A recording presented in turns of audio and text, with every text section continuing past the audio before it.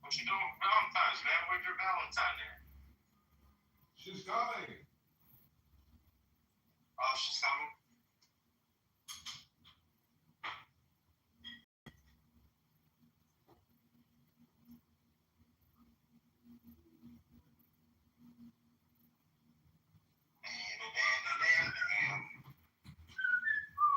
Well, if I don't get a date tonight, I got a magic trick. I can make any woman fall in love instantaneously with me. Do you know what a caldag is? No, I've never heard of it. It's a magic ring. I bought a bunch of them on eBay, and I go to Irish bars and I find my caldag queen for the night. And I give her a little piece of silver for a little piece of that. Hello? Mm-hmm. Mm-hmm. You didn't sell your silver while it was at, what was it? Was that 100? Over 100? No, I'm a long-term holder. Oh, hey, Resistance. Oh, yeah. I was thinking about Resistance the other day because you can't really call yourself a Christian unless you love this Schwartz piece of shit in New York who attacks people on the street because they're Jewish. When you're a low IQ scumbag piece of shit like Resistance, you really gotta be Christian to love pieces of shit like that.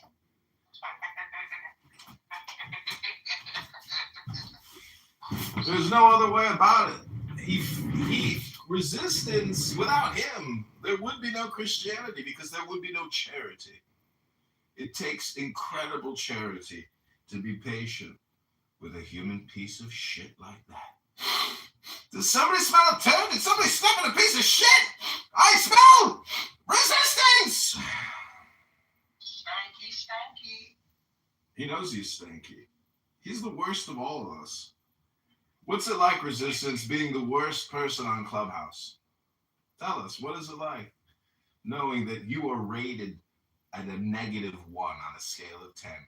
Human shit, petrified, dried out turds. This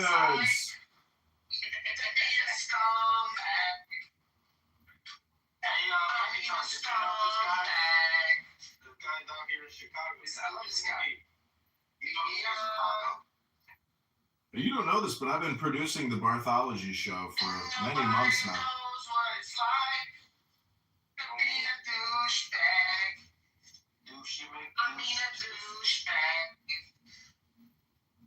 Behind the lights and my dreams.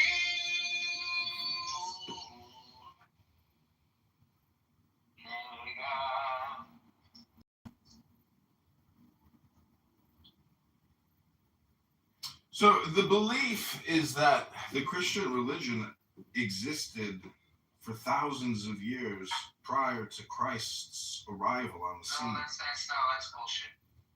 There is an ancient mystery religion that goes by many names, and Christ merely picked up that throne, that power became his.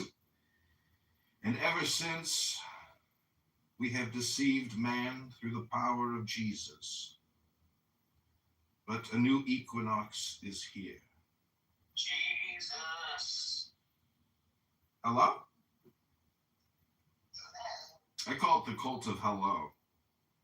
Also, I call it the cult of weird because you'll notice whenever a Schwartz has nothing else to add, they always say, that's weird. Weird.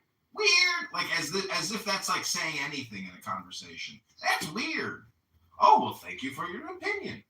But that doesn't discredit what I'm saying, now does it?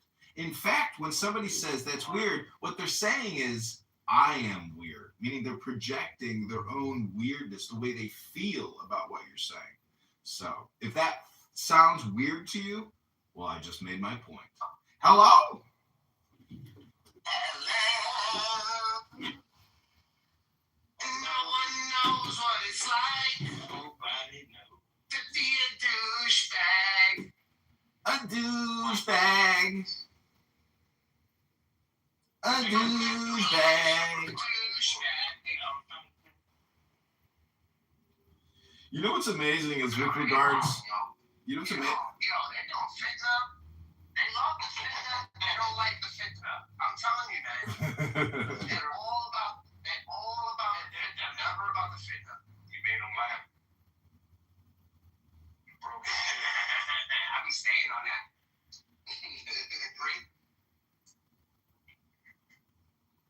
That's smart. So fucking things get pushed back with the. That's smart. That's smart. You just can't get it out of me.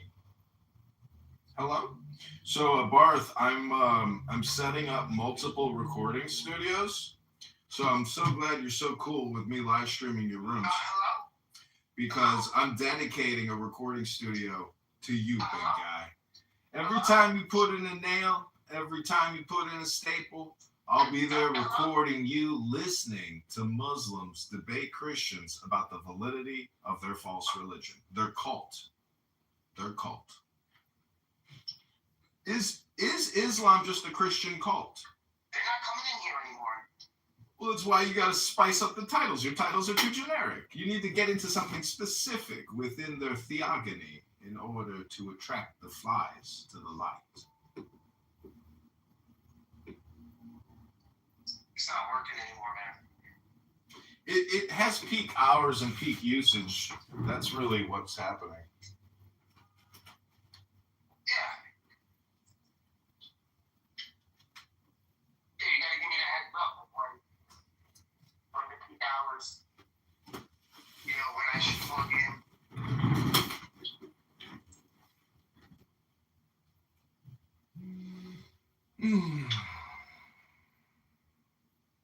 Some people are so crazy they use this app literally 16 hours a day. They leave it on from the moment they get up with a stupid Bluetooth in their ear to the moment they go to sleep. And they think they're like fucking Iron Man or something. Or, you know, Ultron. You know what it is? They're so scared of losing a buzz. You know?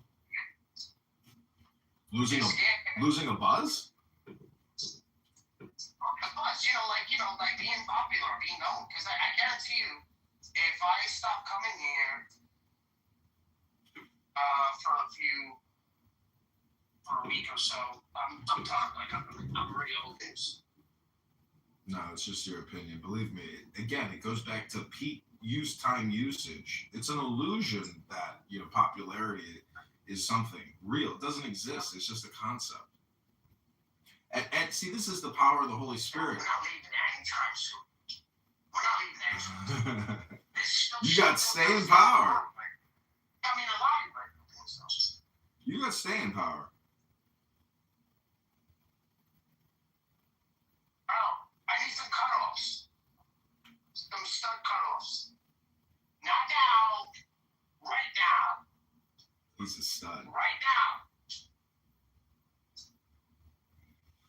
Isn't it like that shit? It's Valentine's Day. He's looking for stud cutoffs.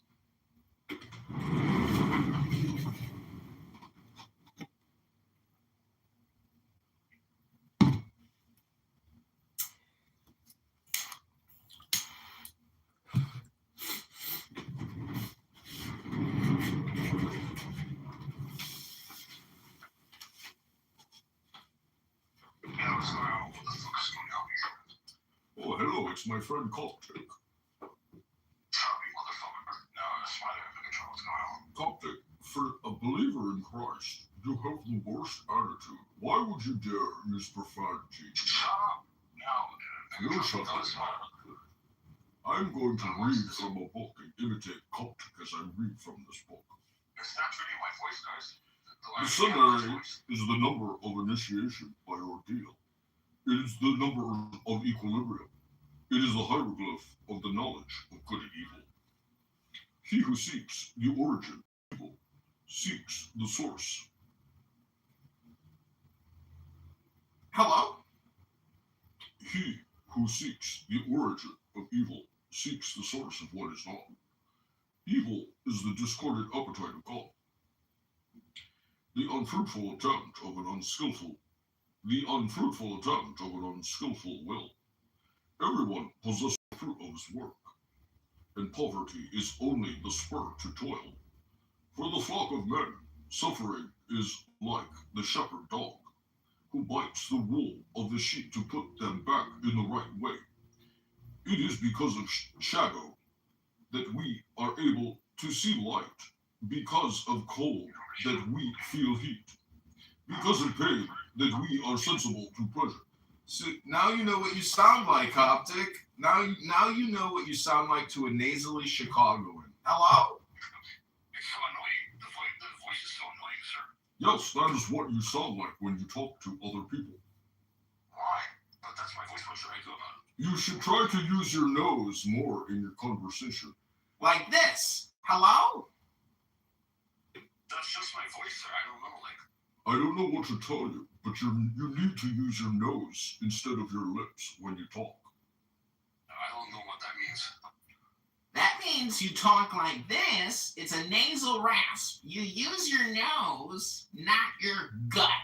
You're using your stomach too much. Hello? Hi, this is John with Pronunciation Workshop, working with a Coptic Greek Orthodox Christian that just can't seem to get rid of that horrific accent. If you want to learn how to speak like an American and speak American English, go to pronunciationworkshop.com right now and sign up to take a lesson with Dr. Paul Gruber of the Pronunciation Workshop. Hello?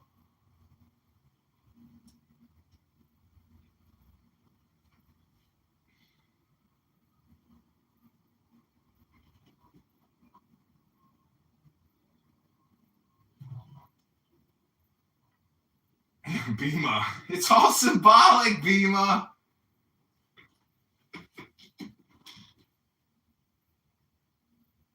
Hello? Hello? The law of the strong. This is our law and the joy of the world.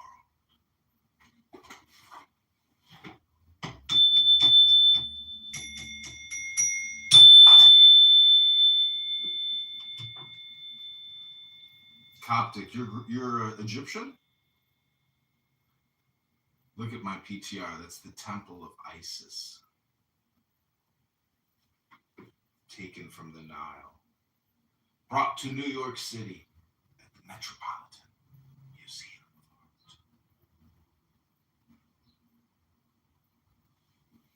Art. You see how they took that shit apart and then put it back together? Crazy, right? Block by block. No, it's instantly inventions. Can't believe it. When you go in that room, it's like very, unique feeling, energy. Very interesting room. Best part of the museum, I think. You think so? Nah, the Renaissance, the fucking rooms, the velvet rooms. I don't remember seeing that. Yeah, bro. Remember the Victorian where they have like what's going on? We're talking about a museum. Rooms? What the fuck? It looks like there's velvet walls and shit. Hi, Abby. Give me 1 second. Give me 1 second. Hi, Danny. You're in another room called It's All Symbolism. It's all symbolic. I gotta go to the lobby, right? I gotta get. Huh? You're in another room called It's All Symbolic. It's all meta. Hello? Does anybody know what the universal symbol is? Is it just the plus sign? Or is it the minus sign? Or is it the multiplication sign? I gotta get. Is it the division sign? I think it's probably the division sign. It's symbolic. Don't say hello again. You're such a screaming motherfucker. Hello? Yeah, don't say that again, okay? Hello? Yeah, please. It's getting annoying. Hello? Are you gonna have a migraine or something if I keep saying hello? I have a migraine from all the crying and bread I've been eating. Oh God, that reminds me. I should have a toasted bagel with some cream cheese right now. I forgot to put the cream cheese in the fridge for like maybe 5-6 hours, and I found it on the floor, and I put it back in the fridge. Do you think the cream cheese is still good if it is not refrigerated for 6 hours, 5 hours? You know what type of shit my mom does? What kind of shit does your mom do? I leave her milk out for like 2 days. Hey, Gross. Yeah, no, like it is fucking disgusting. I grew up with so much trauma just based around not knowing what was gonna happen with the food. Like one time I was getting ice for my drink and a chicken nugget flew into my drink and I was like, what the fuck? Where did this chicken nugget come from? It's in my ice. You know, Nora was in a room last night and she had like a photo of her dish dash, or you know, what is that thing called that Muslim women wear? Burqa. It was beautiful. Hijab. Yeah, her hijab. It was beautiful. I was like, wow. I was like, that's beautiful. She almost looked like a fish. You know, you're covered up. It's very beautiful. What is She it? doesn't look like a What does a burqa do? What does a burqa I do want to get exactly? Nora married off to a nice man. You know, I want to marry everyone off. Yeah, I hear And I you. think that's a fucked up quality that I should. Well, anyways, Nora, I'm just complimenting your beautiful burqa. It was beautiful. This may. But really, that's why I say your face is part of it. It's not just the burqa itself, because the burqa frames the face. The burqa frames the face. Image, welcome to It's All Symbolic in the Hypnosis God House. Hey, how you been? How's everything been on your end? Is that the man God? The man God. What that mean? The man God. That's what Jesus was. He was the man God. Alien, okay? An alien. You see, it was an alien. What? Well, Yeah. it was an alien. What do you think about aliens, though, Danny? Like, how do you feel about aliens? No, I don't remember. Do you think aliens are good? She supports ICE and law enforcement. I support law enforcement. I support ICE agents for the most part, I guess. You know, they're doing their job. So maybe there's one or two that act out of line. I don't read the fucking news. I get annoyed when one cop does something, all of a sudden all the cops are bad. Mm-hmm. That's supposed to be the narrative to keep people, you know, don't let that narrative get pushed to the world, because the world takes it in. Yeah. The world will take it in. So if you see someone get bit by a pit bull or something like that, they're like, pit bulls are crazy. Yeah. You know, so the world is just like a bunch of delusional people. So they're just basically pick things off the ground because they're like so deep inside of somebody's head. Like people are like so deep in the country, like the countries that they're born into, that they don't know that they're just in the stomach of their country. So everything that the country eats or anything happens, like the whole world eats it. And some people throw it up, some people devour it and just keep it inside of them. So I'm like, this is disgusting. I'm not about to eat that. That's just knowledge in general, you know. So there's a whole bunch of NPC characters out here. That's all. But I feel you as well. You know, when it comes down to people just doing their job. Some people don't do a good job though. They just do a job. You know, so not everybody is good. You know, so many people decide to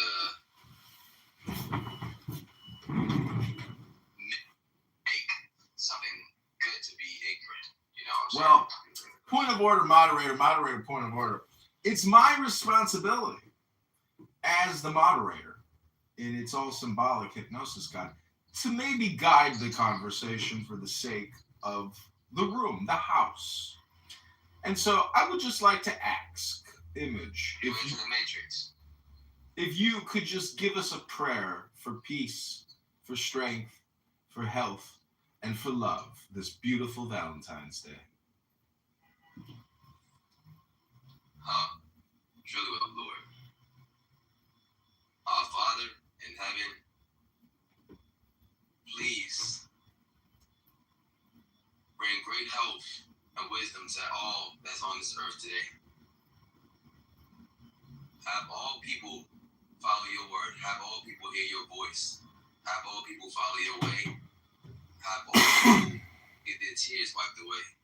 from hearing your voice. Let no one see any other choice besides you. In your name we pray. Amen. Amen. I think you might have left off in the name of Jesus at the end of that prayer. But what do you think the name of Jesus is? Joshua! Well, if Jesus is an alien, I don't think he's a mean alien, if that's what you mean. Oh. As far as yeah, the name of Jesus is just the name that he walked in. He walked with wisdom. So many people don't walk with wisdom. They walk with probably like fleshly wisdom. Fleshly wisdom is different from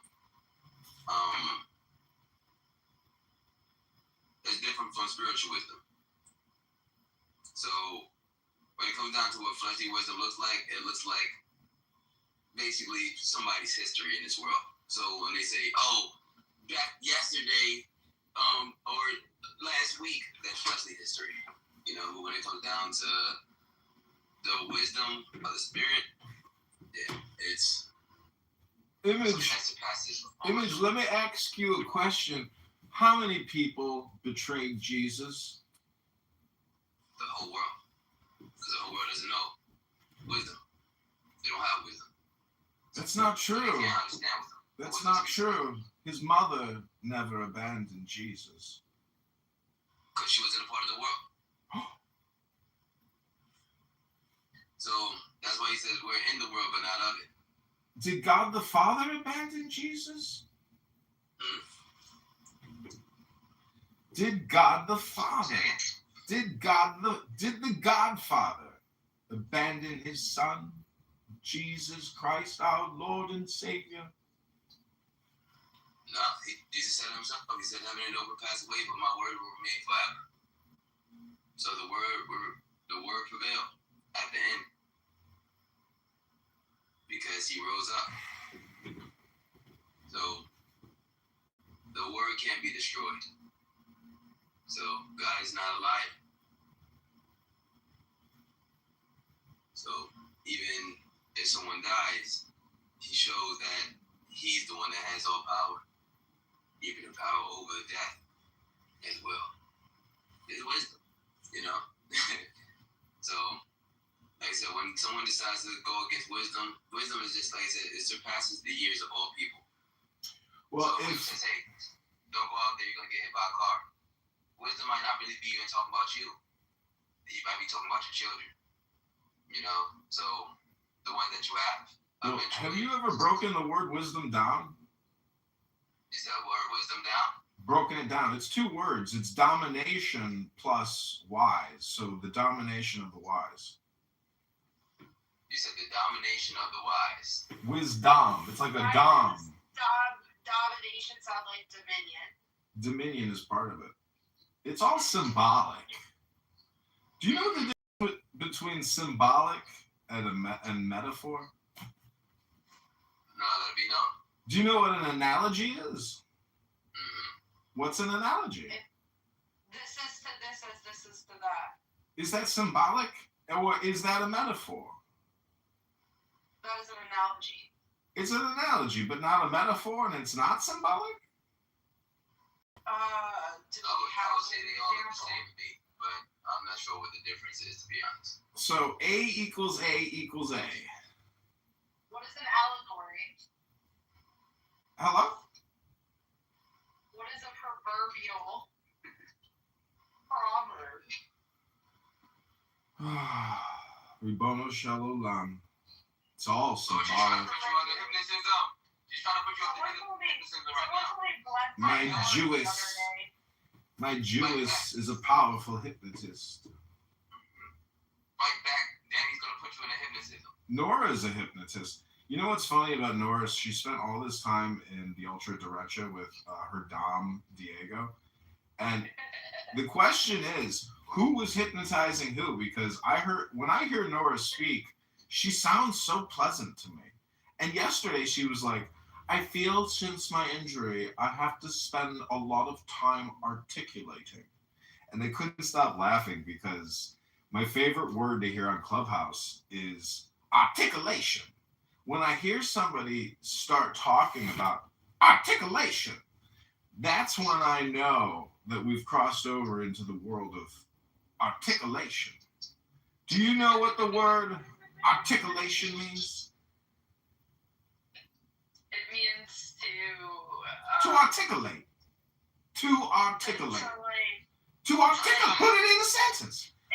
it's the art, and then you tickle later. And then you're late. Oh my god. Oh my gosh. That is so deep. Man. Like to art and then tickle it, but you're late on the tickle. That is deep. You know people really be doing that with words. Nora, I've actually got more than one anon. I've decided not to just double down. I'm tripling down. And I've opened up 3 new recording studios, and I'm live streaming Clubhouse 24/7 across multiple anons, multiple YouTubes, multiple X's, multiple everywhere. Anything you say on this app, if I am there, it will be recorded and put on multiple platforms. We've also developed... You've gotten me blocked from several rooms because they're telling me that I'm the reason that you're getting into their room. I know, I heard yesterday, Jeff said, I actually made a song out of it. It's called... Hey, Lord. Yeah. You got a whole bunch of shadow clone rooms. I always try to go into your shadow clone room, but yeah, you don't let me out, so I always try to look for the original room. So just like he gotta be in one of these rooms. I'm in his shadow clone room right now. Yeah. So yeah. Yeah, sometimes I just see the screensaver goes on, and then I don't look to see who's in the room because I'm busy doing my show or whatever. But yeah, I heard you singing in one of the rooms. Yeah. What did I sing? The Chicago song? I don't know, some song. You said some dude talking about I don't know if you added somebody's name to it or something like that, and they said, "Oh, that was amazing." You should be on like Big Brother or something. Like, I got my own show. I got my own thing going. We got almost 100,000 videos up. And How's it working? do you need like marketers? Like, do you need to hire like someone or like to? Yeah, you can help. You can help me just by downloading the Sora app and casting me in videos, and then putting up John Kitover sitcom videos, because the John Kitover comedy show, the sitcom, is taking off. Like we're getting hundreds of thousands of views on our sitcom videos. Yeah, cast me in a video. Use the sitcom filter, and then just do something. Write anything. And actually, what I'm doing is I'm listening to Clubhouse conversations, and then I'm plugging in what people are saying, but like stupid stuff like, "Are you gonna die on that hill?" And then I'll put that in, and then I'll cast myself as in the sitcom, and then it'll just make this. You never told me. Yeah, there's a video of What hill you. did I die on? There's a video of you in a conversation, and the guy is like, "Yeah, my phone's moving so slow. I'll be back." "Okay." Like, I need to get a new iPhone. I'm about to get a new iPhone 17 today. The problem is, you can't run this off of cellular. You have to have like high-speed internet to Wi-Fi to do Clubhouse. In my opinion, really good, because people that are like in their car or walking, it's always like a lower quality conversation because of the lag. High-speed internet is amazing. Like I have AT&T, and before this I had Comcast, and Comcast sucks. It's like a fucking like energy wave. Sometimes it works, sometimes it doesn't. Sometimes it works, sometimes it doesn't. But AT&T is like seamless. I never have an interruption.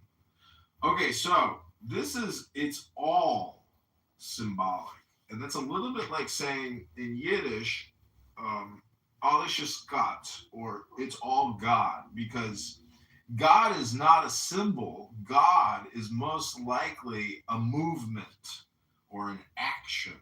It's more of a physics equation as opposed to a symbol. A symbol is the analog to God. And so I've been reading an incredibly rare book, very expensive. It's an old book. A lot of people know this book, but it's by Eliphas Levi. And this is my, Shabbos study. I hope you'll stick around and give me 60 seconds of your attention, because let's be honest, the conversation is not intelligent. And this book specifically says that God deals with intelligence and love. And the ultimate maxim is love thy neighbor. That's it. That's the whole prophet. That's everything summed up. Love thy neighbor. If you really live your life in love, guess what? You get the message. And so if you're struggling with love in your life, it's because you don't get the intelligence of the Bible. The Bible is an analog, a symbolic tool book to get you to love, because love is the smartest component of intelligence. It supersedes and transcends all other conversations. That's it.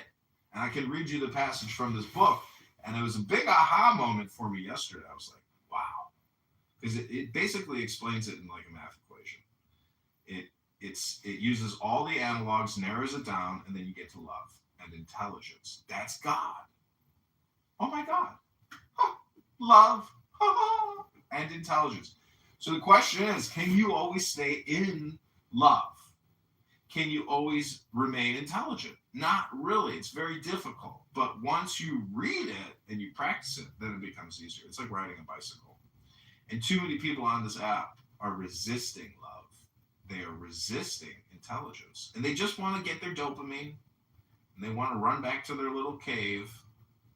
And that's it. That's what most people are doing. But because you're smart enough to stick around, and it's all symbolic, you've now heard the secret magical alchemical formula for the man God. That's right. Jesus Christ lived in love. Even up until his death. Even at his resurrection, he was still emitting love. He wasn't angry. He didn't complain. When Jesus went to Pentecost and he threw a big dinner, did he complain about the Roman that stuck him with the spear? Or the Pharisee, that got him mucked up with the Roman? So my point is, Jesus Christ never complained. He would never come to Clubhouse and complain. That wasn't the kind of guy he was. He just lived his life with intelligence, aka wisdom, and love. Obviously, Jesus knew it's all symbolic. And he was a hypnosis god. He was a man god. He was a fisherman who took artisans and he set them free by teaching them the power of charity. Cannabis oil. And cannabis oil. Castor, which is a house, a fortified encampment. It's a hermetic seal. It's Hermes, Thoth, Trismegistus, the Mercury. The Mercury is what gets us to the Kakma. Just like resistance is attracted to a light as a fly, we're now emitting a brilliant light attracting all the disgusting little horse flies like resistance. A little bit like flies on shite. Does he work for you? Everyone works for the Lord. Everyone. Whether they know it or not, they're all working for the Lord. Even the atheists? Oh, my son keeps saying I love you to his dad and never me. No, he says that sometimes. Look, resistance is here. Resistance, you were summoned. Were you tagged on here, or are you just working with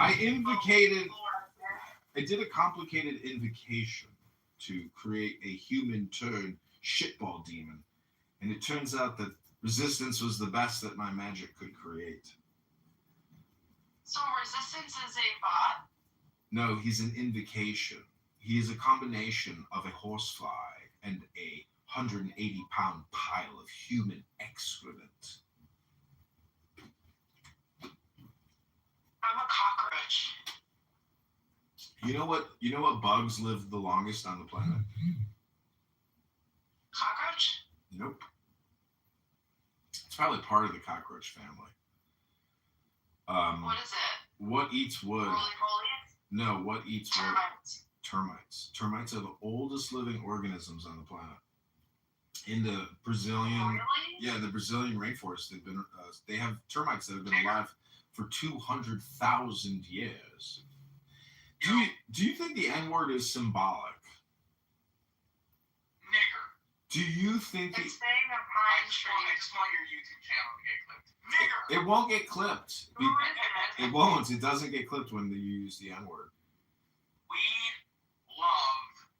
Hello? We love John Kitover, folks. Don't we, folks? We love John Kitover, don't we? You Who know. do you think hates me the most on this app, too? Yael, I think she hates you the most. Does he really? I mean, she's always like making fun of you and shit. Like you're the butt of the joke every time you're in those rooms. I don't know why you stay in there. Allow them to fucking humiliate you. Okay. And look at all the AI edits they make. Are you using Goo? You know, I'm trying to recruit Do you people. like mine? Look, Karamat is in this one. Scam movie was the greatest movie ever made, even better than The Godfather. I think Oh my gosh! Let's go. We love the John Kitover lore. Wow, I'm gonna have to clip that. Could you make up some like fake true crime and then get people to like read it? Fuck you, nigger. You should just make like fake true crime shit. This is what I call N-word Tourette syndrome. Like, this is a bad case of. It's not quite as bad as T-Rob's because, you know, I can't stand that Irish accent, to tell you the truth. I don't mind hearing Goose say N-word like this, but T-Rob's is horrifically annoying because when you already have an obnoxious and horrible sounding, you know, version of English and you're using the N-word all the time, you really are just Irish shanty trash. It's just the, you know, you got to keep it classy. If you're already challenged and your name is T-Robs, don't do it. You are, you know, you're damning yourself to a pit of hell. And so, anyways, listen, the point is, it's all symbolic. Hi, Saxon, welcome. I'm about to do an English Lord impersonation. I hope you'll stick around. You probably won't because you're very retarded and you have a short attention span of only like 3 seconds, generally, probably. Go back to your room and get your little green bean and sit up in your corner where you think you're actually accomplishing something, but you're not. Hello? Yeah. Saxon, do you want to come up and say anything?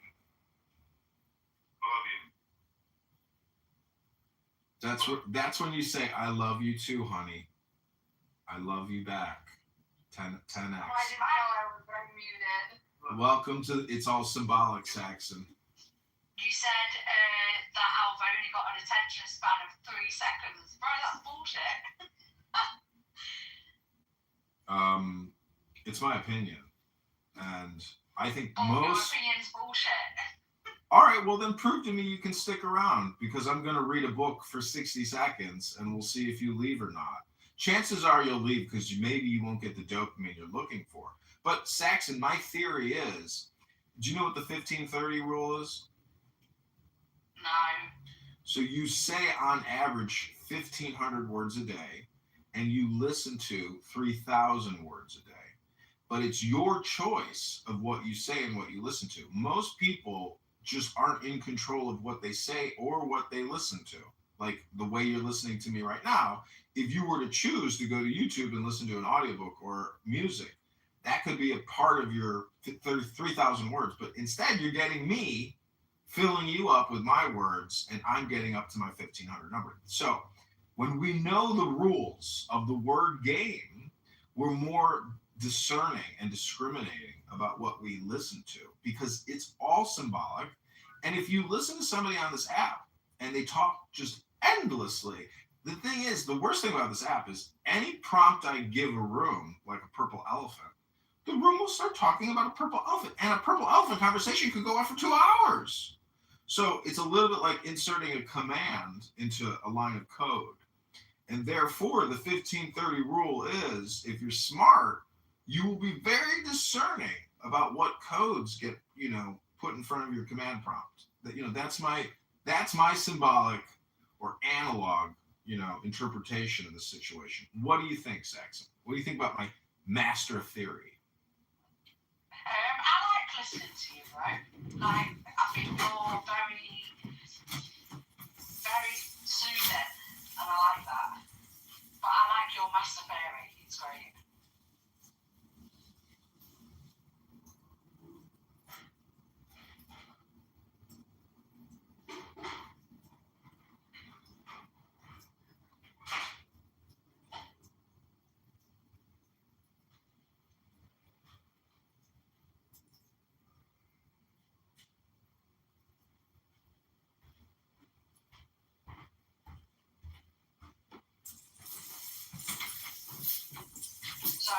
So what's the room about then?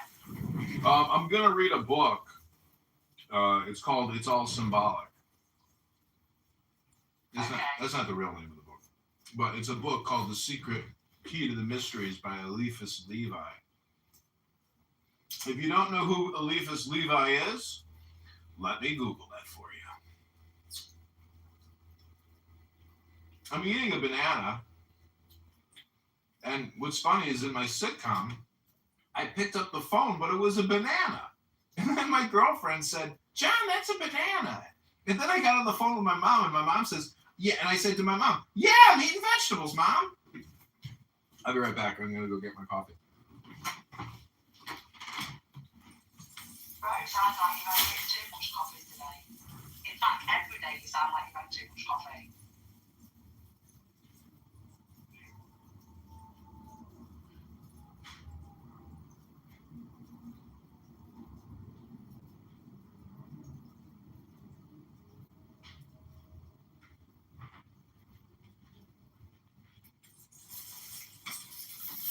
Okay, let me ask you a question. What is the difference between a concentration and a compression? Hello? Yeah, I'm silly.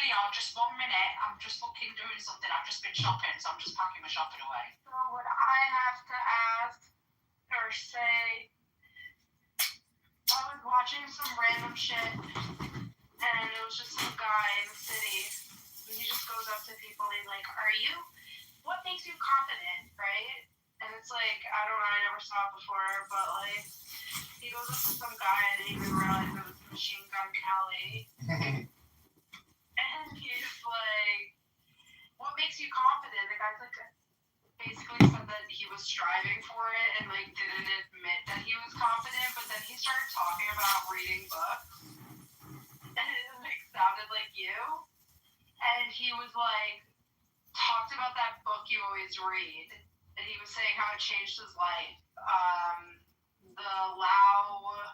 The Tao, whatever, by Lao, whatever, name. Yeah, Dao De Jing by Lao Tzu. Yeah, that one is what that guy, Machine Gun Kelly, was talking about.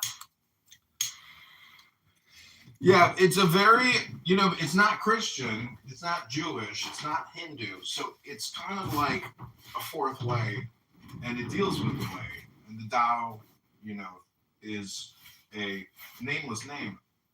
It's a powerful book. It's a magic book. But what it is it's psychological. And yeah, go ahead. Do you want me to answer? So you said, what's the difference between concentration and compression? Mm-hmm. I believe it's mainly about what is changing. Interesting. Okay, that's a nice way to put it. I never heard it put that way. Do you want me to define both or not? If you want to define both, if you want to tell us the truth, it's up to you. I didn't know you talk like a Schwartz. Anyways, hello? What's that? What's a Schwartz? Well, you said truth. Go ahead, tell us the truth. Or wow, look at all the people flowing into the room. Yeah, that's because I'm here. Well, hey, bitch, this accent. See, the thing is that I've noticed about Clown House is that when a large group gathers, it is actually usually one woman that brings the crowd together. That's what I've noticed. And for example, Issa, Watermelon Guatemala, you know her? No. You don't know Loudmouth Issa? She goes on forever. Anyways, the point is You're right, Saxon. It is you. It is you. Book, Yeah, welcome. I mean, I just have that effect on. I'm a beautiful woman. I'm British. They like the accent. Even Ludwig came in for a quick little peek. Wow. Book, welcome to the room. Book means Book. by their bio that says I'm a farmer. What do you think they mean by that? I've been trying to get Book to change that PTR because it terrifies me and haunts my dreams. It's Adam on the app as a cat. It's that guy Adam. Oh, wow. Chuck, welcome. Peace and blessings. I don't want to bring this topic, but I can agree with you that as a Muslim, Al-Bukhari is similar to the Talmud and the Old Testament. Mm-hmm. Kinda. There are similarities between the Talmud, the Old Testament, and the Sahih. Al-Bukhari. Do you think Islam is just a Christian cult? Islam is a Christian cult.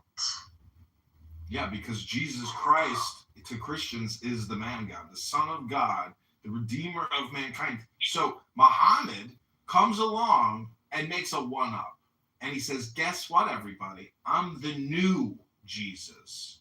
The old Jesus is dead. I'm the new revelation. Don't you think that's kind of arrogant? But he never said that. He never claimed that he's a new Jesus, and all he said that, I'm just a prophet. I know about your religion, and you know about your life. So even the Sunnah, are you familiar with what the Sunnah is? Wait, hold on. We got a question in the chat from the Arabian Horseman. Danny, tell John how you got blocked by Jeff. I was there with my Anon, and I created a song about it, Arabian. It goes like this. I kicked Danny. I blocked Zach. I kicked Danny.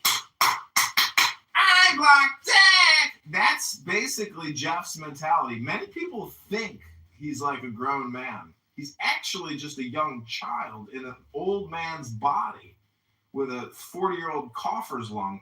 The point is, Jeff is a good guy. He's a great host, but he's not the smartest tool in the shed. So check. We're going to move on. Nora, welcome back. The Arabian Horse Farm, by the way, loves me. And the Arabian Horse Farm made an incredible offer, and I'm going to take you up on that offer. I'm moving to Saudi Arabia to retire with a beautiful Muslima woman, and we're going to raise horses together. What do you think about that? Hello? There you go, Saxon. Now you got it. You got it, Saxon. That was the best hello I've ever heard from you. Hello? Hello? Where does this psyop begin and end? The psyop doesn't start and doesn't stop. It's just there, like Saxon said. Change. That's the difference between a compression and a concentrate. Hello? Hello?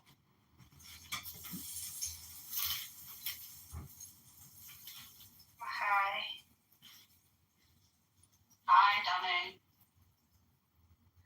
Hi. This is a bad hi. Who, me? Me. My. It's my. Do you feel sad? I think that my sound was very sad. Do you feel sad? Yes, I feel kind of sad. May I ask why? Because I have a gluten allergy and I ate the bread.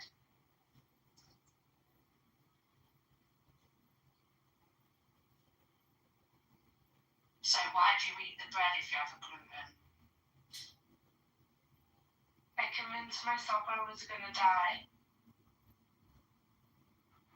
And then I told myself that if I was gonna die from anything, and soon, I might as well just eat bread for the rest of my life. Eating the bread may cause you to die. Yeah, but it's a slow death. Whereas if something happens with my heart, then it would be quick. But I don't think it's that bad, you know.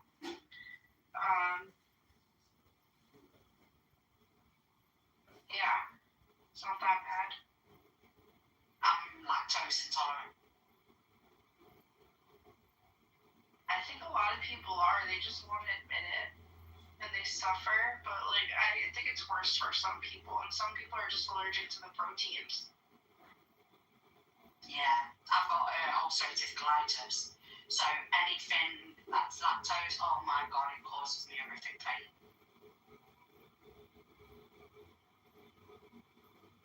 So you probably can't have a lot of stuff like seeds and stuff, or is that different? No, I can eat like seeds and I have like nuts and things, so I'm okay with all that kind of stuff, but it's more like I'm more intolerant to like dairy products more than anything.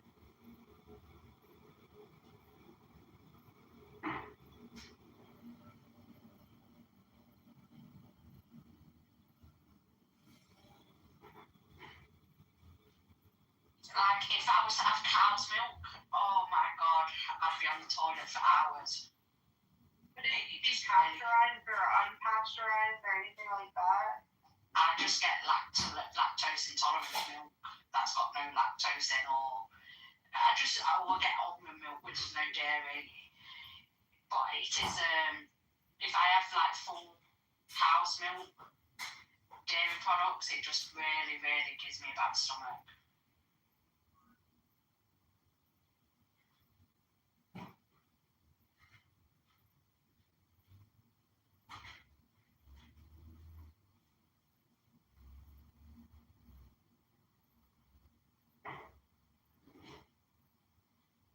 And bread's not good. Have you tried any different bread? Like sourdough bread? I love sourdough bread. I love the sourdough bread from this place called Panera. It's so good. Yeah, sourdough bread's nice. I have that with some avocado in the morning. So good.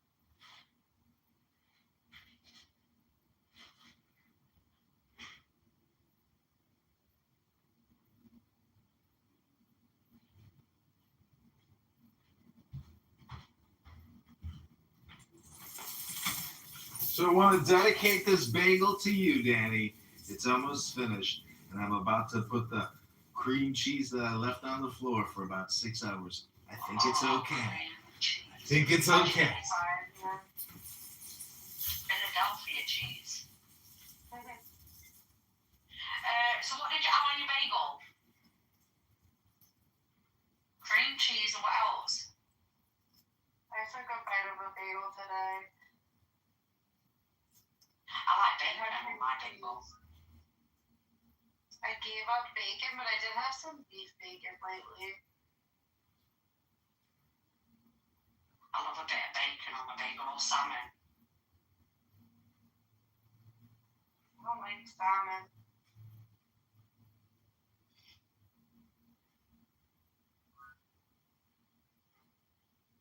I wish I could eat fish. It's so good for you. Yeah, I like salmon, shrimp. I like fish. I don't fry it, I like steam it. Or you can eat salmon raw as well. Like you can get little salmon, like little thin sheets of sharp salmon that you can put on a bagel. So you don't like any kind of fish? Or is it just you don't like it? Or have you tried it?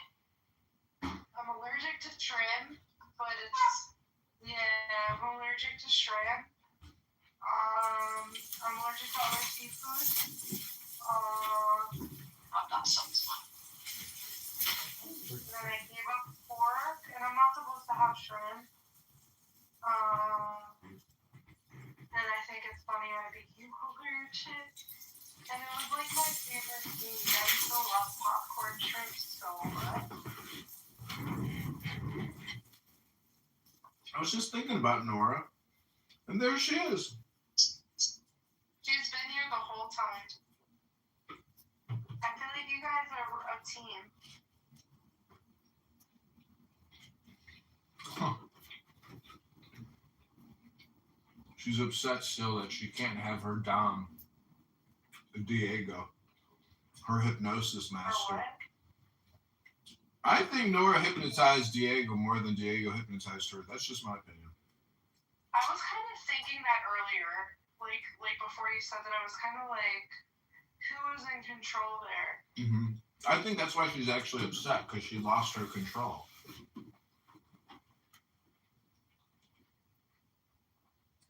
That's probably hard on both of them. No, what it means is they're both perverse. And Nora just feels slighted because she feels like he got the last word, had more hand. So she can't get her dopamine to go high enough to get her to let it go, to get the satisfaction. Yeah. But that's just a childish way of looking at life. Thus, why they're both stupid and retarded. And I am actually the master of these supposed masters, because I've recorded them wasting years of their life talking about nothing. Nothing important. Hello? Well, you got years of me almost. I know.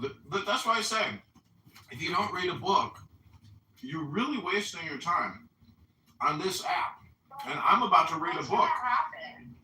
What do you think's gonna happen with everything? Because I'm trolling like 99% of the time. I don't know. When I die, because I've seen dead people, in caskets, and they all, they're all shriveled up, and they weigh like, 40 pounds. They're just like a dried corpse. When I get to that stage, and I become a mummy, I know that my brain is going to be so huge and powerful and brilliantly beautiful. It'll probably be like a diamond, like a crystal. And my body will deteriorate. And then there will just be like this brain-shaped crystal. And everybody will say, wow, he turned his brain into a diamond. He polished it. He must have somehow figured out a way to turn his brain into a brilliant, shining diamond of intelligence. How did he do it? He must have read a book. Because conversations won't polish my brain in the way that a book does. Hello? Yeah. I told you, Saxon has no patience. She's got like a 60-second ADHD timer. It must have gone ding.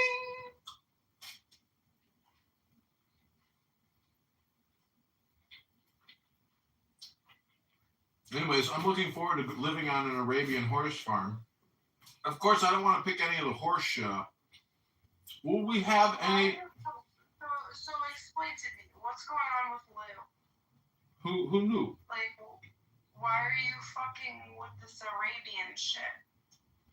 No, Arabian put it in the chat. I just like the suggestion. I feel like you're Arabian. Really? Everyone thinks you're Arabian. I got cream cheese on my fucking mouth. Hey, Resistance is here.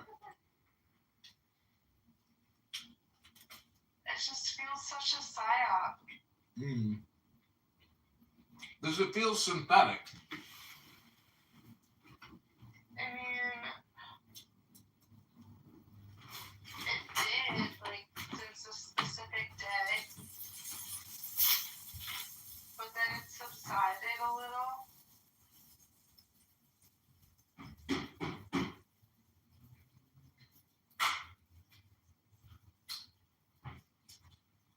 Have you seen the movie Old?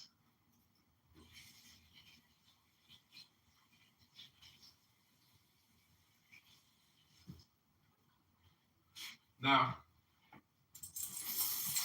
It's No. like about these people on an island, and they like speed up their like life so they can be tested for some like pharmaceutical drug. It's like a crazy movie. That bagel was good. You know what the difference is between a bagel and a pizza? Jews and Italians. There ain't no marinara on a bagel. That's it. It's just It's a baked item. Most people don't think about it, but technically, a pizzeria is a bakery. They're just baking bread with melted cheese. That's it. That's what a bagel is. Hello? Yeah. So did you make a song about Jeff? No. No. I don't really. Why did you say you made a song about it? Because when you got lectured about how we're talking and he has to block you and kick you and block Zach, I couldn't stop laughing. I was sitting here in my office playing my drums going, I'm kicking Danny. You know, it felt like he was a little kid. It just felt so juvenile. I feel like he just like has wanted to for like a long time. But see, that's a Jeff emotional problem for him personally. And, you know, that's just like him like being sad and angry and hurt. Like, not because of you, but because, you know, Jeff, I mean, you know, people got, if you ask, you know what the most, you know, upsetting question is to ask somebody? What? Tell me something from your memory that's very painful. Yeah, is that it? That's it. That's a very difficult question to ask and a very difficult question to answer. Some people can never truly actually tell another person what their most painful memory is. They just can't do it. It's too painful. So, you know, that's kind of the feeling that I get from Jeff, that, you know, the way he plays his game in the Mr. Jeff show is, you know, everyone has an emotional vitality, and it never goes away. It's always there. That's why I do yoga, because if you got pain in your body, that's the worst pain. Yeah. Because my memory of pain, it's not present. But if you actually have physical pain in your body, that's real pain. Yeah. Saxon, welcome back to It's All Symbolic. Let me ask you a question. Why do you go by the name Saxon? I don't know, but I just like it. Is it symbolic? Well, it's my lineage, so obviously I'm indigenous to British land because I'm, you know, English, Welsh, Scottish, Celtic, whatever you want to call me, Irish. But then also I have Viking from my DNA lineage that I did. It says that I came from also the tribe of the Vikings and the Saxons. Interesting. What's your haplogroup? You know your fraternal haplogroup? My what? Your DNA haplogroup? Yeah, so I know all my lineage, and it's basically most of my percentage is English, Welsh, Irish, and Celtic, Scottish. Then I had some Germanic, Sweden, a bit of Northern American, Danish, Dutch, French. So a mixture. So when it explains all your lineage, it says that I came from the tribe of the Saxon Vikings, the Danes.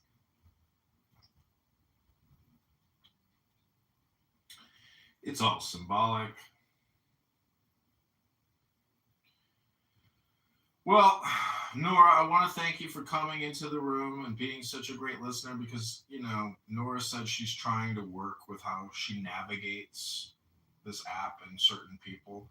And I think listening sometimes is more powerful than speaking. And that's why I listen so much with burner accounts and record people and put them on YouTube for eternity. Because listening is powerful. And anyone who says that listening isn't powerful doesn't understand the value of speaking, because listening and speaking are connected in what you might. Have you ruined anyone's life yet with their recordings? Not as far as I can tell. I don't think I've actually. See, I'm just a trash man.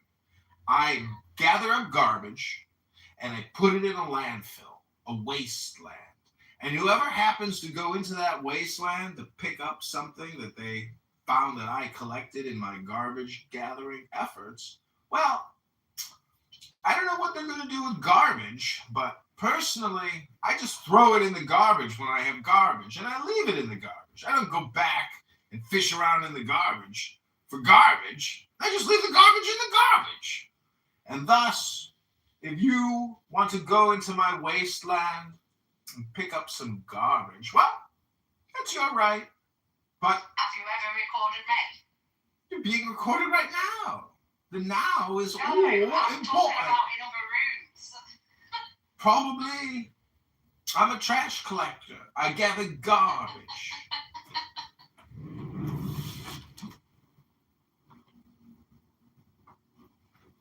But, you know, the difference between garbage is and a book?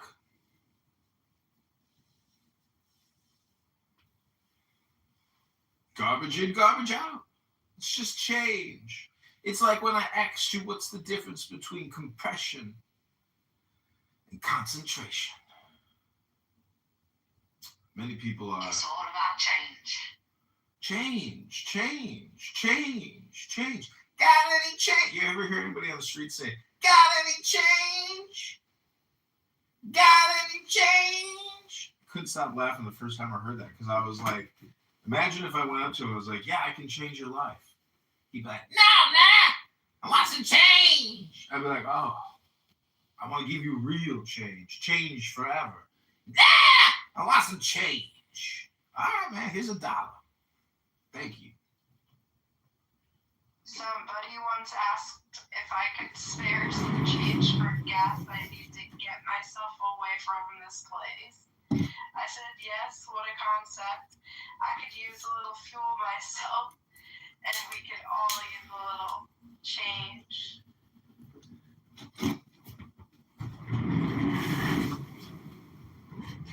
Danny, do you think you could do like theatrical, like improv, meaning that like if you were to read that again, can you do it more dramatic? As if you were my AI Suno, and I said, make it dramatic. Can you do it dramatic? But I didn't read it. It was from memory. It's I from got the it. song All Star. I get it. Can you try to do it more theatrical, like you're on Broadway? Imagine you got your hands up and you're in a dress and you're dancing on Broadway. Now give us that rendition, but do it Broadway, dramatic. I've only been in like one play and I have one line, but I could try it. Like, okay. Take a deep breath. I can't do it. I don't think I'm like, oh, okay. I don't want to sing it either, so I'm on the spot. It's like I've probably told you before, but Jerry Springer says we'd rather be in the casket than telling the eulogy. I mean, and I did it, but it was just like out of instinct. And if I was to do it purposefully, I may not be able to do it. I may truly be retarded. Am I allowed to say that word?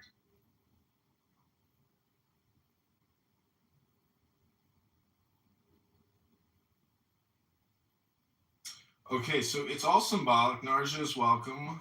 Narja's, thanks for being here. Narja's, sometimes I hear Narja say things that are so stupid that I get the feeling sometimes she's just like talking just to like talk to get the dopamine, but to just be a part of the conversation maybe. But sometimes they're so incoherent that I worry about Narja's mental health because I'm like, am I going crazy? Because that sounded incoherent, like, and it sounded not part of the conversation at all. Almost just like, see, people are giving Narja's the love, like I'm being mean. But Narja's, I ask you, what's the difference between compression and concentration? Or concentrate? Hi, Kitover. You can't be more right. Like sometimes I am so incoherent, so eccentric, so rational. See, that type of statement right there is what I'm talking about, where you say, it's so incoherent, and then it's so rational. Like you just say things that are totally opposed to each other in one sentence. I said irrational. Well, it's all symbolic anyways. Yeah. And that's kind of my point, where criticize or critique anyone you want, because everyone here's contribution is their art. That is their art contribution. Like, look at Danny's PTR, look at Saxon, look at yours, look at mine. Like, this is everything you do is an emoji. It's an embodiment of your art, which is your spirit flowing out of you. How do you represent? Why do you think blacks created FUBU? Like, Danny and I, we came up with Jews Boo, Jewish Zionists for us, by us, Jay-Z FUBU. We got our own clothing now for Zionists. And I've never been in the clothing industry, the haberdashery, but I know Jews love fabric. And so we are confident that Jay-Z FUBU, the Jewish Zionist for us, by us clothing store, is going to be very popular because it's so controversial. And Kanye West has decided to make the first purchase order of 1,000 units, and he's going to put them up on his website. And he's going to sell Jay-Z FUBU clothes for us. We already got a great partnership going. So let's stay on topic here and get back to the symbols. Narges, tell us a powerful symbol.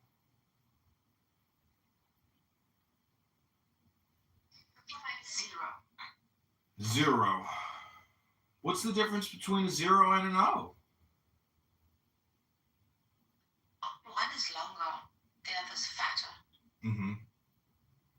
Fat versus long. Long versus fat. Fat long.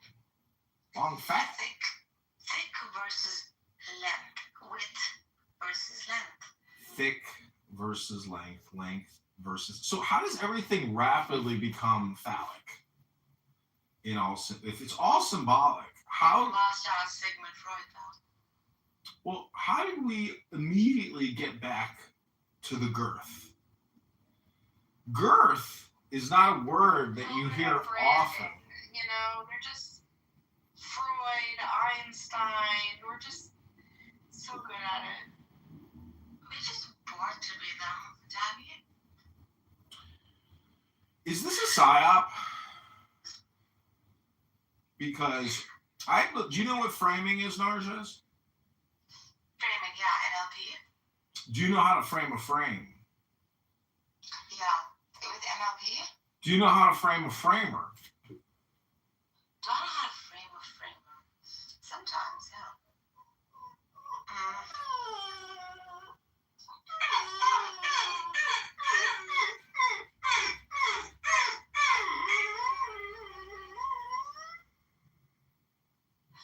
He's getting upset. It's my doggy. He's getting so upset with me. Framing the dog. So the dog, it turns out that dogs know how to frame humans by beeping.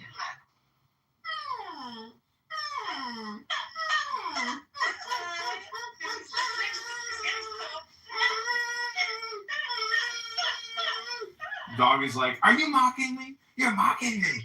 You're mocking me! Stop mocking me!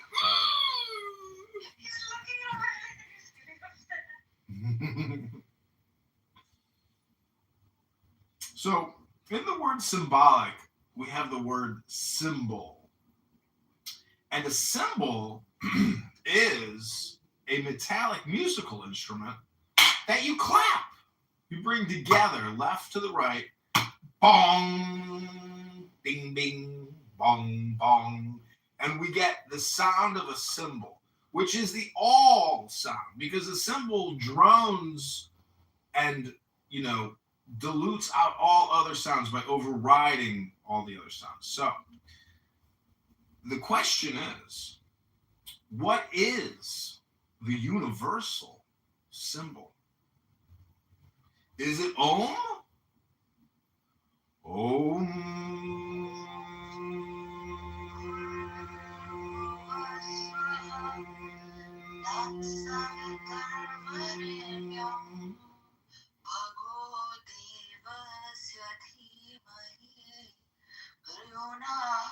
truth, that's Gayatri Mantra, sung in the morning, Surya, for the recognition of the beauty of the sun. Well, you didn't really sing it correctly, unfortunately. You missed some key parts in it. And I missed the last, I think. If you translate that beautiful poem, it is so powerful. It is so powerful. Om Bhuva Svaha Tatsaviturvarenyam Bhargo Deva Sadhimahi Nyo Yona Prachodaya. One word I think I missed. No, you missed like 3 words. Which one? I'm just teasing. Okay, so it's all symbolic. Can you just check that? Om Bhur Bhuva Swaha Tat Savitar Varenyam Bhargo Devasya Dhimahi. That? Nyo Yona Prachodaya.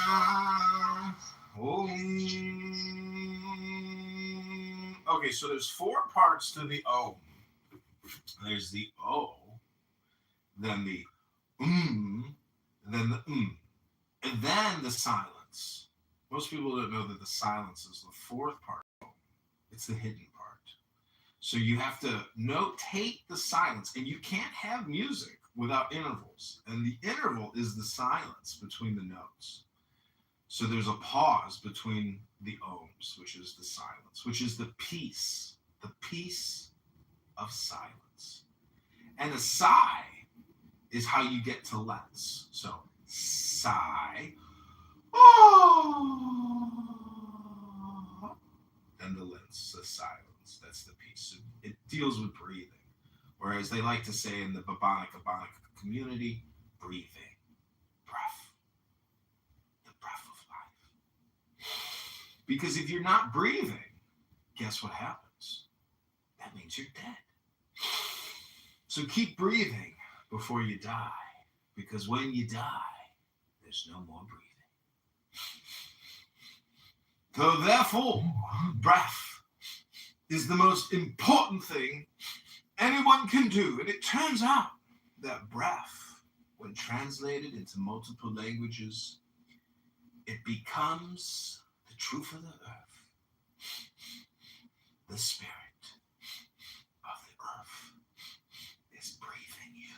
Are you breathing it, or is it breathing you? Am I doing that? Or is the breath, is the air, the nitrogen, the oxygen, forcing its way into my nose? Do I know what I'm talking about? Or is my nose all wisdom? Is my nose the secret symbol? Or is it my finger? Don't pull my finger. Or is it my nose? Is my nose the powerful symbol? Pull my thumb. Is it my nose? Is it my nose or my mouth? Which one is it? Is it the tongue? Is it the ear? Is it the eye? Is it my penis? My phallic object? Dangling between my legs. Which one is the most powerful and universal of all symbols? Hello? Personally, I think it's the ear, because the ear is the first 3 letters, tree, in the word earth. Earth. Earth. Just say it out loud, everybody. Earth. Earth. Made you bark like a dog. Earth.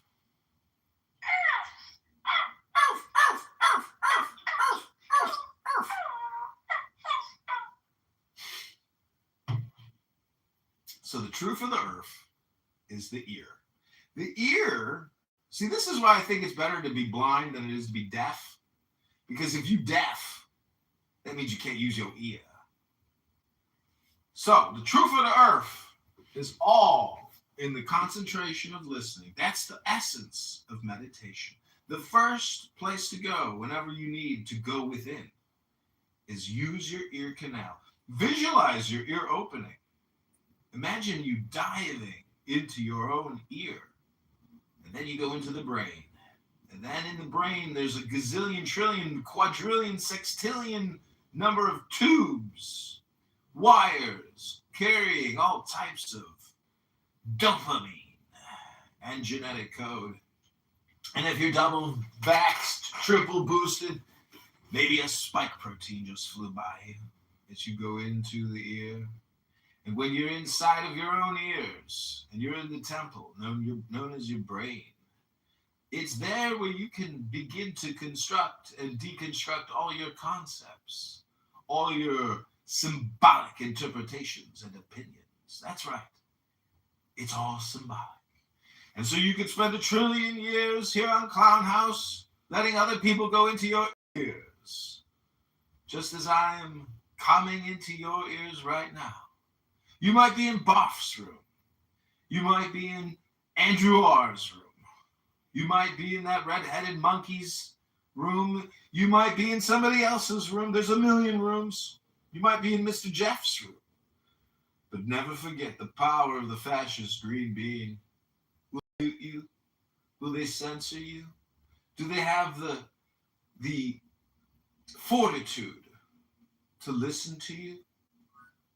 Or are they just 30-second ADHD dopamine freaks that want to talk, get their dopamine all the time, gathering dopamine, becoming more dopish? Dope. Gathering up dope. If they tickle us, do we not laugh? If they prick us, do we not bleed? And if they avenge us, do we not seek revenge? If I get doped, do I not dope? If I gather up a bunch of garbage and I go to the garbage can and it goes to the wasteland, the landfill, is it not just garbage in, garbage out? What are you putting inside yourself through your ears? Is it the truth? Or is it just opinion? Endless opinion. Because it's all symbolic, you know. Even words and sounds were information packets, quantum of symbol. Symbol here. Symbol there. Thank you for my symbol upload and my symbol download. What kind of symbols are you putting in your ears right now when I say symbol? Is that Zen Mini down there? Which Zen is it? Oh, look at that cat. Is that a cat? Oh yeah. Ooh, looks like a squirrel. That's a kitty cat in a sweater, looking at a snowy road in a townhouse subdivision with a playful carrot toy.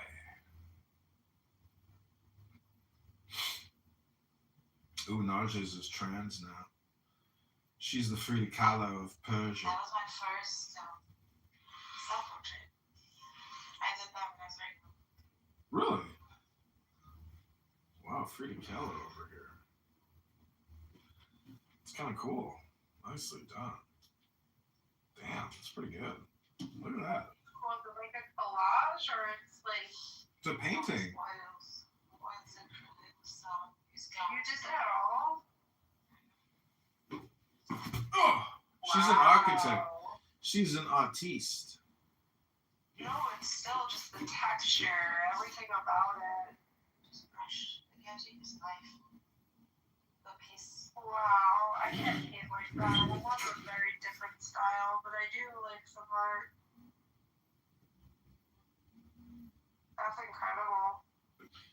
Narjas, do I have your copyrighted permission to put your image into Grok and to make it into an updated cartoon for 2026?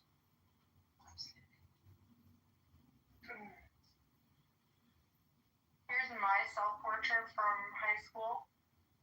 Let's see.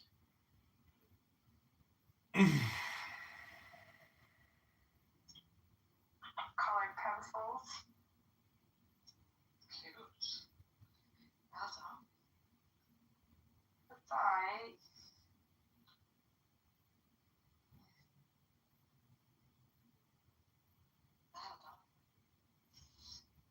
did,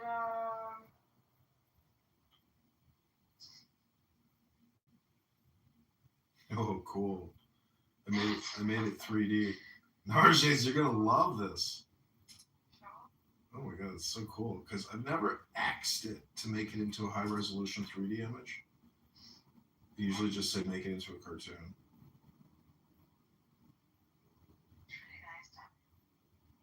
I did this really crazy one, right? And I don't know if it's gonna make any sense, but it reminds me. See, my art is really fucking stupid because like I can't sit still for too long. No. I don't mean it in a bad way. Narjays, check it out, PTR.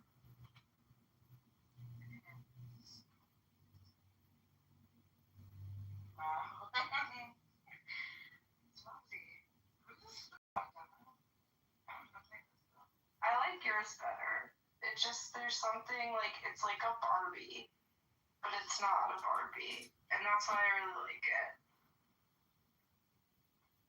It's cool. Wow, how did you get this camera? Are you in your head stuff? His is scaring me. I like yours better. It's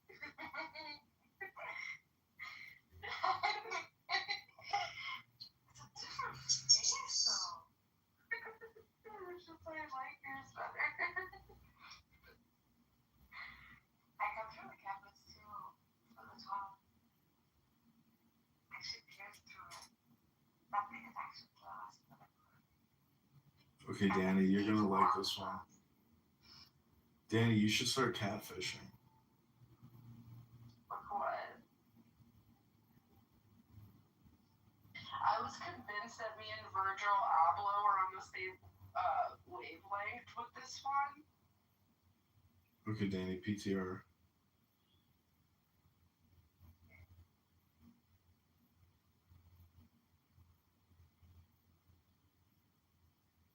Wait.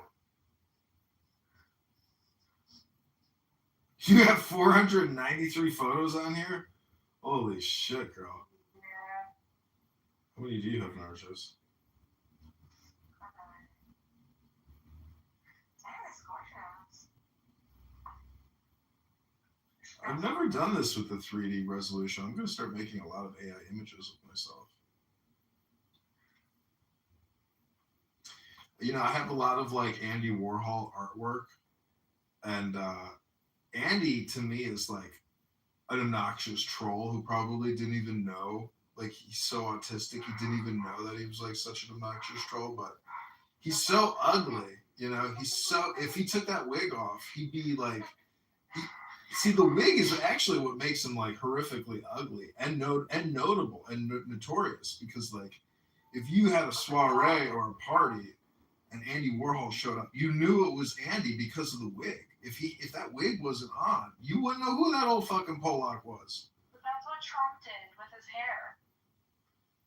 Well, he did a skin pullover, which is like, you know, an intense surgical operation to like fucking shift your scalp to maintain your hair. It's so just fucking crazy.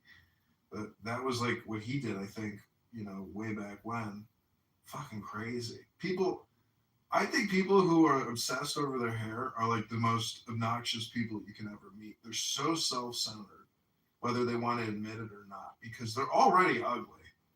And the fact that you do a hair plug job, you're still ugly because it's not natural. Like you can hold onto, you know, 10 years of your image. But the truth is, it's just your demeanor that people like. It's not even your hairline. Because the hairline is so superficial and it only lasts for just a moment of a blink of an eye when you're interacting with that person. But the way they left you feeling is what's all important. So if they're peaceful and nice and funny, well, then you love that person, you trust that person, but you don't care about the hairline. That's their own superficial ego trying to maintain an image. But everyone is just, you know, in entropy. And so to artificially construct a hairline, to me, is ridiculous. But people think that's art. I don't think it's art. think it's just, craziness. Have you ever seen how the procedure works? I couldn't imagine sitting there and then having like 30, 60, 90 days of like recovery, and your skin is just like in agony, and these little hair follicles are trying to grow this like artificial little line, and then it all starts growing in like a chia pet. And then, you don't show your face for 6 months, 8 months. You let your hair grow out, your new fake scalp. It's literally like threading a doll. Have you ever seen how they thread dolls, with hair? It's the same thing. It's so disgusting. Yes. It's so disgusting. Uh-huh. So, anyways, I'm just saying. Oh, you must give it him. Like, that hair is so unique.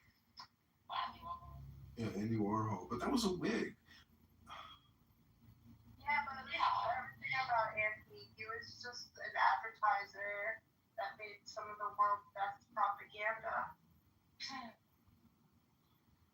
Well, see, the reason why I was asking what's the difference between concentrate and compression is because he painted and created artwork that contained concentration. Like the tomato soup on the can, it says concentrate. So, the whole now condensed. Condensed was the word of the day. Not compression or concentrate. It was condensed. Condensed was the word of the day. You really got me, Cohen. You dog.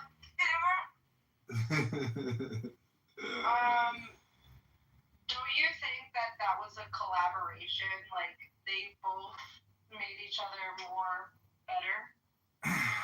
That's life. It's called synchronicity. Hello? See, if you ask somebody to explain to you what synchronicity means, what it really means is sharing our consciousness, which is intelligence, milieus and all efforts. See, this is the thing about group theory and work theory, is that if we were all really happy and having fun doing what we're doing, well, then we could stay on the party line for 8 hours a day while we work.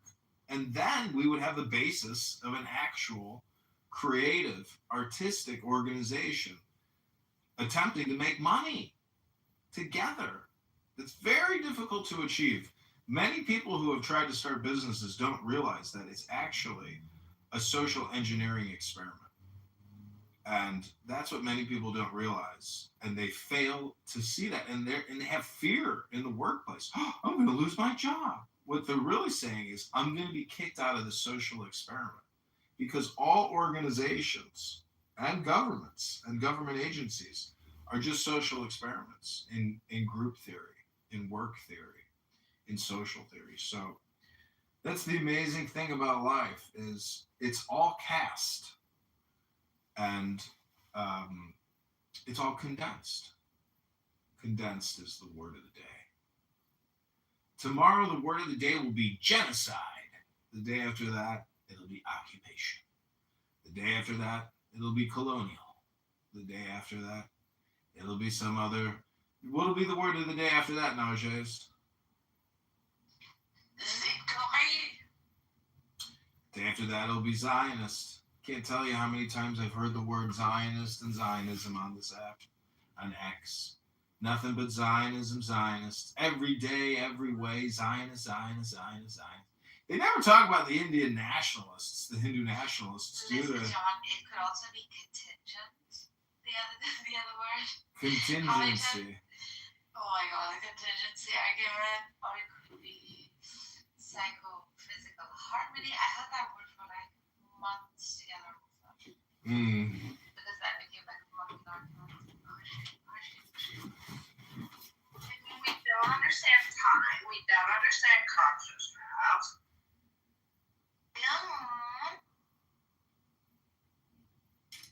Well, ladies, my whole purpose of being here is to give you a warning. Do you know what the warning is? Hello? Warning of the day is beware of dogs. You have been warned. Not responsible for injury or death. But I ask you why. Hello? But I ask you why.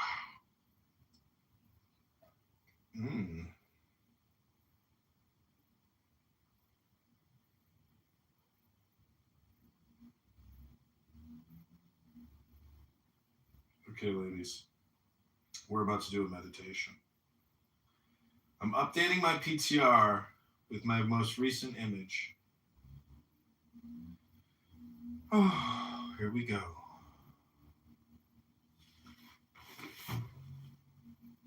I'm pretty sure I've read this book before, but it's pretty sweet. Which one is that?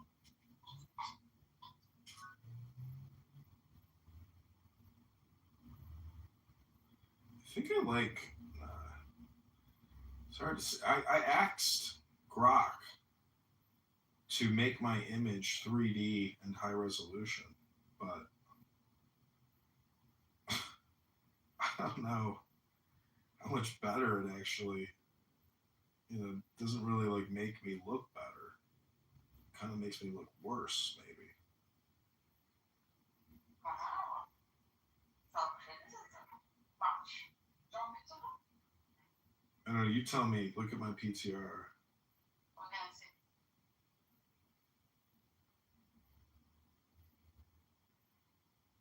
That's the book I'm about to read from. The Secret Key Activator.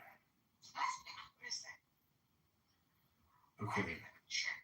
Is anything else happening? Well, this is the base image that I asked Grok to make 3D high res. You tell me. I think this picture looks better than the AI picture.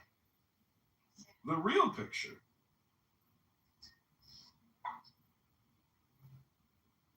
It's a better picture because it's the real picture. I like the real picture. Real Grok is probably what Danny said. Like, I like your painting more than this high res. Yeah, I like the original better. Right? The original is always better. Always. Okay, we're finally getting to the book portion of the room.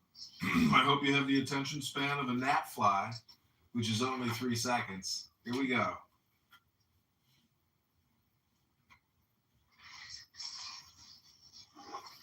This is also for YouTube. I've been creating clips. The Senary. The Senary is the number of initiation by ordeal. It is the number of equilibrium. It is the hieroglyph of the knowledge of good and evil. The key of the mysteries. He who seeks the origin of evil seeks the source of what is not. Evil is the disordered appetite of good, the unfruitful attempt of an unskillful will. Everyone possesses the fruit of his work, and poverty is only the spur to toil. For the flock of men, suffering is like the shepherd dog who bites the wool of the sheep to put them back in the right way. It is because of shadow that we are able to see light, because of cold that we feel heat, because of pain that we are sensible to pleasure. Evil is then for us the occasion and the beginning of good. But in the dreams of our imperfect intelligence, we accuse the work of providence through failing to understand it.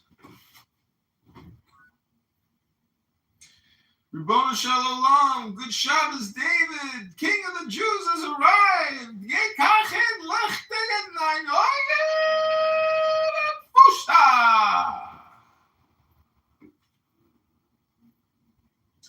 We resemble the ignorant person who judges the picture by the beginning of the sketch and says, when the head is done, what? Has this figure no body? Nature remains calm and accomplishes its work.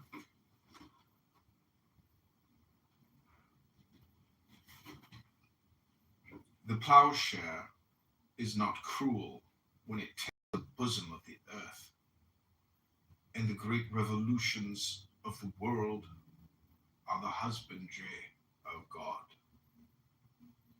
There is a place for everything, to savage peoples, barbarous masters, to cattle, butchers, to men, judges, and fathers. If time could change the sheep into lions, they would eat the butchers and the shepherds. Sheep never change because they do not instruct themselves, but peoples instruct themselves. Shepherds and butchers of the people. You are then right to regard as your enemies those who speak to your flock. Flocks who know yet only your shepherds, and who wish to remain ignorant of their dealings with the butchers. It is excusable that you should stone them who humiliate you, disturb you in speaking to you of your rights. O Christ, the authorities condemn thee. Thy disciples deny thee. The people curses thee and demands thy murder. Only thy mother weeps for thee. Even God abandons thee. Eli, Eli, lama sabachthani. Chapter 7, the septenary. The septenary is the great biblical number. It is the key of the creation in the books of Moses and the symbol of all religion. Moses left 5 books, and the law is complete in 2 testaments. The Bible is not a history. It is a collection of poems, a book of allegories, images, and symbols. Adam and Eve are only the primitive types of humanity. The tempter serpent is time which tests. The tree of knowledge is right. The expiation by toil is duty. Cain and Abel represent the flesh and the spirit, force and intelligence, violence and harmony. The giants are those who usurped the earth in ancient times. The flood was a great revolution. The ark is tradition preserved in a family. Religion at this period became a mystery and the property of the race. Ham was cursed for having revealed it. The key of the mysteries. Nimrod and Babel are the 2 primitive allegories of the despot and of the universal empire, which has always filled the dreams of men. A dream whose fulfillment was sought successively by the Assyrians, the Medes, the Persians, Alexander, Rome, Napoleon, the successors of Peter the Great, and always unfinished because of the dispersion of interests, symbolized by the confusion of tongues. The universal empire could not realize itself by force, but by intelligence and love. Thus to Nimrod, the man of savage right, the Bible opposed Abraham, the man of duty, who goes voluntarily into exile in order to seek liberty and strife in a strange country which he seizes by virtue of his idea. He has a sterile wife, his thought, and a fertile slave, his force. But when force has produced its fruit, thought becomes fertile, and the son of intelligence drives into exile the child of force. The man of intelligence is submitted to rude tests. He must confirm his conquests by sacrifices. God orders him to immolate his son, that is to say, thou ought to test dogma. And the intellectual man should be ready to sacrifice everything on the altar of supreme reason. Then God intervenes.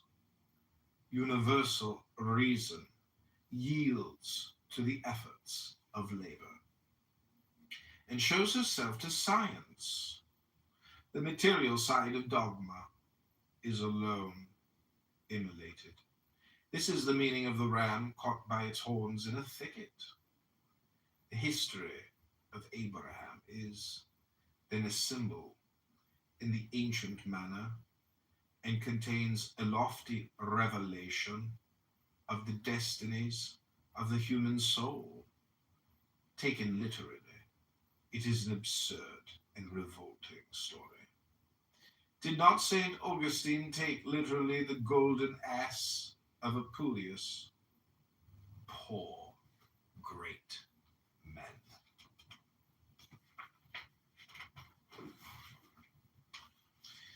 The equinox, the history of Isaac, is another legend. Rebecca is the type of the Oriental woman, laborious, hospitable, partial in her affections, shrewd and wily in her maneuvers. Jacob and Esau are again the two types of Cain and Abel, but here Abel avenges himself. The emancipated intelligence triumphs by cunning. The whole of the genius of the Jews is in the character of Jacob. The patient and laborious supplanter who yields to the wrath of Esau becomes rich, buys his brother's forgiveness. One must never forget that when the ancients want to philosophize, they tell a story. The history or legend of Joseph contains in germ the whole genius of the gospel and the Christ. Misunderstood by his people, must often have wept in reading over again the scene where the governor of Egypt throws himself on the neck of Benjamin with the great cry of, "I am Joseph." Israel becomes the people of God, that is to say, the conservator of the idea, and the depositaries of the word. This idea is that of human independence and of royalty by means of work, but one hides it with care like a precious seed. Painful and indelible sign is imprinted on the initiates. Every image of the truth is forbidden. The children of Jacob watch, sword in hand, around the unity of the tabernacle. Hamor and Shechem wish to introduce themselves forcibly into the Holy Family and perish with their people after undergoing a feigned initiation. In order to dominate the Volga, it is already necessary that the sanctuary should surround itself with sacrifices and with terror. The servitude of the children of Jacob paves the way for the deliverance. They have an idea, and one does not enchain an idea. They have a religion, and one does not violate a religion. They are, in fine, a people. One does not enchain a real people. Persecution stirs up avengers. The idea incarnates itself in a man. Moses springs up, Pharaoh falls, and the column of smoke and flame, which goes before a freed people, advances majestically into the desert. Christ is priest and king by intelligence and by love.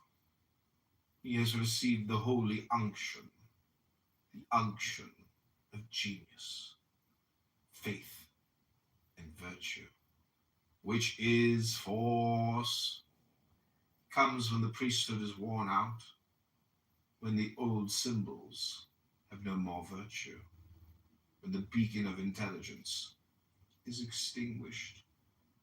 Now to life, if he cannot galvanize Israel, slain by the Pharisees, into life, he will resurrect the world, given over to the dead worship of idols.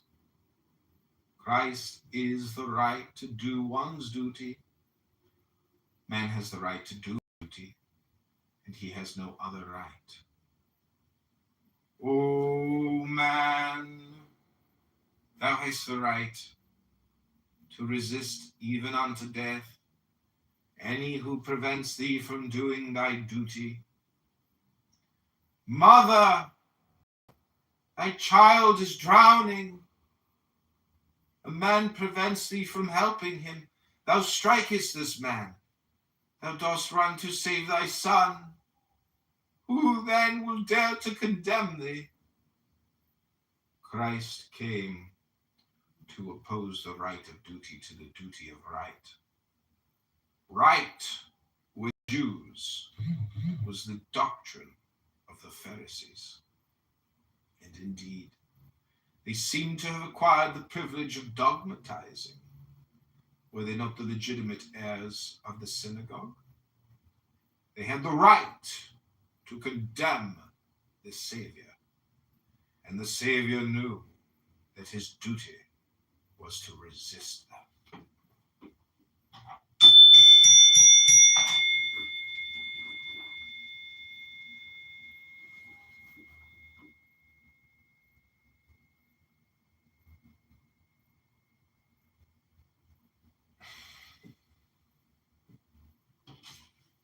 Do what thou wilt shall be the whole of the law. Love is the law. Love on the will.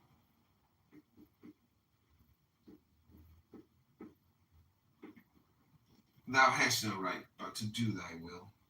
Do that, and no other shall say, nay! Every man and every woman is a star.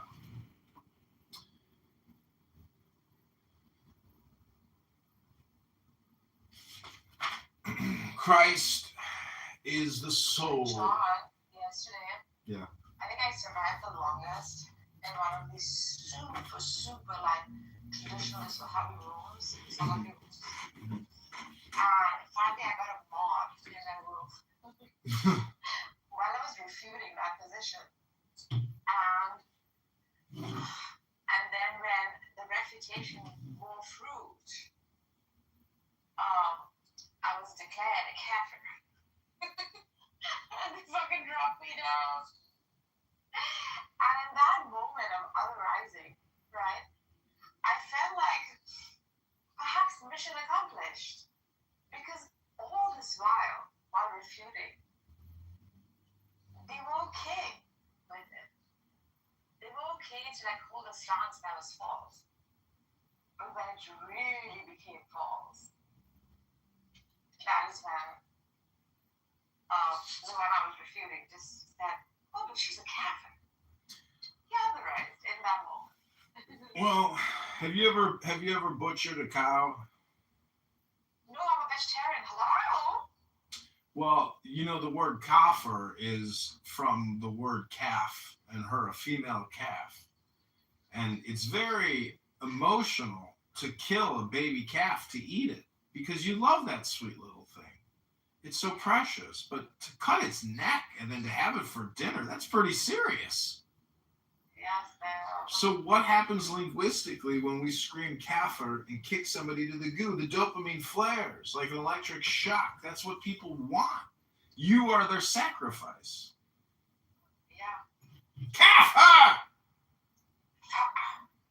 Calf. Moo!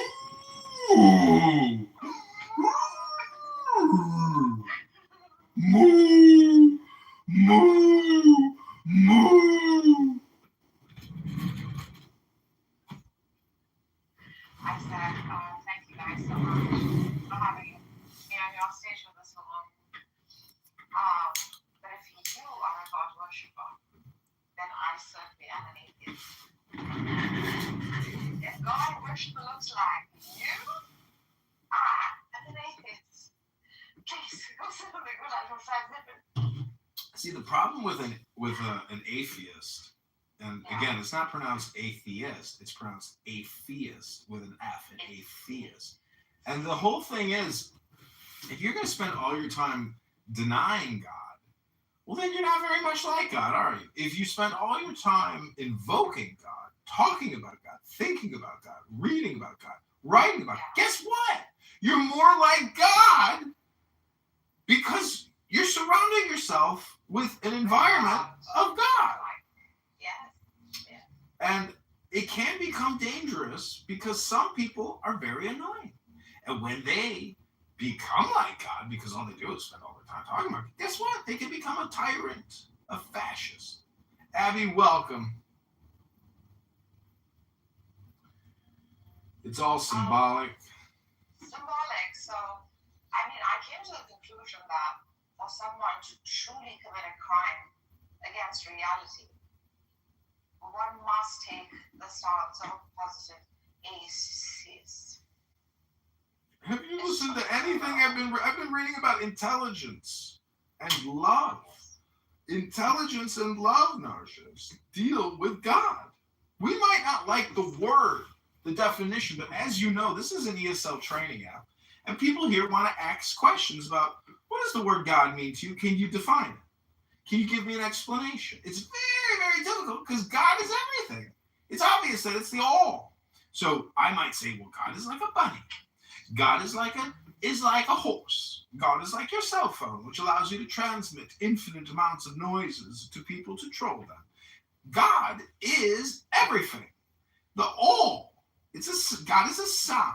God is a nothing. God is every word utterable, every sound imaginable. That is the all. That's the symbol. Sounds are symbols. And that's why a symbol, when you clang them together, makes a sound. The all sound, like the om, a vibration. And then a pause. It's all symbolic. Okay, we're going to read a little more of this book by Eliphas Levi. Hope you're enjoying it. I am actually. What is it called? The Key of the Mysteries. That's good one. Christ is the soul of protest. But the protest of what? Of the flesh against the intelligence? No. Of right against duty? No. Of the physical against the moral? No. No. Of imagination against universal reason? Of folly against wisdom? No, 1,000 times. No. And once more, no. Christ is the reality, duty, which protests eternally against the ideality, right. He is the emancipation of the spirit, which breaks the slavery of the flesh. He is devotion in revolt against egoism. He is the sublime modesty, which replies to pride, I will not obey thee. Christ is unmated. Christ is solitary. Christ is sad. Why? Because woman has prostituted herself. Because society is guilty of theft.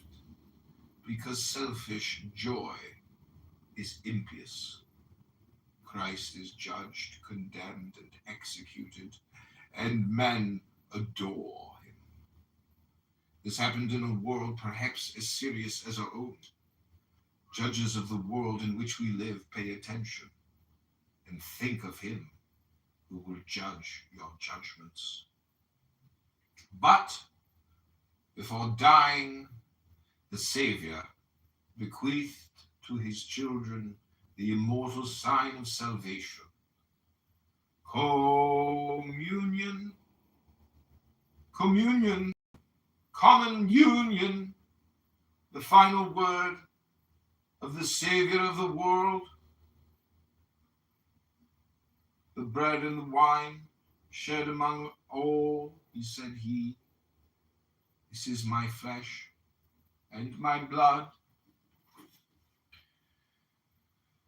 The key of the mysteries, he gave his flesh to the executioners, his blood to the earth which drank it. Why? In order that all may partake of the bread of intelligence and of the wine of love. O sign of the union of men, O round table of universal chivalry,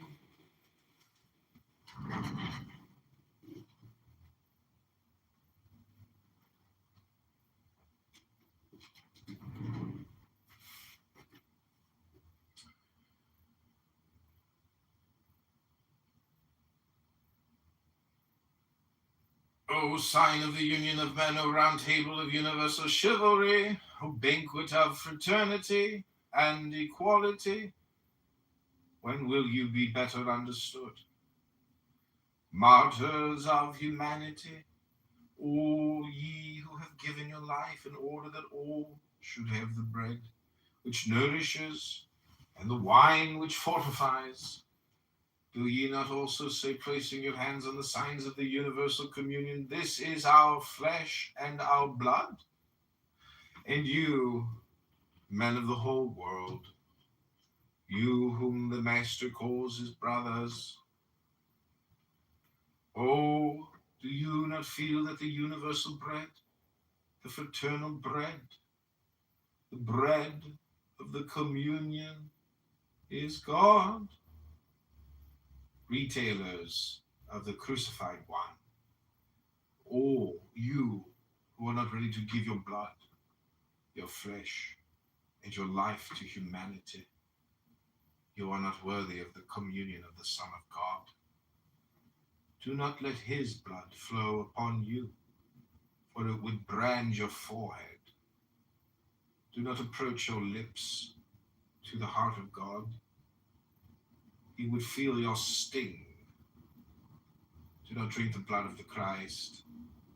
It will burn your entrails. It is quite sufficient that it should have flowed uselessly for you. Chapter 8, the number 8, the Ogdoad, is the number of reaction and of equilibrating justice. Every action produces a reaction. This is the universal law of the world. Christianity must needs produce anti-Christianity. Antichrist is the shadow, the foil, the proof of Christ. Antichrist already produced itself in the church in the time of the apostles. St. Paul said, for the mystery of iniquity doth already work. Only he who now letteth will let, until he be taken out of the way. And then shall the wicked one be revealed. Protestants said Antichrist is the Pope. The Pope replied, every heretic is an Antichrist. The Antichrist is no more the Pope than Luther. The Antichrist is the spirit opposed to that of Christ. It is the usurpation of right for the sake of right. It is the pride of domination and the despotism of thought. It is the selfishness, self-styled religious of Protestants, as well as the credulous and imperious ignorance of bad Catholics. The Antichrist is what divides men instead of uniting them. It is a spirit of dispute, the obstinacy of theologians and sectarians, the impious desire of appropriating the truth to oneself and excluding others from it, or of forcing the whole world to submit to the narrow yoke of our judgments. The Antichrist is the priest who curses instead of blessing, who drives away instead of attracting, who scandalizes instead of edifying, who damns instead of saving. It is the hateful fanaticism which discourages goodwill. It is the worship of death, sadness, and ugliness. What career shall we choose for our son? I've said many stupid parents. He is mentally and bodily weak, and he is without a spark of courage. We will make a priest of him, so that he may live by the altar. They have not understood that the altar is not a manger for slothful animals. Look at the unworthy priests. Contemplate these pretended servants of the altar. What do they say to your heart, these obese or cadaverous men with the lackluster eyes and pinched or gaping mouths? Hear them talk. What does it teach you, their disagreeable and monotonous noise? They pray as they sleep, and they sacrifice as they eat. They are machines full of bread, meat and wine, and of senseless words. And when they plume themselves, like the oyster in the sun, being without fault and without love, one says that they have peace of soul. They have the peace of the brute. For man, that of the tomb is better. These are the priests of folly and ignorance. These are the ministers of Antichrist. The true priest of Christ is a man who lives, suffers, loves, and fights for justice. He does not dispute. He does not reprove. He sends out pardon, intelligence, and love. The true Christian is a stranger to the sectarian spirit. He is all things to all men. He looks on all men as the children of a common Father, who means to save them all. The whole cult has for him only a sense of sweetness and of love. He leaves to God the secrets of justice and understands only charity. He looks on the wicked as invalids whom one must pity and cure. The world with its errors and vices is to him God's hospital, and he wishes to serve in it. He does not think that he is better than anyone else. He says only, so long as I am in good health, let me serve others. And when I must fall, die, perhaps others will take my place and serve. Subnote, actual priests. Levi's ideal priest, of whom bad is an impossible epithet. He is not to be looked for in the church. He is in that church, which is also ark, rose, font, altar, cup, and the rest. He is that word of truth which is established by two witnesses.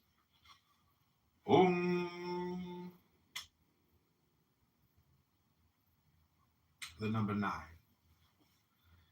This is the hermit of the tarot, the number which refers to initiates and to prophets. Prophets are solitaries, for it is their fate that none should ever hear them. They see differently from others. They forefeel misfortunes. So people imprison them and kill them, or mock them, repulse them as if they were lepers and leave them to die of hunger. Then, when the predictions come true, they say, it is these people who have brought us misfortune. Now, it's always the case on the eve of great disasters. Our streets are full of prophets. I have met some of them in the prisons. I have seen others who were dying, forgotten in garrets. The whole great city has seen one of them whose silent prophecy was to turn ceaselessly as he walked, covered with rags, in the palace of luxury and riches.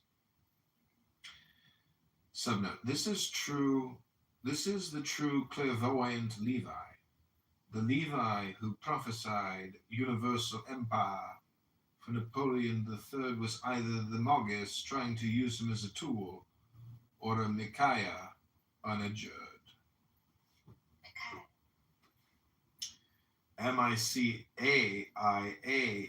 Micaiah. Micaiah.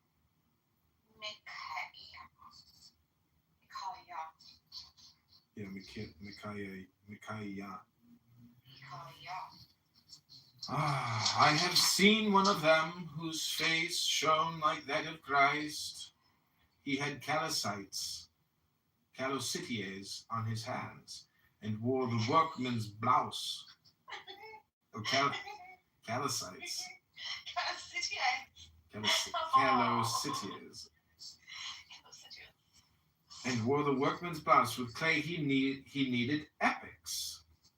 He twisted together the sword of right and the scepter of duty, and upon this column of gold and steel he placed the creative sign of love. One day, in a great popular assembly, he went down into the road with a piece of bread in his hand, which he broke and distributed, saying, "Bread of God, do thou make bread for all?" I know another of them who cried, "I will no longer adore the God of the devil. I will not have a hangman for my God." And they thought that he blasphemed. No, but the energy of his faith overflowed in inexact and imprudent words. He said again in the madness of his wounded charity, "The liabilities of all men are common, and they expiate each other's faults as they make merit for each other by their virtues. The penalty of sin is death. Sin in itself, moreover, is a penalty, and the greatest of penalties. A great crime is nothing but a great misfortune. The worst of men is he who thinks himself better than his fellows. Passionate men are excusable, because they are passive. Passion means suffering, and also redemption through sorrow. What we call liberty is nothing but the almightiness of divine compulsion. The martyrs said, it is better to obey God than man. The equinox. The least perfect act of love is worth more than the best act of piety. Judge not, speak hardly at all, love and act. Another prophet came and said, protest against bad doctrines by good works. But do not separate yourselves. Rebuild all the altars, purify all the temples, and hold yourselves in readiness for the visit of the Spirit.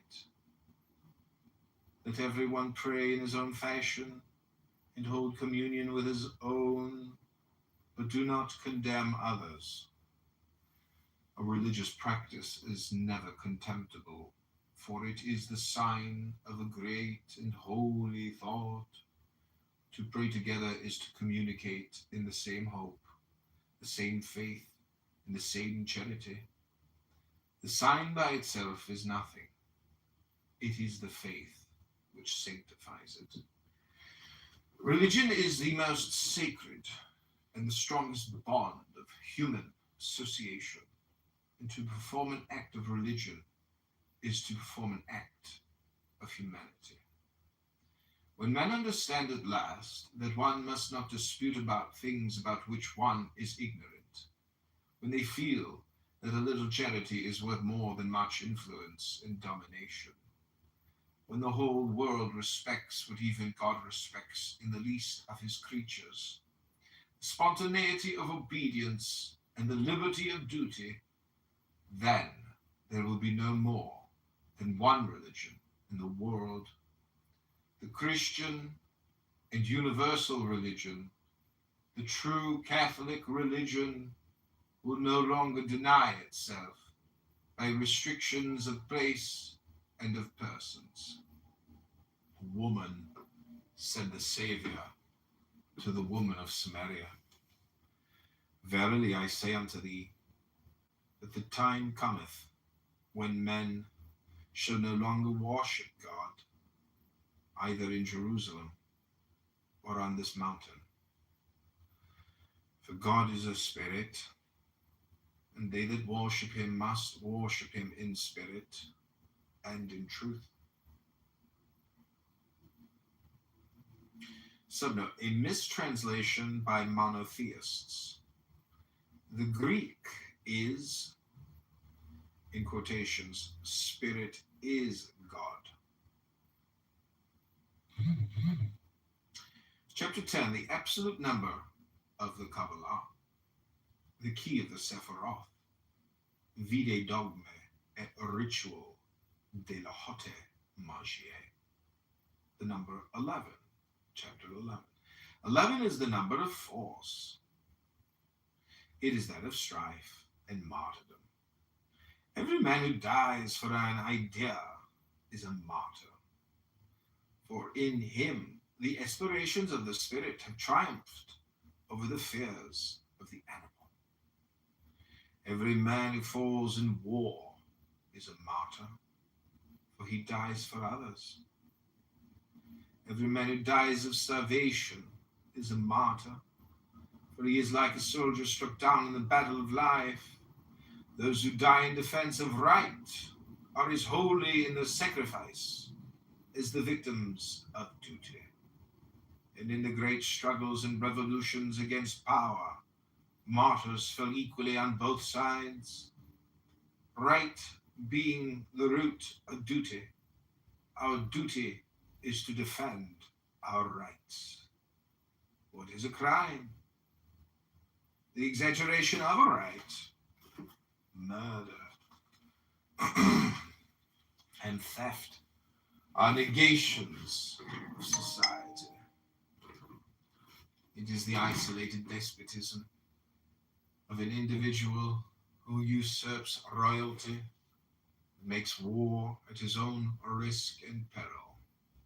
Crime should doubtless be repressed, and society must defend itself. But who is so just, so great, so pure as to pretend that he has the right to punish? Peace then to all who fall in war.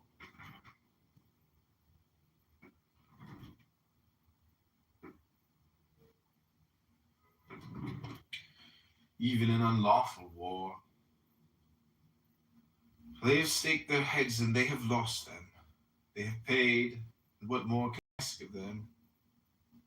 Honor to all those who fight bravely and loyally. Shame only on the traitors and cowards. Christ died between two thieves, and he took one of them with him to heaven. The kingdom of heaven suffereth violence, and the violent take it by force. God bestows his almighty power and love. He loves to triumph over hate, but the lukewarm he speweth forth from his mouth. Duty is to live, were it but for an instant.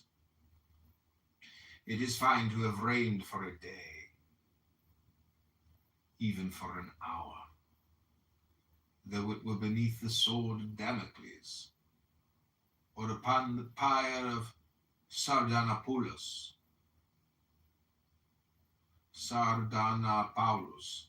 but it is finer to have seen at one's feet all the crowns of the world, and to have said, I will be the king of the poor, and my throne shall be on Calvary. There is one man stronger than the man that slays. It is he who dies to save others. There are no isolated crimes and no solitary expiations. There are no personal virtues, nor are there any wasted devotions. Whoever is not without reproach is the accomplice of all evil, and whoever is not absolutely perverse may participate in all good. For this reason, an agony is always an humanitarian expiation, and every head that falls upon the scaffold may be honored and praised as the head of a martyr. For this reason also, the noblest and the holiest of martyrs could inquire of his own conscience, find himself deserving of the penalty that he was about to undergo, and say, saluting the sword that was ready to strike him, let justice be done. Pure victims of the Roman catacombs, Jews and Protestants massacred by unworthy Christians, priests of Les Abayers and Les Carmes, subnote monasteries in Paris, which were used as prisons in the Reign of Terror. Victims of the Reign of Terror, butchered royalists, revolutionaries sacrificed in your turn, soldiers of our great armies who have sown the world with your bones, all you who have suffered penalty of death, workers, strivers, terrors of every kind, brave children of Prometheus, who have feared neither the lightning nor the vulture, all honor to your scattered ashes, peace and veneration to your memories. You are the heroes of progress, martyrs of humanity. Chapter 12, the number 12. 12 is the cyclic number. Yeah. Go ahead. Remember me. For the living I am gone. To the sorrowful I will never restore. To the angry I was cheated. And to the happy I am at peace. And to the faithful I have never left. I cannot speak, but I can listen. I cannot be seen, but I can be heard. So as you stand upon a shore gazing at a beautiful scene, as you look upon a flower and admire its simplicity, remember me. Remember me in your heart, your thoughts, your memories of the times we loved, the times we cried, the times we fought, the times we laughed. For if you always think of me, I would never have gone.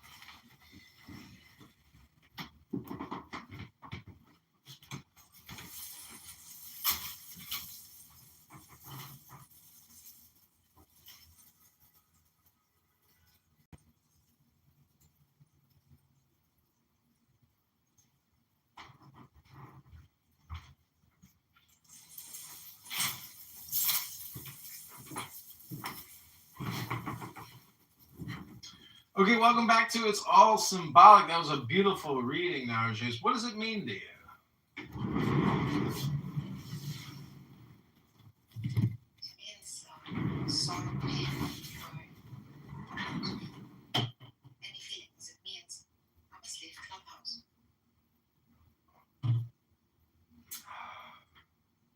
Well, it's all symbolic, you know. It's just a conference call app. It's just Zoom audio. Come on now. It's time. When are you gonna? Well, there's a difference between you and me. I use it. You get used by it. So it's like saying, is the coup in the Cobs or is the Cobs in the coup? What makes you think I don't use it? You know I have heavy synesthesia. The sound produces intense imagery.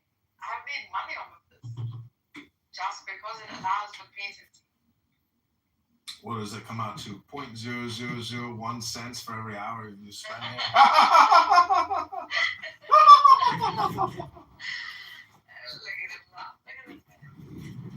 Okay, we're gonna heart out of here in 8 minutes. This is gonna be my last page reading. It's page 46, the equinox. Here is a translation in Alexandrines of the Unrestricted Magical and Catholic Creed.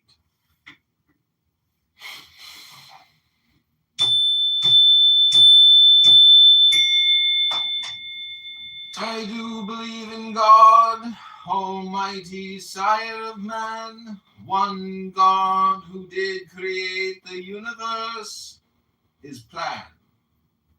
I do believe in him, the Son, the chief of men, word and magnificence of the Supreme. Amen. He is the living thought of love's eternal night, might. God manifest in flesh, the action of the light, desired in every place and every period, but not a God that one may separate from God. Descended among men to free the earth from fate, he and his mother did the woman consecrate. He was the man whom heaven's sweet wisdom did adorn. To suffer and to die as men do, he was born, prescribed by ignorance, accused by envy and strife. He died upon the cross that he might give us life. Oh, who accept his aid to guide and to sustain, by his example may to godlike him attain. He rose from death to reign throughout the ages dance. He is the sun that melts the clouds of ignorance. His precepts, better known and mightier soon to be, shall judge the quick and dead for all eternity. I do believe in God's most holy Spirit, whose fire the heart and mind of saints and prophets did inspire. He is a breath of life and of fecundity, proceeding both from God and from humanity. I do believe in one most holy brotherhood of just men that revere heaven's ordinance of good. I do believe one place, one pontiff, and one right, one symbol of one God and one intent unite. I do believe that death, by changing us, renews, and that in man as God life sheds immortal dews.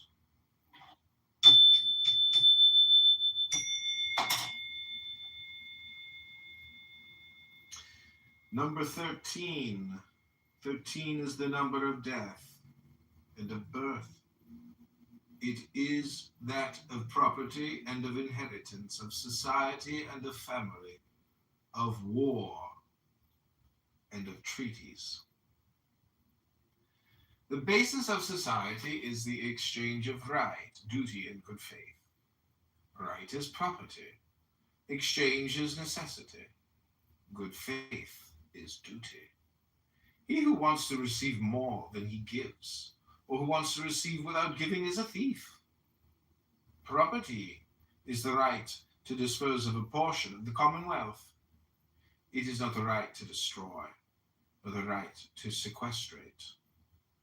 To destroy or sequestrate the commonwealth is not to possess, it is to steal.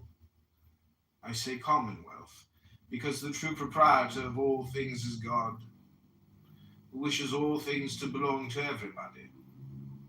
Whatever you may do, at your death you will carry away nothing of this world's goods. Now, that which must be taken away from you one day is not really yours. It has only been lent to you. As to the usufruct, it is the result of work. But even work is not an assured guarantee of possession. And war may come with devastation and fire to displace property. Make then good use of those things which perish, O you who will perish before they do. Consider that egoism provokes egoism, and that the immorality of the rich man will answer for the crimes of the poor. What does the poor man wish if he is honest? He wishes for work. Use your rights, but do your duty. The duty of the rich man is to spread wealth. Wealth which does not circulate is dead. Do not hoard death. A sophist has said, property is robbery.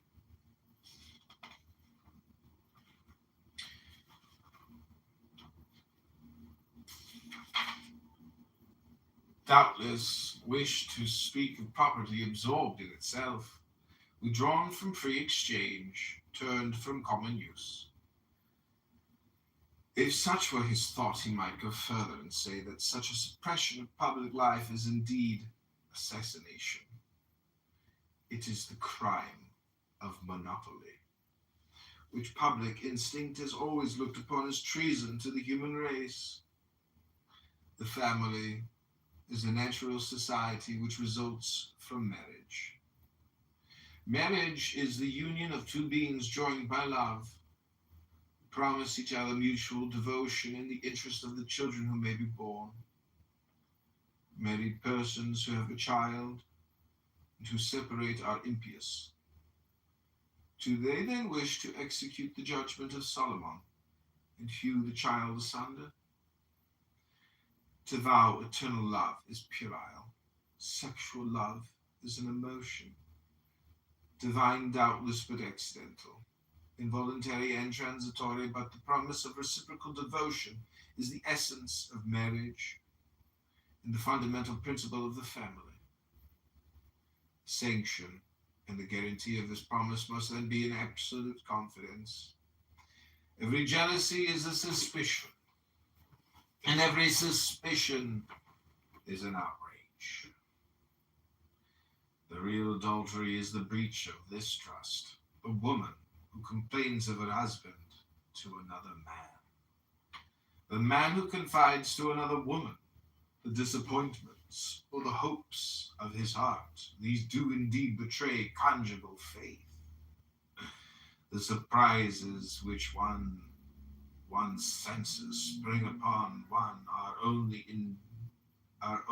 infidelities on account of the impulses of the heart, which abandon itself more or less to the whispers of pleasure. Moreover, these are human faults for which one must blush, and which one ought to hide. They are indecencies which one must avoid in advance by removing opportunity, but which one must never seek to surprise. Morality proscribes scandal. Every scandal is a turpitude. One is not indecent because one possesses organs which modesty does not name, but one is obscene when one exhibits them. Husbands, hide your domestic wounds. Do not strip your wives naked before the laughter of the mob. Women, do not advertise the discomforts of the conjugal bed. To do so is to write yourselves prostitutes in public opinion. It needs a lofty degree of courage to keep conjugal faith. It is a pact of heroism, of which only great souls can understand the whole extent. Marriages which break are not marriages. They are couplings. A woman who abandons her husband, what can she become? She is no more a wife. She is not a widow. What is she then? She is an apostate from honor, who is forced to be licentious because she is neither virgin nor free. A husband who abandons his wife prostitutes her and deserves the infamous name that one applies to the lovers of lost women. Marriage is then sacred and indissoluble when it really exists, but it cannot really exist except for beings of a lofty intelligence and of a noble heart. The animals do not marry, and men who live like animals undergo the fatalities of the brute nature. They ceaselessly make unfortunate attempts to act reasonably.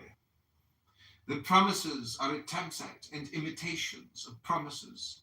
The marriages, attempts at and imitations of marriage. The loves, attempts at and imitations of love. They always wish and never will. They're always undertaking and never completing. For such people only the repressive side of law applies. Such beings may have a litter, but they never have a family.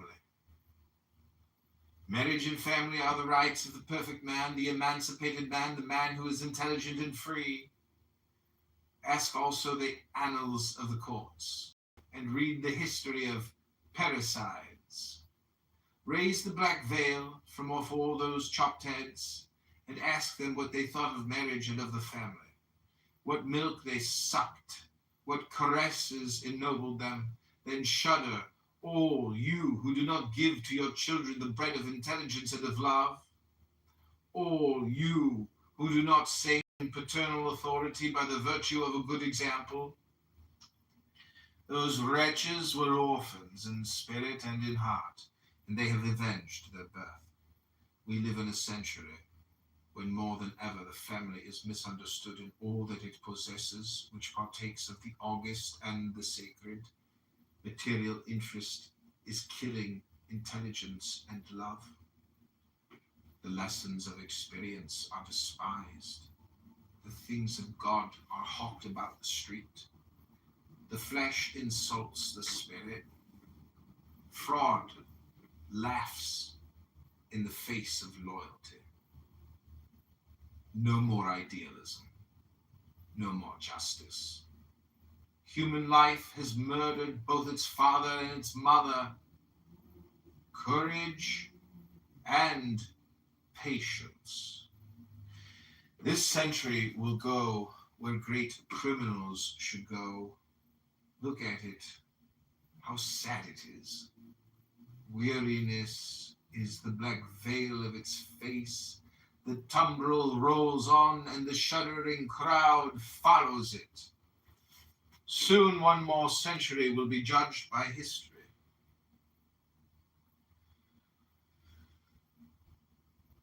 And one will write upon a mighty tomb. Moderator, point of order. Daniel, welcome to the room. I'm reading from a very rare and expensive book called The Key of the Mysteries, translated by Aleister Crowley, written by Eliphas Levi. All communication is projection unless it's hypnosis. Narjas, what do you think about the reading so far? Pretty good, yeah? It's such a good book. Daniel's such a good book. I mean, it's so poetic, so eloquent, esoteric. The bread and blood, I think that was the most impactful statement. The bread of knowledge, the blood of love. You know, there's this guy on here named Donald who has a room called Convince Me God Exists. Yeah, And I know. it's so funny because it's like this book actually starts out in the beginning about the hypothesis of God, and it proves beyond a reasonable doubt that God exists. But he would never sit there and listen to anything over 3 seconds. Like, the guy's a neurotic. And so some people you will never, ever be able to, because I can't actually compress all that and give it to somebody in my statement. I have to read from a book because I'm retarded. But if I'm retarded reading from a book, and to me it's like revelation, where I'm like, wow, this is the truth. But guys like Donald, like, I can never go into that room and read this book. And that's the problem in communication and in transfer, meaning these packets, unless we have the patience, the love, and the intelligence, we will get nowhere. And people are going nowhere quick. They're here in a pit. Clubhouse is a garbage dump. It's a wasteland. And as a garbage collector, Point of order, moderator, point of order. All communication is not hypnosis unless it's fixed. Thereby stated in the fine print, it is projection. And I'm glad that you've made that change finally after all these years. And after all the pressure that I put on you, after 2 years, all communication is not hypnosis. Not all communication is projection. Yes. it's suggestion. It's conditioning. No, projection. Yeah, conditioning. You're conditioning. You're projecting now. I'm not. I'm actually talking about conditioner. And I've seen your photo. Your hair looks very oily. Have you tried conditioner? Because all communication is conditioning. Oh, he's so good. He opened this room when I came in.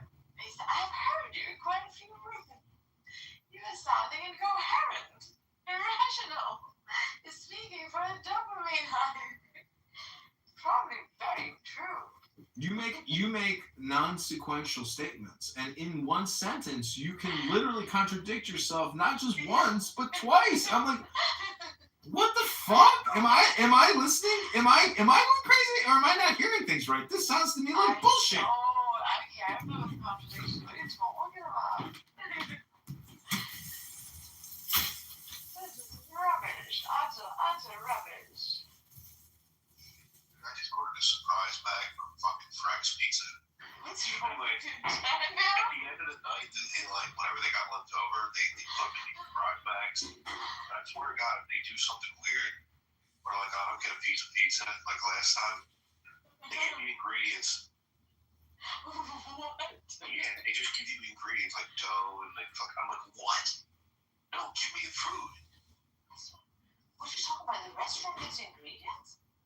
So what happens at the end of the night when they have leftover food? They just throw it away.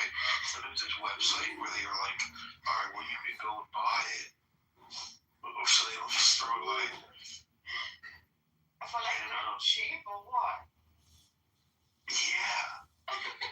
For $6, you get $18 worth of food. I don't know. I'm like the cheapest. You're not. When you're buying stuff, you're definitely not cheap. I know, but that's the addiction.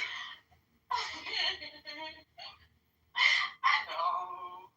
So they gave you ingredients the last time. Yeah, they gave me salad dressing, garlic rolls, and like these little fried it's literally fried pizza dough with sugar on it and like donuts.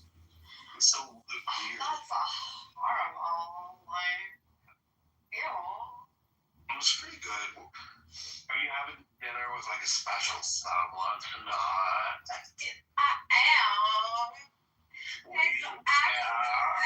What do you wear? Wear a dress, maybe? And you? Are you eating much time? I'm gonna be eating pizza with my brother. Oh, with your brother? Yeah, I ordered one too. Both of them always were like, alright, let's just eat pizza together, dude. What is that? Like, little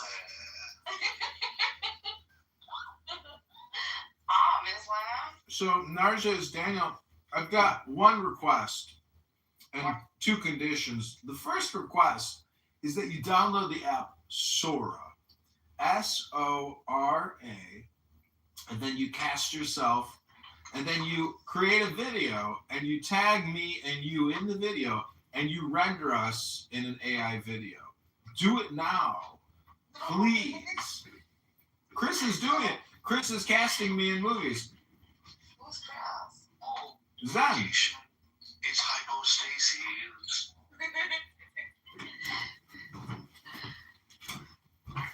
All communication is indoctrination. All communication That was my favorite. fuzzy. Nothing gets other people feel like all communication is indoctrination. That was from the earlier iterations. That's right. Just made that up right now. They were fun. Daniel, I am still shook by the way I was otherwise cured last night. No, and that Listen, so I think this is how Hades was even transmitted. they kicked you out the street. He came me on the stage. You know why? Because one bitch face, who's a troll, gave testimony of my character and of my belief. That is how they had the entire Hades. This is where testimony of character is a flawed system. Was I truly a kafir in that moment? Absolutely Oh my not. god. Well, They did it to you? yeah, they called me kafir. After all that, Oh my god. try to open their minds It's to the just truth. hypnosis. Yeah, it's indoctrination. I can see.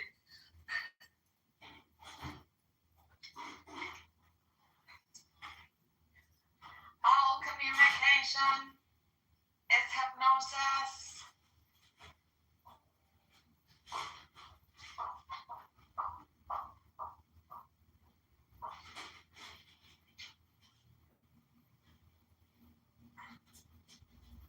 Are you using your earphones? Sound pretty clear. You have to stop. I see that.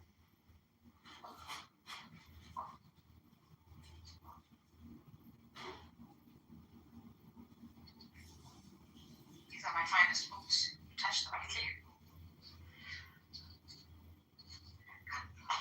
I see them.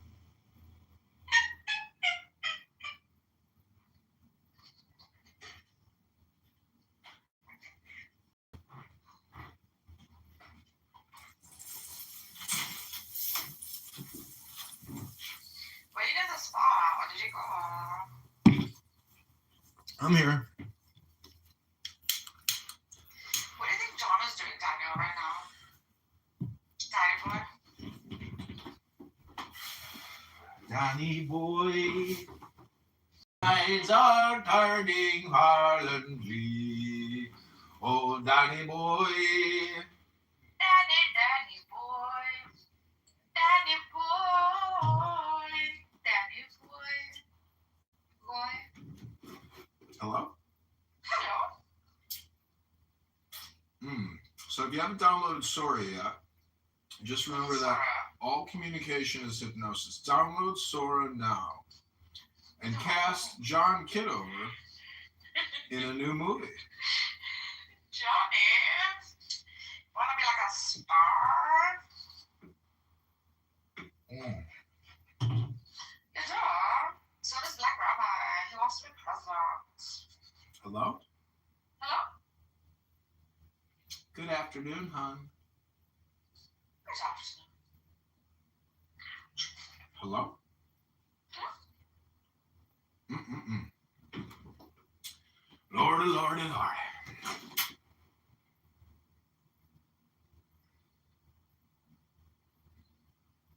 I got the cutest bed, like, this bed that folds into the sofa, but you can buy different covers for it, so you can kind of like, so that's what I want to buy. I want to buy a cover for it. Already. What? How come you're dressing up your house? Having a visitor come here. Having a what? Dude, you remember? Tell the truth. Channel 5 without leaving the... Who the? Asking. John. I'm asking you. You You know what? Kitty? Kitty? Yeah. Is she coming over? Dude, she's been in rehab for this entire Keep your time. eyes on the future. She's been what? Have you noticed she's not been around? Yeah, what happened? She's been in rehab. She finally went and decided to get clean. Oh, that's lovely. I hope that she's okay. So it's been like months, It is. It and has. she's not even able to have a phone or clubhouse or anything. Oh my god. And then she said that when she gets out, she's been contacting me when she can, like Yeah. little bits here and there. She loves you. I really hope that she's okay. That she can live it. She will. The first step. The first cut is the deepest. Don't let the tell her I sent the video out. How would it? No, I have to tell her because if she finds out. Well, you said many. That's I only sent it to like 2 people. okay, then let's say it. Not though. It's internally I'm guilty. Okay, let's just. What was it? Would you? Yeah. Don't tell her about it. Because it's like turmoil. I know. Dude, all truth is like be truthful and like suffer the consequences of Yeah. it. Always be honest. I know. That's what I tell myself. Like, honesty is self. I don't want to even deal with what you have to deal with, like, With the, yeah. you're not gonna trust me, and get the resentment, and Oh my god, it's gonna go on. And it's gonna extend out to those. I'm so bored today. Like, Me too.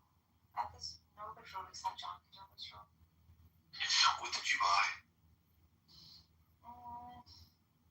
Not that much. Did you buy anything like in the last week? Yeah, like really good dry shampoos and I didn't need.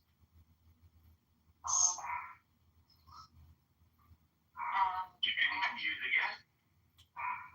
No, I just buy it. And then at some point, I mean, I told you I want PVC, aluminum, steel, moldable pipes. I'm gonna make a bed around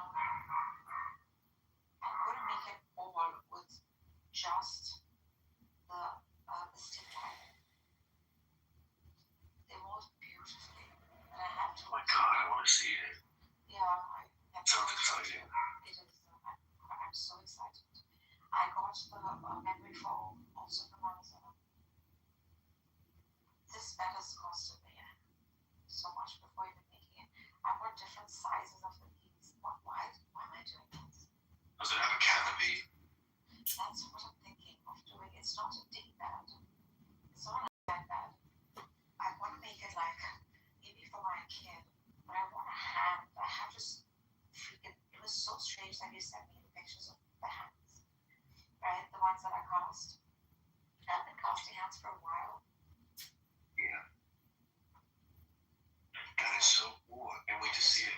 I want a fingertip to just hold the whole bed from the base. That is so cool. Like as you must feel like you're gonna fall off it when you see it visually. The intrigue of it.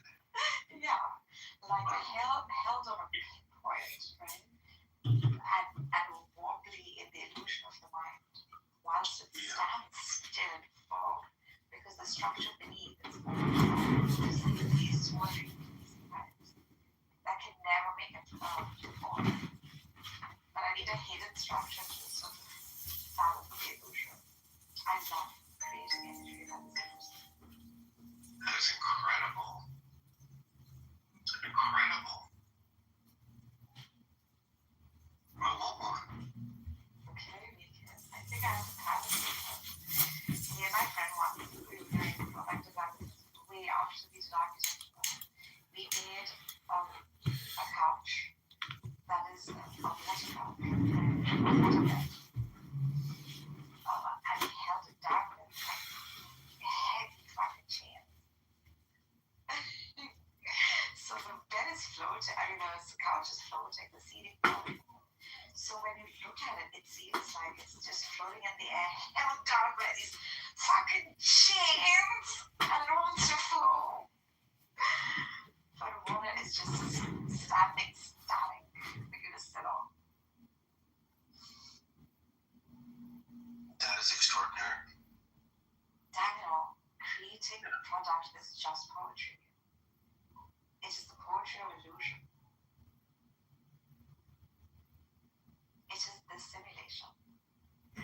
Okay. It's reflection. Point of order, moderator.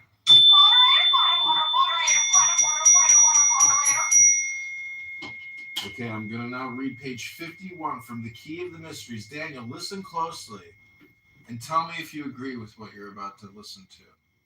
It's only one little page.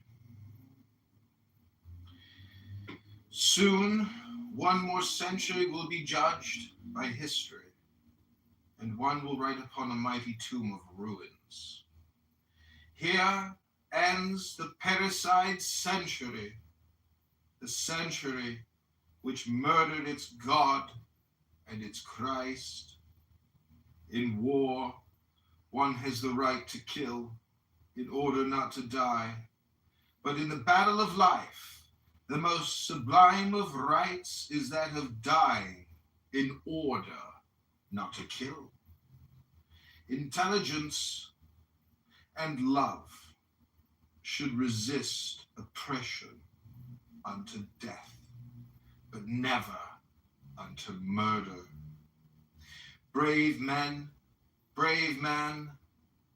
the life of him who has offended you is in your hands, for he is master of the life of others who cares not for his own. Crush him beneath your greatness. Pardon him. But is it forbidden to kill the tiger which threatens us? If it is a tiger with a human face, it is finer to let him devour us. Yet, for all that, morality has here nothing to say. But if the tiger threatens my children, let nature herself reply to you. Harmodius and Aristogiton had festivals and statues in ancient Greece. The Bible has consecrated the names of Judith and Ehud And one of the most sublime figures of the holy book is that of Samson, blind and chained, pulling down the columns of the temple as he cried, "Let me die with the Philistines!"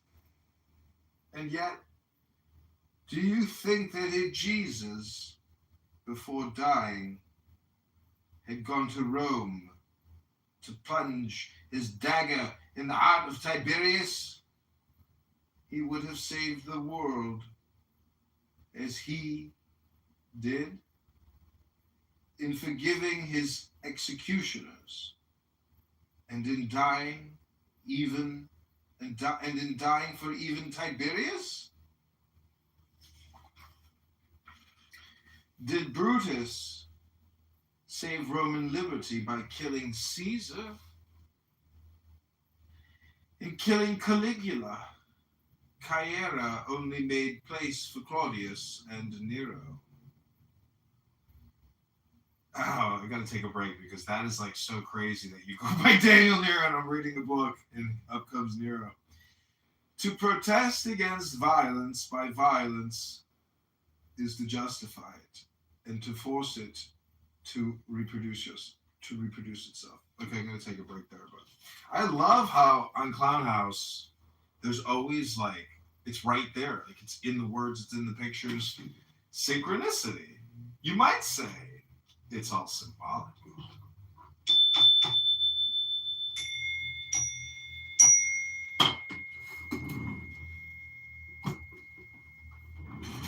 Okay, what did you think, Daniel? Did you agree with every word I said, or did you like make opposites and say I don't agree with that?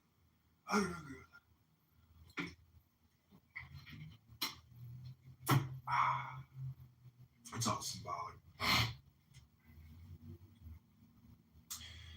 If you want to see the live stream video version of this book reading, just go to Google. Let me Google that for you and type in John Kitover. And then click on videos. Click on another video. Then just click on the live. You can see it live. Fuck it! We're gonna do it live. Fuck it! Do whatever you want to do. Hello? It's all symbolic here. The lámpara retention de Paisala. Are you still angry with me? Did they put you on my YouTube? I just took the video that you have of you talking, looking like a journalist. John, why did you do that? Because she's an evergreen. She's just a big talking. She's just a talking piece. She's not smart. She's just talking. No, she's not. She's not smart. You wish you were like. No, I used her because she's like a journalist. Just like Evergreen. I can delete, it's no problem, but you probably can't even find it. You probably can't even find it. If you have a lot of If you can put the link in the chat, maybe I'll work on it. But I ain't got time for all that. I got 100,000 videos to go to look through. Come on. Hey, did you ever do one of the voices in Amir's room? What was her name? Which one? It was like No, it's not me. Guy who would act he is like a girl voice. Yeah, it's Point. I know who you're talking about. I freaking love her. She's so good. Was that you? No, it's not me. That person's really actually. Brilliant. That's a gay white guy. Hello? That's a gay white man who pretends to be a black woman on this app. And you are so easily entertained. The worst thing is, that gay white guy is so woke and so leftist. It actually, see, I've thought about creating, I haven't seen Point on here in a while, but I've been thinking maybe I should change a profile over to Point and start going into rooms and doing Point. Can you do Point though? Of course I can. It's basically an Elmo voice. It's an Elmo. Take the pitch off. Take the pitch off. Of course I can. Yeah, that's right. You're good, Nagus. Of course I can. Daniel, what are you wearing?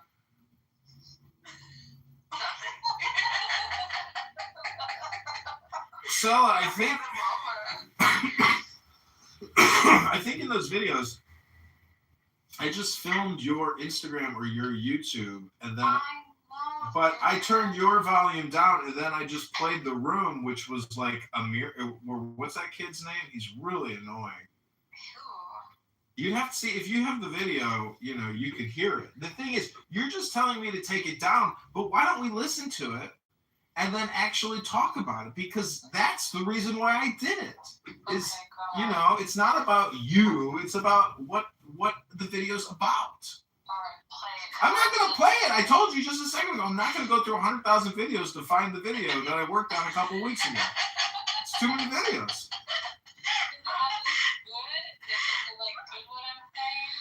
You're not saying anything. I turned your volume down and I just used you as the evergreen video. Because myself as an eye candy. yeah, basically. It's clickbait, but it's actually that really annoying guy here on Clubhouse who screams really loud. He's like me, but he's more retarded. He's stupid. And what he's saying is stupid, and it's violent. I love the drill, like house drill. I put it down and now I can't find it anywhere. Yeah. The drill you have. A drill, like a drill? Yes. I know the drill is. I am master of tools. You girls need to get drilled. That's what's all Valentine's Day is yeah, about. baby. Oh yeah. Tonight is the night when two become one. It's the night of mystical lovers. It's the night of Venus. Actually, that's Friday night. Saturday night is the night of blowjobs. Because I gotta go look up this drill. Hello? Okay. He didn't take a videos off. She was really like, do I have to listen to it? She was distressed about it a little bit. And she told me about it. Actually,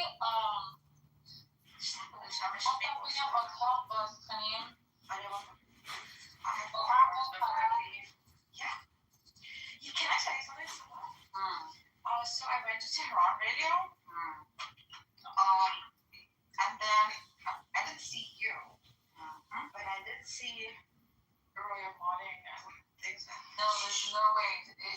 It was Rooster's room. He can't mod Rooster. I'm sorry, it was Rooster's room. Yeah. Because isn't Tehran Radio Roosters? Tehran Radio started it, but there's a whole voting process and all this bullshit. That's right. That's why I would mod you. Rooster's room is a little bit different.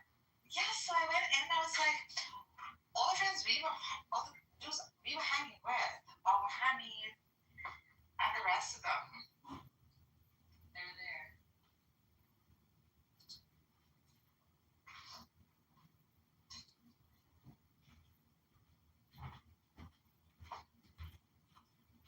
Okay, I finally afforded that income tax now, so. Okay, well, sure. Well, really? You're gonna stick around for this room? No, All communication is hypnosis. All communication is conditioning. All communication is projection. Hello? Hello?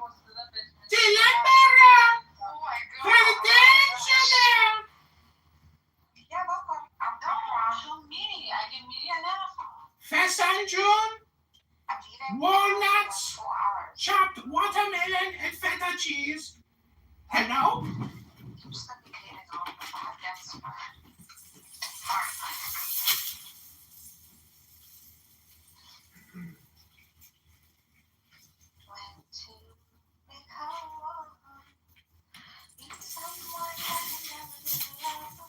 Okay, Rabboni Shalom, welcome back to It's All Symbolic.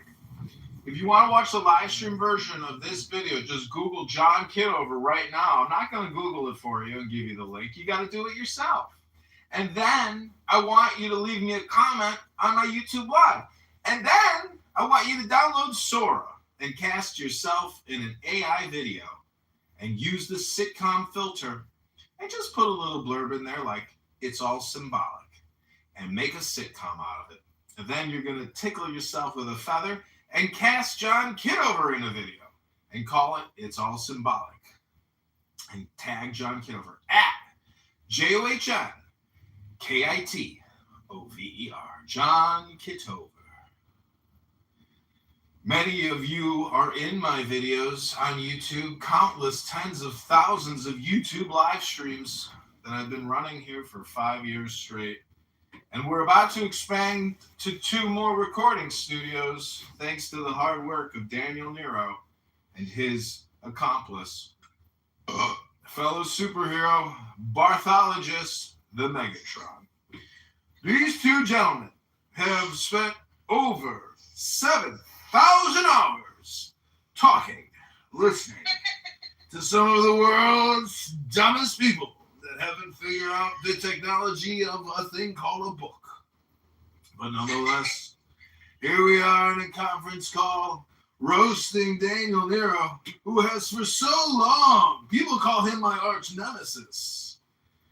They say that you're my arch nemesis, but I say there's no arch in a nemesis.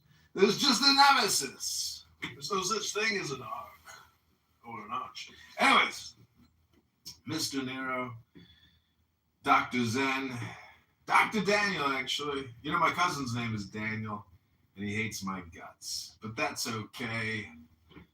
He's just a cousin. He's not a friend.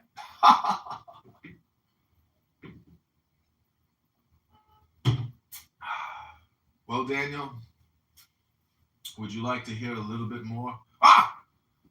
Daniel left us. I knew that was going to come, Zen, because as soon as Narjas goes, you can kiss Daniel goodbye. He doesn't want to talk to me. And I wouldn't want to talk to me either, Chris. I just believe in talking to women. That's my, because I got beat up by a Schwartz once outside of a nightclub. I was smoking a joint. And this fucking Schwartz robbed me and almost killed me. Punched me right in the face.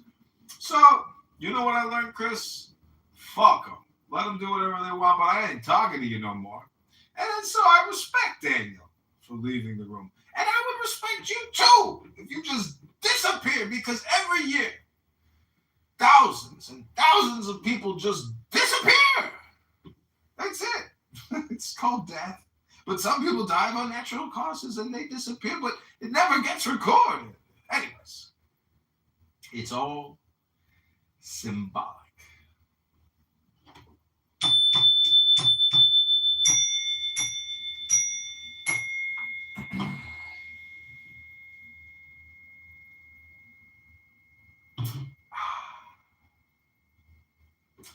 I am changing my recording production over here.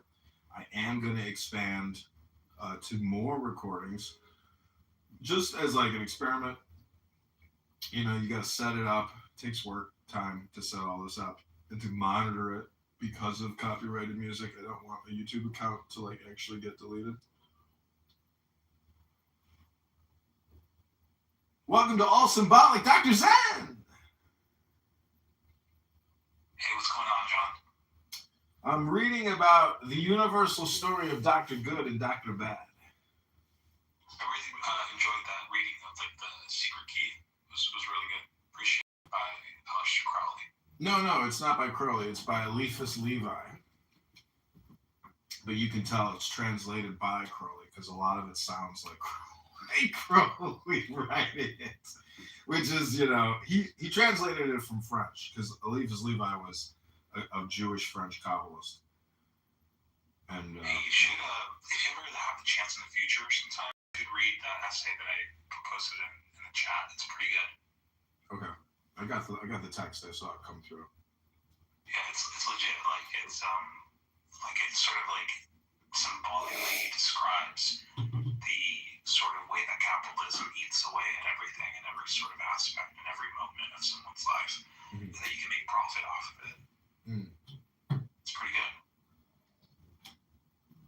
good. Well, Barnum and Bailey, who said there's a sucker born every minute. It really is, because communication spam. If you don't know that communication is spam, well, guess what? You will get taken in by anything. And if you read the most esoteric, luxurious Oriental philosophy, and you've never heard it before, you might get taken in. So, BLM is like low-grade philosophy, which resulted in billions and billions billions and billions of donations, you know, and look at what these Schwartz bought. They bought mansions, luxury cars. I mean, how the fuck can Stacey Abrams get a check for $2 billion because she helped Biden politically? Like $2 billion to her nonprofit cut from the president's desk? What? Hello? That's for the scam climate change, you know, like something along those lines. Like it was a climate change fund that she was going to be using. Yeah. But how the fuck is? Anyways, that whole thing is so fucked up. You know, you can't tag Cash Patel and Pam Bondi enough. I swear to God, you know, I have tagged Cash Patel and Pam Bondi so many times that there is no way that they don't know who I am. That like and the thing is, they're not going to respond to me. They're not going to like it. They're not going to retweet it. But if they get pinged and they even look at it, that's me transmitting an NLP into their brain with pay attention to this, pay attention to like. You know that text post that you had over 1,000 views. That's pretty good. You know, that's legitimate for just one post. Even though you didn't have a lot of like retweets or likes, that's good. You know, that's eyes. Yeah, I haven't looked at the stats today. When I looked at it last night, it was over 20,000 views, 100 retweets, 100 likes, or maybe it was.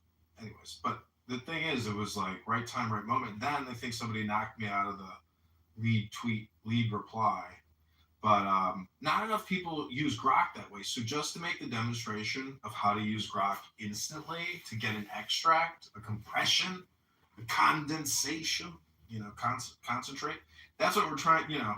People don't realize that it's like an oracle. You can just ask it anything you want it to do. See if it'll do it. Are the raging anti-Semites still on here? What's his name? Diego and Nora. Nora is here.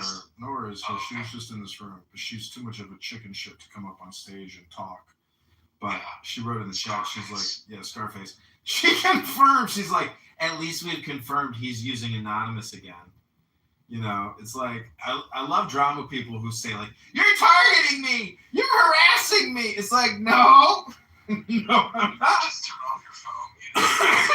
Being harassed on the internet, like, I never understood that. Like, you're getting bothered, just turn off your phone. You know, there's life out there, you know, besides being on the phone. Well, I mean, I can understand if, like, people are, you know, putting you on naked bodies and posting your phone. Like, there is a level of intimidation which is definitely, you know, police worthy of a phone call. Like, I've seen some of like these Chinese models, like these AI models that are coming out, like video models. They're incredible. Like clean AI. It's like it can do like 10-second long videos. Mm-hmm. It's not free like Sora, but like the consistency is there. It's just like, it's fascinating. Well, I'm very excited about the John Kitover sitcom and also the John Kitover band because, like, you know, people spend their whole lives touring, you know, and playing in bars on Friday, Saturday nights, and like that's their life, you know. But it's like I would never even leave my house. I would just create AI videos of myself doing what people do in the real world because that's what they should be doing when they're doing it in the real world. And the fact that I could just spam it with a flick of my wrist and a couple keystrokes, it's like, there's a lot of power here because everybody is interested in making videos of what they're doing.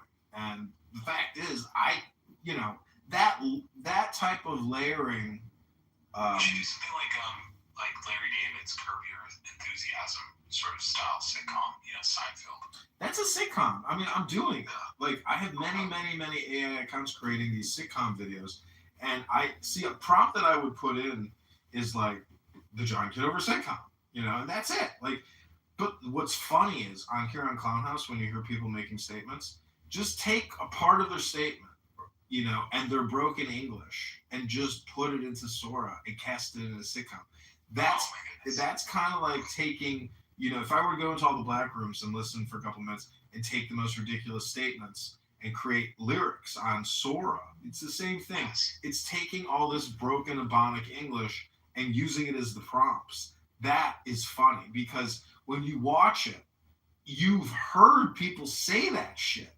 And so the way that the AI interprets it in the sitcom, it's like, it's so juxtaposed. Interpretation of it, Yeah, it's fucking genius because there is something to the statement. So it's funny. It makes it funny. Oh. Anyways, what I'm trying to say is stupid is, stupid does, but that's okay. I want to capture it and monetize it somehow. And one of my YouTube accounts is like a third of the way to getting monetized, but it's like, there are certain times to post when the algorithm really juices you. Like last night I posted about 10 p.m. There's a lot of internet traffic. So like when you post a video to YouTube Reels, you want it when there's peak, viewership. Like when people are like leaving work or yeah. Like as soon as they check in at the desk, drink their coffee, look at their phone. Like that's 8 a.m. And the thing is, even it's like geographic specific. Like if I get, that means I have to get up earlier. Like if I want to hit, 8 a.m. EST, that means I gotta post at 7 a.m. So like there's certain times where like. Well, you've been slacking, John. Like usually most of the time you've been like before, like a couple years ago, you were getting up like around 10. Now it's like 11:30. Sorry on this side. See, I think I follow the circadian rhythm, which is eat when hungry and sleep when sleepy, and don't like actually use all these bells and whistles to manipulate myself. Because most people don't even know that the clubhouse noise when somebody comes in the room is a suggestion condition. It's a hypnosis, and it's like, you hear that? KP is here. It's like it demands your attention. And people, like I read this article on Drudge. Some woman like turned off all the notifications on the phone, and she was shocked at like what life is like when your phone doesn't give notifications, buzzes, and whistles. And actually, that Dr. Dave text message string is what caused me to get rid of the haptic feedback on my phone because it's just too much. It's The trolling is incredible on that. Like that Max he's been trolling him for how many years now? But Dr. Dave texted me and he sent me a video of him with Kennedy. Like Dr. Dave is no loser, Yeah, and he's getting. Oh my goodness, it's incredible. It's incredible. Dude, this whole vaccine thing is crazy because like Borla and Pfizer is pivoting from vaccines to cancer vaccines. It's like more vaccines for vaccines. Maybe we shouldn't even have done the initial vaccine. It's so crazy. It's so crazy. This mRNA technology, they're now implementing it. Like they're going to be saying, "Oh, it's going to be curing cancer now." So you're going to be getting injections for the cancer that we caused initially. So to cure those cancers. This is horrible. This is a horrible fate. This is why natural science will always win. Like this, the vaccine stuff goes way back, all the way to 1900, when Big Pharma started doing mass injections because of the government.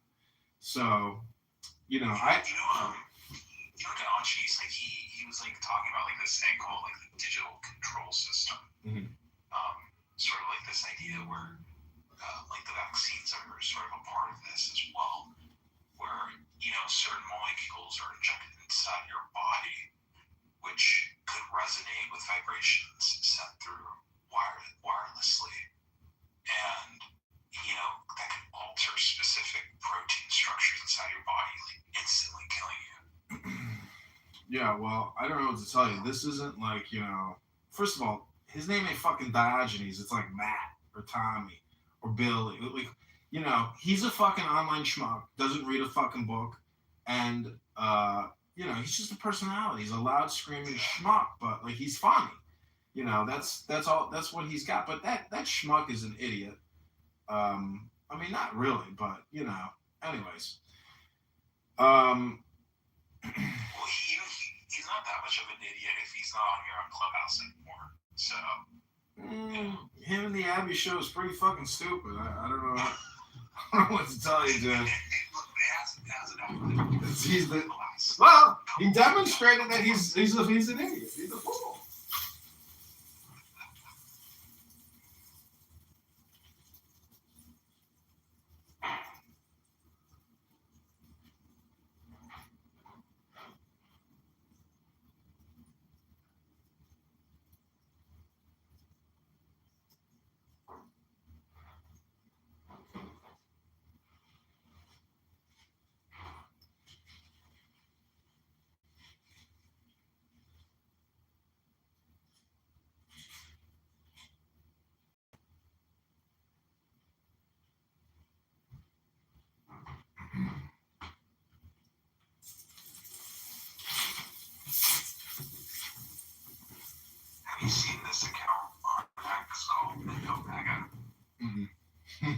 haven't, Mm. it's really good. Let me send you a link. It's a great compilation of like the best photos about MAGA, like super powerful hypnosis.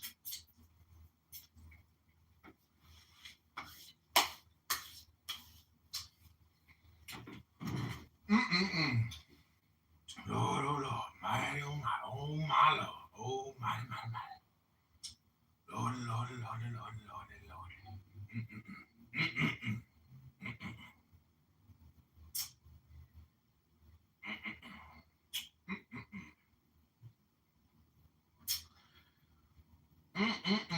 Lord, Lord, Lord. So Check it out. It's pretty good. Some of these photos. So I updated like some computers here. I bought like some new hardware, and probably a stupid investment, but I don't know. When you update when you get like the latest computer, it's always like, wow. Anyways, what I'm trying to say is, in terms of like reading books, so the way I'm set up now is there's too much movement. Like I have to get up and click all these edits. So I'm gonna reposition all my desks like a V, and then have all my phones set up so I can quickly hit the clip button on YouTube. But see, the whole thing is nobody's watching my videos, and I'm getting contacted all the time by SEO, workers. But I'm gonna have all of my YouTube accounts queued up on desktop screens, so it'll be crazy because I will be able to keyword and create, let's say, 500 videos in 2 hours, fully keyword optimized. And if I do that enough over a period of days, I will actually start getting to the monetization point where, because I'm spending time on the keywords and a variety of keywords that people are actually creating a preference cascade in the algorithm. Yeah, basically, I'm trying to create gravity, but through differentiation and keywords, but with the topical information. And because it's so hypnotic, so basically all I'm really doing is creating ASMR spam, and that's all that's really happening all the time for everybody. They're just consuming ASMR spam. But because I think my books are smart, I should be able to capture an audience if I spend the time on the keywords. Because right now, John Kitover just is not a highly searched term. But, book and books and esoteric and philosophy, all these other terms there's more keyword search volume. So I feel like that is part of my problem on why, after 5 years of spamming YouTube and having, 100,000 videos, nothing is monetized. And it's crazy to just keep doing the same thing without differentiation. And part of the feng shui, or the fun of creation, is modifying arrangements. And it literally comes down, because I know you're doing it virtually, I'm doing it here with tripods and cameras. I literally have to change my format or how I'm recording. So it's all in the works. And, I'm restating this because I thought about it today. I was like, I have to do this because this is the way. Because last night when I turned all the videos to public, it's a question of time. It takes a long time, but see, to do this. But the thing is, the way that I have it set up with the computers now, I can literally change the title of 50 videos, and I can turn it from private and unlisted to public. So to be able, So you'd be using the YouTube editor software, like YouTube Studio. It's all in Studio. Yes. Yeah. That's like one issue that I found using like a phone. YouTube Studio doesn't allow you to actually edit the videos. You have to use a computer. It's yeah, that's why I say it's like cell phone to desktop. There's a connection and a relationship there. But what I'm saying is I should be able to put out a lot of high quality videos with high quality keywords, and over the course of a couple months, I can use the books here in my house to maybe start making money on YouTube. Just a question though, you have a whole very high valuable sort of information in those books, but when it comes to the average person, would they even want to hear it? So it's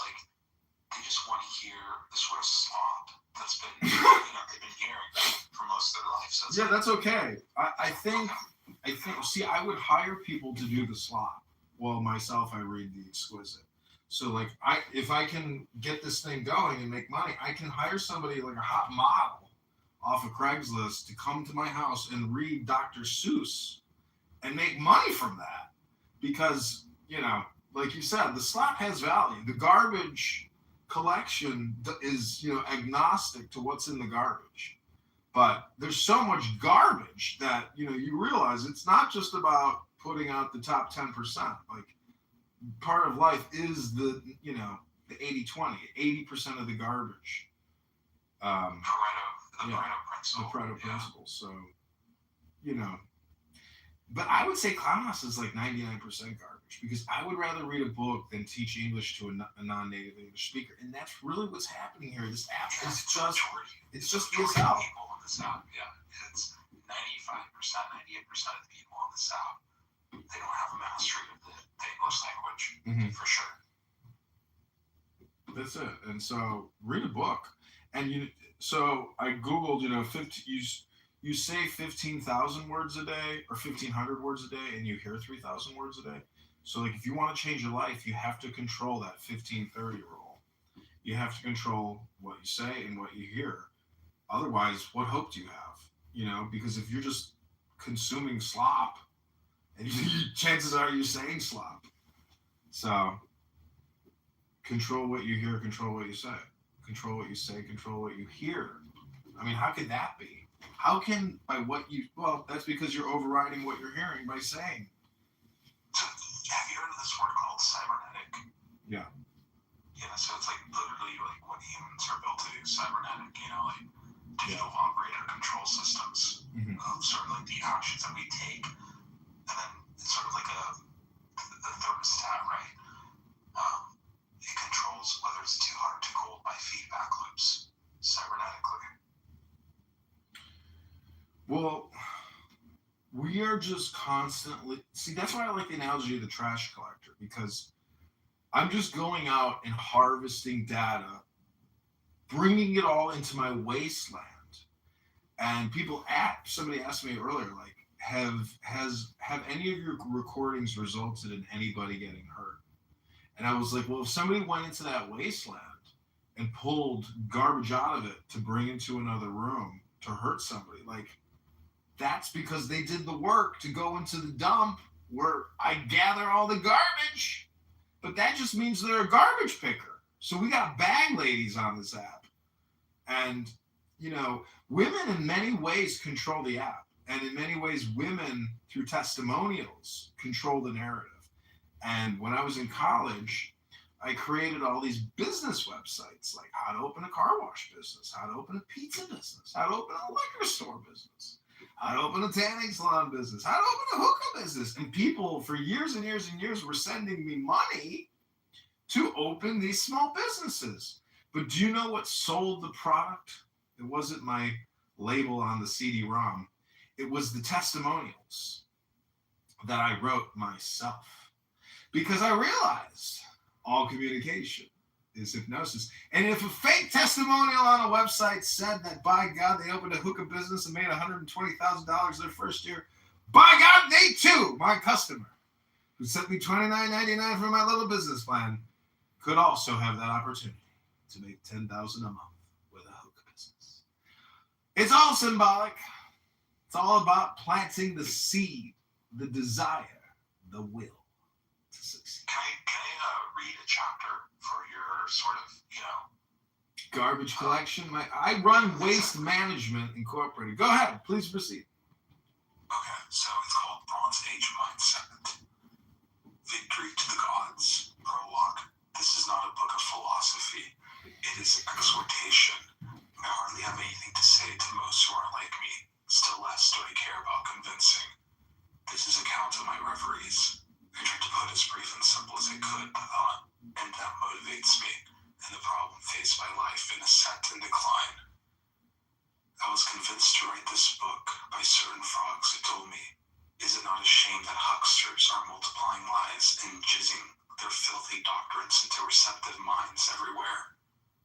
Perversions, lame ones are born by the thousands and haunt like myriad cripplet midgets in the halls of mirrors, and they haunt the world of books, the internet. Minds are lost. If you wait any longer, everything will be pounded to garbage. There will be nothing left. It will all turn. The whole world will turn into a Bulgarian rest stop lavatory. But have you seen the movie Midnight Express? And how did it make you feel? I was roused from my slumber by my frog friends, and I declare to you with great boldness that I am here to save you from a great ugliness. If you look around the eyes of some people, you see a kind of demented energy. It's pure anger or lust for power with nothing more. I hate to dirty these pages with the mention of the name of nobodies in our time. But if you see a photo of Hillary Clinton or Adam Schiff with his eyes bugged out on stims and antidepressants or who knows what, you know what I mean.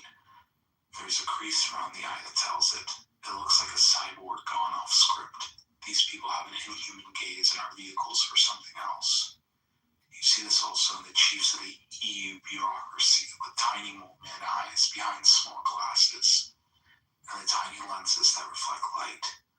You see it in the dead robot eyes of the new human automatons running government departments, the DMV, the brutal zombies running the security in airports or hospital healthcare rooms under vicious yellow fluorescent lights. I wanted to expose the grim shadow of a movement that is hidden behind the events of our time and from before. This is a great power that acts like a ghost. It hides in its own darkness and has been absorbed by the lands and the people so that you can't really see it anymore. There is just an eldritch quality embedded in the things and on some faces. The same was said of Hades. Some said he would feel a great shame when some other god drew back the veil and the underworld so all the vile things that are there could be seen. Is this Hades of our time capable of shame? I heard also of such things being under the sea, the disgusting and frightful things revealed when the sea recedes before a great storm. I will draw back the curtain on this iron prison and show you where it is you really live. The secret things show in dreams. Heraclitus says, all the things you see awake are death. All the things you see asleep are sleep. He was trying to be coy. In his day, many gods, clove-footed satyr, and other things show themselves to men in dreams. Spirituality, your insides are all wet, and there's a huge hole through where monstrous powers are fucking your brain, letting loose all your life and power of focus. You don't see yourself as you really are, but maybe some nightmare can show it to you. I'm here to show you the way out. There was Empedocles, a philosopher, man of high vision. He jumped into volcano Etna in Sicily because he knew you were born as a god. Now imagine yourself in front of the rim of Etna. It's dry and sandy. You feel the heat, but it is not like you thought it might be. It's not romantic. It's just hot, dry, you can't breathe. And the smell of infernal sulfur and wet earth, and even worse things trigger an old memory or an instinct in you to run. You're brought to face with a vehement vehemence and brutality of rock, and you start to feel dizzy staring in. Molten rock in your nostrils, and it's not just that it scares you. If it were great fear, that could be a spur to action, but it fills your nostrils with banality and dullness of plain molten dust. You see gray and black. It reminds you of a torrid summer afternoon by an abandoned gas station. You're stranded on a dirt road, choked by heat and so much dust. You see flames in the hole, but it lacks the romance of fire as you imagined it. Is this it? It seems like nothing to you, because to your eye it's nothing, so you pull away from it. You're not reborn as a god. You remain a mule. Your lying mind now comes up with many thoughts about why it's right to pull back. Why, of course, there's a nice meal to have, a glass of wine. Maybe there's a girl waiting, or the pussy is warm and inviting. Empedocles was deluded. No, don't jump in Etna, or Mauna Loa, or Puyuhui, or Afchakaluklo, titans of the world, even if you just get yourself to it. But it won't work now. These portals are closed for ages. But other doors are closed to you, too. What Mount Etna was to Empedocles, is there something like that to you? Is there something like that at all anymore? Life has a thing inside it that reaches beyond itself, has galactic worm. I can't say here, you must wait. But if you don't reach beyond yourself, you are dead. Most of mankind is the walking dead. So yeah, like it's a pretty good book. It's called Bronze Age Mindset. It's legit.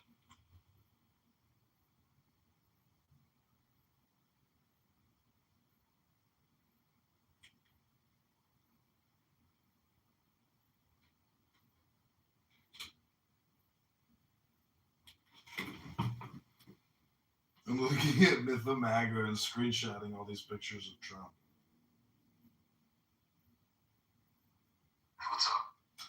I've been looking at Mythomaga, the X account, and screenshotting all the pictures. Great photos, huh? Yeah. Very cool photos. I'm going to stitch them together into a short on YouTube. People love Trump photos on YouTube because the global community loves Trump. It's crazy that the world loves Trump more than America. Do you think it's going to be Rubio or Vance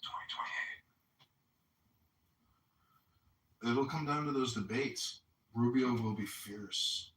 Vance is like, he's pretty nice because when he did that Kamala Harris one, he totally won that debate against Kamala just because he was so pleasant and nice and accurate. They're both great communicators. Who knows? Maybe it'll end up, maybe it'll be Marco and then JD, or Donald Trump Jr. I think is going to run, and then even the Bushes are going to try to relaunch. So the whole thing comes down to a huge spectacle to determine who will be our Caesar for 4 years.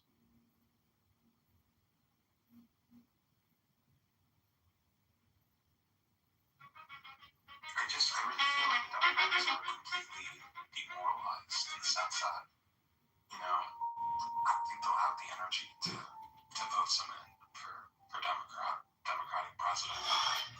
That's just one person.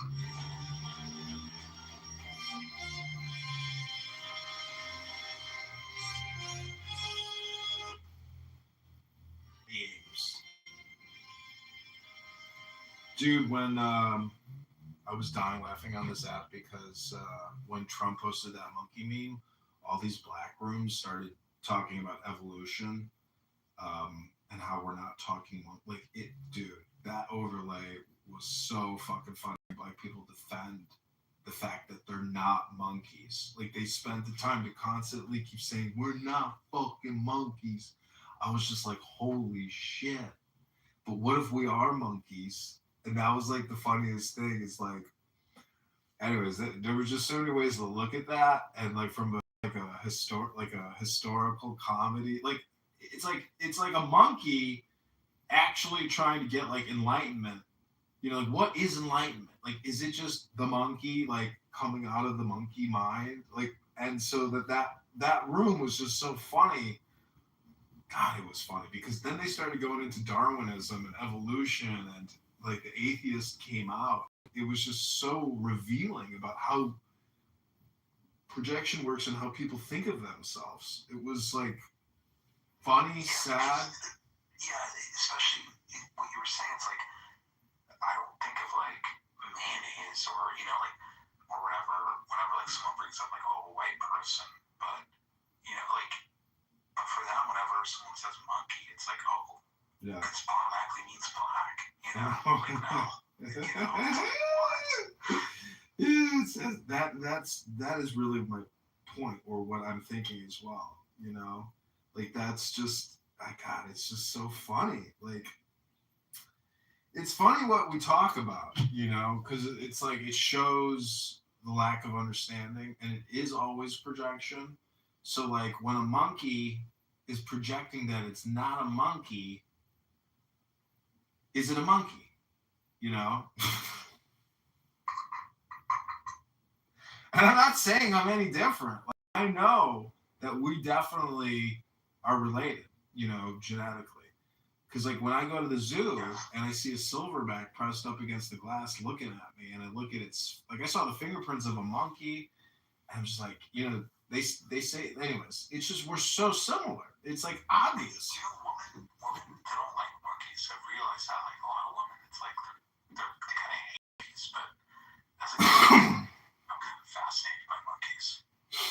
I used to jog through the monkey exhibit at the Lincoln Park Zoo all the time, and I would specifically jog to the monkey, exhibit because like it was heated. So in the cold, I would run there. That would be my warm up spot, and I spent a lot of time with the monkeys, the monkey,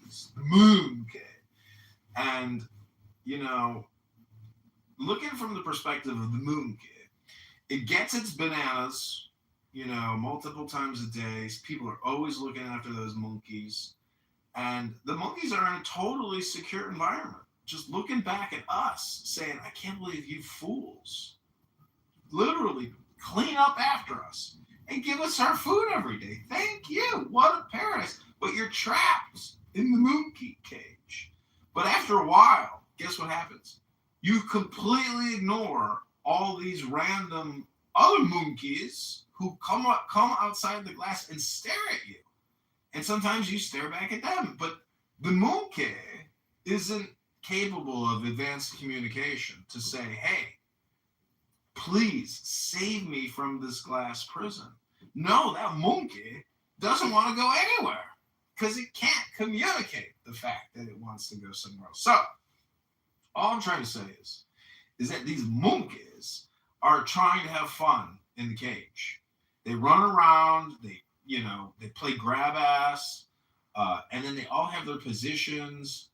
It's just so interesting. And then also they even use tablets, Apple tablets. They use tablets to play, matching games and other types of games, and they get rewards. And,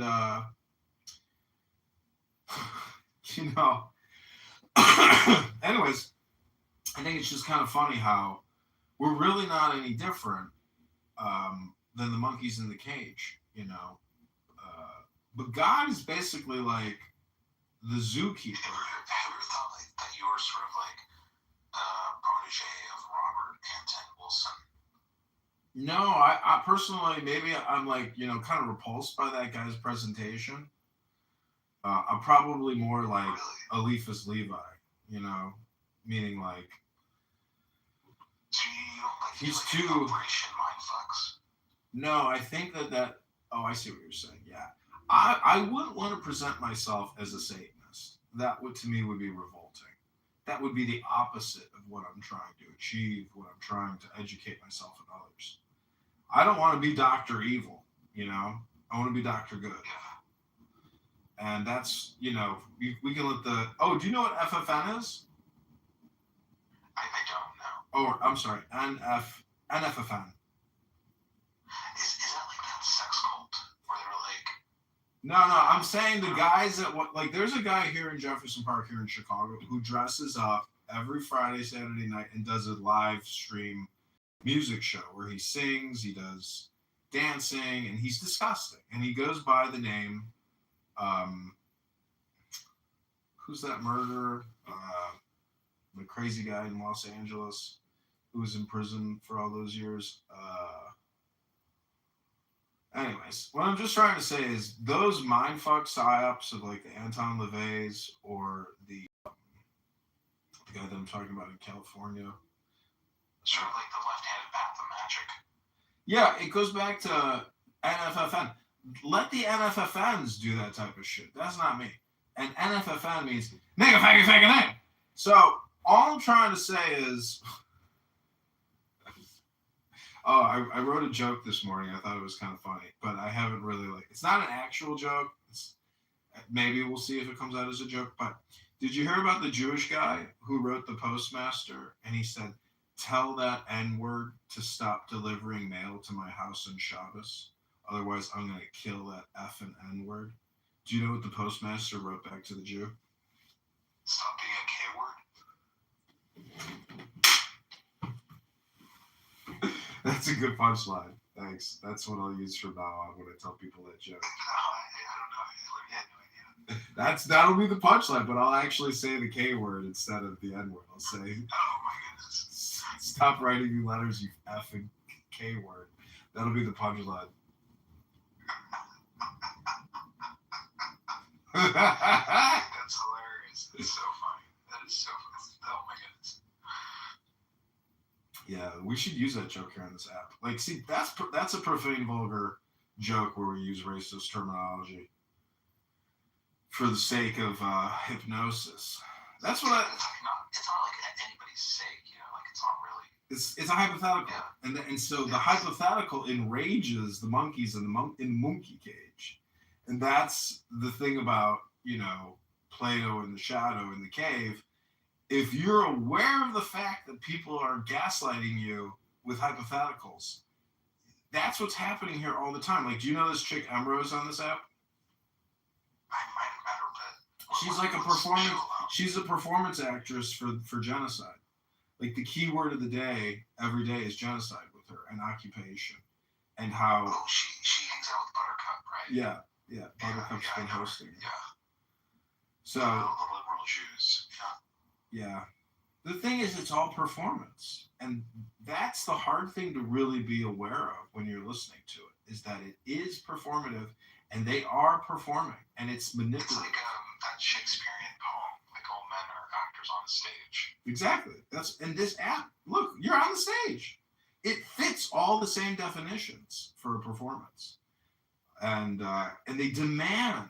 She's like, for over 1 year, I have been demanding that people accept my reality as being the base reality, the correct reality, and until you accept my reality, there is no point in having a debate with you if you can't accept the facts.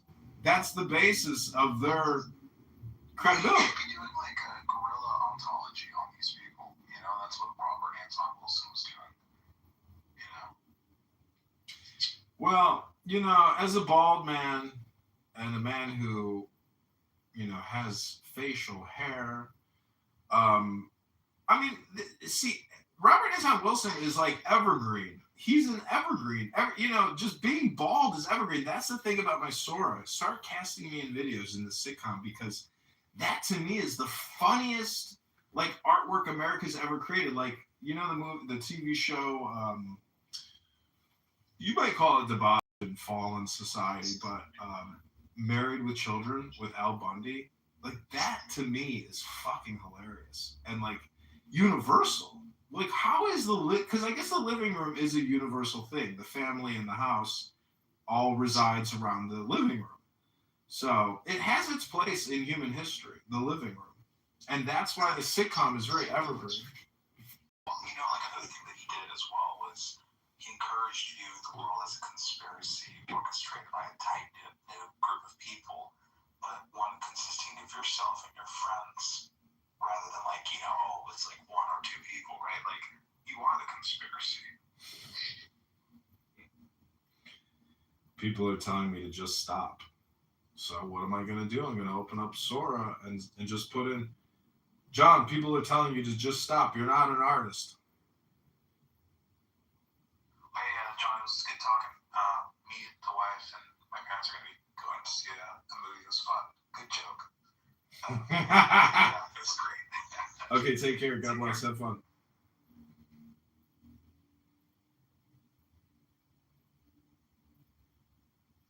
Open that thing since breakfast, man, because perfection takes time.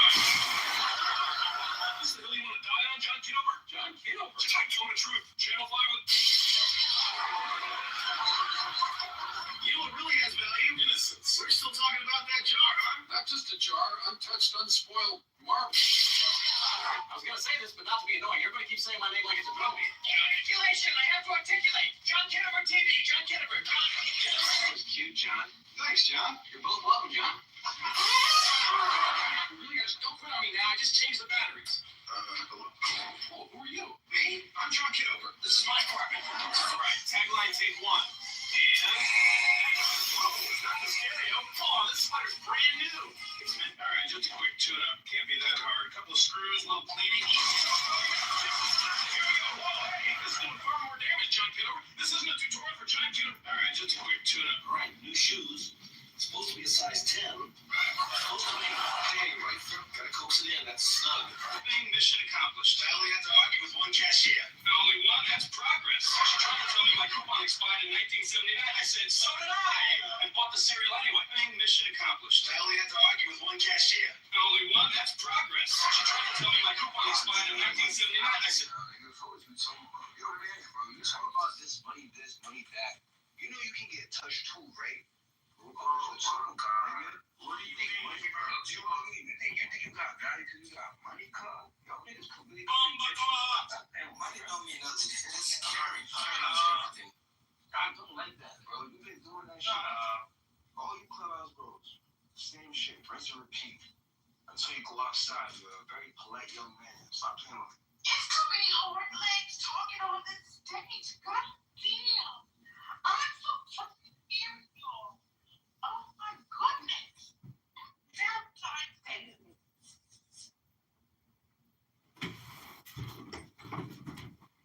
I ain't doing nothing. You know, coming at me. Yeah. Nigga. That's all you say. Nigga. Yeah, nigga.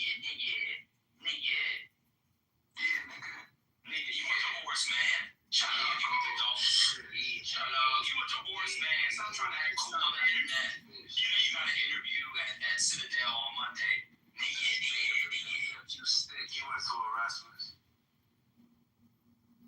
You sound dumb, bro. What? Oh, now you gonna freestyle. I picked him up.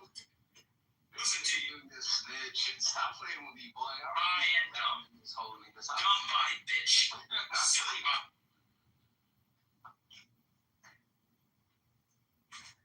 Yo, this is so hilarious, bro. I'm bored as fuck. It's a barber stripe fan. Bored when you should be with a woman. I don't get it. Yeah, that's later tonight. You know, it's 5 o'clock, right? I need to go with you. It's just Okay. As long as you know it's 5 o'clock. low self-esteem. What are you talking about? Low self-esteem. I love myself. I don't need to go out. It's I just said so weird. that's what you has low self-esteem because you're not even doing anything on a Valentine. Okay. I appreciate your feedback. No problem. Anything else? Anything else I need to bring up to myself so I can assess myself? Go back some flowers, bro. Some flowers for that young lady, bro. Please, bro. Just go do it for yourself. Do it for yourself. Don't do it for her. Do it for you, brother. Did you buy flowers today? Nigga, yes. He already asked you. You forgot that quickly? You smoked that much weed? You asked him. I remember. But I'm asking him a different question. How about you shut up? You asked him the same question. I'm not talking to you, bro. I'm talking to I'm talking to you, druggie. Oh, I'm on drugs right now? Yeah. Oh, okay. Nah, I bought flowers from my wife. I bought flowers from my mother. I bought flowers from my mother-in-law. I bought flowers from each of my daughters, nigga. I bought flowers today, brother. You should buy some flowers, bro. Nice. You should buy flowers, bro. I promise you, it really does more for you than anybody else. I promise. Thanks, dude. That was so nice. Appreciate it. Trying to help you, brother. Black love will save you, bro. I promise. Y'all are intentional incels. Like, what's the point of being an incel on purpose? Yo, come hear this shit, bro. Oh, of course, you got your homeboy around. Of course, I'm going to be in the company of another dude. Valentine's Day, bro. No. Another dude. You with another dude. No bitch. What did he say? It's insane. Yo, nah, these are people all over the place, you know? You can't see how they look like. Oh, you can't, nigga. Come here, yo. He was in the back cleaning off. He just fooled y'all. Come here, yo. Oh, give me a second. Clean up, yo. It's something like similar to like radio host. You know what radio host is? I know. What is that? Bad. To him. Wow, this is bad, bro. Get that nigga out the crib, bro. Go to the fucking bodega and buy the flowers now. Get him out of there. Tell that nigga to go home. These dudes are 23 years old. It's like this way. Nigga. He's doing a process. They're probably master students at Columbia. Wait, you did that macro master problem set? Yeah, come on. We'll go together. I mean, you got something to do. That's what you should be. So that nigga, you gonna link with him later, man. So that nigga, we gonna get up later, homeboy. You know what I'm saying? Give him a pound. Send him This is Valentine's Day. You just get a pound. No, man. This nigga's always assuming on some gay shit, bro. You mad messy for a nigga, bro. No cap. No cap. No cap. No cap. You don't even talk right. No cap. I don't, nigga. You went to Horse Man. Be quiet. I went to where? Horse Man. Horseman? Where you from, bro? What's You from New York? Brooklyn? Where in Brooklyn, bro? Flatbush? Crown? Where you I'm from? from Syracuse. What's up from New York City? That explains a lot. I can't think of anything I said. Nah, he's trying. Syracuse. Fucking worse. So, Oh my God, Syracuse, come on. I'm not from Syracuse. You might as well say Buffalo. That would have made you harder. I'm not from Syracuse, man. I'm trying to Rick James, bro. From Westchester. Yo, Wednesday, you got a Valentine? But my husband. Nice. Oh, okay. That's nice. Why don't you spend some time with your husband, man? Maybe she did. Why are you all in her business? Maybe her down the line. Police be talking about it. I'm just talking to you, nigga. Oh, nigga! You know, he's talking to a girl, nigga. He's not talking to a nigga. I'll get it, nigga. We're going to my boy's house in Rochester, nigga.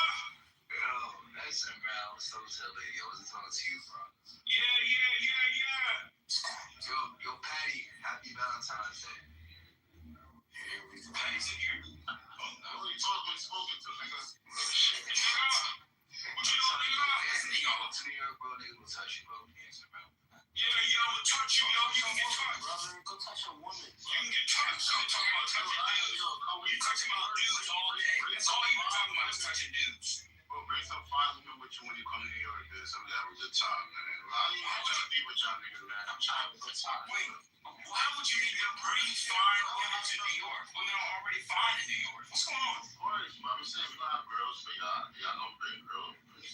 You're gonna have to be a pimp. I don't need you to bring no girl. What's happening? See, this is what this nigga does all the time, bro.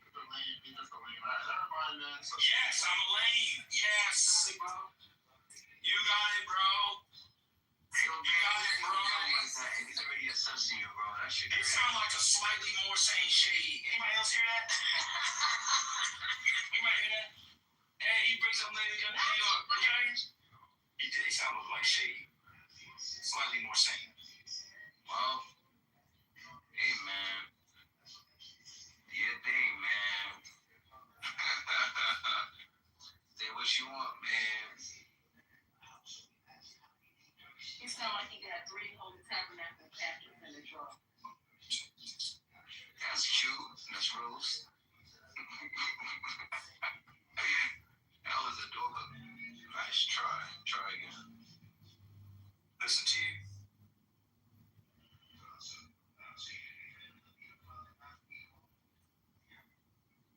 Yo, this shit funny as fuck. Hold on. Green pepper. Green pepper. Me no man make no stupid. Me make a hole.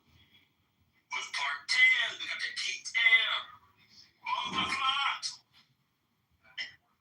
But in time, but then you drop in a pepper.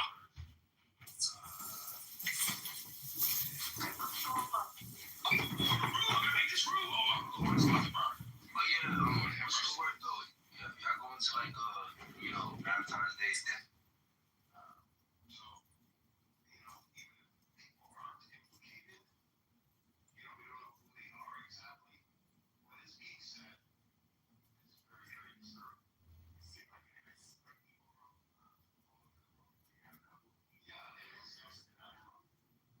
That's facts.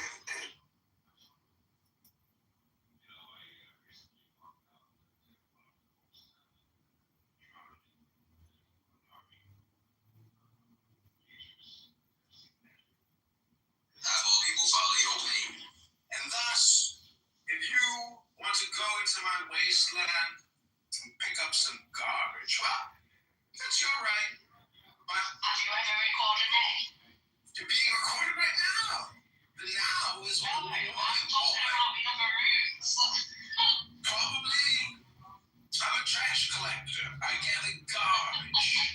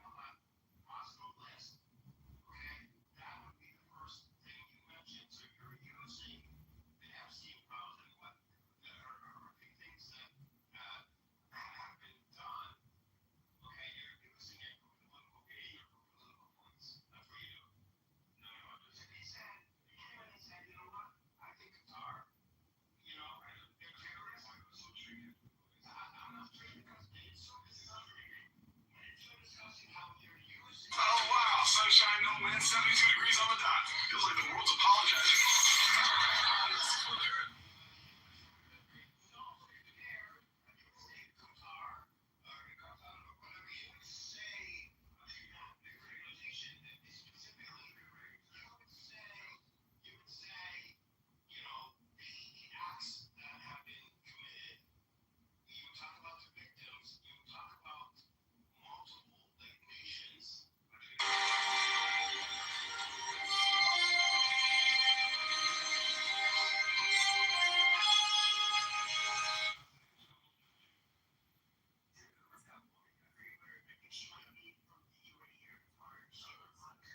Today I learned something new about it. And no, you don't have the same lived experience. See? Even the We're just tired of hearing you. Who puts a whoopee cushion on? Truth Expert 3000 never makes a mistake. Oh, yeah? Finally, a quiet night, just me and the classifieds. Should that nation, the torments of hell.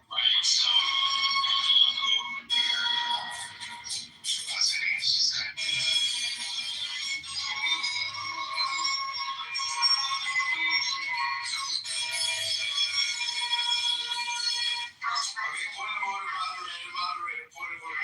Just let me get 60 seconds to read Crowley for you, and that will be my best response.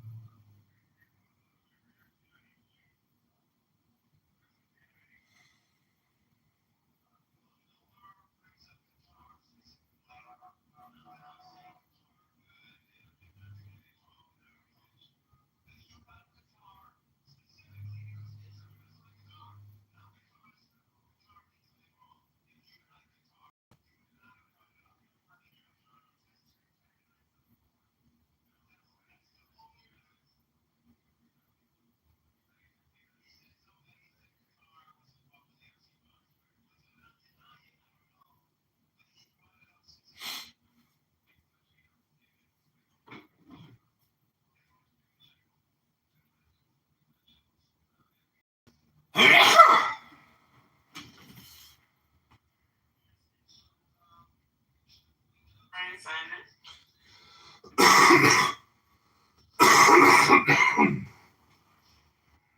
If you guys don't know, Judy is my friend. She's like my closest friend. We've known each other for. AMD's been going down a little bit. AMD is like. Wait, did he condemn it?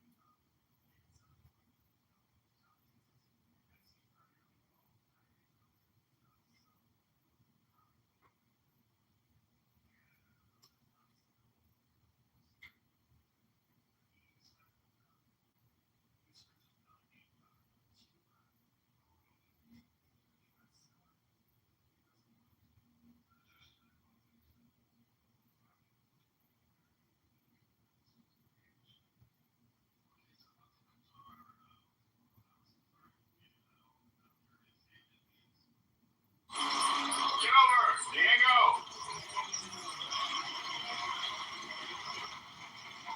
Happened with JDS.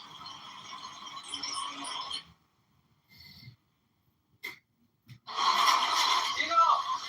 Diego. Family with JDS.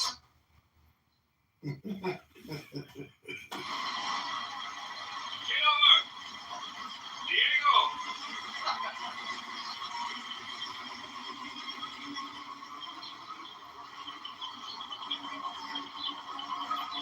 JDS. Good afternoon. Are we?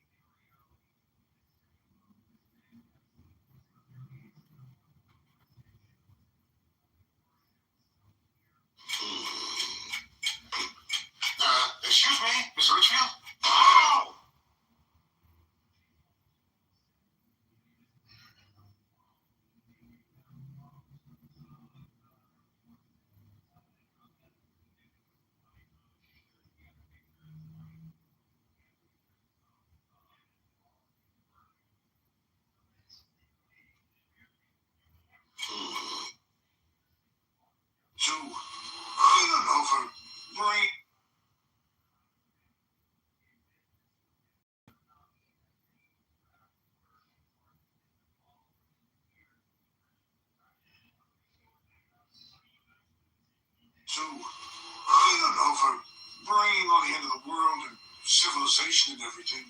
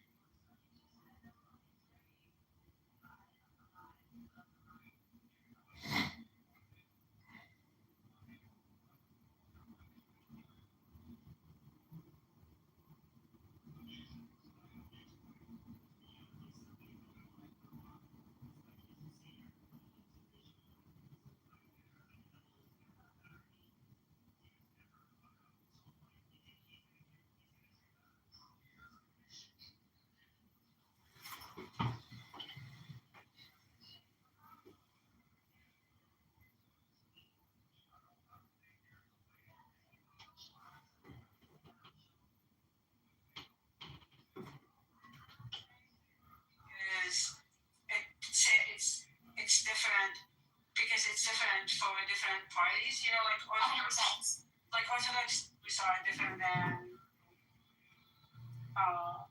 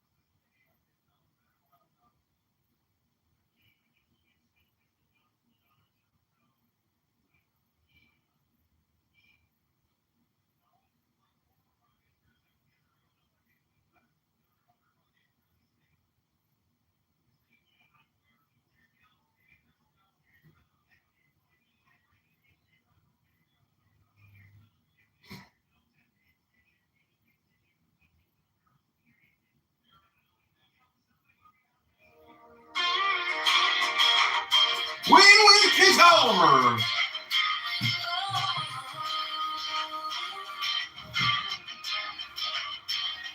Doorstep sunshine, name on a flyer, coffee in hand. You're all right there.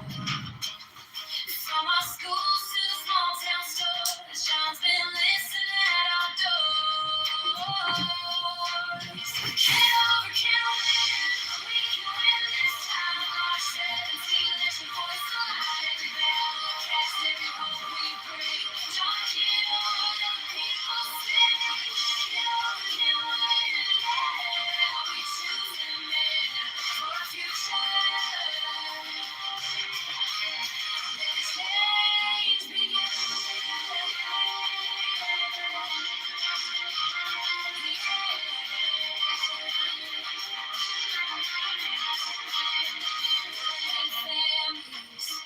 Folks on the night shift too, tired of promises that never come through.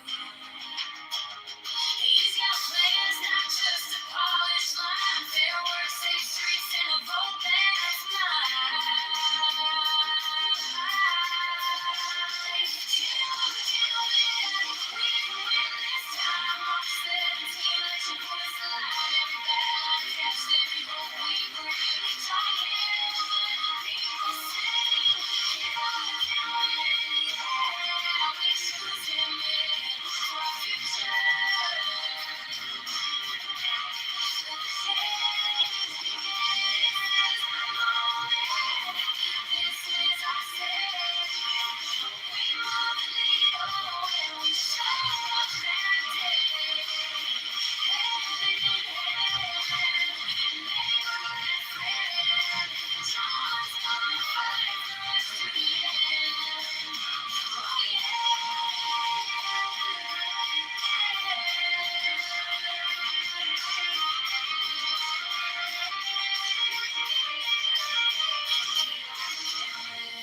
We can win this time.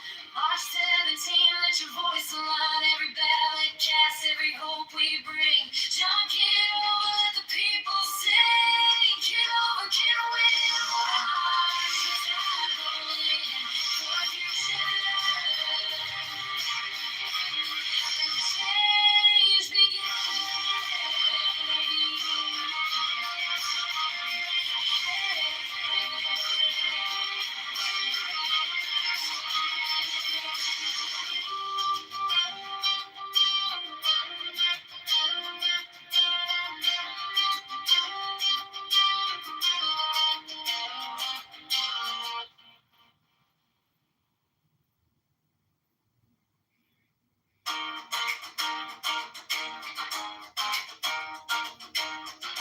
Doorstep sunshine, name on the flyer, coffee in hand, talking truth to power.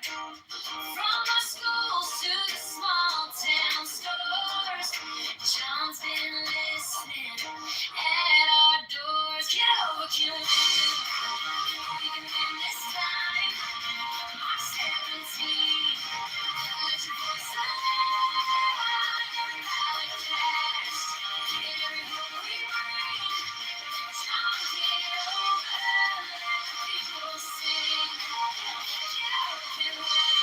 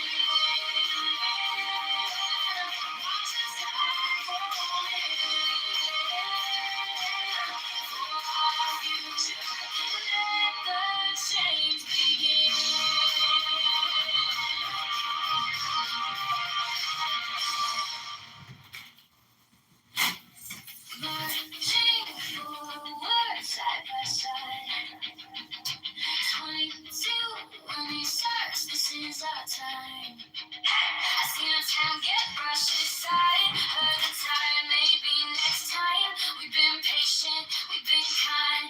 Now we're drawing a brand new line. You want schools that really shine, small biz dreams that actually thrive. Clean streets, safe days, calm nights. We need someone on our side. So when they say it's just the same old game, we answer back, we call his name.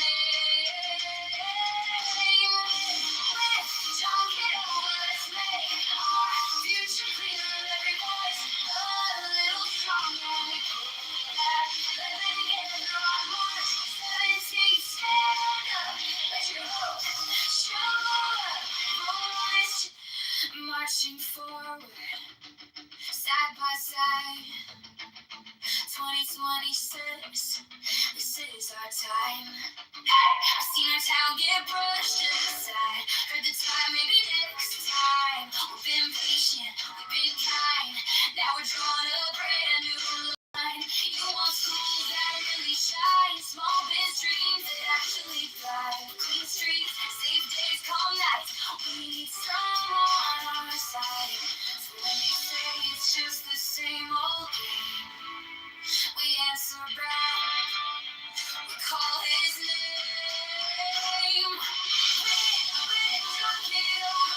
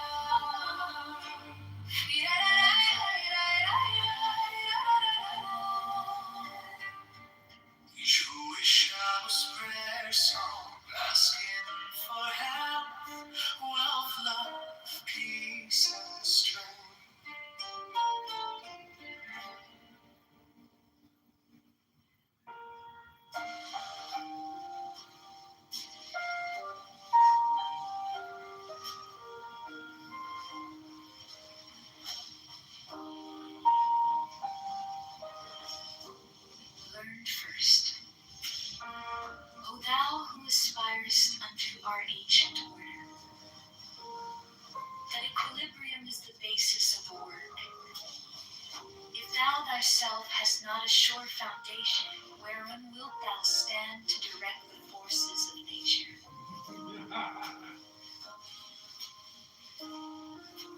Know then, that as man is born into this world amidst the darkness of matter and the strife of contending forces, so must his first endeavor be to seek the light through their reconciliation.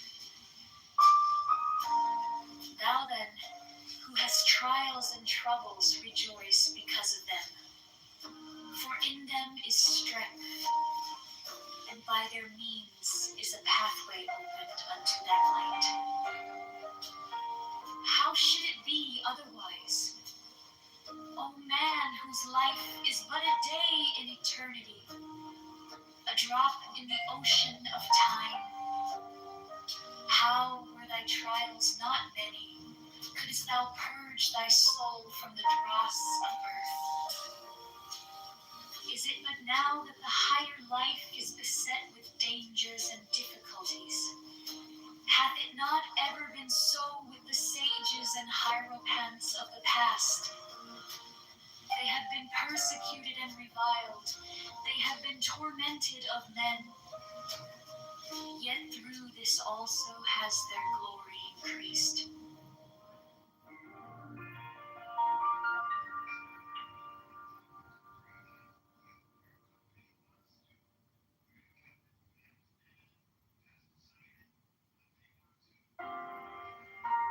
Learn first, O thou who aspirest unto our ancient order, that equilibrium is the basis of the work. If thou thyself hast not a sure foundation, whereon wilt thou stand to direct the forces of nature?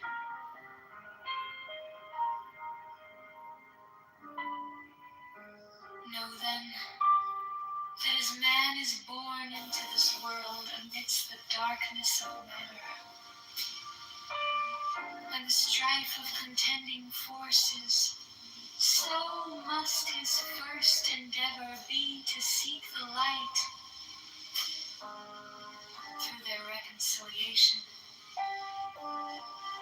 Thou then, who hast trials and troubles, rejoice because of them, for in them is strength,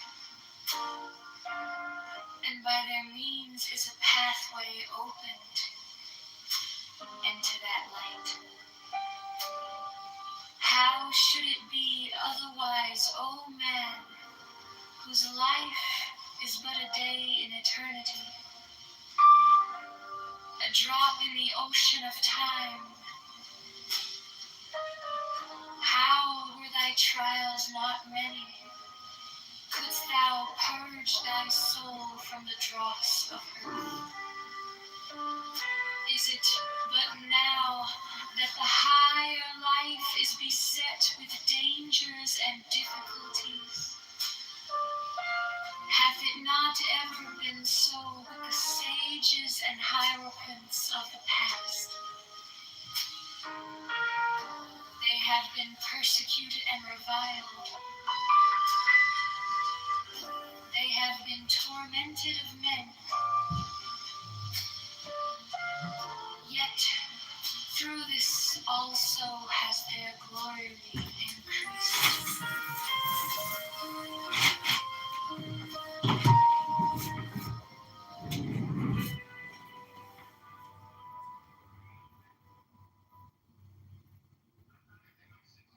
Learn first, O thou who aspirest unto our ancient order, that equilibrium is the basis of the work. If thou thyself hast not a sure foundation, whereon wilt thou stand to direct the forces of nature? Know then that as man is born into this world amidst the darkness of matter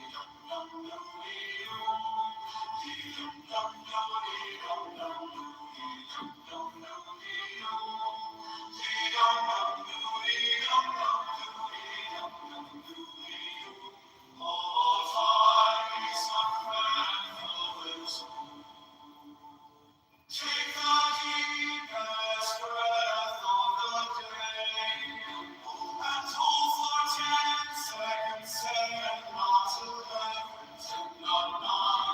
Hold, hold, hold, hold, hold, hold, hold, let it go. Go, go, go, go, go, go, go, go, let it go, go, go. Doo-dee-doo-dee-dum, doo-dee-dum, doo-dee-doo. Dee-dum, dum, doo-dee-dum, dum, doo-dee-dum, dum, doo-dee-dum.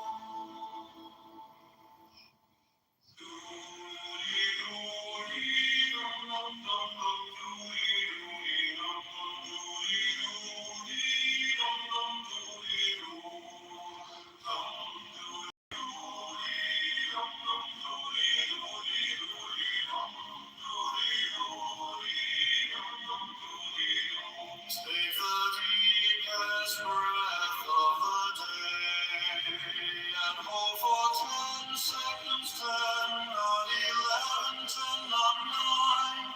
Hold, hold, hold, hold, hold, hold, go, go, Rudy, go, go, go, go, go, go, go, go, go. Doody, doody, dum, dum, doody, doody, doody, dum, dum, doody, doody, dum, dum, doody, doo. Take the deepest breath of the day and hold for 10 seconds, 10, not 11, 10, not 9. Hold, hold, hold, hold, hold, hold, hold, let it go, go, go, go, go, go, go, go,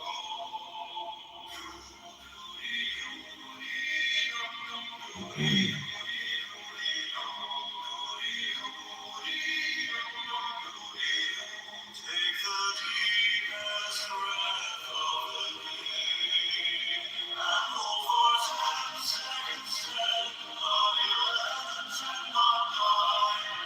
Hold, hold, hold, hold, hold, let it go.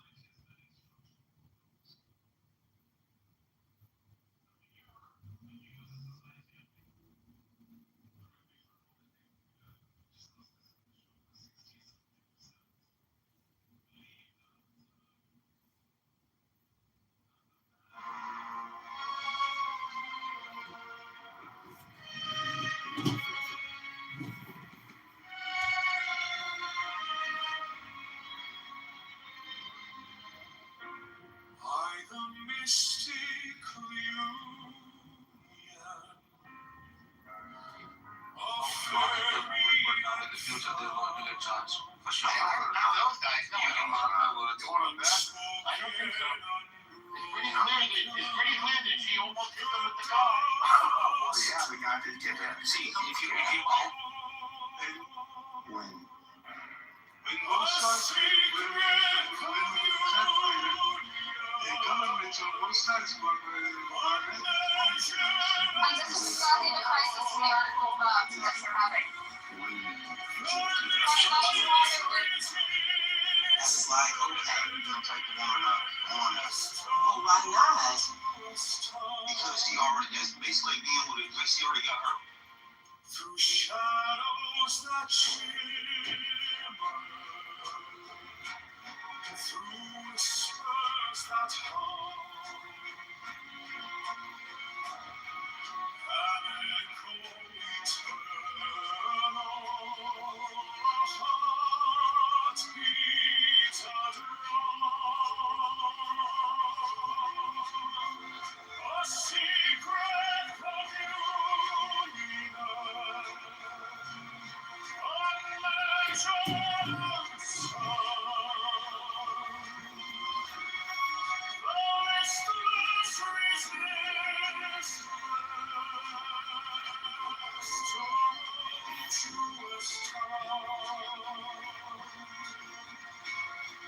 Beneath moonlight's mirror,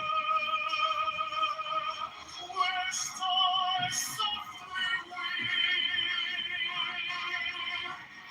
the vow that was uttered, still buried so deep.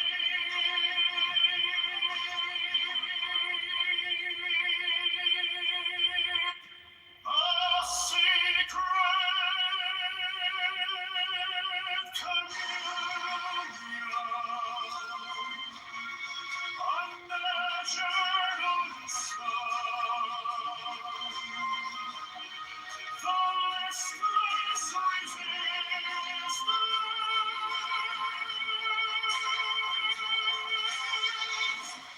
tumultuous time.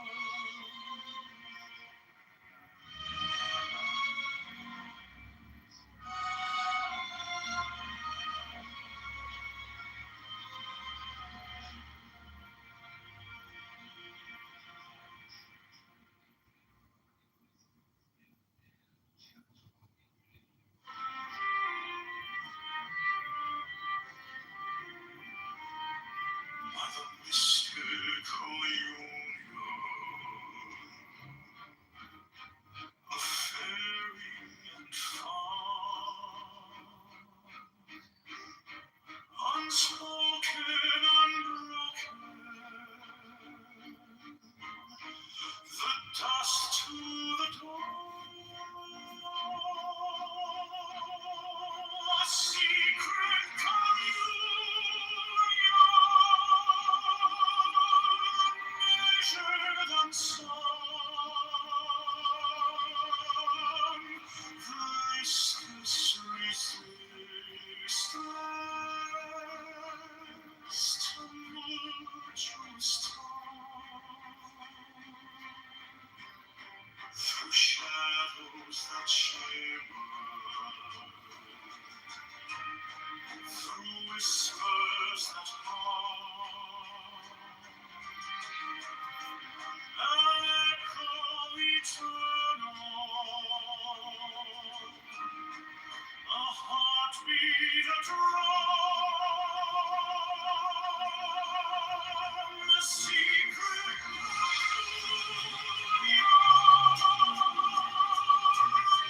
measured unsung,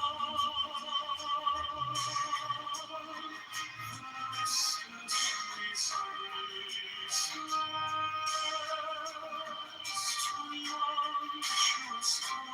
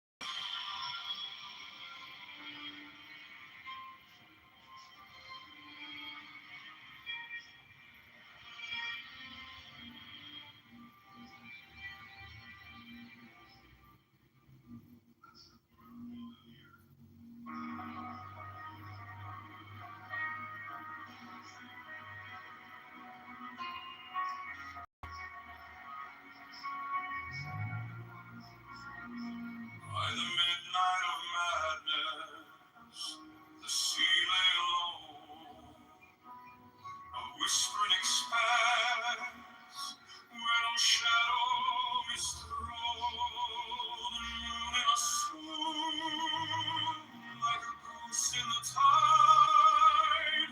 Your eyes held the storm I could no longer hide. Cliffs stood like sentinels wrapped in despair.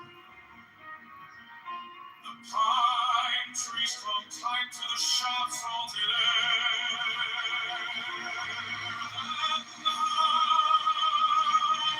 oh, that night, you and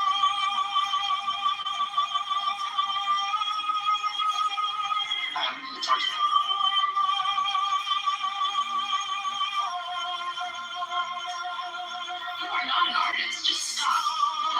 that's what they said about the cop.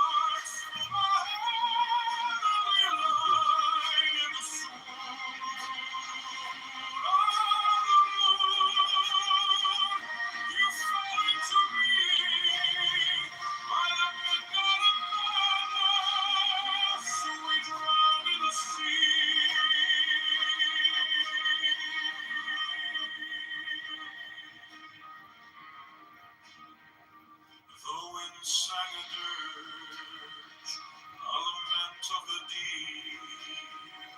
Each note was a promise the earth couldn't keep. The waves kissed the shore with a sorrowful grin, while your laughter broke through like a hymn on the wind.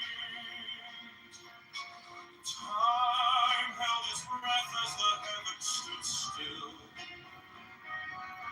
The cliff clinging pine whispered secrets of wind. That night, oh, that night, you are mine.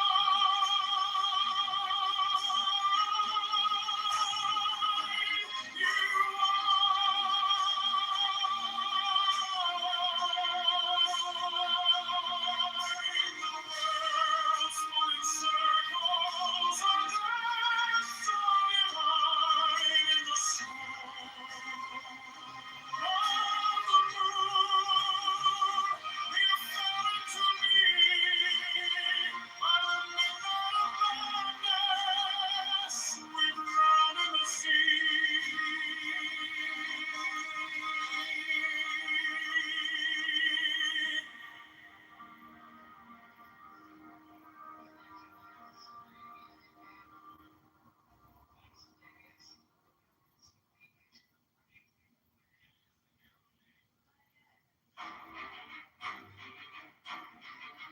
By the midnight of madness, the sea lay alone.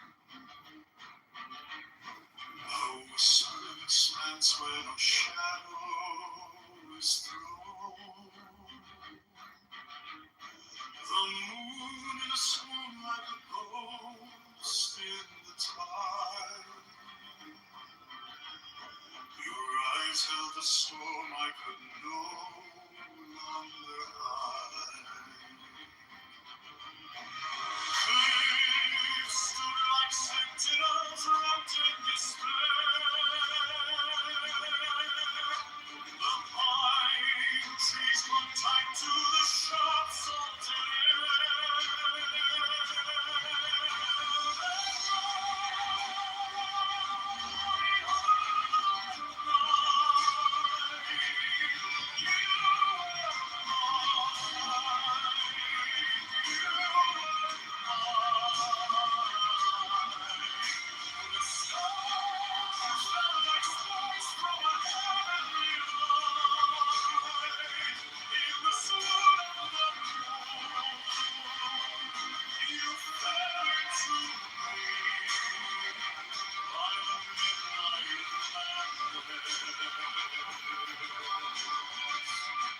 we drowned in the sea.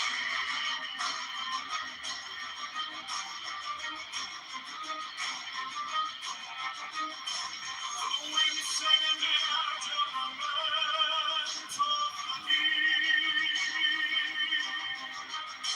Each note was a promise the earth couldn't keep.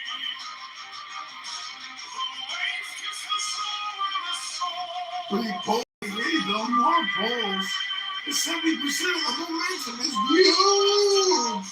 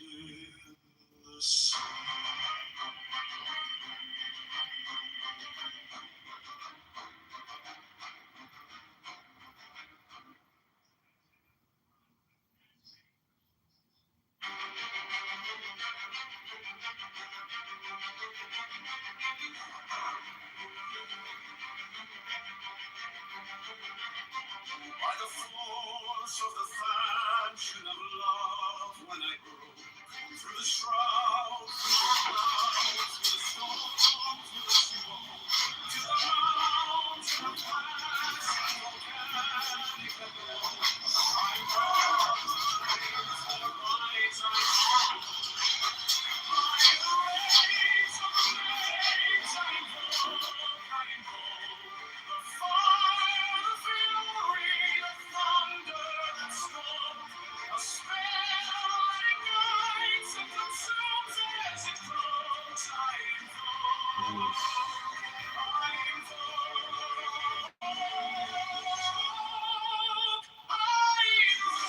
Hello?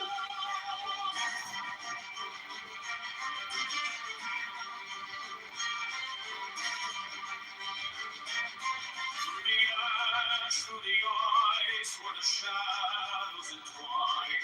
I have carved out a path to the edge of the line. Every heartbeat a drum, every breath any climb.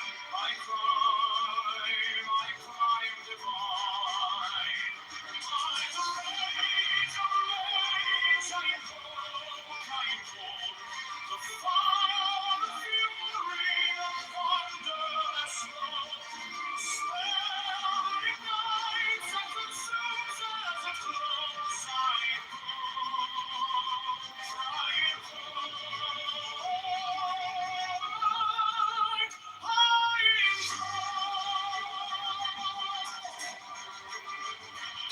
how heavy could it be?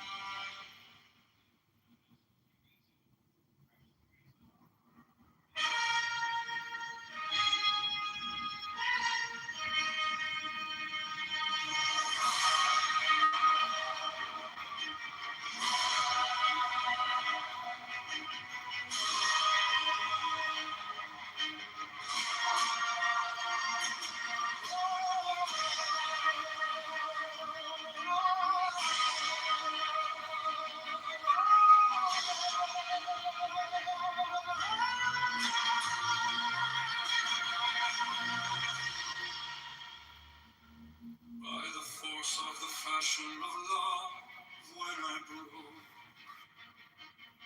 Through the shroud, through the cloud, through the storm, through the snow. To the mountain of passion volcanic that woke. I rise, I choke. By the rage of the waves I invoke, I invoke. My fire, the fury, the thunder that spoke. My spell that ignites and consumes as it grows. I invoke, I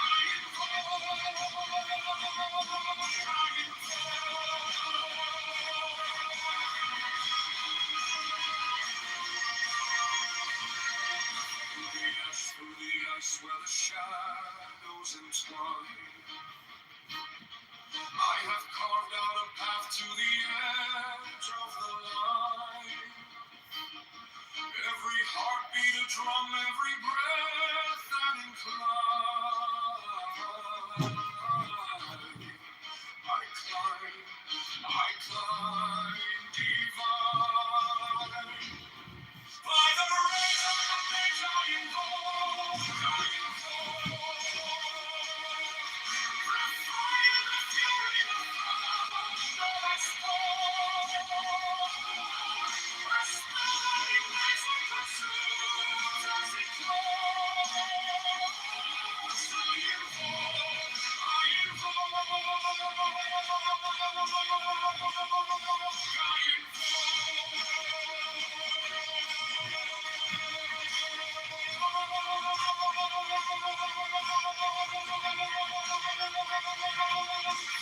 whispers of wings that unravel the night. Through the of stars that turn burst into light. I soar on the tempest, I soar on the flight.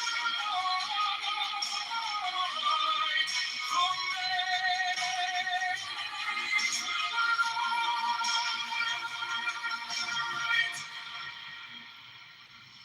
by the rage of the mage I invoke, I invoke. The fire, the fury, the thunder that spoke. A spell that ignites and consumes as it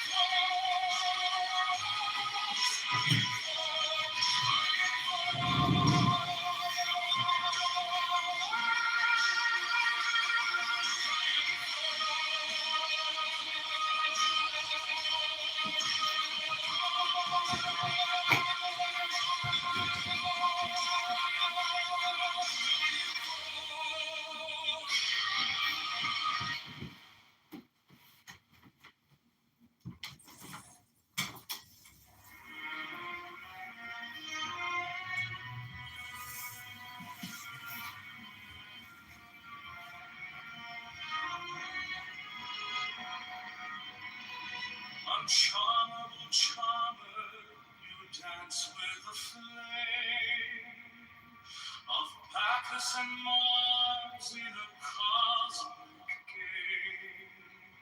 In the sounding, rebounding, the heavens collide. Abyss of the stars, where the shadows reside. Oh, virgin in armor, your arrows take flight, unseen in the brilliance of dawning light. Resilient, defiant in spring's first breath, you conquer the silence, you battle with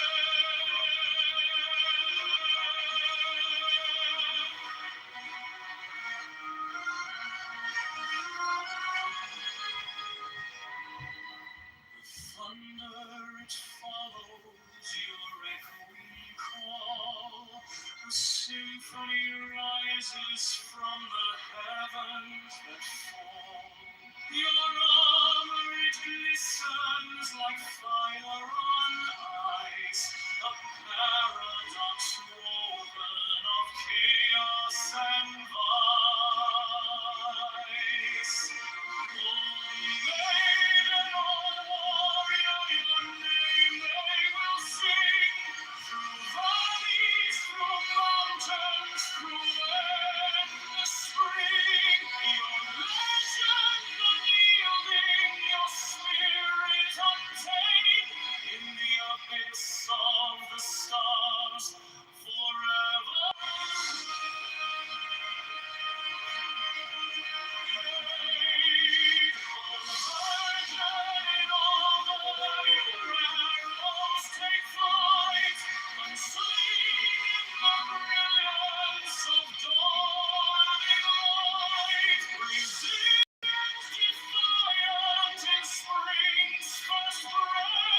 You conquer the silence, you battle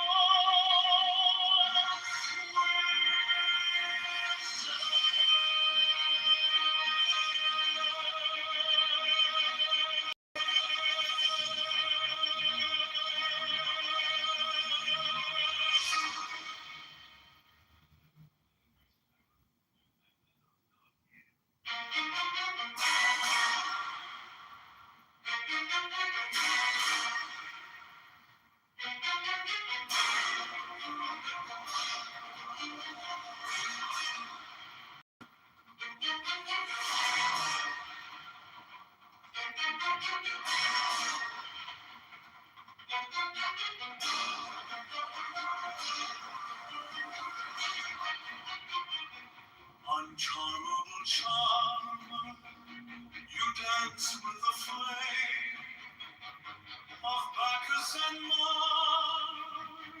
in a cosmic game.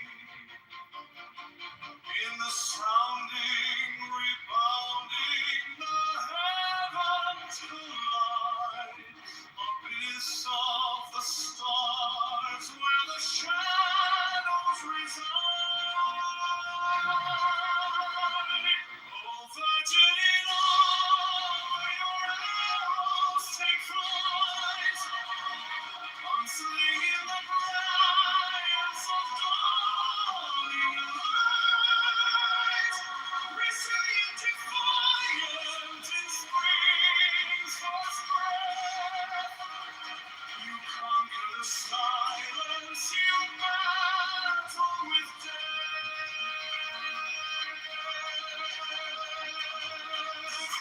The thunder it follows, your echoing call.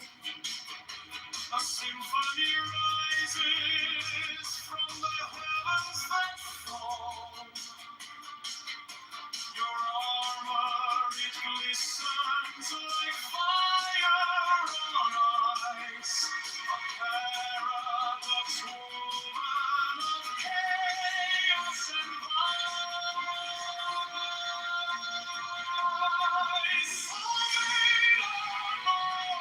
Your name they will sing, through valleys, through mountains, through endless spring. Your legend unyielding, your spirit untamed, in the abyss of the stars, forever proclaimed. Oh, virgin warrior, your arrows take flight, slinging the brilliance of dawning light, resilient, defiant in spring's first breath. You conquer the silence, you battle with death.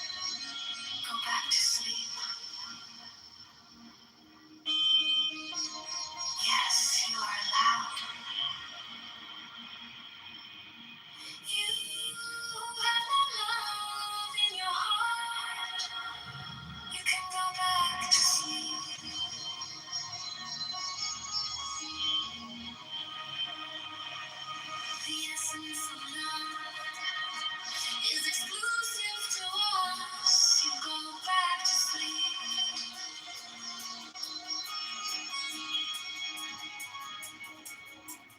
I have been burned by the fire of love. You have no such yearning in your heart. You can go back to sleep.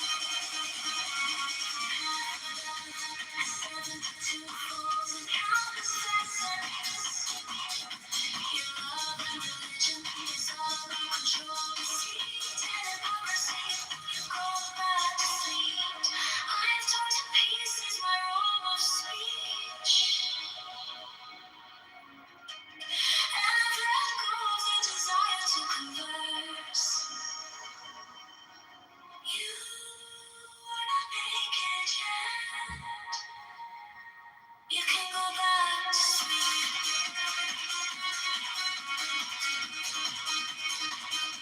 Go back to sleep.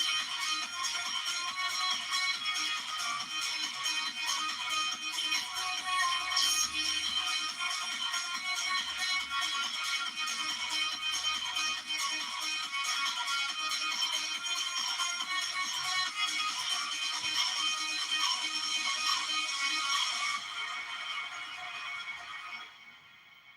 Have come to take you by your hand and bring you to myself. I've come to shine your way as you walk this path. I will make you guiltless, I will make you fearless, and I will place you in the brightest point in the universe. I have come like a breeze of spring to your field of flowers, so I can hold you by my side and embrace you tight.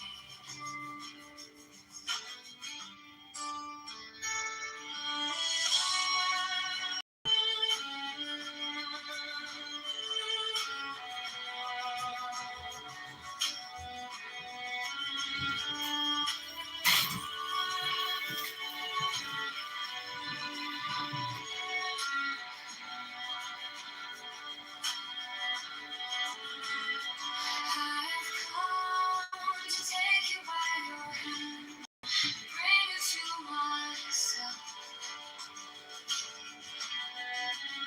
I've come to shine your way as you walk this path.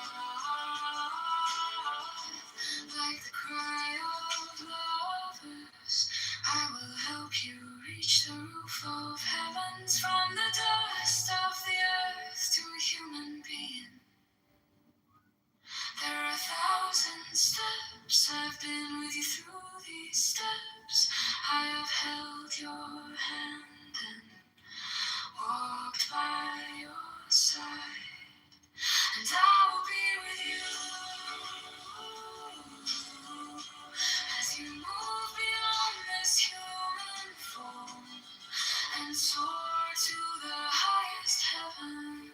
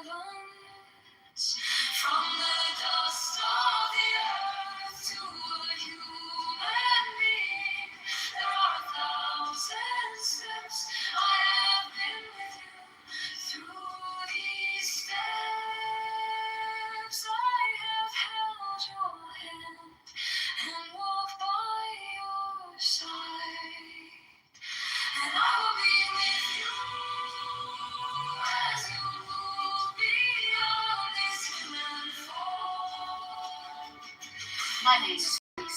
Livia, and I've worked for Chicago.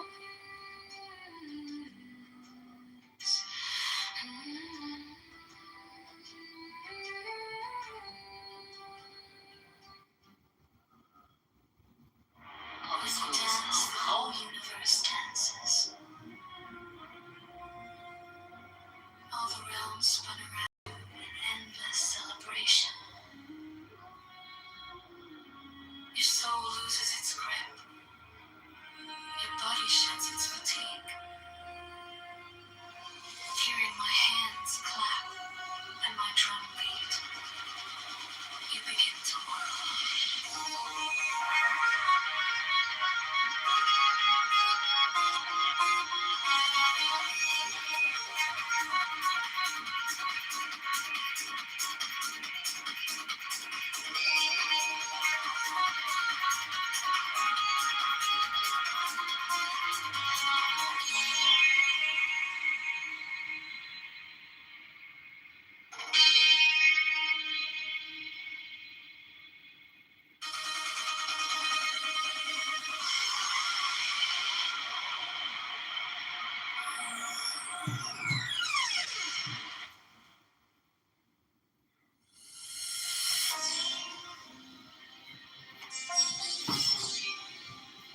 You dance, the whole universe dances. All the realms spun around you in endless celebration. Your soul loses its grip. Your body sheds its fatigue. Hearing my hands clap and my drum beat, you begin to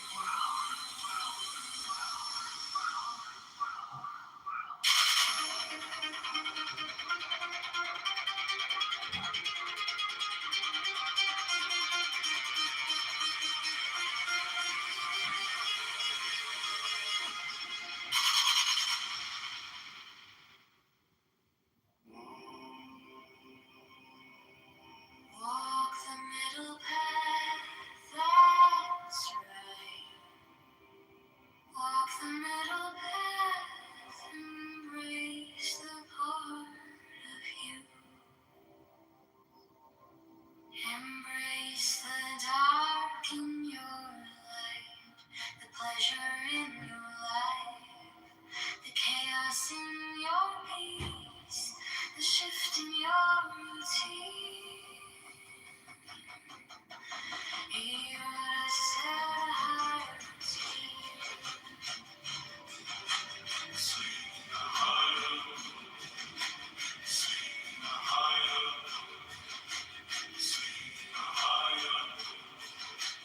This is a master class, and there is a price of admission. Leave your old self behind. Rid your soul of shackles of convention. Dust your mind of methods of control.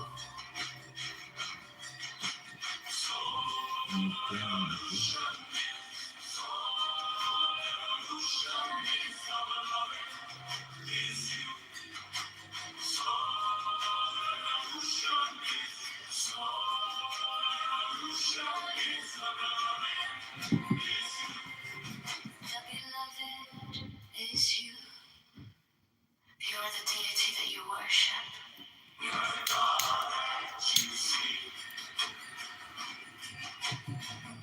Come out of yourself.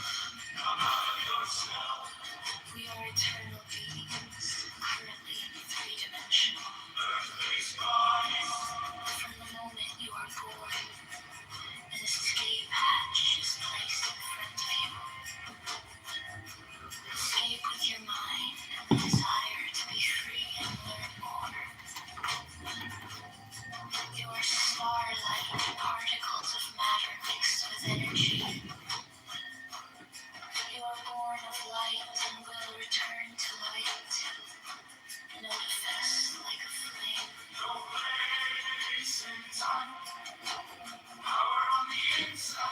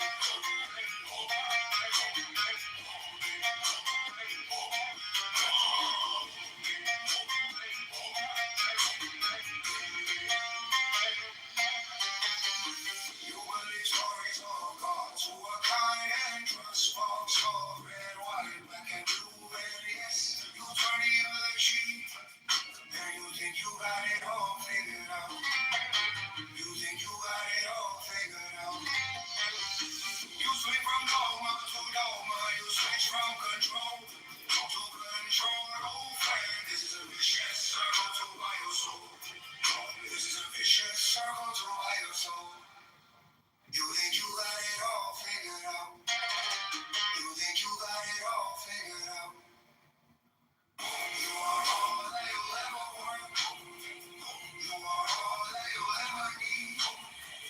You are all that you'll ever see.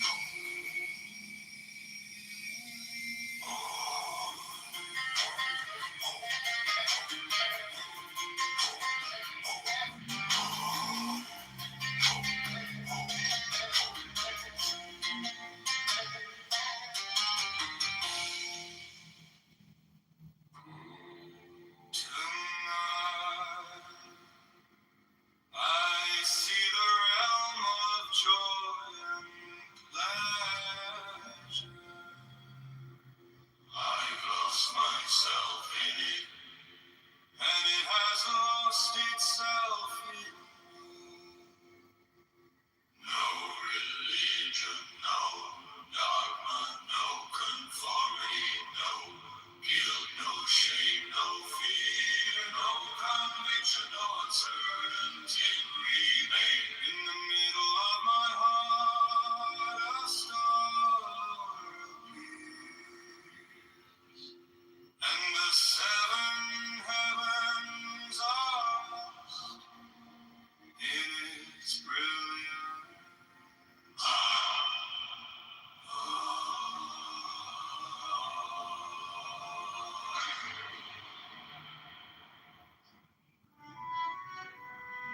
Communists.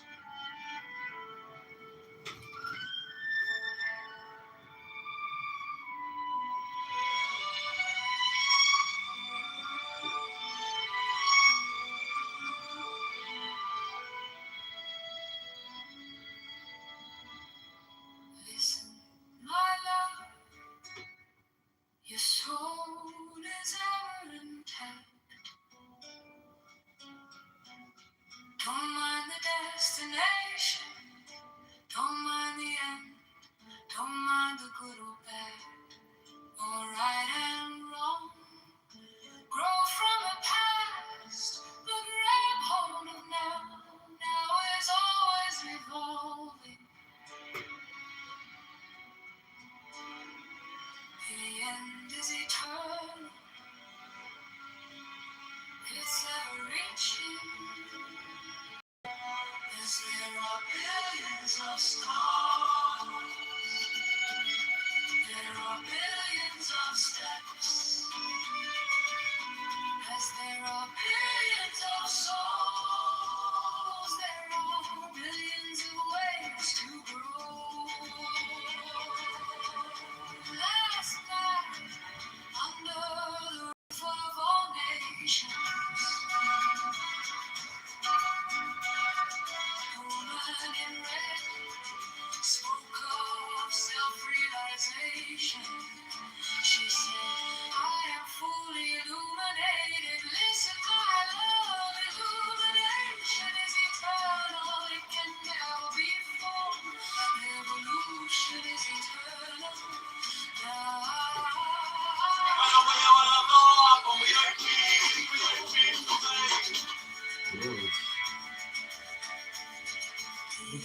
Is eternal. It's ever reaching.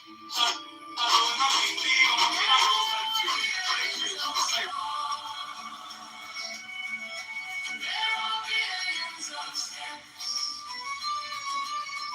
as there are billions of souls. Billions of ways to grow. Listen, my love, your soul is ever intact. You can't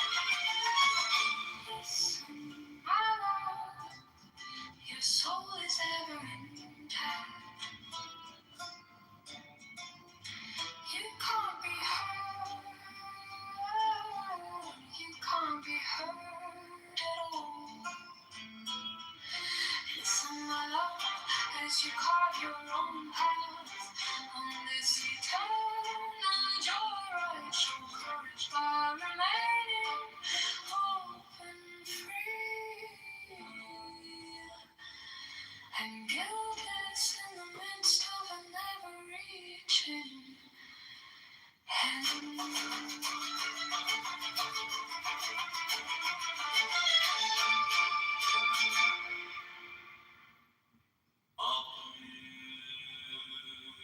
Up here, ocean, up here, your boundless grace has enraptured the lovers on the path. For ages, dear oceans appear.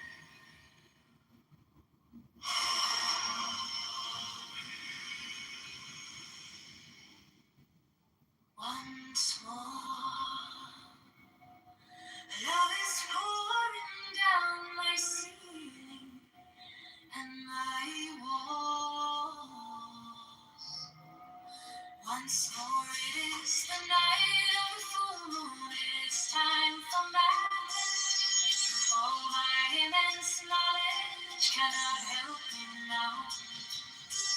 Insomnia took my patience, rain washed away my intellect. The lover made me lose my profession. What good is my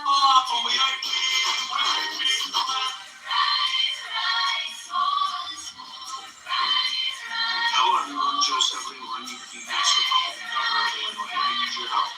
If you want lower taxes, safer streets, if you want educational outcomes, in 100 shades of orange in the fall.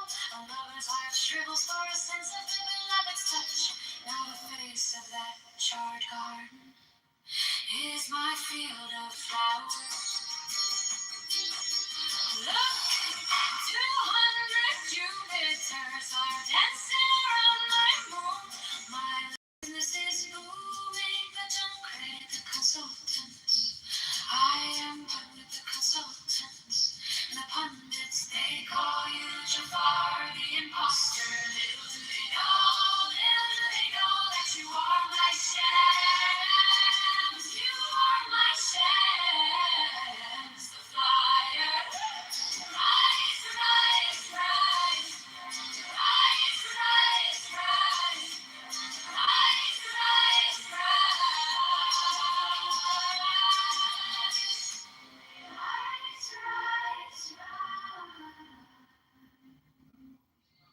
Once more,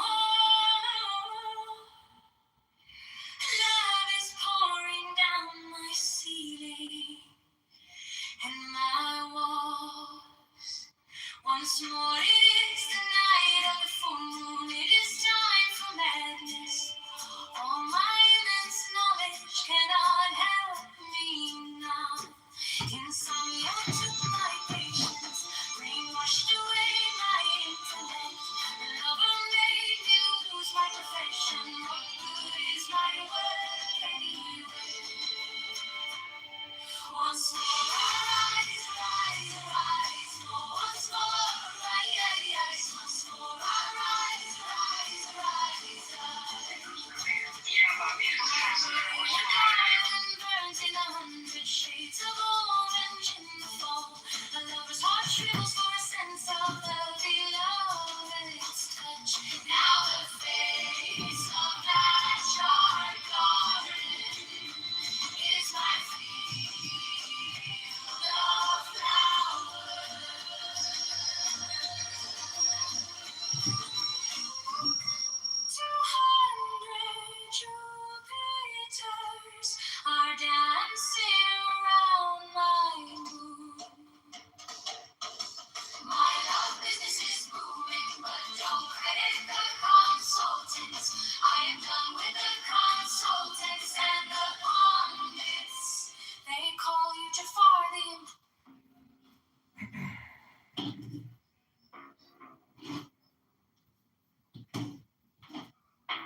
Give me the sign of the open eye. A riddle of shadows where whispers lie. The thorn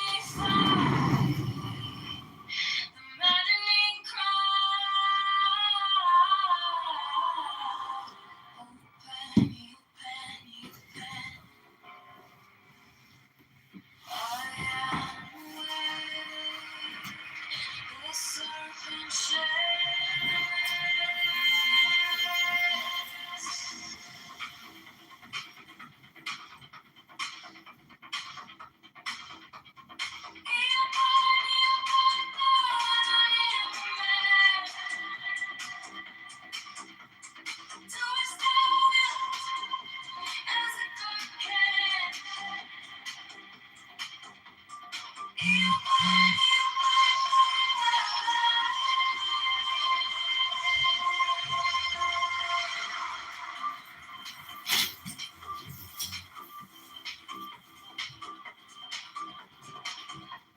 eagle strikes with its jagged claw.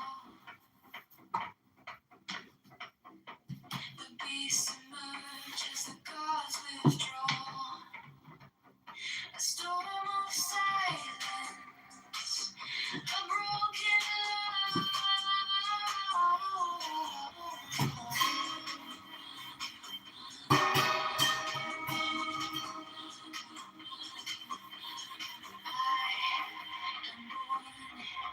to death, reborn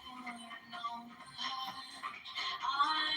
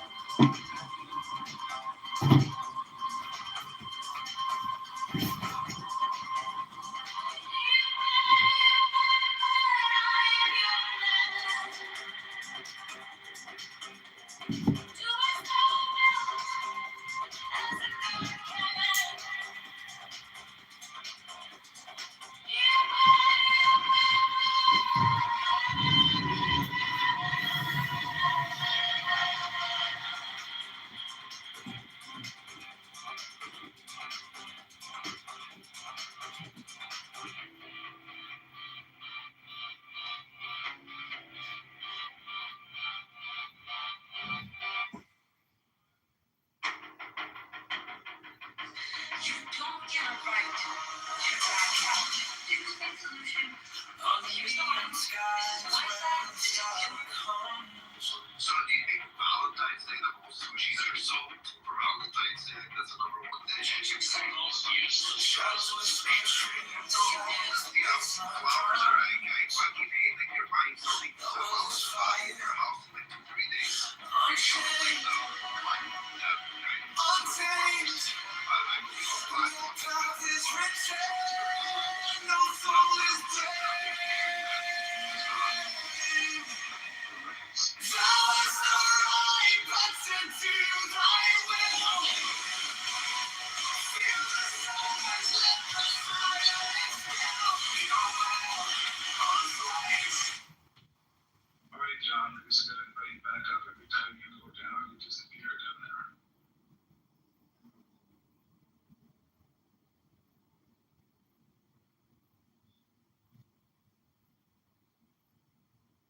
If you want to hear me picked apart by the chickens, that interview, and you could just go through and find some, I'm sorry, say I was away from the phone. Say it one more time. If you want to hear me picked apart by the chickens, John, was I able to invite John up? Hello? I hope that I was, but Andy, I'm going to ask you to invite him up next time he comes in. I'm starting to get a red bar.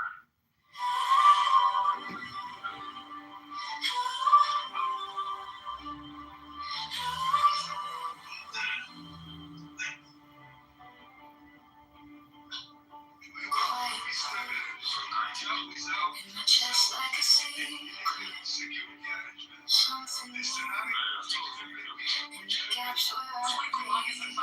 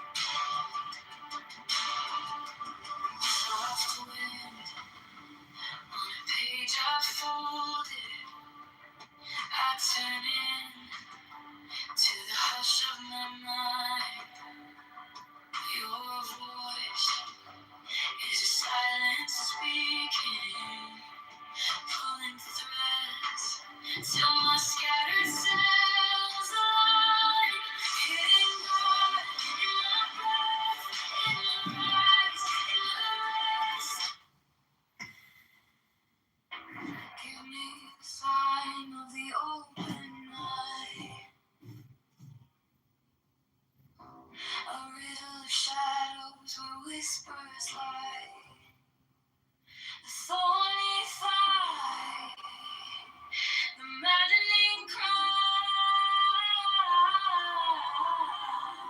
Open, you pen, you pen. I am awake, the serpent shakes.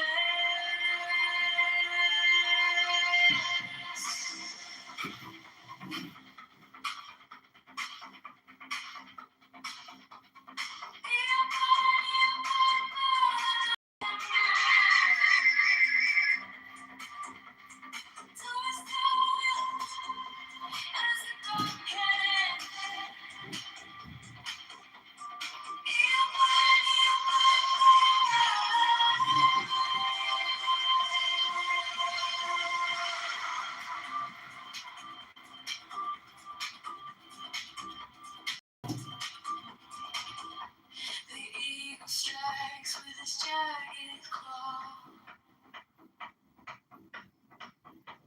The beasts emerge as the gods withdraw.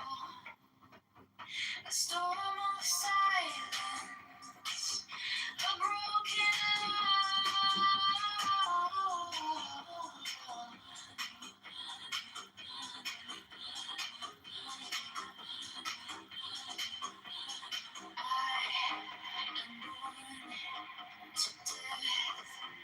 reborn on the hunt.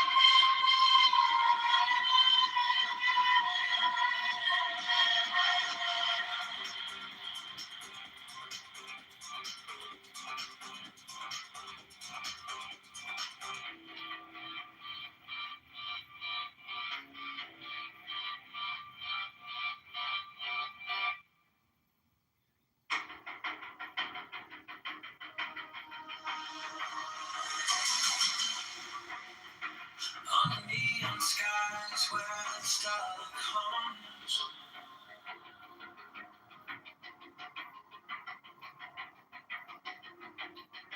shadows whisper truths as the baseline drums.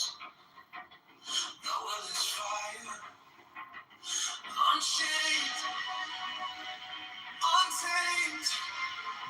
No path is written, no soul is blamed.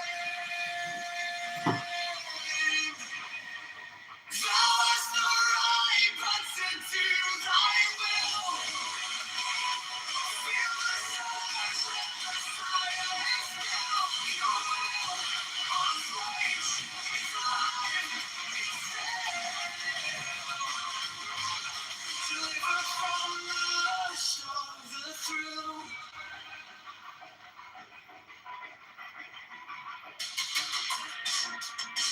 Echo shadow clouds where the circuits grow.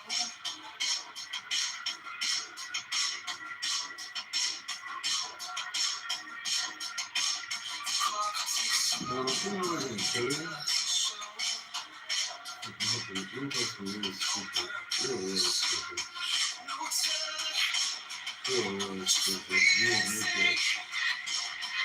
Every way perfect. On the brink, no chains, no bars, just a void to fill. Every pulse, every spark is a perfect will. Thou hast no right but to do thy will. Feel the surge, let the silence fill your will. Oh, come on. Is life. What a woman. Deliver from the lust of the thrill.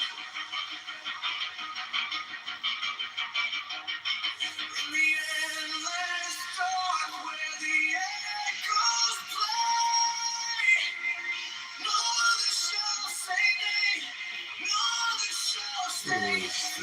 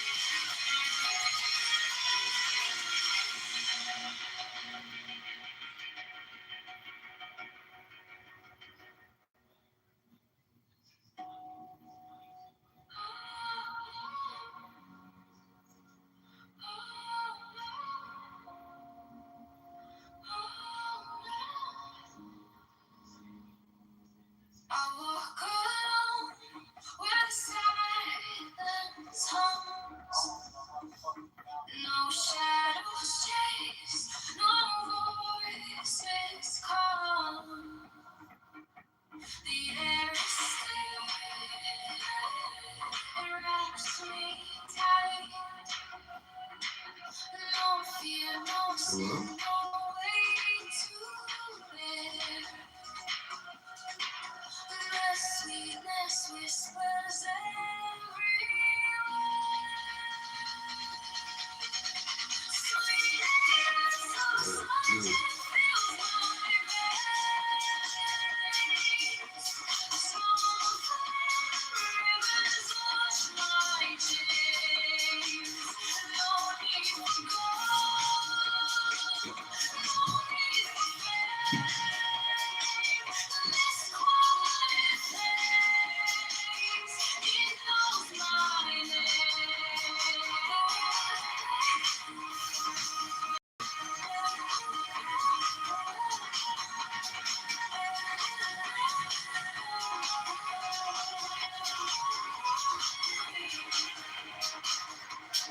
gift of health, it lights my way.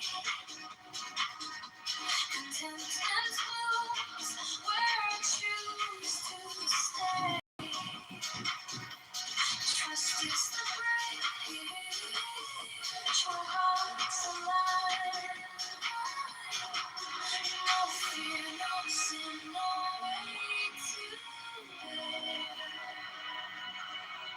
The sweetness whispers everywhere.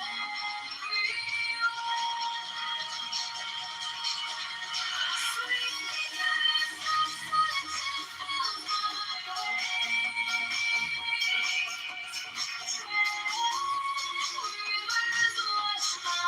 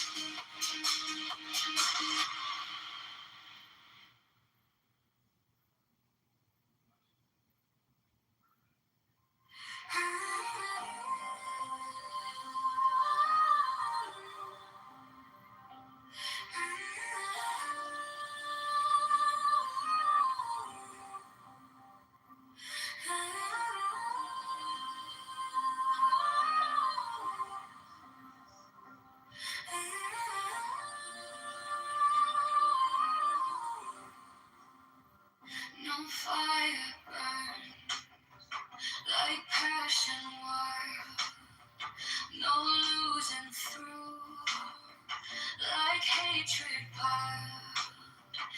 This body aches, a cage of stone. Rest whispers soft, the only throne. Hunger's the beast, the sharpest sting. Body cries, its constant cling.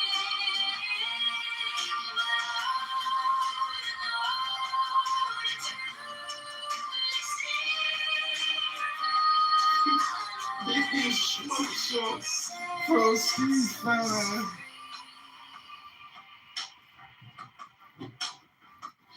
pain looks close, a shadowed friend.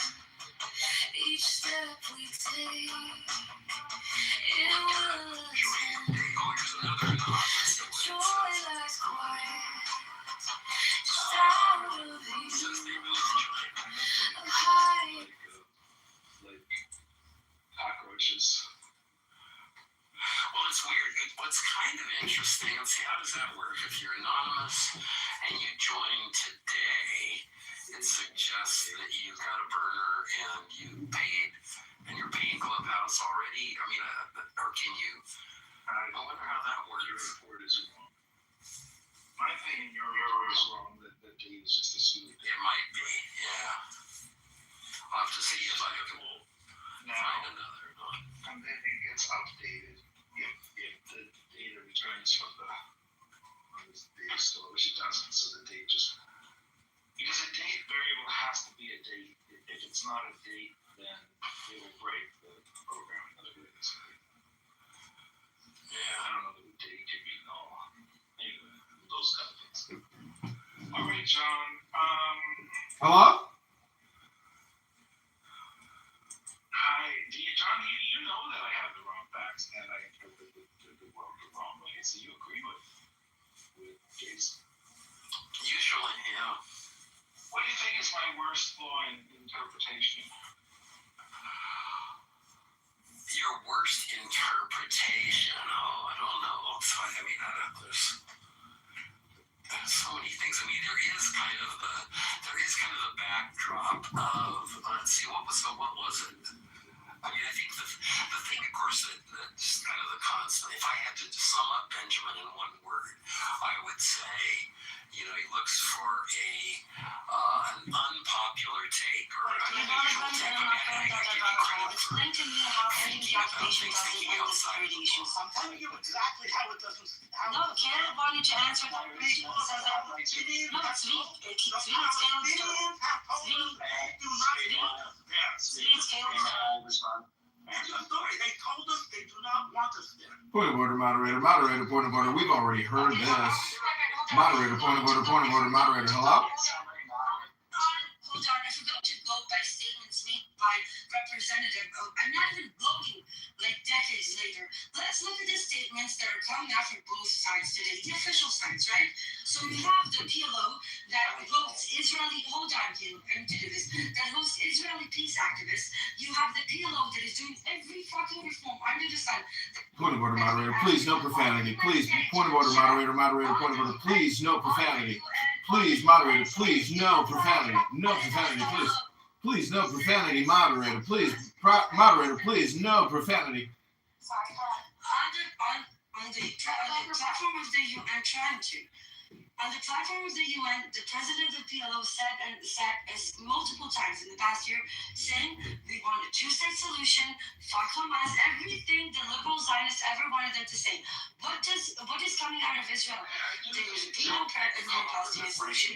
We're annexing the West. Between everybody else. You put the walls up on the pretense of, you know what, I'm not online. Yeah, I like that too. I really do. One of the cool things about Clubhouse is it has made me think about my positions on things, and I think in my case, I tend to try to, I know some of my positions are pretty unpopular, but Wait, tell me what you think is your most unpopular position, because most of my positions are very unpopular. yeah, well, clearly Do I have a popular opinion?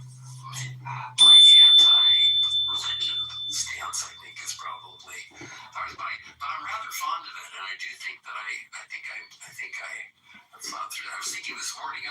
Shake, I got your return flight ticket, buddy. Yeah, I think you were. But you're gonna have to do a layover in Faustine. Hello? And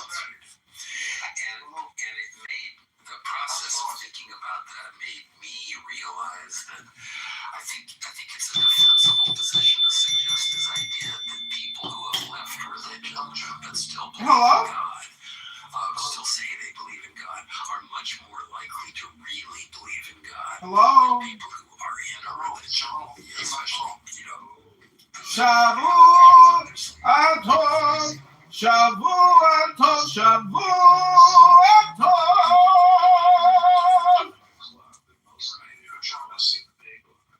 Shavuot, Shavuot, Shavuot. Welcome back to another exciting episode of Atheist Schmucks Show, starring Pro, John, Uncle Steve, and Fat Ass Benjamin.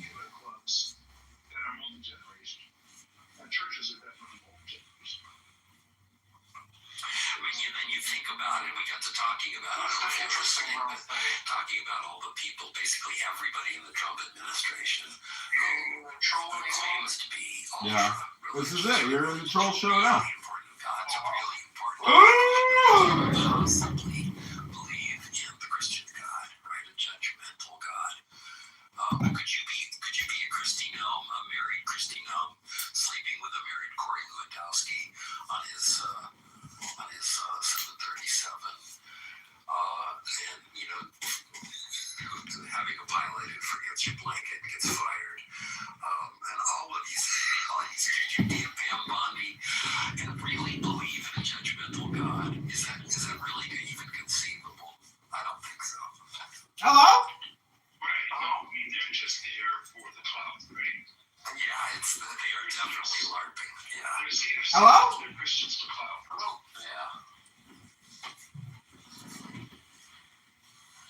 Well, I don't have a lot of patience in that crowd.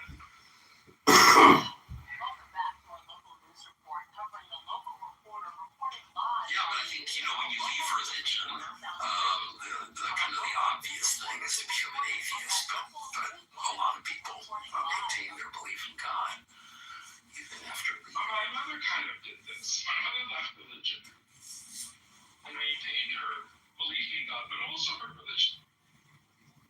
It's not just like a belief in crystals and pyramids and spiritual shit.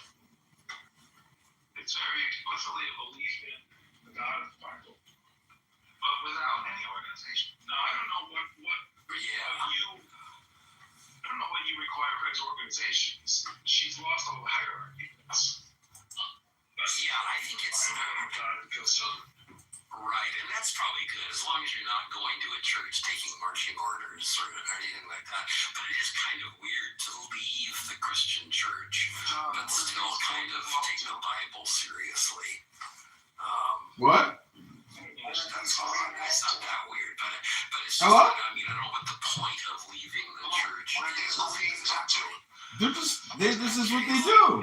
This is the Atheist Schmuck Show. It's just like the worst kind of point makes up with somebody. Guys, slop! Like you've been hurt by it, and that's fine. Hello? So you don't go back and ask for. Hi, is this? I need to book a flight from Chicago to Tehran with a layover in Palestine, not Israel. Is that possible? So you take this. I think you're right about Hello? That might just be them saying things. I'm not sure if you're asking that to the audience. Just not one of these. You're not in the audience, Shake. You're on the stage in the starlight.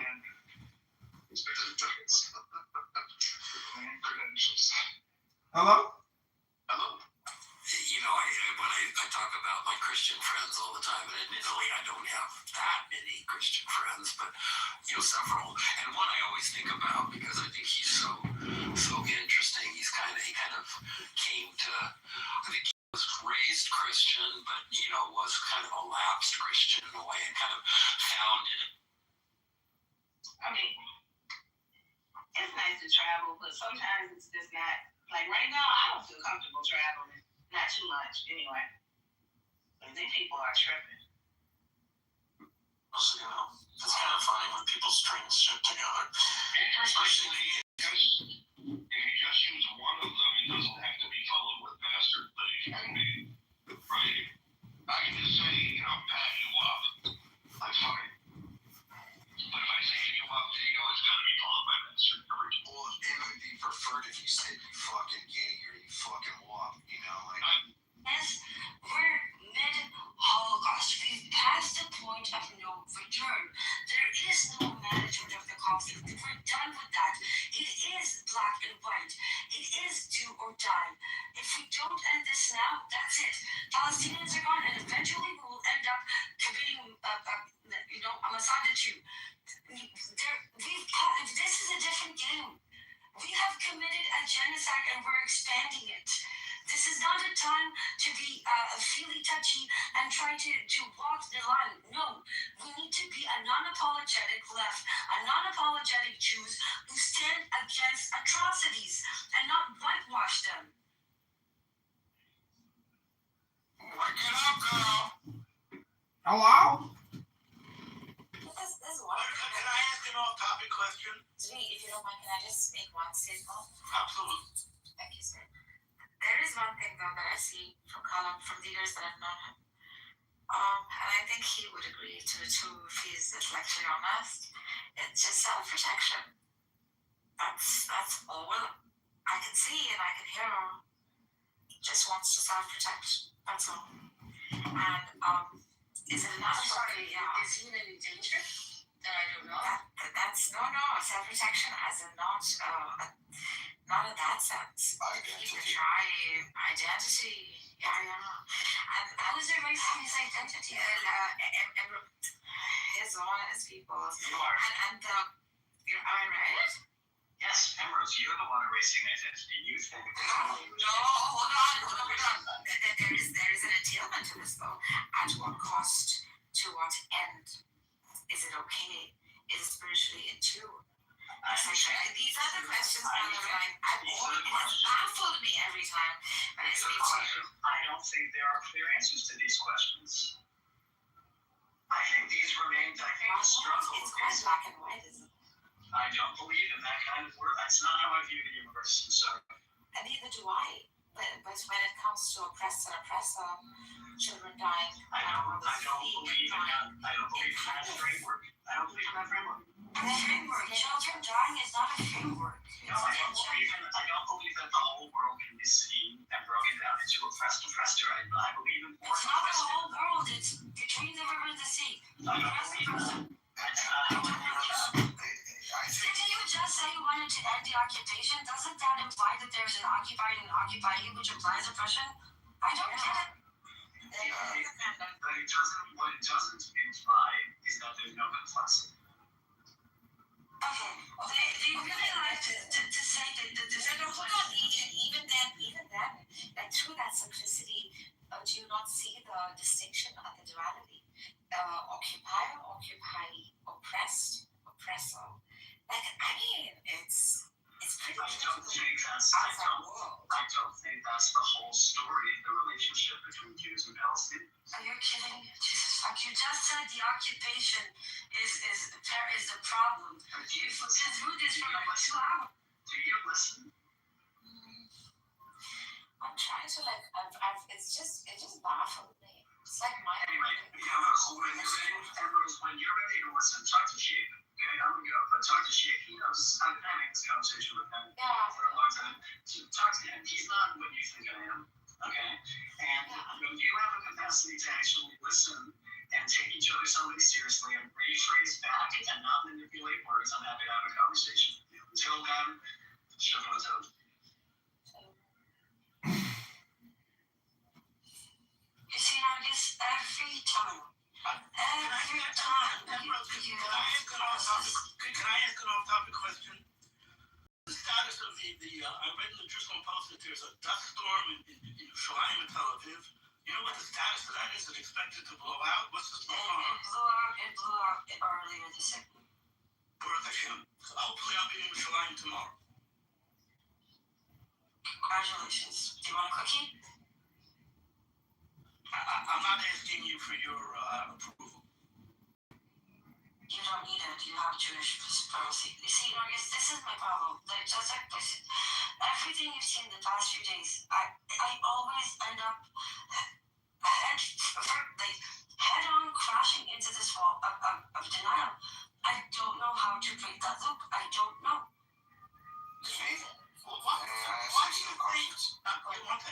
Why do you think you'll be able to convince someone of their convictions? Clearly, no one's going to be able to dissuade you of your convictions. So why do you get so frustrated? Because it's not convictions. I'm not trying to sway you and force my opinions on you. I'm trying to get you to acknowledge reality. I didn't. I'm not sure. I acknowledge reality. Let me ask you. I saw in the Jerusalem Post, and again, that's how I get my information. It's probably 10th hand. But I saw that the PA just came out with a draft of a new constitution. Nowhere in the constitution does it speak of protecting Jewish rights. It talks of protecting. Why the fuck would a Palestinian talk about protecting Jewish rights?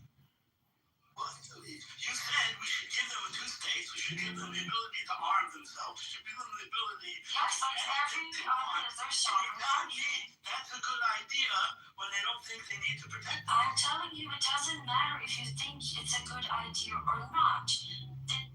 They deserve their own state. If they want to arm themselves and fight Israel, we're going to have to do it, just like Lebanon, Jordan, Egypt.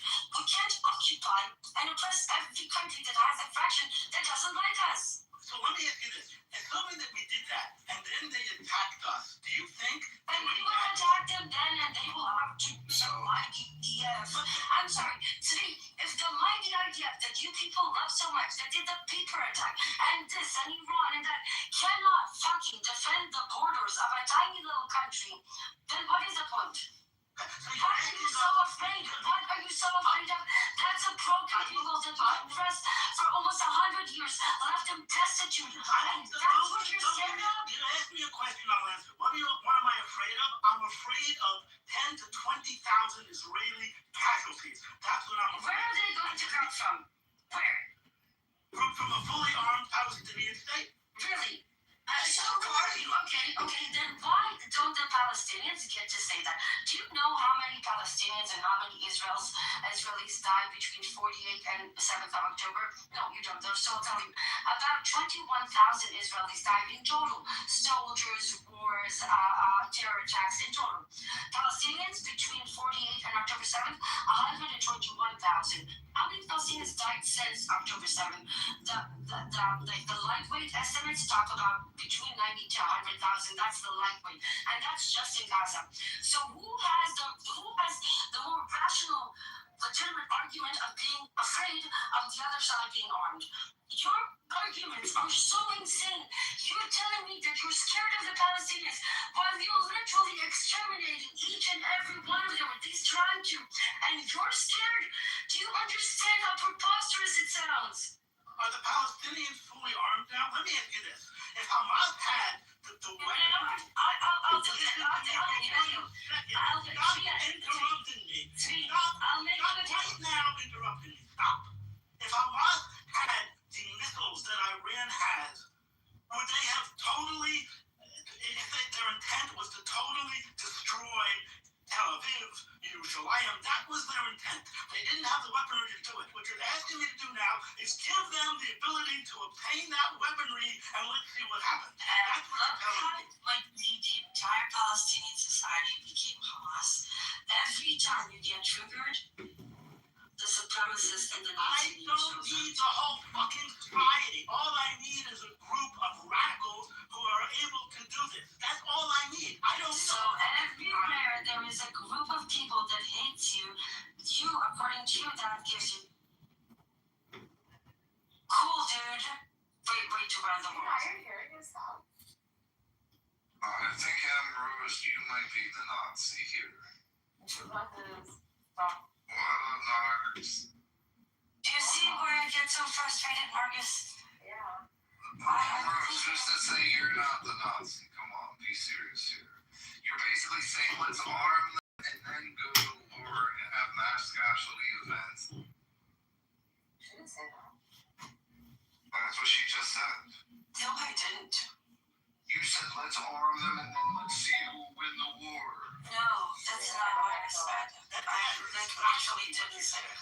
No, that's exactly You what people are nuts. Svi, can I ask you a question? Sure. What are you willing to give up for peace? Jordan, we gave it up already. For true peace? If there was a guaranteed peace, I would have no problem with a two-state solution. What I'm not willing to give up is a Jewish state. What's preventing that two-state solution? That's a reasonable position, right, Emeralds? Yes, but ask him what preventing the two-state solution. Trust. We'll do a two-state solution. So you don't trust the Palestinians? Why? We need to leave Israel. I don't trust the Palestinians. Why do you not trust the Palestinians? Because they tell me over and over again they want me gone. No, they didn't. Their leadership said multiple times in the past 2 years that they want a 67 border solution and peace. What? Really? Go look up Mahmoud Abbas in the UN speeches, official statements from the DA in his office. Go look it up. I promise you. There are multiple of them. He actually hosted. What power does Abbas have? Svi, what step would you want the Palestinians to take as of today? Me? Svi. That would give you a little more confidence in trust. A little more confidence. I don't think this trust can be gained in the short term. It has to be over the long term. Okay, what step? Takes time. That's okay. I What step? know it's not. No, Svi, you're talking. Svi, what step? What's the first step? What does that look like as of today? As of Valentine's Day, what does it look like? I'm thinking, I don't know. Let me Okay, think. no problem. No problem. Happy Valentine's Day to all you. Yes. I still give out free marriage advice. My number one advice is don't be on Clubhouse on Valentine's Day. But just saying. All I want for Valentine is a free. Wait, there is the slogan running on Twitter. All I want for Valentine is a free Palestine. From your lips to God's ears. God is over. Alright. Did we exhaust the topic or is there more to say? No, there's more to say. I'm waiting on He's thinking about the next step. I just wanted to make a brief comment. Okay. So, anyway, how do you make peace with people that what occupies their? Sorry. I just said, Keep going. Yeah, it just seems like how do you make peace with people or negotiate with people that the ideology that occupies their mind is as such. I'll just read something briefly. It's just a paragraph. Israel will exist and will continue to exist until Islam will obliterate it, just as it obliterated others before it. So, who wrote that paragraph? so the idea is that how do you make peace with Whose ideology is that? You gotta source it. You can't just say it represents all Israelis or all Jews. If it's yours, It represents Hamas. So I'm not saying it represents. And again, Hamas is Palestinians for the millionth time. No, that's not true. Who asked you to make peace with Hamas? Did anybody here talk about negotiating with Hamas? See, this is what you want to do. You want to try and make this something that is ideological. It's mere But again, so you're Why are you attributing, interrupting me? because you're attributing Hamas ideology to the entire people of Palestine. Let him go. He really did such a thing. Alright, let's finish the story and then Daniel, this is the thing, right? they don't represent all One Palestinians. second. The ideology is what is sort of driving a hope-like situation, right? Statements like these are exceptionally crude and blatant. I'm not gonna lie. However, it is also a hope. Like one day, my ideology, my belief in God, will allow for me to not be oppressed anymore, to not be killed at the hands of these who hate me for whatever reason, right? So similar, probably a feeling that the Jews felt under the Nazis. it's a kind of full circle that's coming around. However, these people have done. Yeah, that's a good point. And I would just ask to see some parallel, something that will correlate from the Jewish struggle under, Weimar Germany. But the fact of the matter is that there's an ideology that's not being addressed. And if Israel can't exist, there's just no existence of Israel. And this is woven into the DNA, the very structure of it. I'm sorry, enough with this dehumanization fucking propaganda. You keep presenting your narrative as if it applies to every fucking Palestinian ever. Hamas are Palestinians. They hold that ideology, fine. Nobody negotiating that. But it doesn't represent all Palestinians. And you're framing it in a way that insists of showing it that way. Stop it. It's wrong.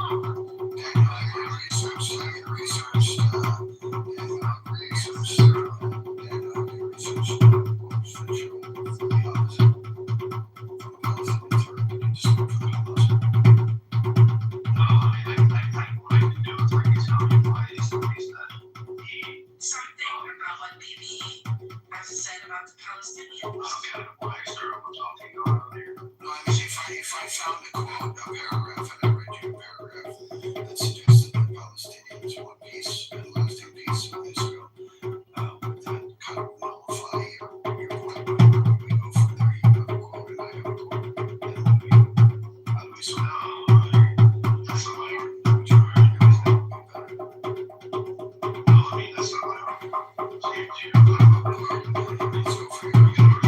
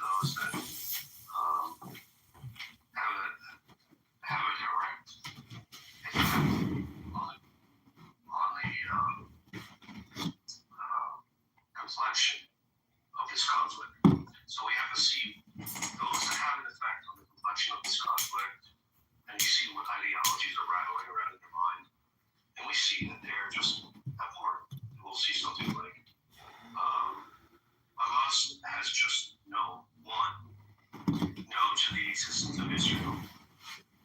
Father, and this is just the one instance of Hamas. Israel will exist and continue to exist until Israel is obliterated, just as it obliterated others before. Of his he's a core ideology of Christ for Palestinian people. Reflection of the conflict. These ideologies in mind.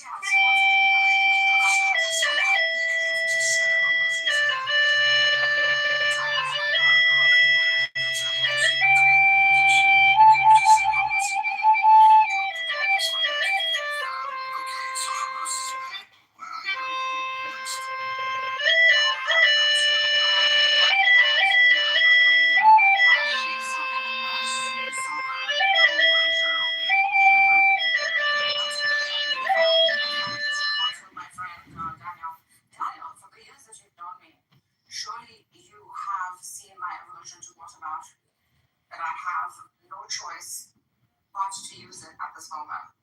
Rabbi Yosef, I don't know his last name, I don't know how to pronounce his last name. If Monica can help me. Mizrahi is wrong. Yes. You're gonna take some crazy rabbi, Norgus. Come on. You're gonna take one random crazy rabbi. Exactly. Well, I say one would be the symmetry breaker, right? However, like as much as he is much of a community Jewish community, it seems like he's also pointing out some sort of ideological similarity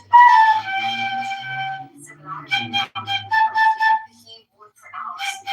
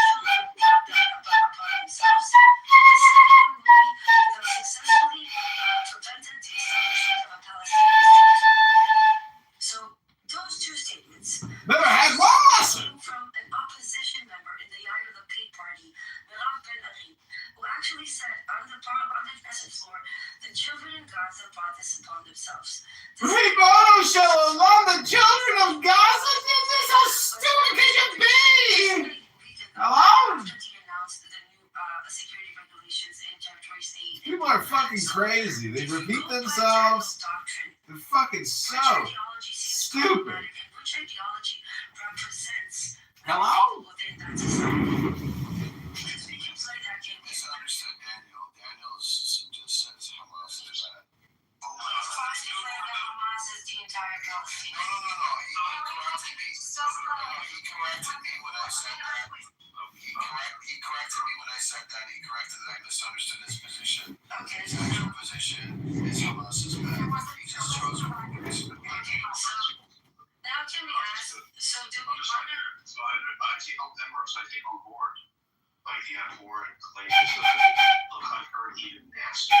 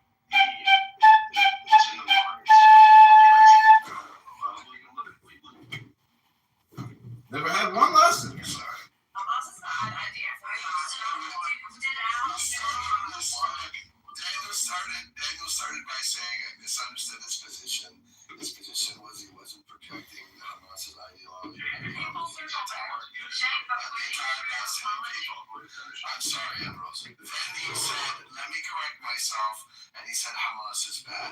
Then he said, let me again further explain my position, which is exactly where we started. You also had 10 minutes. You also had 10 minutes. You saw it.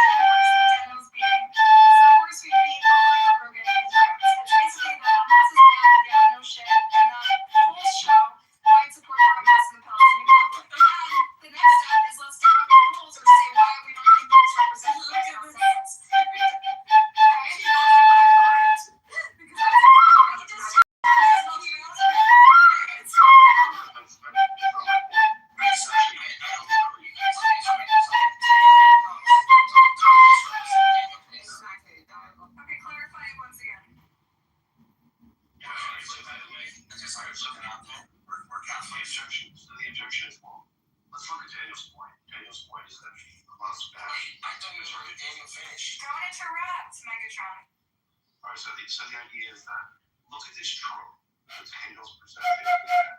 Yeah, it's just what Daniel says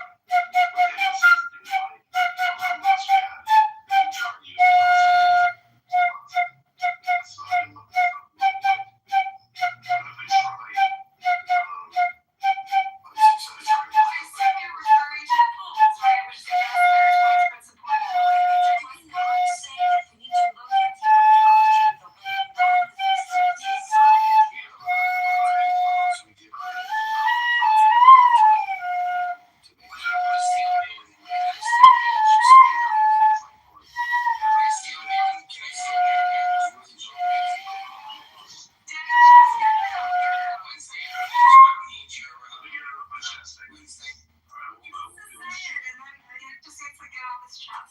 oh, that's bad.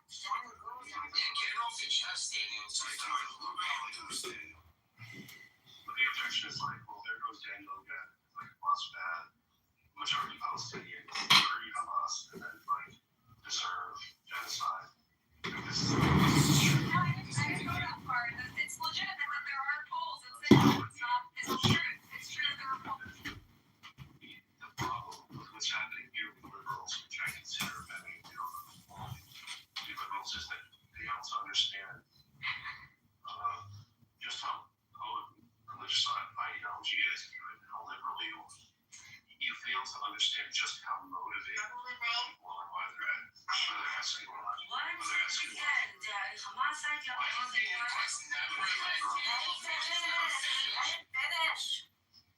Good Lord. What is this? A fish market? Are we peasants? Are we not civilized humans? Yeah. Years old and we need to hear the same argument again and again and again and again before I understand. And we understand that he's not going to go anywhere with it. He's gonna make it. You lose 3-4 minutes of my life. I'm fucking get back. Daniel, you just keep going in circles saying nothing. Okay? Let him finish. That's funny. Finish. He's done. Finish. Finish. He's done. Yeah, I'm gonna see. You're such a man. I love you, Jinder. When are the Goyim gonna get a chance? Yeah, can I steal man? Oh, you just sit in that place and shut them out. Go ahead, Daniel. My point is like, so amongst you liberals, which I consider you to be liberals, none of you are pretty much God. None of you are God degree.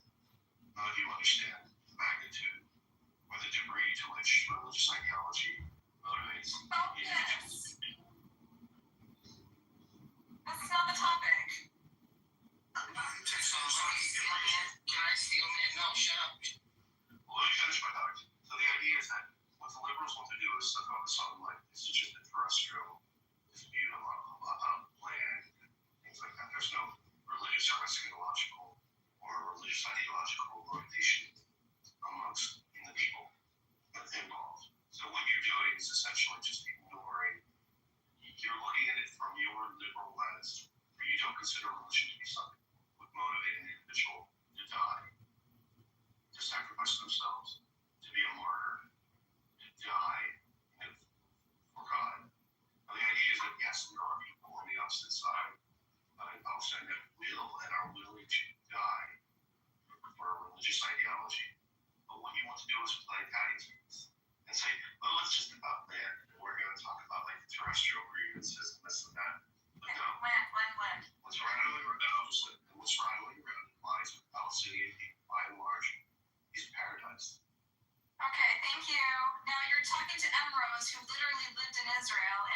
was over in the Intifadas. Yeah, that's Yeah, go ahead.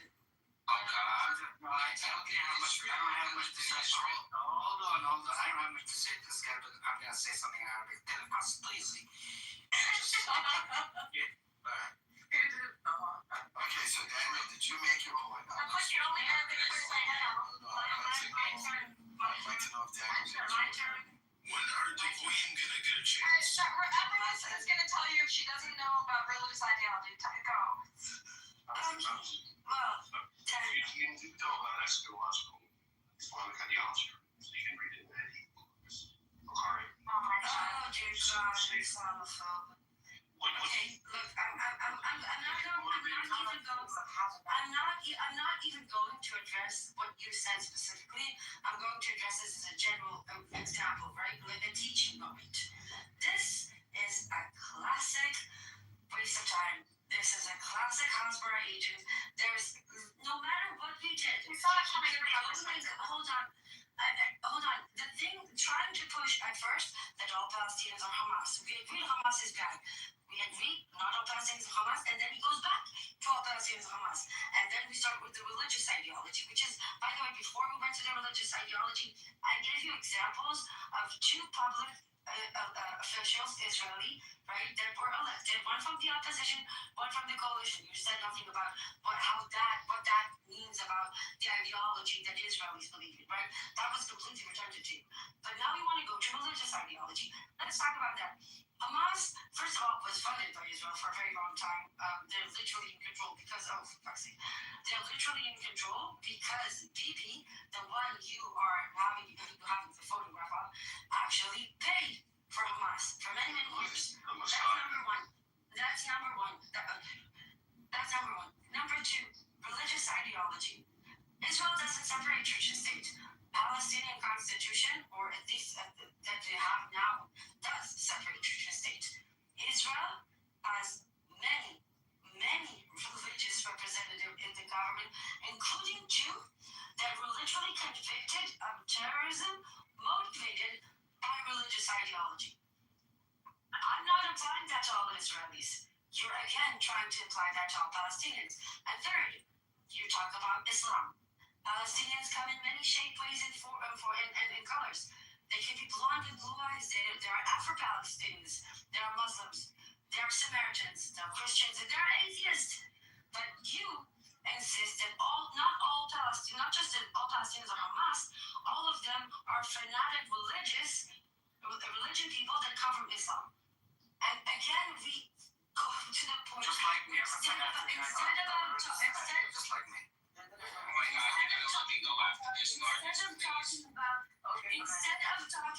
Instead of using this to have a productive conversation about ending the occupation, we ended up in a 30. No, Nargis, hold on. I'm not here to make friends. There's an agenda. If we're going to let every fucking idiot make that argument for half an hour, we're going to do this forever, and we have no time. I'm sorry for what I'm going to say, Tintin. Tintin might not be able to talk to us within a few months because the West Bank is being sieged more and more every day, and we have to debunk fucking Islamophobe ignorance. How is that productive or helping anyone? Can I hit it? Ambrose, say Christ is Lord. Say it. Here you're going down. Fuck off, idiot. Oh wait, Buttercup, can I read something? Is it possible? That's not what I said. I was just trying to... Don't worry, I'll go hide in the church. And I know my chance after Megatron. I'll hide in my attic. I'll clear up the...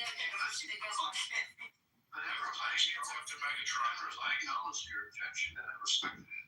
I'm done wasting time on you. That's exactly the point. No more wasting time on you and moving on to another conversation. I understand.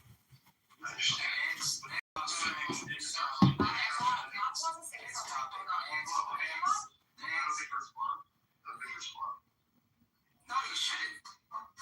Because you guys respond to each other's responses. How come I'm the only one who comes into your room and just not entertaining? Which room are you streaming? It's called, no, Is Liberal Zionism Dead? Church of Buttercup 2 is the house. I can't understand your objection. I'm telling you, this is not the objection that I'm making. Amir is upset because Buttercup is stealing all his thunder, taking his audience. Looking at this conflict through the eyes. What did he think? Dude, it's embarrassing. He keeps talking about you and how he claims you're defending Epstein. What do you about this?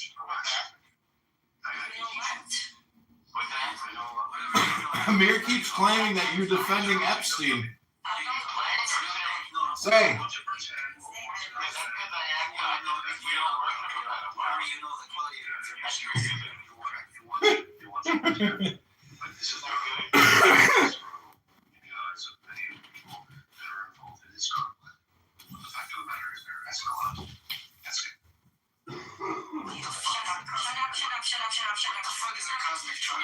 It's not a cosmopolitan people.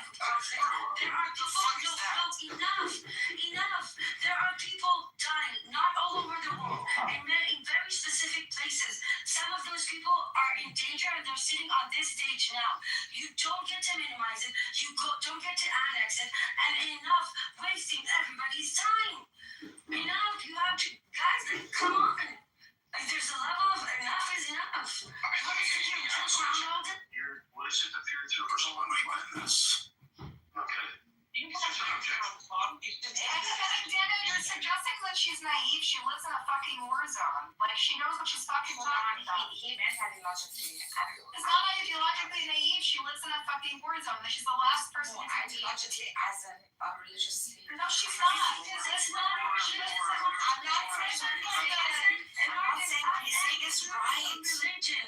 I am in the religion, but I'm not saying what he's saying is right. I think that's what he means. I know, but people live in Israel, even if you're secular, doesn't mean that they're naive about religion. They live in like the Mecca of religion.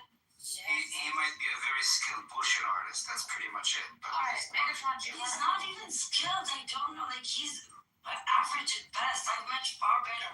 okay, very mediocre quality. I just want to know that, like, the position. So is Ambrose is she Israeli or is she a Muslim? She's a This guy here. So what does that mean? She's a Mizrahi. She's a Mizrahi. I'm reptilian. I'm a moon child. Well, if you want me to respond intelligently, then please. You literally asked me whether I'm an Israeli or a Muslim. We tried How is that like a logical question to ask? Daniel, we tried the intellectual responses with Daniel. You were just saying I much prefer by looking at your profile, you see anti-Zionist. This is not a binary. There's many Muslims who are Israelis, right? This is what you don't understand. Mizrahi, so she's a Mizrahi Jew. No, Mizrahi Jews are not Muslim, you fucking moron. Alright, well, no, Muslims are Muslims. Google Israel and Google demographics and then ask your question. Can we start going against the religion? Whatever. I don't know what Palestine is. Is he trolling, Nargis? I can't tell. No, I'm not trolling. I don't know what Palestine is. I know what Gaza is. I'm not sure what Sometimes divinity can be sometimes very entertaining, you know that, right?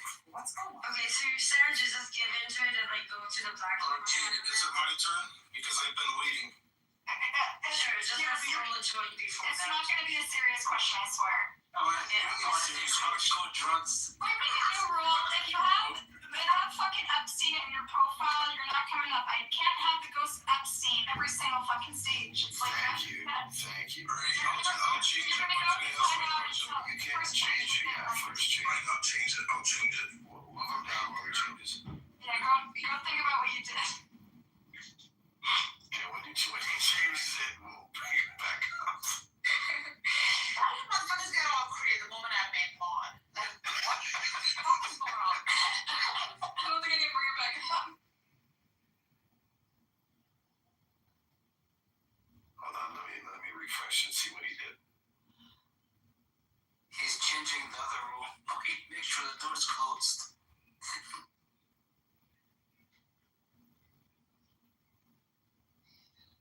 Okay, he has some picture of a guy with a flag, potentially a crusader.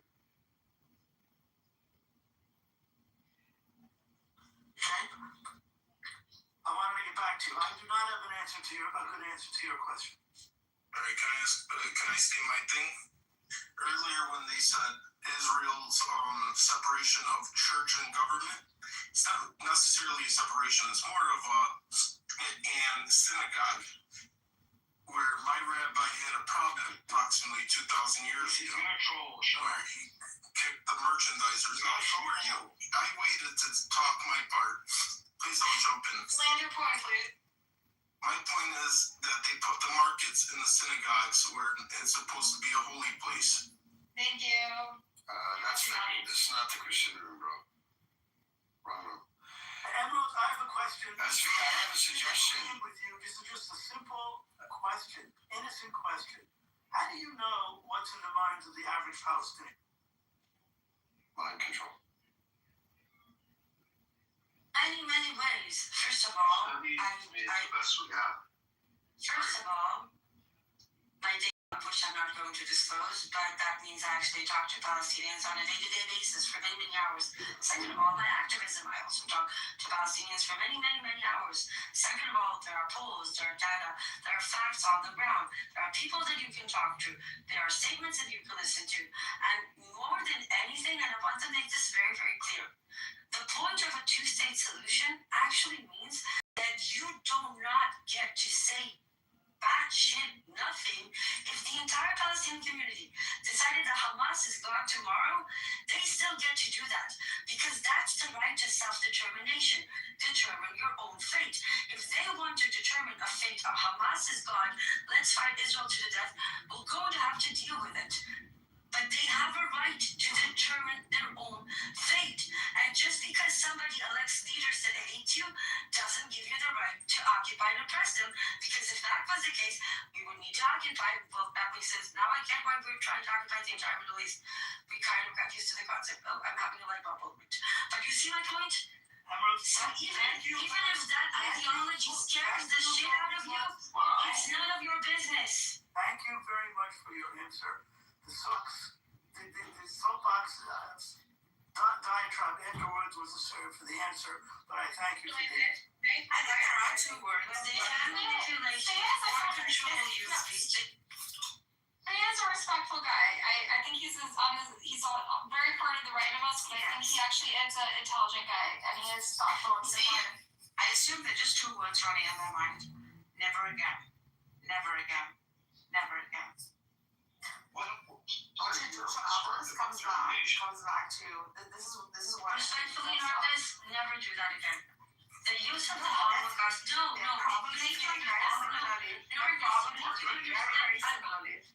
want you to understand my position on this, okay? From my perspective,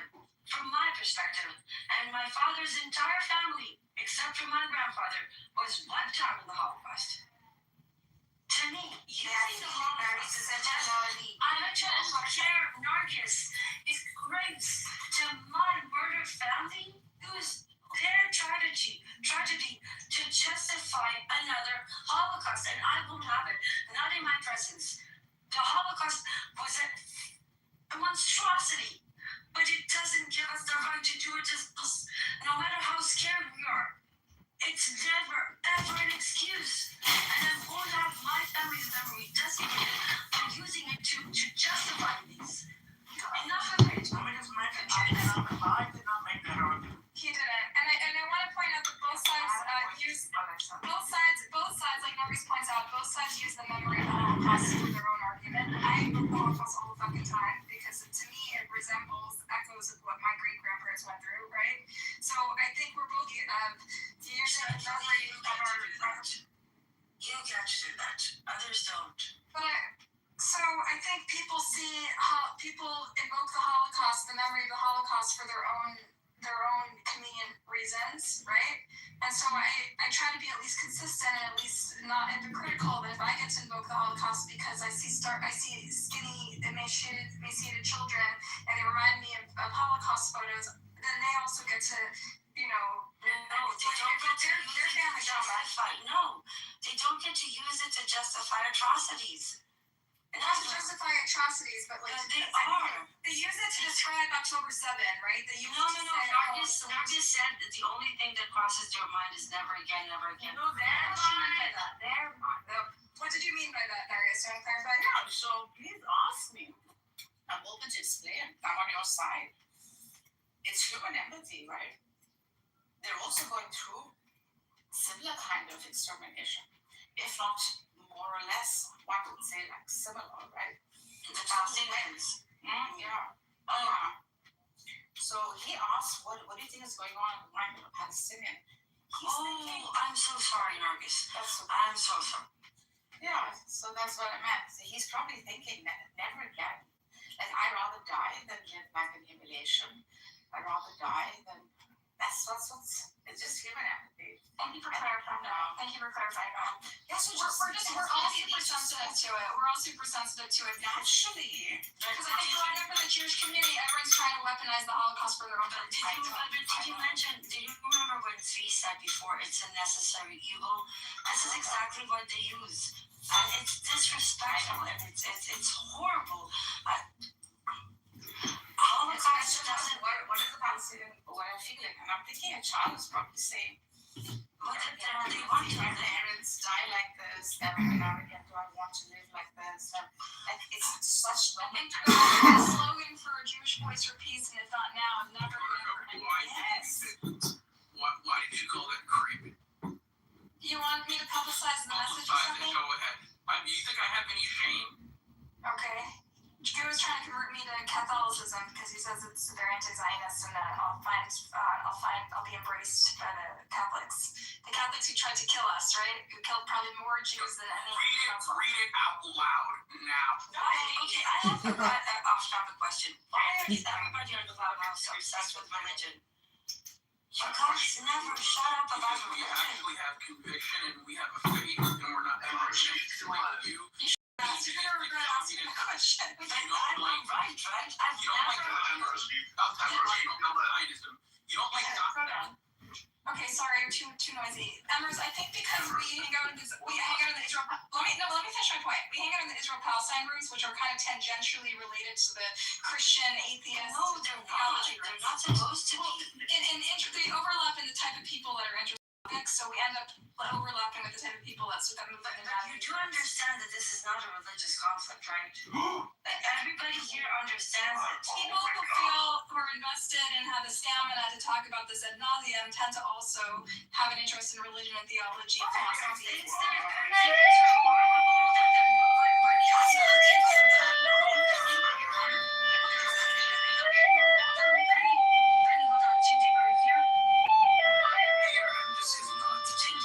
This is not a religious conflict.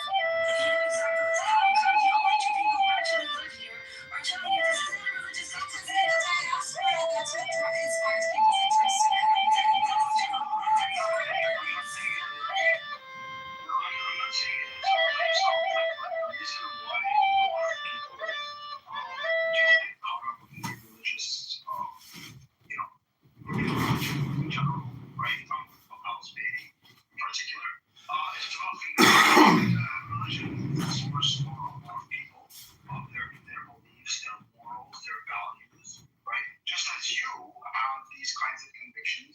Sources not derived from religion, derived from secular society, the Enlightenment, yada yada yada. You have strong convictions in that. I believe that you do. Similarly, a lot of people, most people, derive those convictions from Revelation, Holy Scripture, so on and so forth. Benny, but do you So in the understand? same way that you are obsessed with the Enlightenment and secular values, those people are obsessed with, Okay, but hold on. I want to say something. Rose for a sec. Hold on. No, hold on. But the thing is, and that's okay, people can have the conviction, that can be their motivation for activism and whatever. But the minute you start imposing that affiliation onto the occupation and making it part of it, you're actually working with the Hasbara.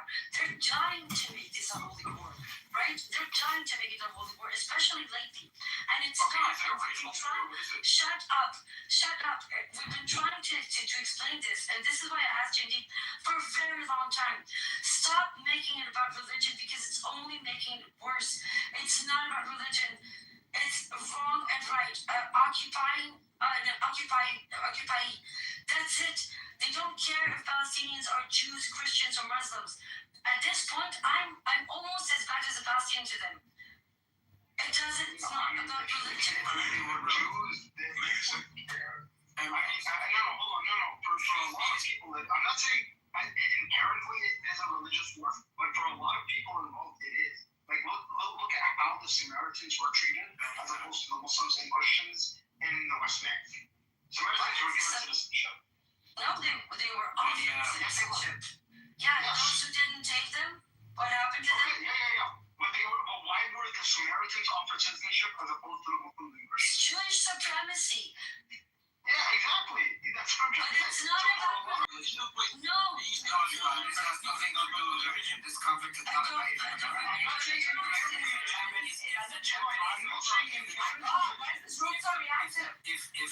God is Japanese or Chinese, if they move into Palestine with the idea of Zionism, we have the same conflict. With religion, okay? That's nothing. No, but if they were Jewish, they wouldn't have. That's Jewish supremacy.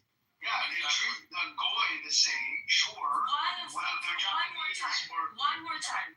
Judaism is an ethno-religion. Ethnicity is a definition of culture, heritage, traditions.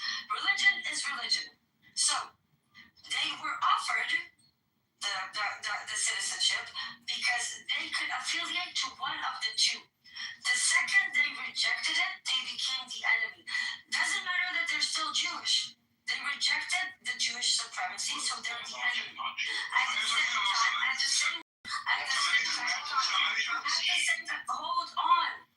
At the same time, you could claim that people who are not Jewish but do accept Zionism and Jewish supremacy, like Druze, get a higher status in the hierarchy system, right? They're not as good as Jews, but they serve in the IDF, they accept Zionism, so they get extra credit for that. Look, you see, anti-Semitic.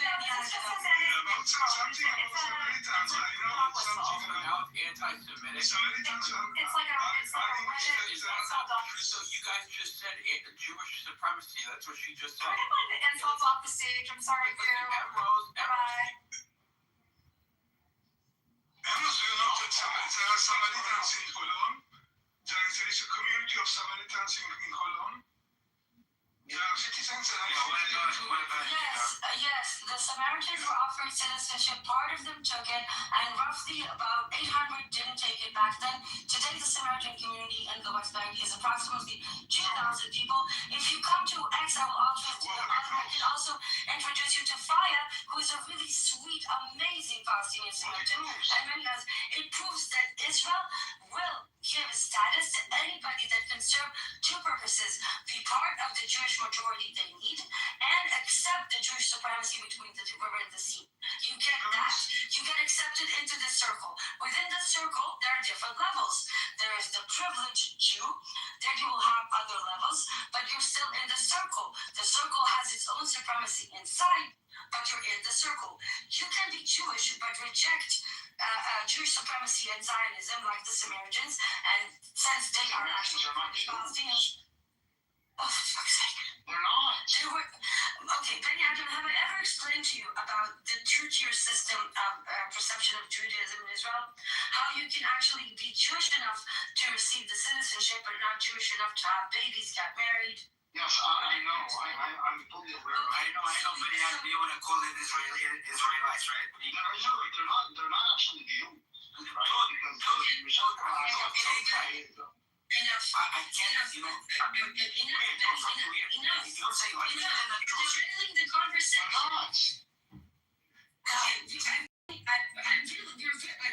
We're really trying to explain to you people to take religion out of it and help us have a productive conversation. And religion has nothing to do with it. Also, if we're doing the Semitic Olympics, I'm in. It's not a direct cause, but it has an under factor to it. And if we are going to completely over religion, okay, Ambrose, we're not being honest to the situation. It may not be directly caused though, right? But it obviously it has its rules, it's showing its face on and off here and there. So perhaps we could address that if you find it necessary. If not, we don't have to. Okay, look, you're right, and the problem with the occupation is that on the one hand, there is validity to say it's complicated, right? Nobody can say that it's insanely simple. On the other hand, it actually is. It's really, really simple. Don't occupy, equal rights, like the most basic thing there is. And then, so yes, when people are, hold on, you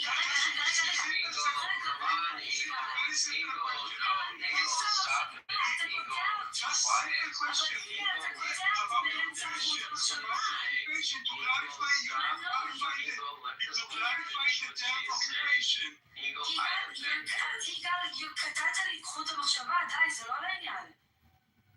Shit, I forgot what I was saying. Okay, Nargis, what I was saying. Okay, Nargis, what I was saying. Yeah, thank you, Jason. Oh, for fuck's sake. Enough. Let me finish and then you can ask, okay? It's in your opinion that we occupy. I've tried to hear what Rose has to say for probably 10 or 20 minutes, and literally, she has not been able to finish what she has to say. Stop doing this, all right? I want to give this guy a job. Thank you, Jason. Again, for the last time, Norgis, I agree with you. There's definitely a component to it, and there is the conversation of the complexity that we can have. But I think it needs a little bit more. Like it's, let's say we're in class number 1. We can get there when we're at class 15, because right now the basic understandings of what this is extremely unsecured or loose on this. Like the very basic, this is not a religious conflict. How they use religion into it in both sides, in both ways, what have they done with it, how it impacted perception of those faith across the world, sure. Those are all valid rabbit holes. But the very basic understanding, everybody has to understand it, except it's not a religious conflict. And then we can maybe go into the complexities. Do you understand the difference? Yeah. I'm asking a very simple question. I agree that the occupation is a major problem. I agree. But what is your definition of the occupation? Is Israel itself an occupied territory? Legally speaking, This is a very simple question. Yes or no? Is Israel an occupied territory? Sharon. Yes or no? No. Legally, no. Morally, yes.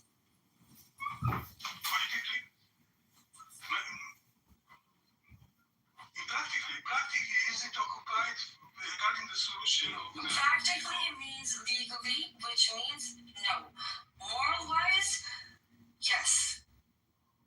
So in case of two states, we still remain with occupation. Yes, not only do we remain with an occupation, we remain with one state that is still... In case of two states, we still in remain... case of two states, and in case of two states, yes, I believe morally we will still be occupying people. And hold on.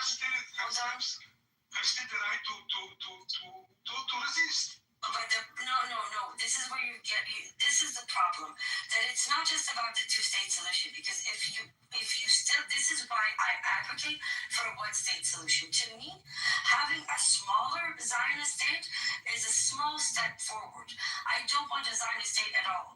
Because a Zionist state effectively means a Jewish supremacy that will always end up oppressing anyone who is not Jewish. Whether it be light oppression or extreme oppression, doesn't matter. It will still be oppressive. And that is something I do not agree with and never will agree with. I can understand a two-state as an intermediate solution towards true democracy because we're being pragmatic. But principle-wise, moral-wise, no, I will never agree with a system that is inherently racist and oppressive. The remaining national I states. posit that in a case of a solution, the Jews will be oppressed. Has to be. Nobody should be oppressed. Why will they be oppressed? Excuse me. Look at 2,000 years of history. That's all. Jesus, fuck my life. What? You know what? My optical nerve is anti-Semitic. Just leave it there.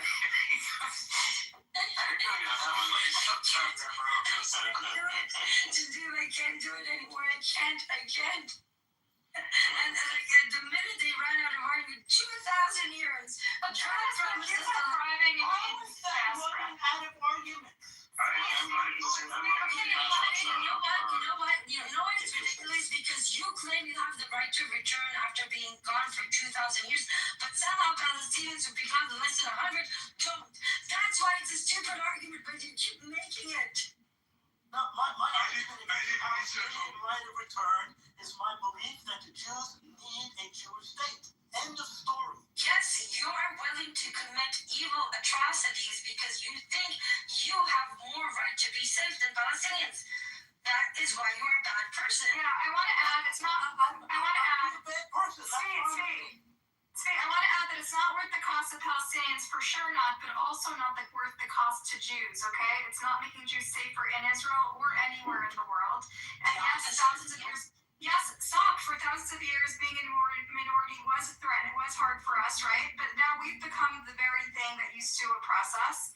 And we must, but today, in the last 100 years, Jews are actually thriving in the diaspora. So we need a new model, a model that suits the current day, and the current model is making us more unsafe. So you have it flipped. I will assure you now that what has been the case in the last 100 years will not be the case over the next 20 years. I guarantee it. But I would argue the status quo in Israel is contributing to that.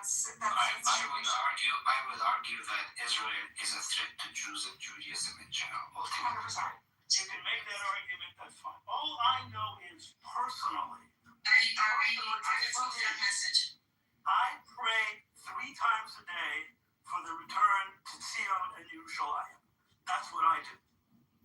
That gives you so much religious ideology. About how a religious ideology. Where's Daniel? Where's Daniel with his religious ideology now? Can I share what I pray for? Daniel, I thought he was a secular atheist. Shane wants to Sure. Good. Okay, I pray for peace in the Middle East. Edward, what do you pray for? I pray for the same exact thing and occupation. Anyone else want to join Can I me in talk to Mike? sharing what they pray for? Don't ask me Yeah. what I pray because don't ask me shame because I don't pray. Your prayer when I become your wife, it's no problem. You still got it for me. You still got it for me. Of course. You're kidding me? Who doesn't have it for just there? Like, you're kidding me? The ladies, man. I will quote Bad Bunny. The only way to defeat hate is through love. Thank you. It got really awkward when all the women started flirting with Jinder. Seriously. I mean, You guys want us to leave? Like, congratulations. you guys want to be alone with Jinder? I have a lot of to be blushing now. I'm blushing. I wish I should have been. I have a lot of sympathy with Zvi's position. Okay, maybe the last 20 years, maybe the last 50 years have been great for Jews, but in the long run, is that the way to bed? Maybe it's not the way to bed. You know, maybe you should wait at least 200 years before you're sure that the good times are going to continue. You know, and in the meantime, Israel is a backup plan and a very valuable backup plan for Jews. So you think they're like twins. Israel's just fleeing. No, I have a question. Do you think Israel's fleeing? if every Jew in the world moved back to Palestine and the Middle East in general, they will not be absorbed in the region in a very peaceful way, without the idea of Zionism, without the idea of the state of Israel? You don't think that's possible? Well, I think the region is big enough to absorb every Jew that lives anywhere in the world to be absorbed in the region in a very peaceful way, without the so-called state of Israel. if I may answer your question, Of course, I know you can answer your question because you're gonna tell me Jews live here, they were tortured there. I answer understand. your question, okay? And Arab countries are very poorly governed, and some of them are getting a little better, but they have been basket case countries for 70-something years. And Israel is a very well-governed country. Whatever else you can say about it, it's a very well-governed country. Okay, it's done a lot of amazing things in terms of technology and establishing research universities and defense, in particular, defense technology. And so that's not a reasonable thing to do, to go live in a bunch of poorly governed countries. That's going to change. Nobody asked them to do that, though, Jason. And that's Well, he was talking about moving back to the Middle East without Israel, but those are poorly governed countries. No. He was talking about the fact that Jews, with the lack of Zionism and occupation, are more than welcome. Topo Chico. They were always part of the social fabric. Twisted lime. And Mineral water, carbonated naturally actual solutions. from Monterey. Denying Jewish history, Jewish persecution, and nobody Established in these 1895. policies that Jews have a connection to the land, right? But there is propositions on the table, and I spoke about this before. A constitutional democracy. One of the constitutional clause offers an ability that is like an exception in immigration policy that allows family members of citizens, whether they are Palestinians or Jews, in case they can prove persecution, to get safe haven. We recognize. What do you think about Algeria, Iran?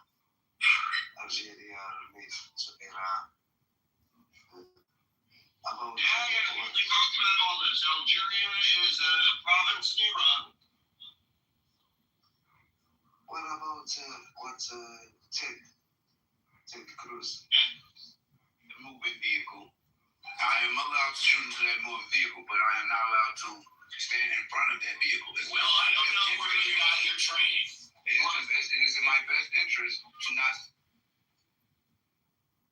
I don't know about, Norman and the young lady you're referring to. I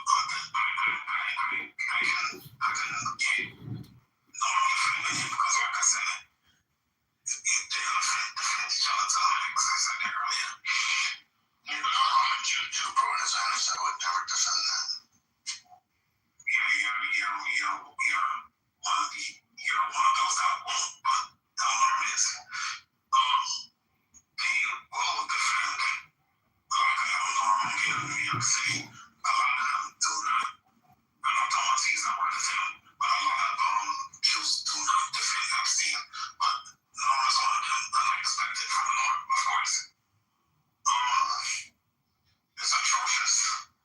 I'm tired of speaking on Epstein. And he's not here, allegedly. Because we don't see a dead body, but he's not here. So, they need to go after Billy because she was a major role in what was going on as well. Fire to them. Fire burn, burn them. Joe Floyd.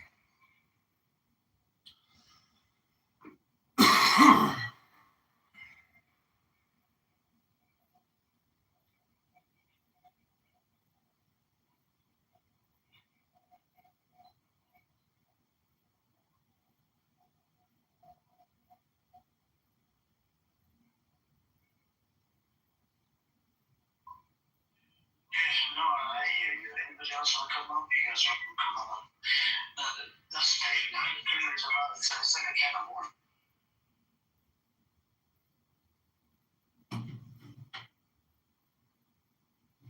Hello? Hello? Hello? Hello? Hello?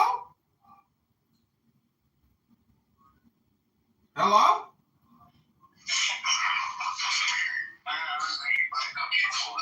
She's trying to open up these openings, right? They're trying to copy so frustrated, and he couldn't get the people to keep the people together. And Buttercup is having problems because what ends up happening is, especially when these girls open up rooms, right? There's a lot of creeps on this lab. They will try to dox and, just for getting kicked out of the room. They'll try to do anything to sort of like go after the subject fire. And it's so that's the part that myself, I don't understand. I've seen it happen time after time. Opening up rooms on girls' name and this and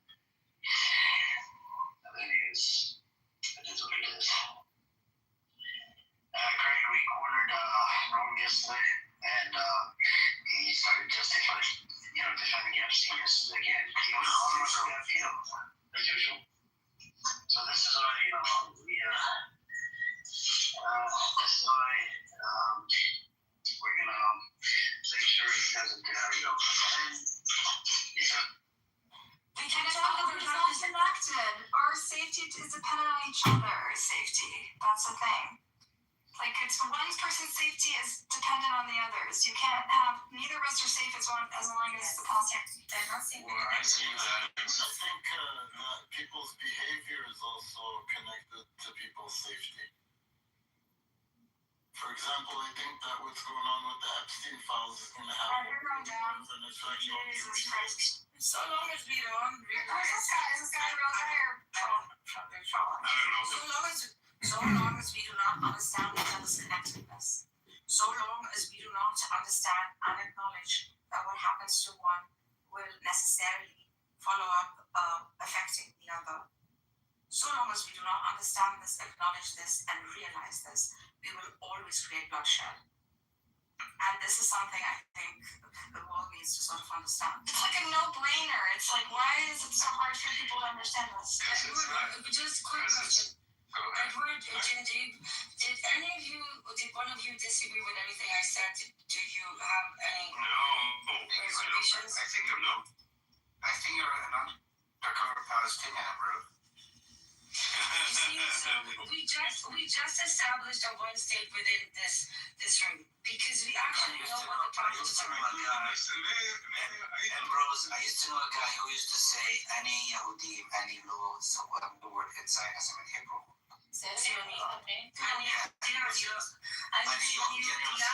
Correct. Yeah, that's what he used to like. He used to tell me, any Yehudi, I had nothing to do with Zionism. I'm just a Jew. This is what I said. I'm just a Jewish person. I'm Jewish. Zionist, yeah. Yeah. But just you see, like, I'm sorry, but Israeli to Palestinians, this is it. We solved it. It's that simple, Darkest. Do you understand why it's so frustrating? We can make it complicated, but we can also just make it It's not complicated. I think it's very simple, but you need to accept some ideas about military realism very uncomfortable, and then it's simple, okay? But it's very uncomfortable. What military relations? The ideas you need to accept are that the security of Israel is a linchpin to security for the Middle East. And so we want Israel to be as secure as possible, as strong as possible. And then that is the keystone You know, that we're going to use the that. best way to achieve it is to end the occupation. Literally, the best way to achieve security for everybody between the river and the sea is to end the occupation. If that is your goal, that is the ultimate solution. No occupation, no resistance, no problem. Like 57 Muslim countries stood in the UN in 2024 said we will ensure the prosperity and security of Israel within the borders of 67. Literally, if you want to ensure the security of Israel and the fucking occupation, everything is solved. Look, magic, poof. Those are just promises. They keep repeating this thing. Is the linchpin of the whole solution is the linchpin security for the state of the linchpin for the security of the Palestinians. Once you give them security and safety, I think that the issue is solved. No. No, it is not solved because they cannot govern themselves and they cannot provide. How do you know we can't govern themselves? How do you know? Look, I'll finish up here. They need to be. Look, let me finish up. I'll be brief. Okay, please. And the West is not willing they won't. to create more problems. No, the West is I willing think Israel is the non-government. We understand how to do it. And the Prime Minister for 18 years. I'm going to finish up here. He wants to destroy the Supreme Court. You understand? Let me finish up, Let Edward. him do his fascist Yes. manifesto. They do not know how to govern themselves. Israel is excellent at providing security. They should be a subsidiary state and a partner of Israel. And that's the only way they will have security. And they will need. I will finish up here. I will finish up here.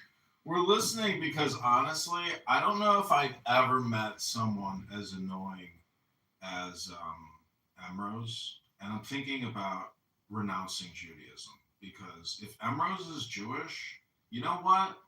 You can keep it, Grace. Everybody, I'm out, Grace. Emrose has destroyed my Judaism because she is such a schmuck. Anyways, yeah, we can listen to Amir, but I don't know. I am like amazed at Emrose. You don't know what somebody's situation is like on the other end of their phone, but in like she's got incredible energy to just talk over people, very like low awareness, and so the thing is, it's like if you're not gonna read anything or talk anything about anything other than this, like you're crazy. You're a crazy person, in my opinion. Like your mental health is really bad if you think that you have to save these people from dying because they're all dying now, now, now. You're crazy. I'm a pro-life candidate, and I gotta tell you, we're killing 3,000 babies a day in America. So, I believe in priorities of saving. That's what a good martyr does. And in my opinion, enforcing the law and protecting yourself against terrorists. And, I've seen these videos from the October 7th attack, and there was a girl on here who claims that she was there. And she was talking about, anyways, I won't go into it. What I'm trying to tell you is it really sucks when you get hit by a hand grenade, by a mortar, by a rifle, by a handgun, by a knife. When somebody burns you, like these are really just the worst.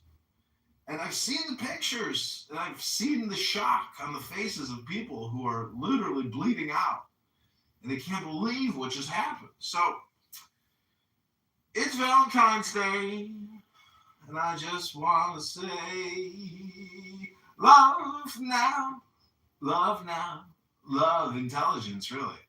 Intelligent love and love intelligence. Those are the two magic words of the day, Grace. Love intelligence and intelligent love. Love under will, because it's my belief, Grace, that these people aren't even in control of themselves anymore. Someone like Emrose or Buttercup is not in control of who they are or what their story is. Other signals and other information is actually in control of their brains. And so I just find it amazing to like be the private witness for what I consider, like a malfunction. Hello? Yes, I just, you know what, we're done with Buttercup, most of the Jewish community, so, See that she can be. You can't throw the baby out with the bathwater because what she's doing is providing content. She's actually like Oprah Winfrey. Like you can't chuck her, not just yet, because what you really want is people talking.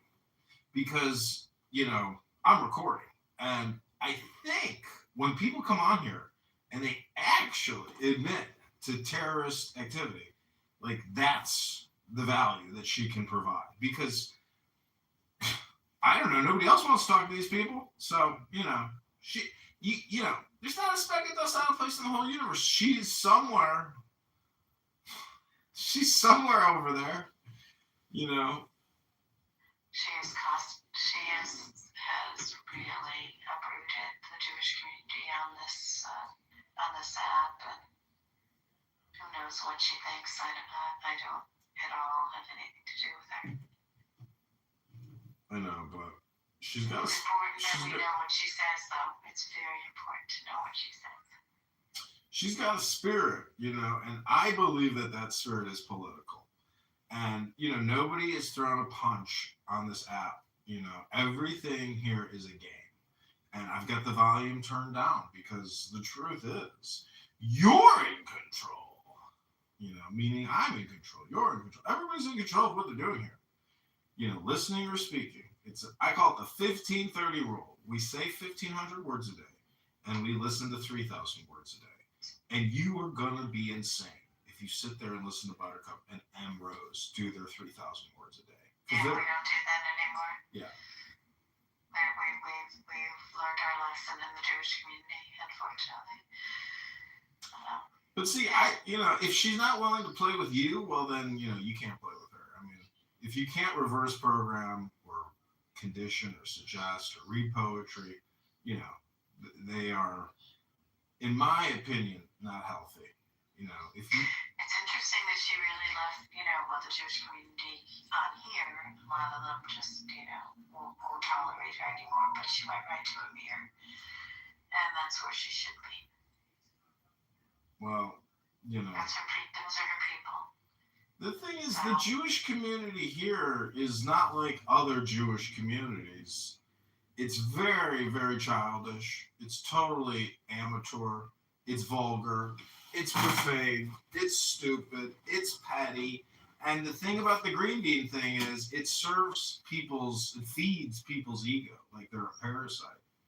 You know, moderate everybody. And don't let anybody, just moderate everybody. That way you don't have to moderate. You see what I'm saying? If somebody wants to insult somebody, like, anyways, it's a waste of time, Grace. That's it. Jewish clubhouse, Muslim clubhouse, Christian clubhouse. No, not in that. We have a small group of people that we've been doing Havdalah and things, so I think I'm in a different group than you're talking about. Oh, Yeah. There's I other think people people are having here. Havdalah. I understand what you're saying. I wouldn't go into those type of rooms. I'm not just looking to be in Jewish rooms. One is that, I'm a clergy person, so I want to be with people who are seriously, talking about how they want to, be in the Jewish community, how they want to study, what they want to talk about, relevancy. I don't have that kind of, generalized understanding of what goes on here. But I do know that Buttercup has tried to, turn everything upside down when we all first started and we weren't taking it. Well, she goes by the name Buttercup. I mean, yeah, and she's been all over here, and she's been going from one place to another to find her people. I hope she finds her people. But she's very destructive to the Jewish community. And everybody's not going to tolerate it anymore. No. well, again, it's a question of content. You're not going to tolerate her content because really it's stupid. It's That's like, correct. yeah. You're absolutely right at the core of it. But she has tried to turn over a couple of tables, and everybody, Yeah, that's what they're supposed to do. If you're a paid worker for a nonprofit engaged in this type of stuff, I mean, they all use the buzzwords, and everybody just repeats them over and over again. And the key word of the day today is liberal Zionism. It's so stupid. It's like, this is why I mock people, Grace. All of these people are so worthy of my mockery. And I'm just so happy to be able to mock them because, maybe one day they'll know that they were being made fun of the whole time. And they'll look back and say, oh my God, he was mocking me. And I will not be mocked! I know. No mockery! But she did do some damage to people, and She can't do any damage. She's a worthless, meaningless nothing. She's just a fart in the wind. yeah, but I think some people, came into the Jewish rooms initially, and it was really, good for people to, have Havdalah. People had different kinds of approaches to Judaism, and it really worked wonderfully. Whatever their niche was, it worked, and it was nice people. And then she kept going from room to room, and Well, I hate to admit it, I'm kind of the same way, but not in her way. If people are doing something special, I'm not going to interrupt them. But again, when Buttercup and Ambrose have combined their forces, now we've force multiplied the brain rot. So let's just tune back in real quickly and hear what comes out of the genie bottle this Valentine's Day. Now remember, this is Valentine's Day. This is a night for the love between people, man, woman, whatever it is. But this is how these women are spending their Jewish Valentine's Day. Bombing people. I think you were asking what the 200 and something Palestinians. Living in I was asking what the F-35s were doing. sure? I thought you were asking about the 2035 kids, what they do. Also, Grace, I do have a theory that can help mitigate a lot of the annoyance of listening to these people. Is that what you're really listening to is people who are not native English speakers wanting to improve their English language skills. And they're using this conference call as a way to do that. But they're not actually improving their language, but that's actually what they want to do, because what they're talking about is just, it's all just propaganda projection. So again, I think, people might not understand what's happening within the conference calls that are happening, primarily with people who are not native English speakers. It's just a theory, but it seems to be 100% true, therefore it could be a fact. Was it recent or like early in the war? Like No, probably in the past year, something like that. Something like that. You see, Grace? Now just listen to Ambrose and the way she speaks. It's never a complete sentence, a lot of broken English. What I'm saying, even when they do, Even then, the thing is that you have to understand what the thing is, okay, I'm not gonna go there. you see, it's not even like coherent thoughts. It's like broken, jarbled. See, that's why I say you don't know what somebody's condition is on the other end of the phone. Ambrose is a completely ineffective speaker. She's like this huge crybaby. And I hate to say it, Egal is actually kind of the same way too. You see what I'm saying, Grace? This is actually an ESL, simulator.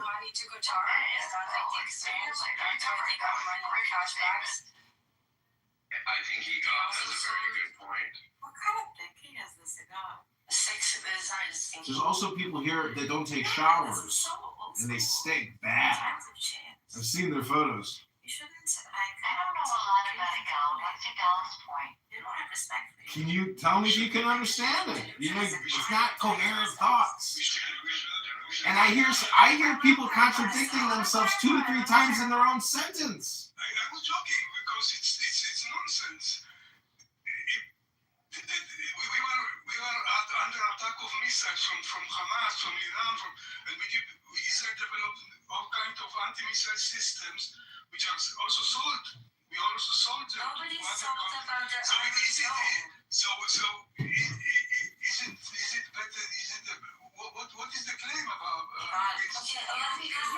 Egal, you got attacked from my country because you attacked us. Have you ever? No, actually, the first attack was here from Iran. No. Oh my God. No. Okay. The first attack was from Iran. Oh my. Let's not do this who came first. It is a response. This is the whole issue here of resistance.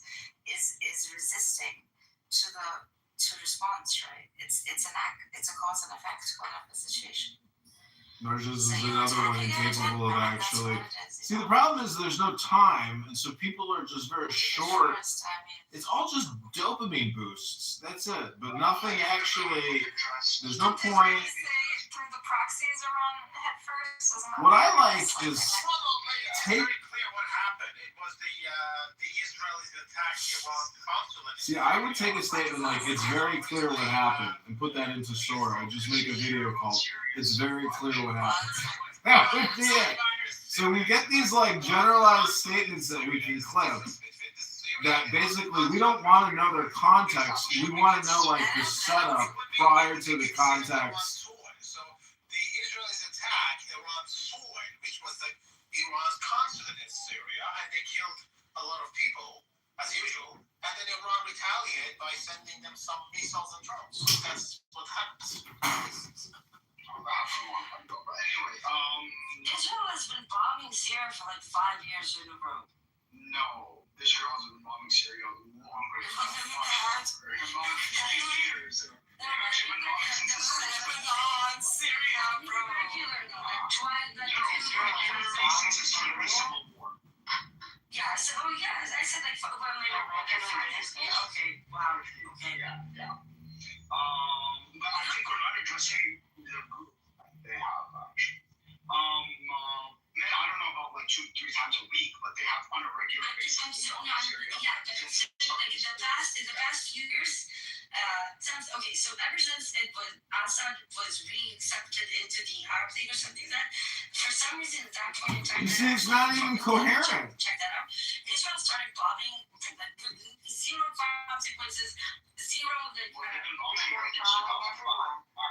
That's correct.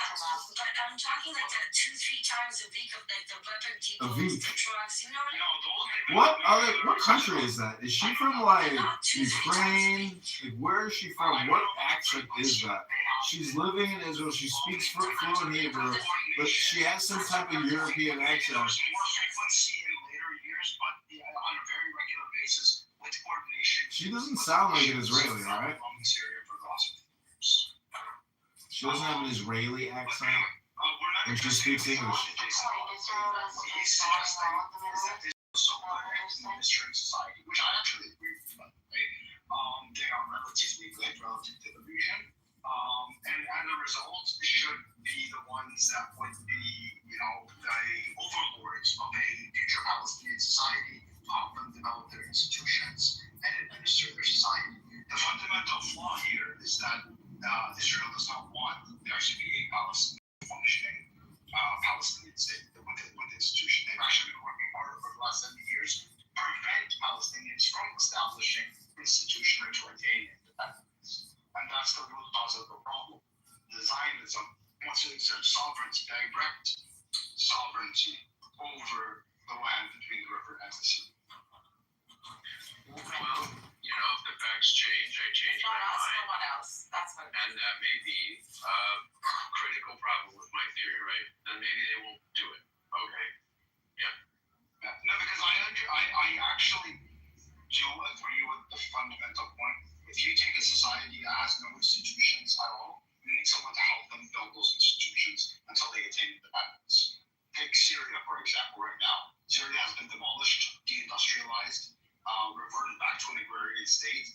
We can't just on our own develop, all these wonderful institutions and try to functioning beautifully. It's kind of funny that like you guys will have to build our society for us because we're completely incapable of doing it for ourselves. So we need a bigger brother to build us back up. Would you build us back up? Otherwise, this won't work. Asking somebody how can I help and giving what he's asking for, but still allowing them to determine their own fate. Palestinians are just like all of us. They're more than capable. They're doctors, engineers, lawyers, everything you could ever ask for.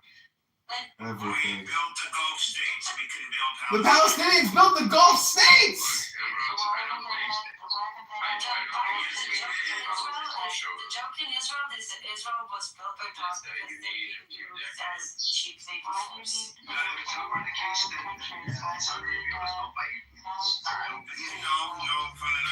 early 1950s until the late 1980s, it was built by Palestinians. Teachers, lawyers, doctors, engineers. Teachers, lawyers, doctors, engineers built the state of Israel, and they were all Palestinians. I wouldn't be surprised, actually. Yeah. Because since the discovery of oil, probably. No. Because India is close enough that there was enough trade throughout the centuries. That's correct. I love how Narja's like always adds in. That's correct. So like, if we were to like film these people in their apartments or homes doing what they're doing, it would be a totally different experience than listening to the audio through your phone because it's audio specific and so it hits different. Your brain is calculating all these things and visualizing all these responses to what it's listening to. So it's a different experience as opposed to seeing the real deal, which is somebody who probably hasn't showered in 4 days and is living in an apartment littered with trash and dog poop all over the place. So it's easy to be fooled by fools who just talk endlessly. And that's the point, is, don't let Clownhouse use you. Use Clownhouse. And one of the best ways to use it is to just record it. Because when people have rooms that are not on replay, it's because they are ashamed of what they're doing and they don't want a permanent record of it because they're recording trash. And I'm a trash collector. I collect trash for a living professionally with the Jewish Complaint Department. We will take your trash donation and we will gather up your trash and we will bring it to the wasteland to the garbage dump of despair of your garbage, and we will grant you access for a fee into our garbage dump so you can carry something out and bring it to a room to exhibit it as evidence for more trash collection. It's a cyclical recycling and trash industrial complex, and I want to thank you all for being part of it, especially on Valentine's Day. It's unbelievable. Really, It's a reservoir of stupid people. It really is Dinner for Schmucks. Have you seen Dinner for Schmucks, the movie? no. Oh my God, you have to see it. It's a collection of schmucks that get invited to a dinner but don't know that they got invited specifically because they're a schmuck. But the whole thing deals with hypnosis because the lead character believes that all communication is hypnosis. So you have to see this movie. Like, there's a scene where they're like battling, and they, it's the belief like whoever gets the last word in has the power of the hypnosis. So everybody wants to get the last word in. It's very funny. But how are you getting to hear the room even though you're not in the room? Are you an anonymous in the room? Yeah, I have another phone sitting in front of me with an anonymous account.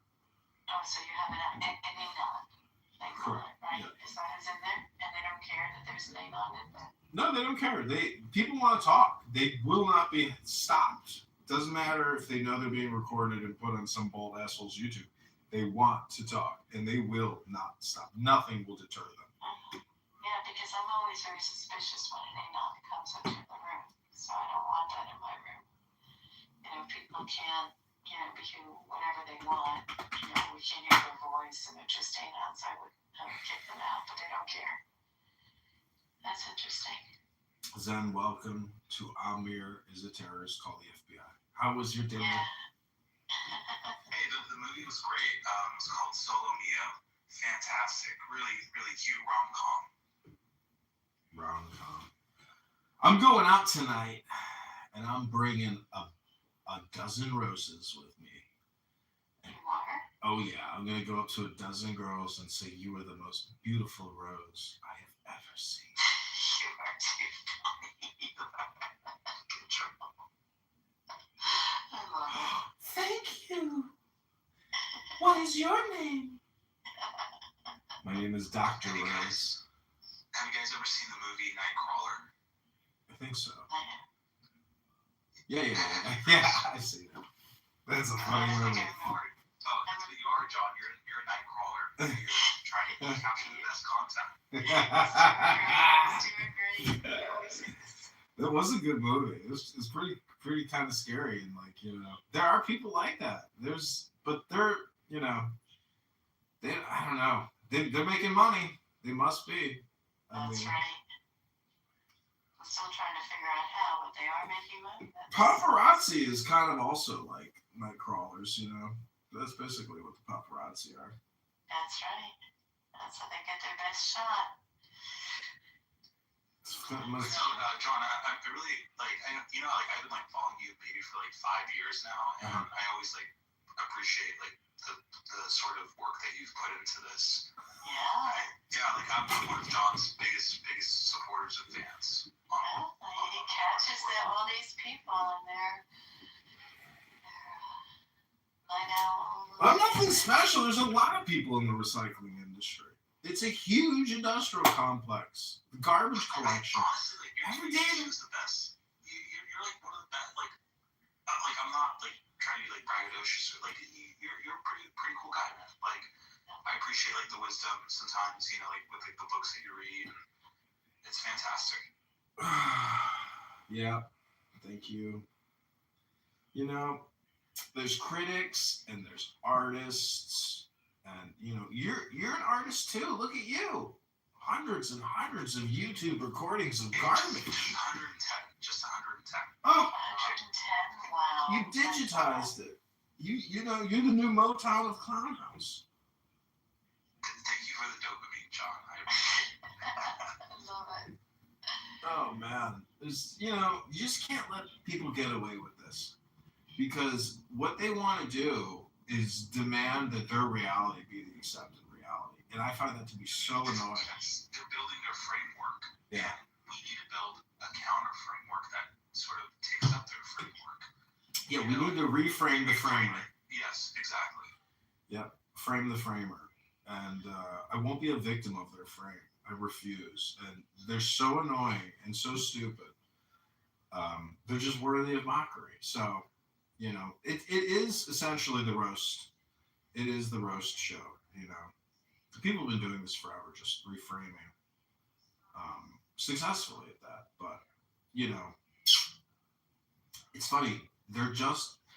They are Nazi accusers, and they are actually the Nazis, which is like, I just don't see why they can't see that they're the fascist when they scream that somebody else is the fascist. They want to be replaced and become the fascists that they accuse people of being, even though they're not actually fascists.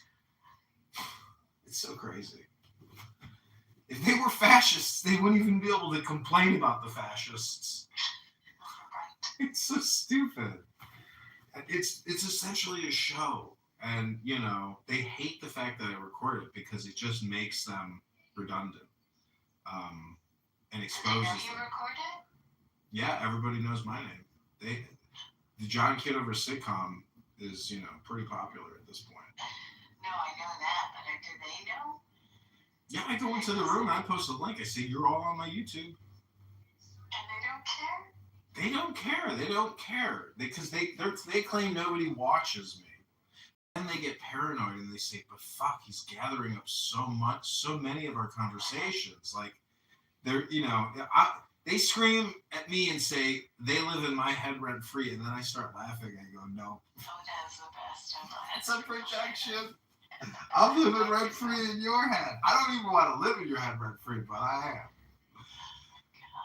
Like, look at this room title. Look at the house. I'm just cloning them. You know, it's hilarious. And people come in here. Miss Buttercup, she should have her own show. She does. I'm recording her. She's on my YouTube excessive amounts because she's here every day of the week. This is her life now, you know. And I'm sure she's watched my YouTube and said, "Haha, that's me." You know, it gives her like a joy. We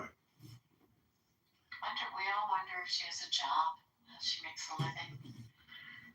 Well, she's talked about how she was destitute, you know, at some points in her life. Yeah,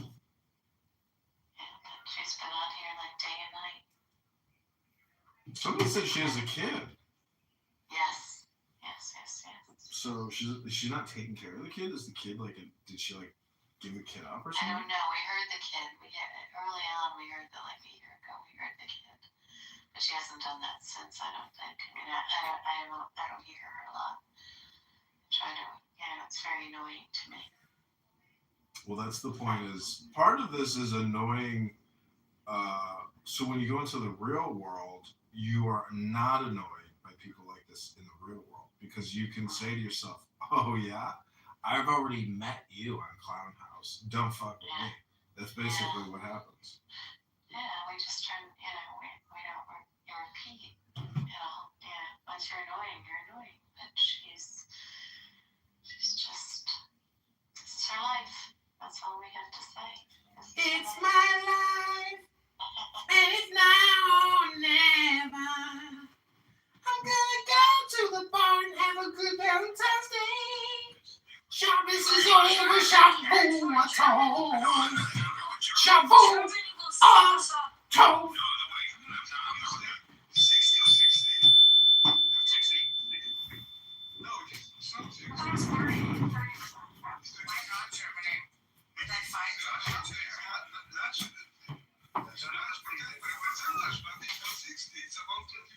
She mean healthcare professionals or doctors? She said healthcare professionals. I think it's different. Doctors is 35, but I think healthcare professionals is higher. Yeah, because the bonuses are clear. It's also guaranteed. You can check this out. See, I said medical professional, which includes pharmacists and nurses, not only doctors. When you take those into account, that amount amounts to roughly 60%. When we talk about doctors, it's about 25%. Fine. Go ahead. Check. You know why this is such? Because there was just a really big debate about this in Israel like 2 months ago, so we all checked the data, so we know about it. I just go ahead, check it. Sure. Eagle has not checked it. Come on, let's go. Hold it. He said. I wanted to mention, by the way, after Oslo in the 90s, Israel and the Palestinians worked together to create the Palestinian police force. And Jinder, when you say it was a professional police force before it was It's a professional police force. It was. I'm saying the civil police force, like yes, police and so on. Well, in the 90s up to the early 2000s. Yeah, what about it? From what I know, they were well trained and it was So a professional police force in Palestine. I put down in the nest. Where's Palestine again? What are we talking about? Moshe Saada, hold on, Egan. Moshe Saada, who's a Knesset member, I think from July 2025, and he has a speech on the Knesset floor where he complains about how horrible it is that 45% of, I don't know how you say it, like the positions for medics are Palestinians. Did you know about the ordinance that was passed in the He also mentions that that's according to the Ministry of Health statistics data. Right, and they want to disqualify teachers. Hold on, just disqualify. Hold on, give me 1 second. It's nonsense. Hold on, Okay, 45%. I don't know. Whatever you want. Absolutely not true. Okay. Go ahead. Okay, we don't care. It was in 6 years. What's the number? I think the truth is scary. Doctors, nurses, 27%. Okay, fuck it. I'll give you a discount. Maybe with 20%. Is that okay with you? So if you add all those together, when you I am glad, but it's 60%. Okay, I'll discount it for you. Make it 15%. no, so you got add all those together then. What do you come with? You said 25% for doctors. Oh my God, you're an accountant.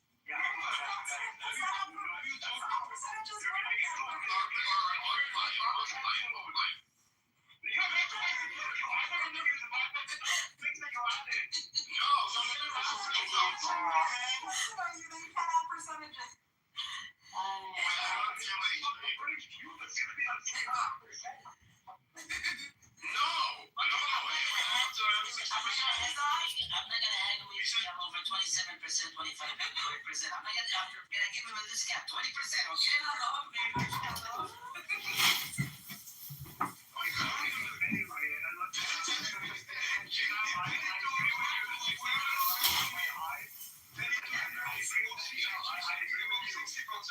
Listen, I agree with you. The 60% number was quite high. I think she was rounding up, like what?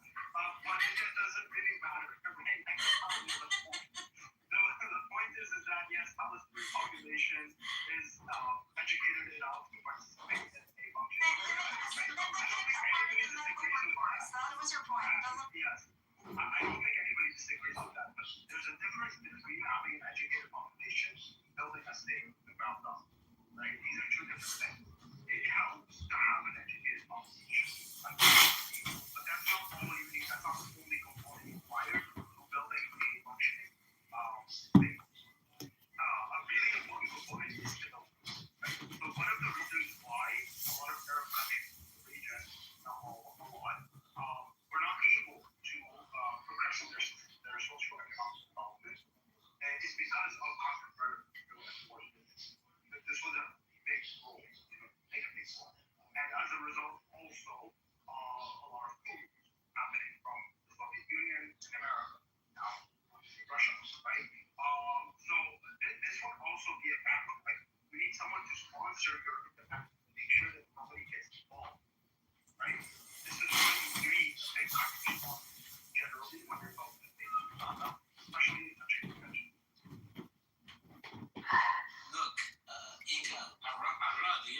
Robbie is, right? I guess I'm right. Robbie has 24,000%. Robbie has 24,000. Robbie has 24,000 people, right? They have an average of 6 doctors. Okay, Grace. We read this book together called Amor et Psyche. I just want to quickly read through the affirmations. I am patient. I am fulfilled. I am love and manifest love in my life. Proclaiming love.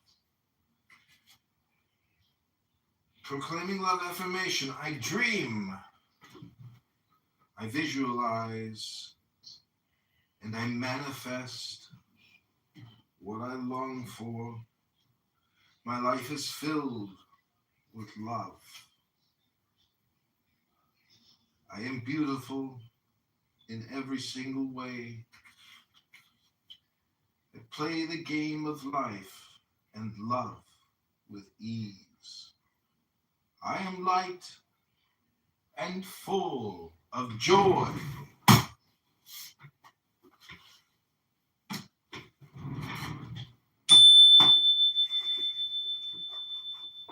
Okay, I've been reading this book. We're on page 52. This is a clip for YouTube. I hope you enjoy.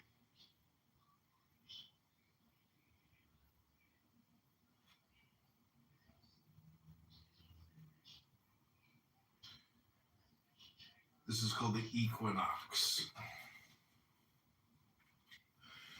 Did Brutus save Roman liberty by killing Caesar? In killing Caligula, Chaerea only made place for Claudius and Nero. To protest against violence by violence is to justify it and to force it to reproduce itself. But to triumph over evil by good, over selfishness by self-abnegation, over ferocity by pardon, that is the secret of Christianity, and it is that of eternal victory. I have seen the place where the earth still bled from the murder of Abel, and on that place there ran a brook of tears. Under the guidance of the centuries, myriads of men moved on, letting fall their tears into the brook. And eternity, crouching mournful, gazed upon the tears which fell. She counted them one by one, and there were never enough of them to wash away one stain of blood. But between two multitudes and two ages came the Christ, a pale and radiant figure. And in the earth of blood and tears, he planted the vine of fraternity, and the tears and the blood, sucked up by the roots of the divine tree, became the delicious sap of the grape, which is destined to intoxicate with love the children of the future. Chapter 14, the number 14. This is a Christian Jewish Kabbalah book, by the way. It's called The Key of the Mysteries. 14 is the number of fusion, of association, and of universal unity. And it is in the name of what it represents that we shall here make an appeal to the nations, beginning with the most ancient and the most holy children of Israel. Why, in midst of the movement of the nations, do you rest immobile, guardians of the tombs of your fathers? Your fathers are not here. They are risen. For the God of Abraham, of Isaac, and of Jacob is not the God of the dead. Why do you always impress upon your offspring the bloody sigil of the knife? God no longer wishes to separate you from other men. Be our brethren and eat with us the consecrated bread of peace on altars that blood stains never. The law of Moses is accomplished. Read your books and understand that you have been a blind and hard-hearted race, even as all your prophets said to you. You also have been a courageous race, a race that persevered in strife. Children of Israel, become the children of God.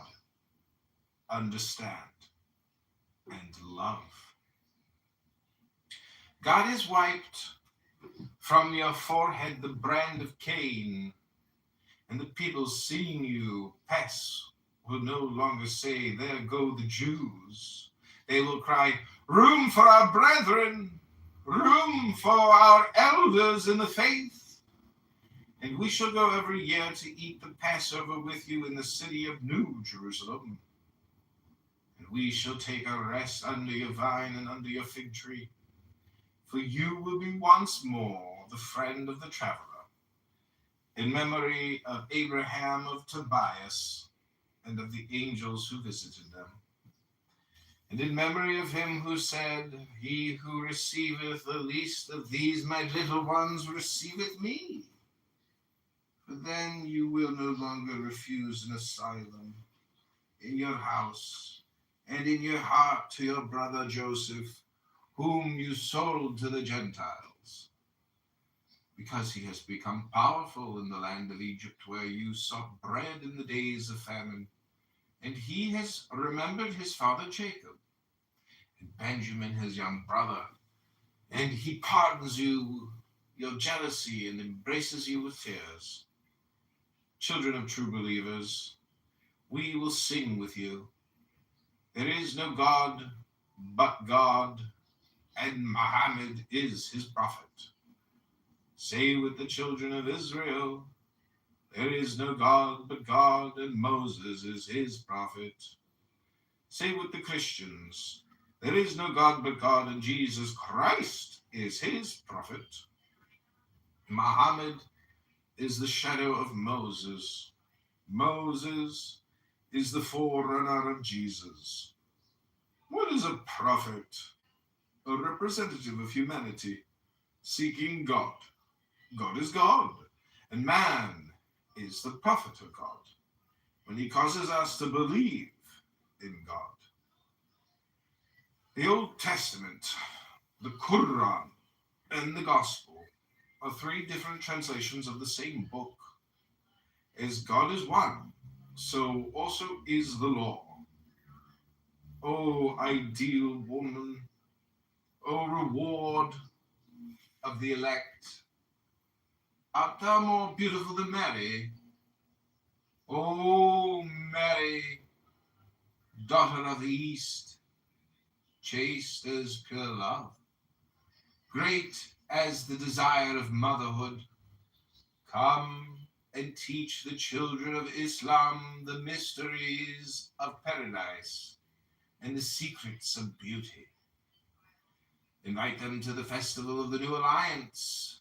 There, upon three thrones glittering with precious stones, three prophets will be seated.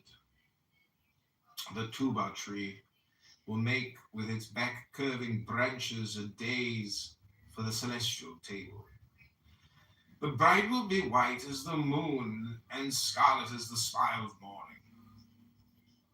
All nations shall press forward to see her, and they will no longer fear to pass al-Sirat.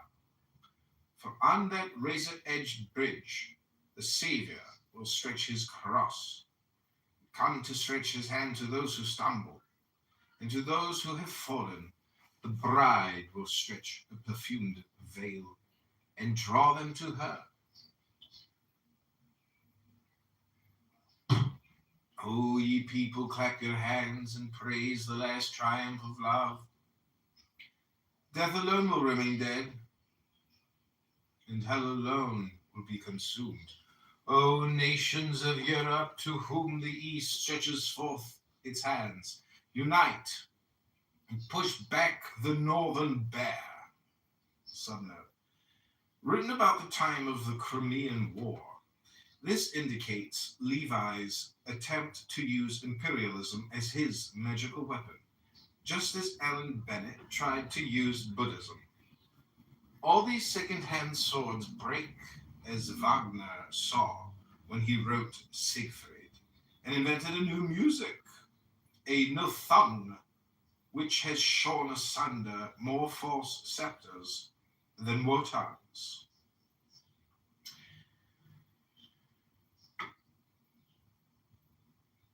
Such will... Where did they leave off? Let the last war bring the triumph of intelligence and love. Let commerce interlace the arms of the world, and a new civilization, sprung from the armed gospel, unite all the flocks of the earth under the crook of the same shepherd. Such will be the conquests of progress.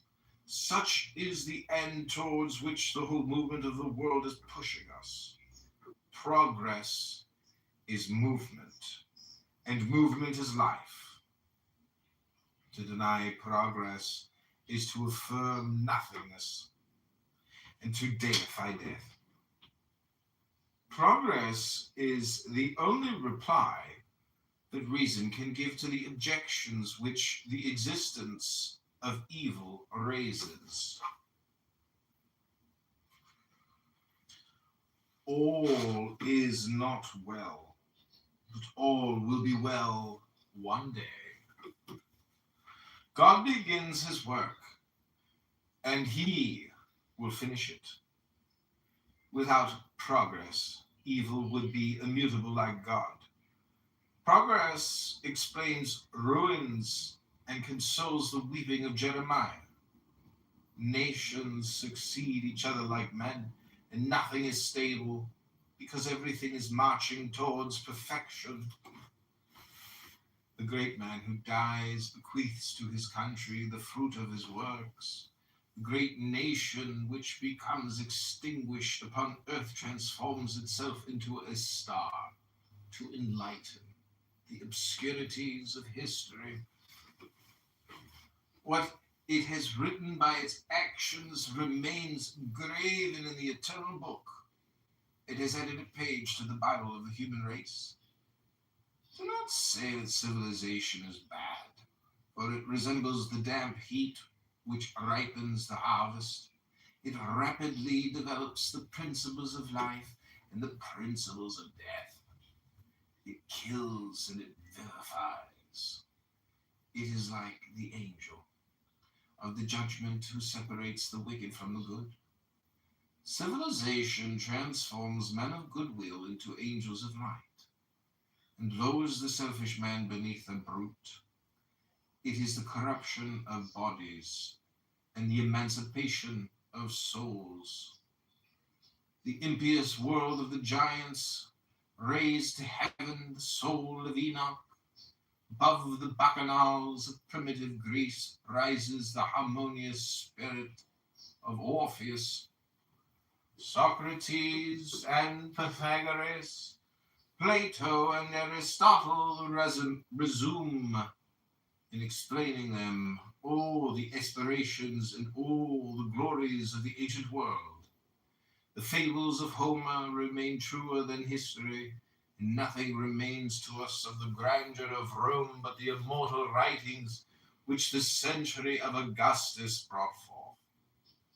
Thus, perhaps, Rome only shook the world with the convulsions of war in order to bring forth Virgil. Christianity is the fruit of the meditations of all the sages of the East who live again in Jesus Christ. Thus the light of the spirits has risen where the sun of the world rises. Christ conquered the West, and the soft rays of the sun of Asia have touched the icicles of the North. Stirred by this unknown heat, ant heaps of new men have spread over a worn-out world. Souls of dead people have shone upon rejuvenated races and enlarged in them the spirit of life. There is in the world a nation which calls itself frankness and freedom, for these two words are synonymous with the name of France. This nation has always been in some ways more Catholic than the Pope and more Protestant than Luther. The France of the Crusades, the France of the troubadours, the France of songs, the France of Rabelais and of Voltaire, the France of Bossuet and of Pascal. It is she who is the synthesis of all peoples. It is she who consecrates the alliance of reason and of faith, of revolution and of power, of the most tender belief and the proudest human dignity. And see how she marches, how she swings herself, how she struggles, how she grows great, often deceived and wounded, never cast down, enthusiastic over her triumphs, daring in her adversities. She laughs, she sings, she dies, and she teaches the world faith in immortality.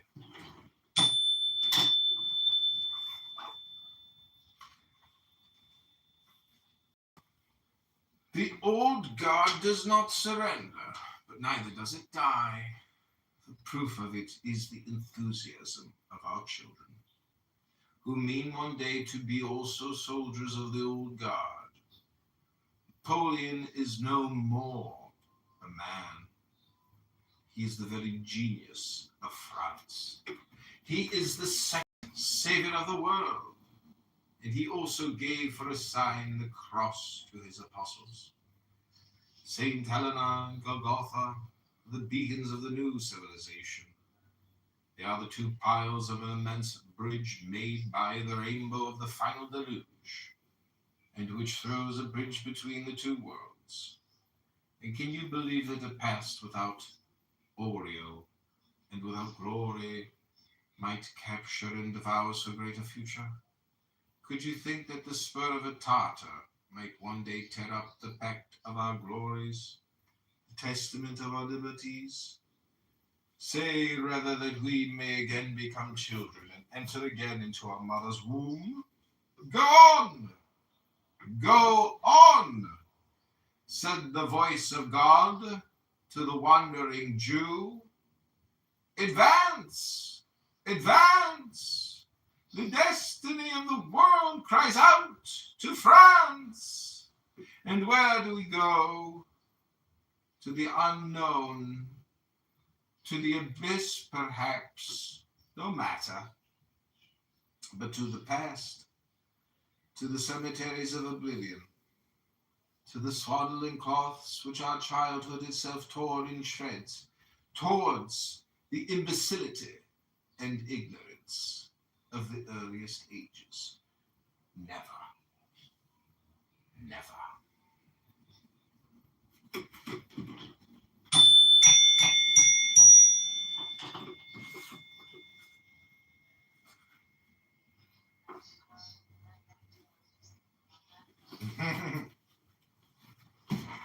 Okay, good night. Happy Valentine's Day. It's 9/11.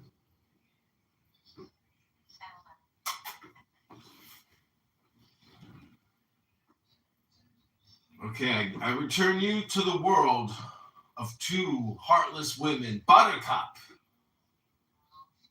and Emerose. Non-natives. America would never come to being, as a country. The natives have to be either eradicated, co-opted, killed, removed, anything, but just they have to be taken out. And this is what Israel has been doing. Inception. It's unfortunate. Okay, I have a question.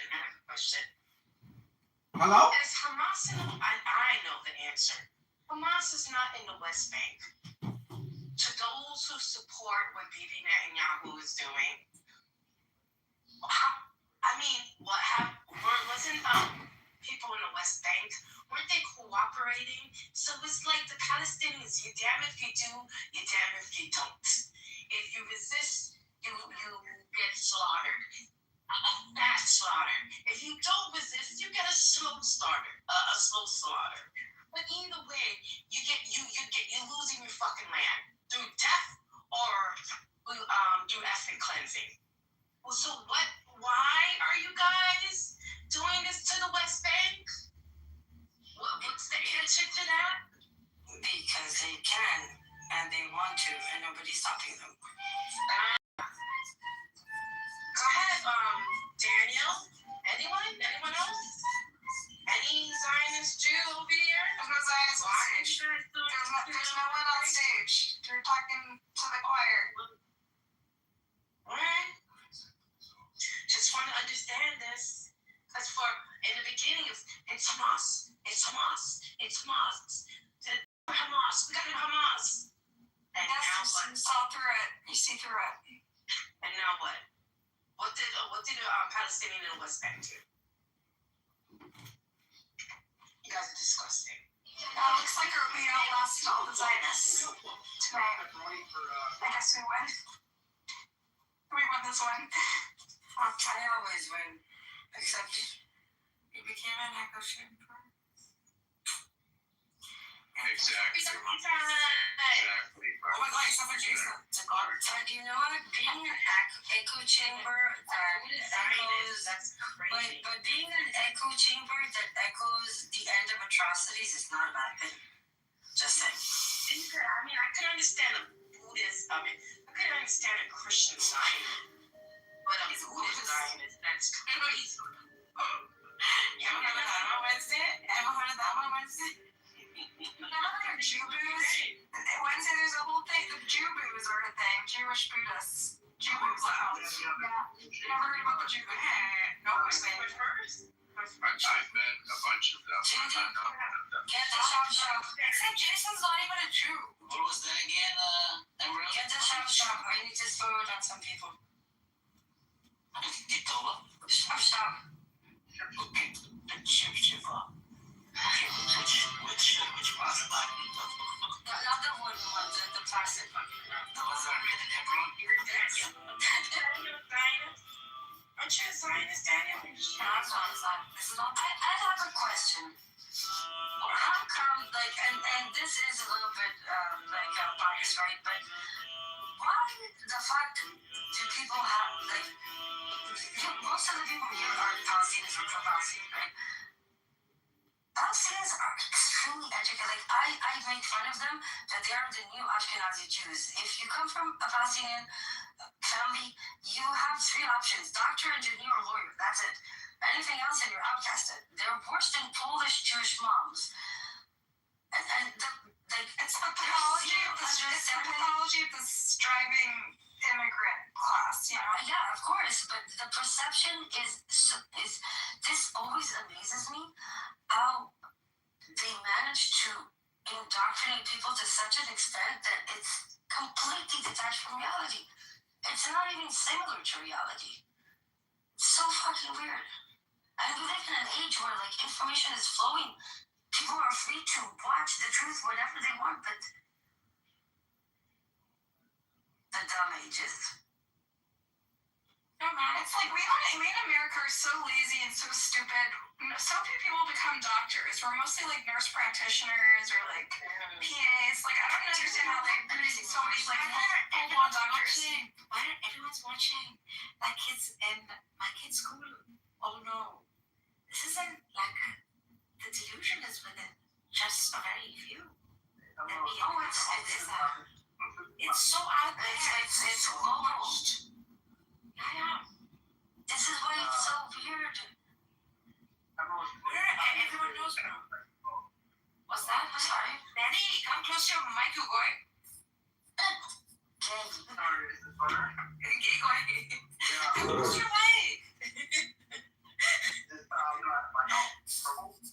Danny, come close to your mic, you loser. Bye.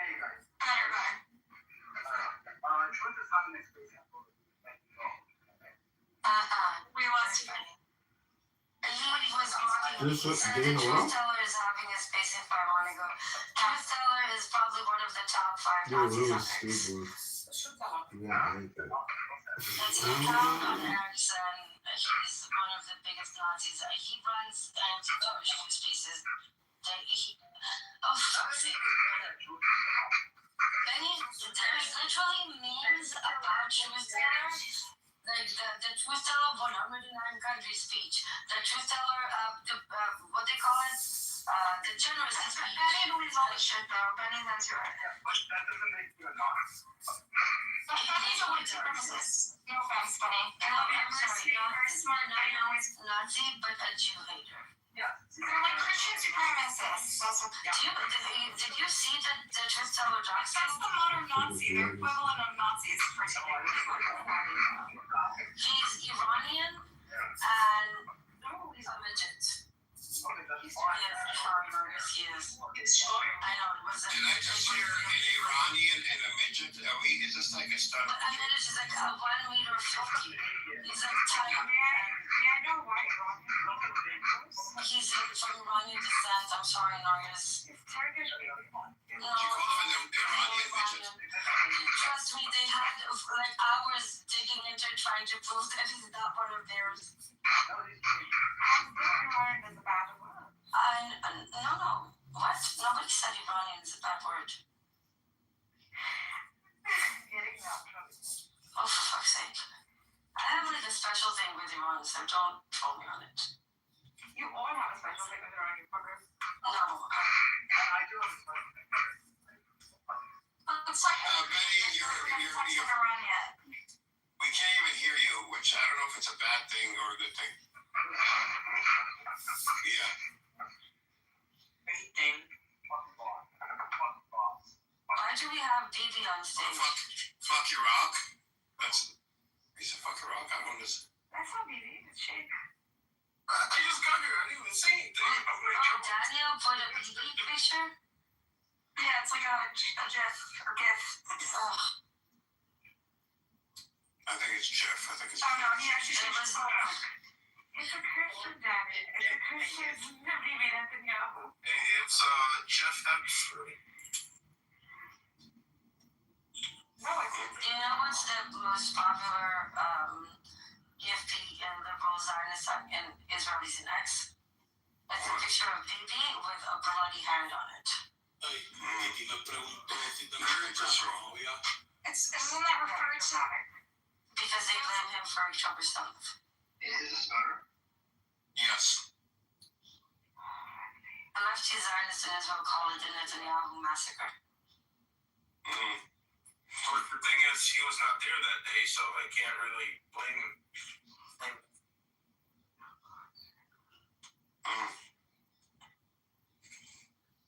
So. It's whispered to her mic. What happened to Eagle? We're so excited. The seagulls? I like Eagle. Me too, I love that. like her. Just reads newspapers and drinks tea. Well, but he also gets wound up and you can't stop him. And as soon as he says, it's absolutely not true, and then that's where you know he lost it. It's terrifying.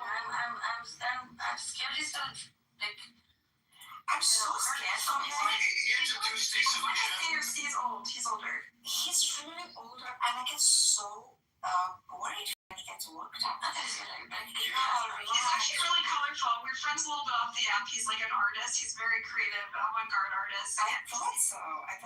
Yeah, he did documentary. Literature. We exchange creative writing sometimes. Very nice.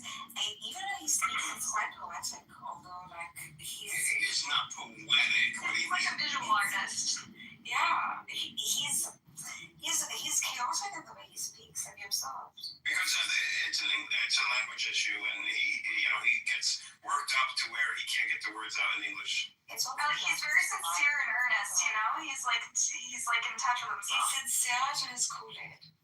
He's sincere about his intentions and his justification. He did say that Before he cracked out, which like literally was wiped out, you know? He has like unique perspective. He does believe in ending the occupation. When it comes to Israel, it's not any perspective, it's half the country. No, but he was actually born Shouldn't there. he kill He's the gun like born right if on the the Muslims Holocaust. don't There's understand? about Hello? 100,000 Holocaust survivors still alive in Israel. No, it's not that unique in Israel. Yeah. He I don't think he's a survivor. His parents, but If he was born in Krakow, then he is a survivor. but no, he's the born after the war in Krakow. He does say that he's for a two-state solution. He does say that settlements have to go. He does say that the violence is bad. He falls short of calling it a genocide. He does say it is way too much and it should have ended much Sure, sooner. he's much better than most of If I would take everything we just said and I had to put it into like a clip note, that's what you call polite occupation. Yeah. It might be better than full-on genocide and ethical cleansing, but let's not confuse that with something else. I don't think he doesn't have the, I don't know, maybe I'm wrong, but I don't feel like he has the hate.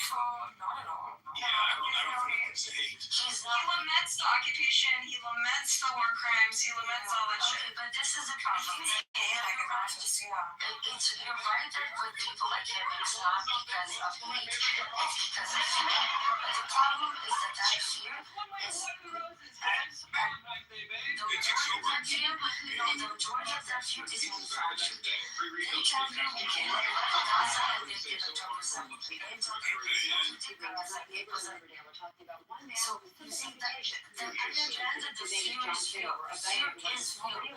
But the reasons they base that fear on are manufactured. And the Zionist regime uses that. They push it every day in the news. And the brainwashing is very strong. These are intelligent people. And when you're done with occupation, the violence goes away.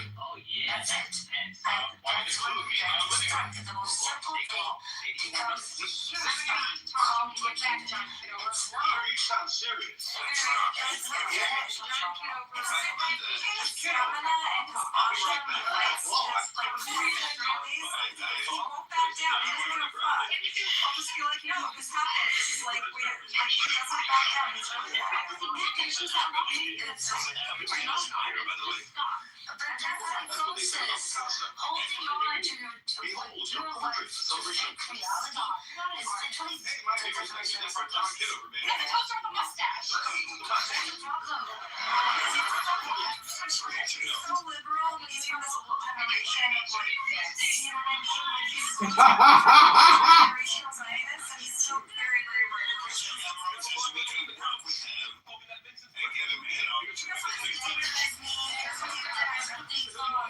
That's what they thought, Edward. They thought we could work with this. This is exactly what okay, this is dangerous. Don't fall into management of the occupation again. No. There's not even finding allies where you can find them. Like, you're not going to make any, you're not going to, they're all the great people. Yeah. He's somebody like him I can work with. I'm not saying I would agree with him. You can't work with him, Edward. In the 90s, we thought, no. We have passed the point of no return. This is not October 6th. This is not Oslo. This is a society that has committed a Holocaust and still is. There is no one to work with. They need to go to their separate corners. Israel needs to be denazified. Palestinians need to heal and rebuild themselves. But this is not. There is no gray zone. This is a dichotomy. Enough. No more management, no more we can work with it, black or white. Because every time we try this half-ass way of we do it in stages, we can work with it, we end up in a worse situation than before, and this time it has gotten, it shouldn't have gotten to the place that there's all of us. If this doesn't teach us that these tactics don't work, then we're fucking stupid, more stupid than we thought. We're enough doing the same thing. I agree with you, Bruce. That's why I'm standing up against NATO and Ukraine. Shut up, idiot. Something would be better, Russia.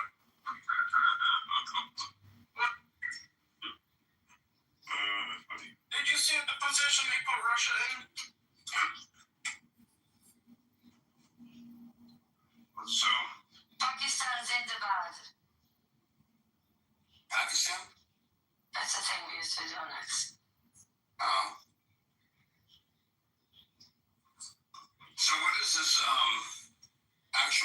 for healthcare workers? I'm very curious.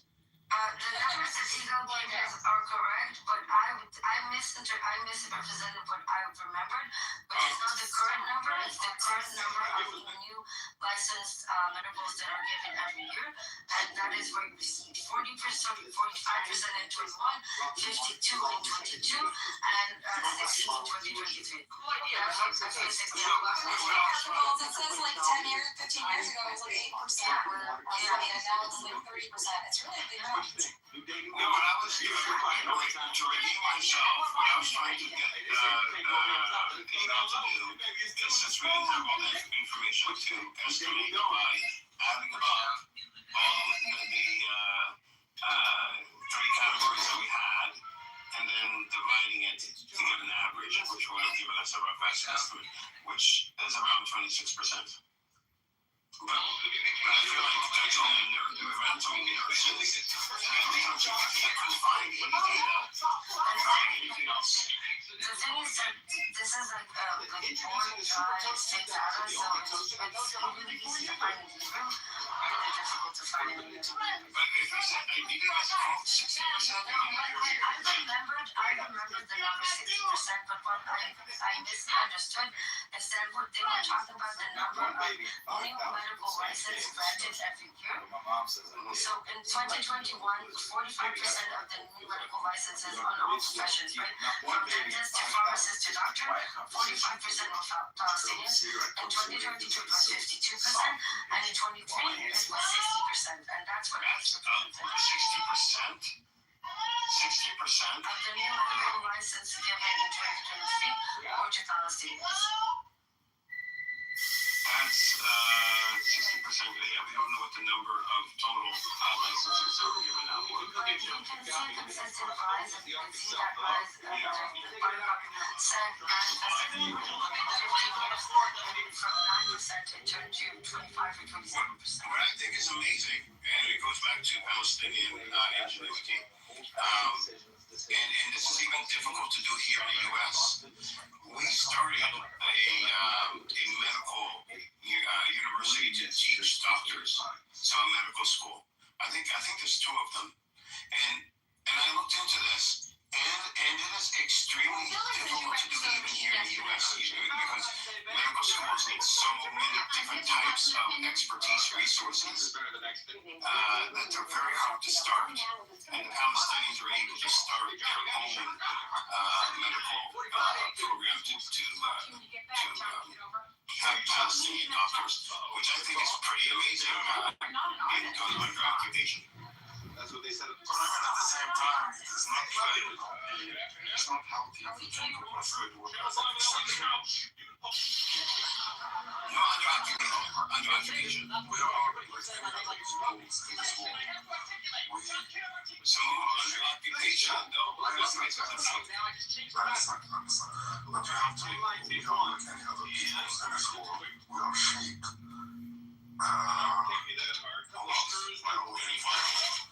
The occupation, Palestinians, you have to know, Palestinians, right after 1948, their status has changed a lot from Gaza to Iran. Palestinians, when they were kicked out of Palestine, they were the most educated people in the world, 50% at that time. Of Palestinians, they were to be more educated, and 50% was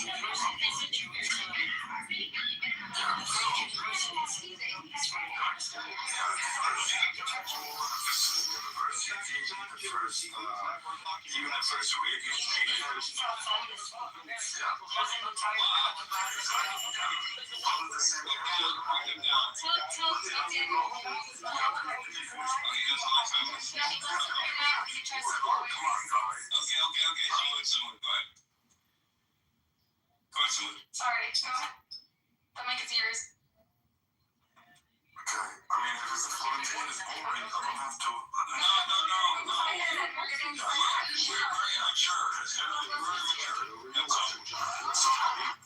So we have to dispersion, exile, pass, install upon against the Palestinian people. And the situation and the picture is dismal. It's not like it used to be. And at the same time, inside Israel, because of the apartheid measures that Israel has exacted upon the Palestinians in there, we see that the inmates, the highest per capita is amongst the Palestinian people. Palestinian people kill themselves at a very high rate inside Israel. Drug infestation and things of this nature. Lebanon also is very similar. Lebanon has administered severe forms of apartheid against the Palestinian people, and as a result, now the camps, Palestinian camps in Lebanon, are not doing well at all. Drug infestation, crime, all of that. We are just like any other people, we are subject, to all environmental factors, and we have to, it is not healthy at all to think of ourselves as an exceptional people, and if we don't, this is the problem, the thing about it, we have to acknowledge this. If we don't, things are going to things will never be reformed, things are going to keep getting worse and worse. How do you balance between making sure you don't go down the road of exceptionalism, but at the same time, and not just Palestinians, right, but there are unique aspects, unique traumas that are unlike any other. So how do you still give the proper respect and understanding without devolving into individualism? Yeah, so we have to treat the root cause. For instance, Palestinians inside Israel, they are the people who are not wanted. The same way how African Americans, black people in America, they were the people who, right after either they are slaves or segregated, or they are not one people. The system does not want to enfranchise them. So as a result, America here applied apartheid forms, measures against black people throughout the 60s, 70s, and 80s, to a point where, unfortunately, they have, I don't want to say succeeded, but they have broken the collective will of black people in America. Same thing now. Palestinians are undergoing this process. I'm answering your question. So what do we do? We need to address the root cause. This form of subtle colonialism, discrimination, racialization against Palestinian people in Israel has to stop, right? And we have to fight against it, right? So this is one way. 100% agree. I just don't have any emojis left. What is that? She doesn't have any more hearts or anything. Yeah, but you see, I'm not sure if I did answer.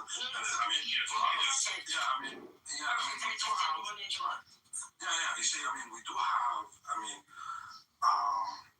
what is the word?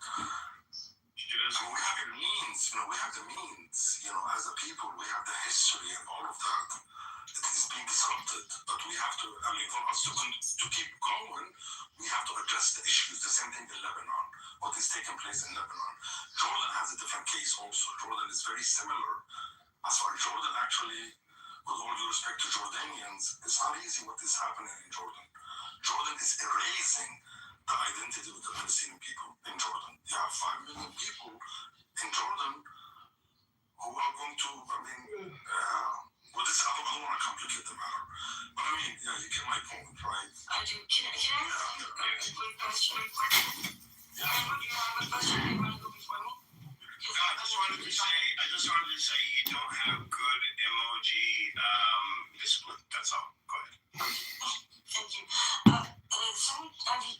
The PLO and the PA announced elections, but can you explain to me a little bit about the rationale behind the PLO elections and how is it going to happen and what do you think about it in general? I don't know much about it, to be honest with you. I haven't followed. They have, I could answer a little bit about it. The details, I wouldn't actually, I haven't really been following up. So this is a result of the Israeli narrative of we have nobody to negotiate with, and also the G7 nations, Canada, UK, and Australia. France has not put any conditions, but the conditions were reform of the PA and elections. So what the PA is doing is modernizing. The PLO sits above the PA. They are going to be holding elections and it's not the first time, but these are going to be more comprehensive elections to sit on the board for diaspora Palestinians. How does that work technically? Like, where do you But they're figuring that out. They're figuring out what the best way is to get them to vote. It has happened before in certain countries, so it was more controlled, and where they knew that these countries had the effort for them to be able to vote, and countries were worked with them to get the voting done. So they want it extended as much as possible now. So they're working on that, and they're working on it very rapidly. The second thing is of course the PA electing a president. Now what they're working on here is almost an overhaul. It's a committee that was set up, and they have completed a draft of basically how to set up systems, including getting rid of corruption, digital, for collecting taxes, for where the money's being going, the checks and balances, which I don't worry, there was a decent amount in the draft. It was a long draft that was presented that is basically starting the process of modernizing the PA government into a Western, what the West would want to see for proper governance.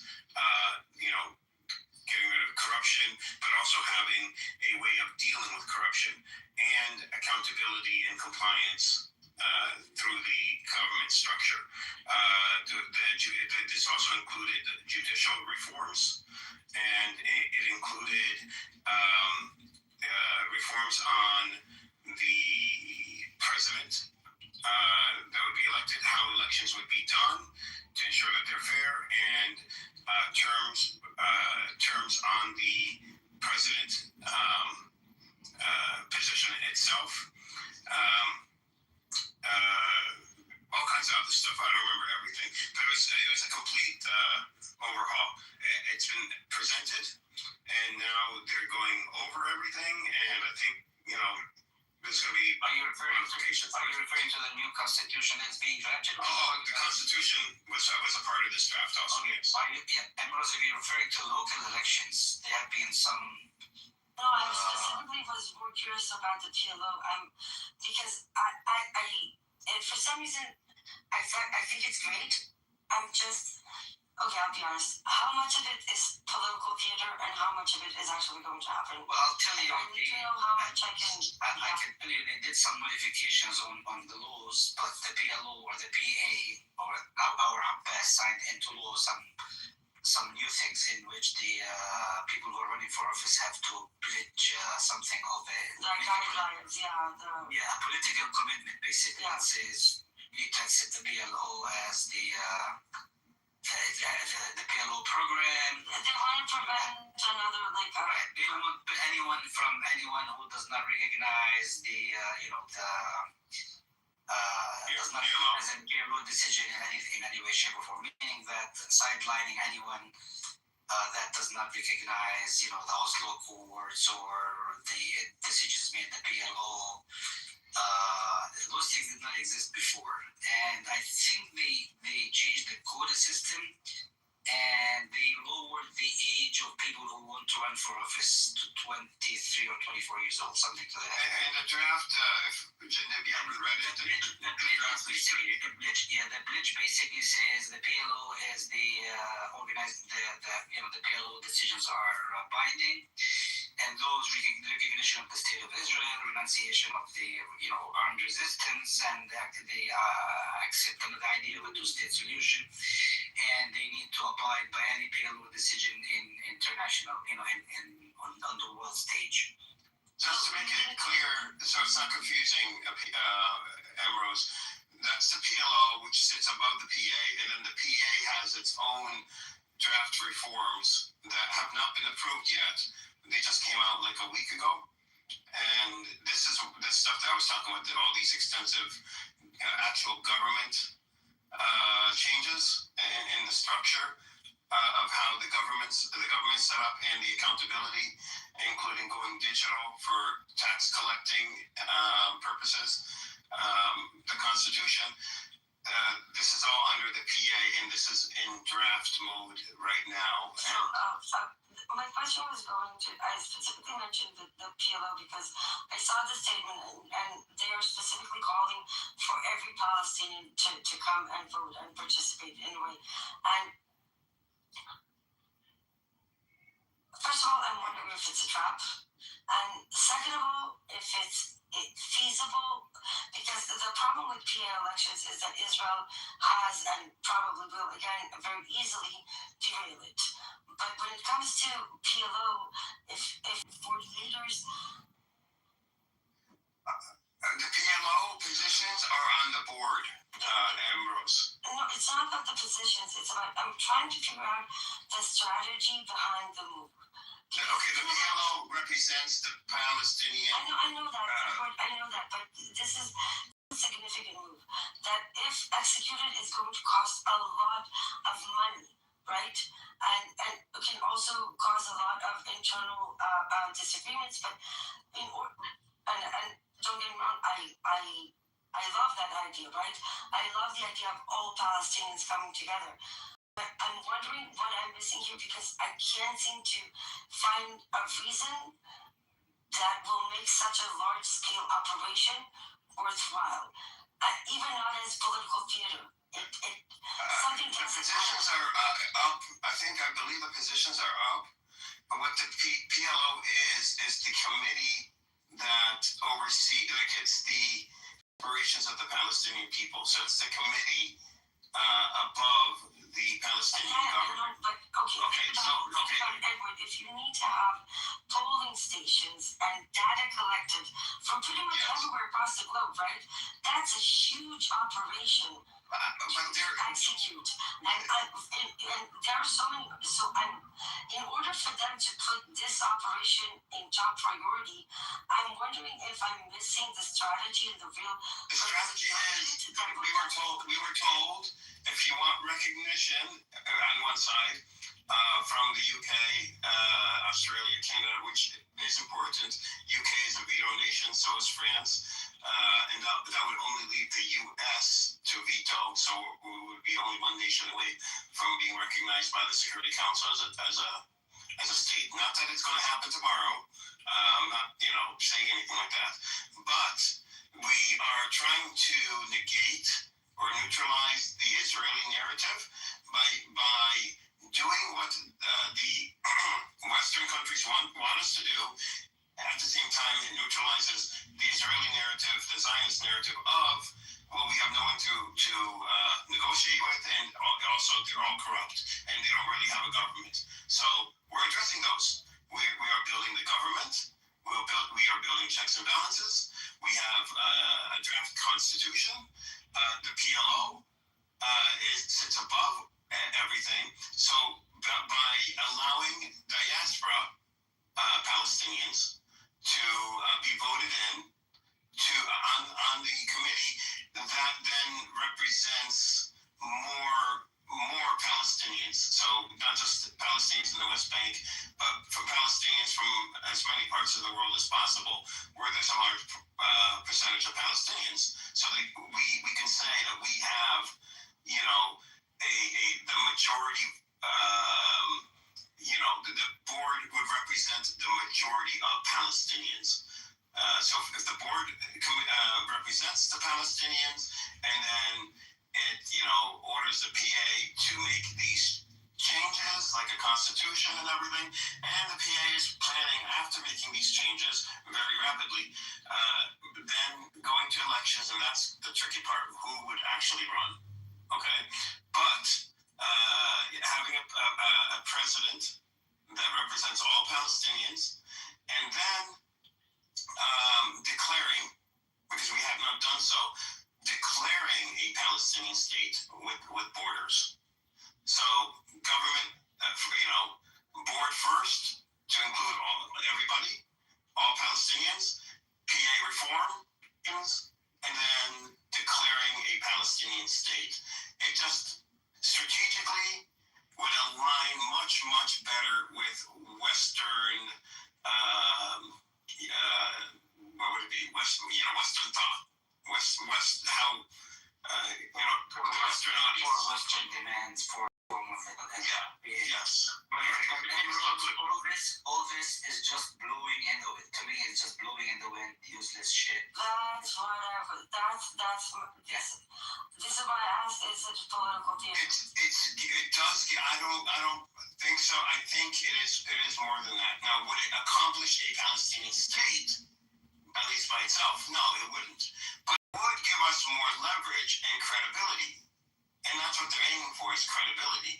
That, okay, we have done what you wanted us to do, and now since we've done so, well, what is now the obstacle for a Palestinian state? Is it us? If it's not us, who is it? That's the strategy behind it.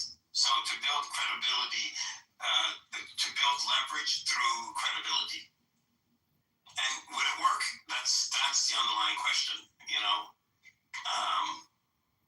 But it is a step in the right direction, at the very least. I don't disagree. Now, Jindib is very pessimistic about it actually working out, which I don't blame him, because let's be honest, have things ever worked out for Palestinians? Unfortunately, this is we have an aging so-called president, Abbas, who's been sitting on that chair in Ramallah for 18 years. He was elected for a 4-year term. About the same time as Yeah, his replacement is a bottom of the barrel kind of character that's coming in. That's I guess you know who he is. And those so-called local elections, I think they're pretty much political theater when they make you pledge, meaning that basically the whole election thing is basically designed to make sure that no Islamist will come to office or be elected. Now keep an eye on the local elections in Israel, where the Palestinians, or the Israeli Arabs, as everybody calls them, I guess you're familiar with their joint list, and they're fighting amongst each other, where they have an epidemic of a crime in their community, and they are saying they'll have a foothold of 15 seats in the Knesset, and they will be able to join some government or 50 seats? Is it? No, 15. Oh, 15. Yeah. 15 is still decent. It's enough to make a difference. Yeah, so if they get 15 seats, it they want to make sure that Netanyahu and his cohorts are not back in power. But I don't think that's. I'm very pessimistic. I want to ask you, Jindib. I wanted to ask you and Ambrose this question yesterday, but it was too hectic. Would it have been possible, and is it possible, for Palestinians to lobby or go to Israel, and talk to the Knesset, talk to other coalitions, and sort of going like. Did you see Palestinians as Palestinians? In the West Bank, yeah. Go to the Knesset? Well, the Knesset people that are in the Knesset, go to like coalition leaders, opposition leaders. I don't know, talk, have. They set up a meeting with Smotrich. No, not him. I'm saying leapfrogging the current administration and talking to those that are more reasonable and getting a foothold in, maybe shaping Israeli safe on the ground. I don't know if it's possible. I don't remember like that. You're referring to the lobbying tactics that are used in America and in Congress and so but forth. I don't know. Yeah, but that's that's a far-fetched idea here in Palestine. When you go lobby Congress, you're lobbying your representative, the person who represents your Yeah. And here we can hardly get what are you talking? We can't even get to Jerusalem yet. I mean, setting up meetings and just showing that we are making an effort to these people, and I don't know. I don't know enough about the Israeli political. I know, we're under occupation. I know they don't think of as us as equals, but having Palestinians involved in the dialogue with various stakeholders, coalition leaders, even smaller coalitions. I don't know. Maybe it won't make a difference. I was just thinking out loud. How do you think about like a benevolent leadership, like of one kind, like What do you mean? philosophy, like a compassionate dictator? Compassion. What do you mean compassion? Are you high? What are you talking about? I like the idea of compassion. Yeah, man. Don't get me wrong. Dude, Listen, I'm not ready to become dictator.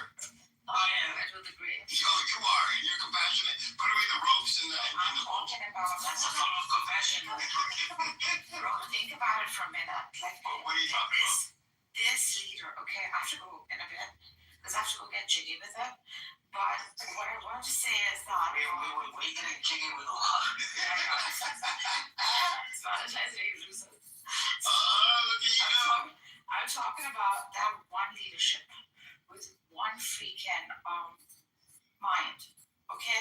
That also has like a cabinet under it. I think it's called a bureaucracy or something.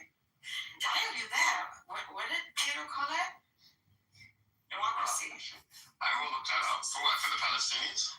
Yeah. We already have the Listen, Abbas is just sitting there on a chair, like. He's not. He's got one foot in the grave. That's what I'm saying. Therefore, a leadership of this one woman. We have a guy named Abbas, and he sits, at his Abbas chair. sitting on a chair. He's sometimes short on diapers. Okay. I will become your tyrant. Don't worry. Okay. That's all we need. That's all we need. Talking about a kind, passionate, just, freaking ruler, not like a. Are you trying to apply for the job? Not like a monarch. No, bro. I'm looking for a queen for you.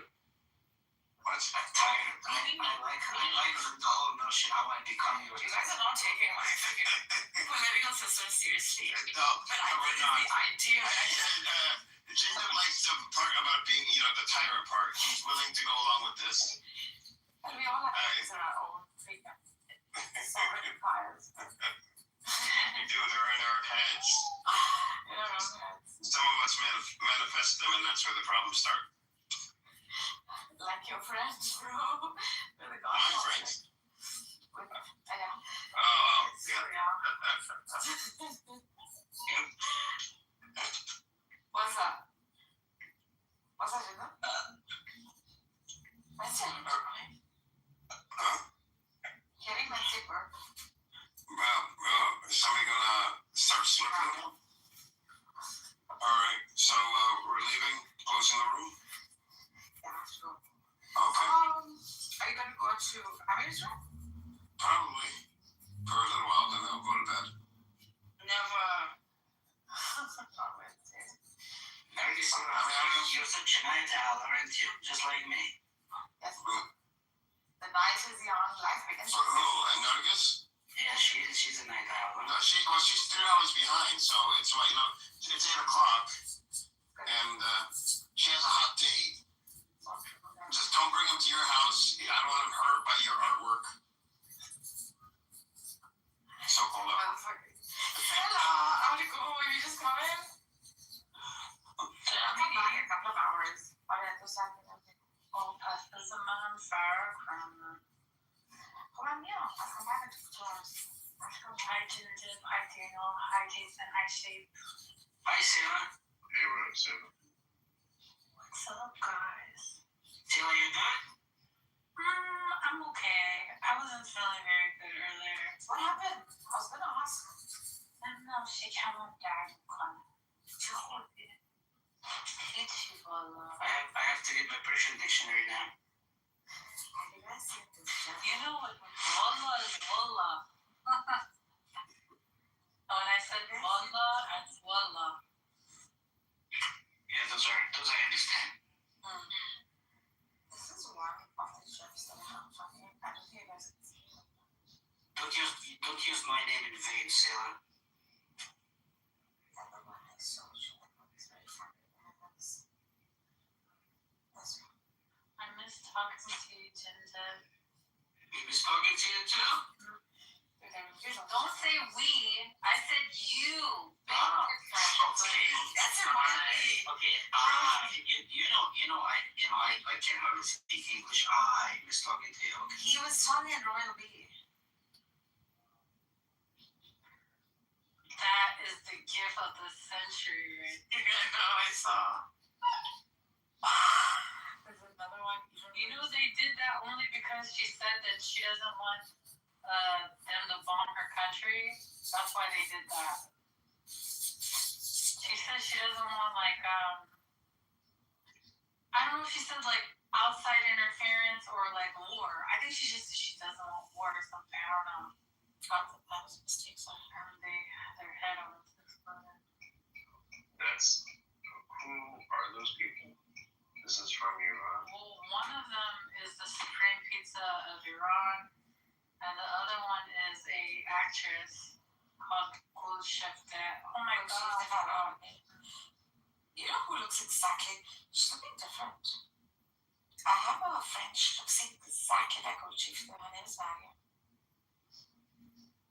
I mean, exactly. Like she walks onto these Persian stores, just in general places, and they're like, "Gul Shefte, is that you, Gul Shefte?" Oh, like that? That's how much you look like her? That's how much she looks like her. Guys, I want to lay in the bed and I want to eat snacks and watch Bridgerton. That's I watched Bridgerton season 4. Yeah, I haven't watched it. Yeah, I haven't.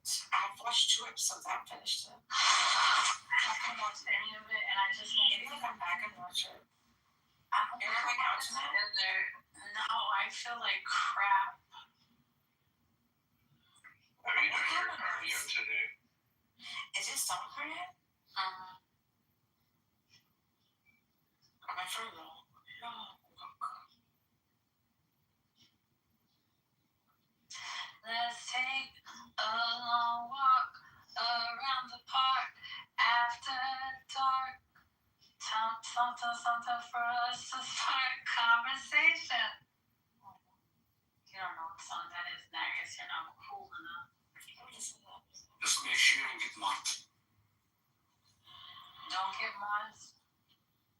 A little less conversation, a little more action, please. Obviously, you don't know the song. You're not cool then, is it? Yeah. We could watch Bridgerton together. I just have to. I want to watch them. Okay, I'll come back in a couple of hours. okay. Tonight I'm gonna get caught up. You said you're on episode 2 or episode 3? I can watch it again. If you want to watch the season again, I can watch it from. I'm gonna watch episode 1 without you, so you don't have to watch it again. So the fatty is doing really well at the whole setup. The one who's the writer. Oh yeah. She's so cute. She's so cute. Anyway, She's adorable. she is. So she's having the time of her life. But I'm not gonna spoil it for you. Good, she deserves that. In the end, I think she found one. Spoil it. So what she does a lot, when they go to the party. You're about to spoil it for me, then don't spoil it. Just because I said you weren't going to. I still have. So. What is that syndrome that you have to do the opposite of what you're told? It's like a syndrome. No, hold on. Yeah. Syndrome. almost immediate for me. It's like a reflex reaction. It's like knee-jerk reaction. You have oppositional defiant disorder. You know who recognizes this to me? Daniel. A long time ago, and some time ago, when these guys, these couples asked me to join Discord, on and on and on, because they asked me to join Discord, I joined, and so they kept saying, and then Daniel was like, "You tell her something, she's not going to do it, she's going to do it the opposite way." It's like a reflex, we can't help it. Are you like that too? I was reading about your disorder and I tuned out. What's it called? Oppositional defiance? Yeah, you have oppositional defiant disorder, ODD. ODD. Oppositional defiance. Oh my god, it's really a disorder. Behaviors are usually directed to parents, teachers, and other authority figures. That's true. Bro, amongst the many. I love it how you guys are laughing, reading that, like you're just discovering that. What the fuck did you know about it? Listen, I don't know. But I I don't have angry irritable mood. Yeah. I don't have irritable mood. I don't have argumentative or defiant behavior. In fact, I don't face confrontational well. Vindictiveness, absolutely not. But this is not my problem. Whatever. I don't have this. Whenever you're told you want to do the opposite.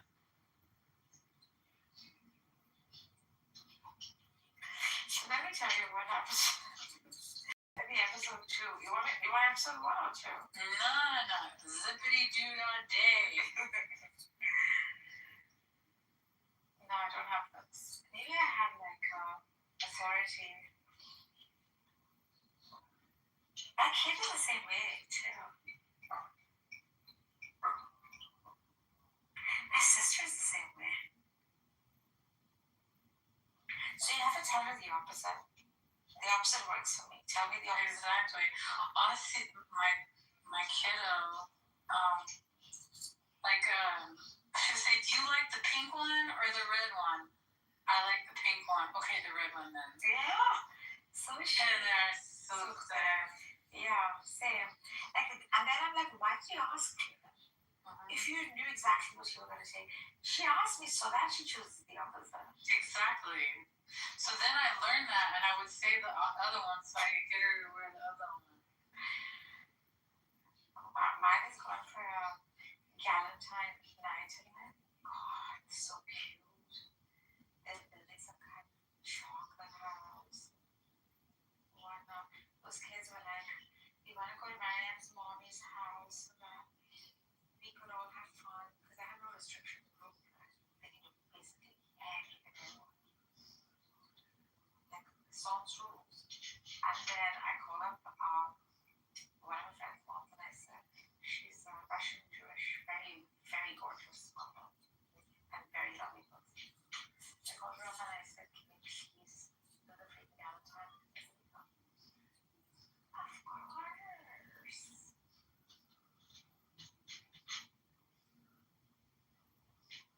So much I've had a freaking I want ice cream. You know what? Maybe that's what my problem is. You know what my problem is. I want snacks and ice cream. What do you think my problem is?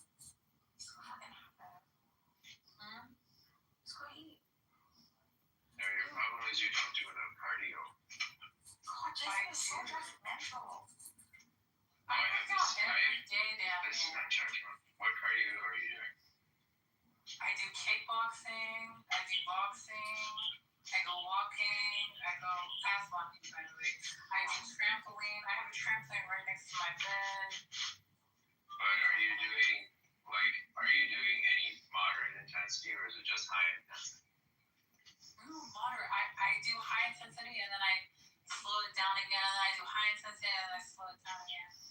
I don't do high intensity. It's just too much work. Yeah. I just Yeah, if you're doing boxing, chill. that's mostly high intensity. With boxing, I'm kind of focusing more on like kicks to do glutes and stuff. I get tired and then I do upper body, of course, like punching the bag and stuff. really like what I'm really focused on are kicks. What's the topic? Do you have a heart monitor? Yeah, what's up, everyone?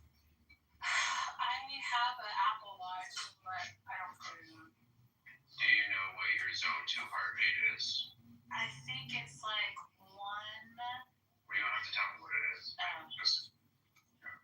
But it would, I mean, yeah, I don't know. I guess if you're doing that, then maybe you should be looking specifically at zone 2 training and whether you're doing very much of that, because that really should be the bulk of it. But Cool. I'll look into it, bro. Yeah, he's right. Zone 2 fasted cardio is the most effective way of burning visceral fat. I haven't just real booty myself. That's what I'm focused on. Well, you gotta do resistance training, like squats. I do. When you talk to me and I'm like, I'm working out, what the hell do you think I did? I'm doing sumo squats. That's good. Zone 2 cardio. Should sustain for 69 minutes. well, you want to do up to 4 hours a week, up to 5 hours a week, right? 3 is okay. Yeah. So in order to off what it Or less, and it's low and it's low but it's very moderate intensity. At least I did genuine 10 minutes. It's 60 to 70% of men. Yeah, the thing is that's like a different. How do you do zone 2? Yeah. You need a heart rate monitor, like your watch, and you need to stay in a zone 2 band with any cardio. So rowing machine, running, treadmill, it's all fine. I use a rowing machine most of the time. And you stay in zone 2 for 20 to 40 minutes, so that's fine. I love the rowing machine. Yeah, so with rowing, zone 2 is a very slow rate of rowing, actually. So just keep that in mind. It will feel slower. It will feel slow.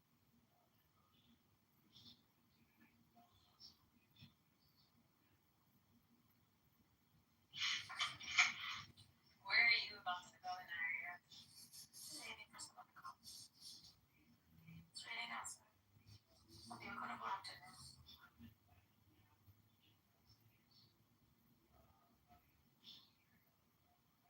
Don't feel like there's gonna be such Sulu lovers around.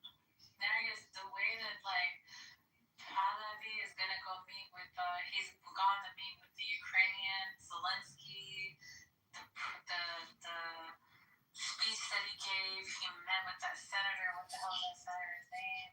Like I really think that it's going down. I really do.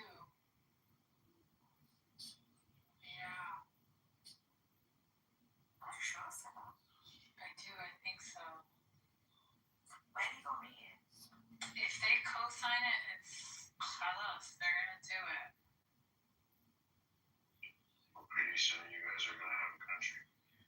I hope so. No, hold on. Like, in what way? What do you mean? That's what people. 1 second, real quick.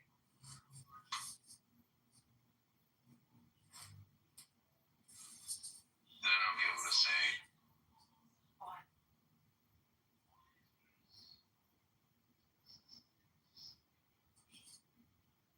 Sarah. Guys, who made this poll? Oh my god, Daniel.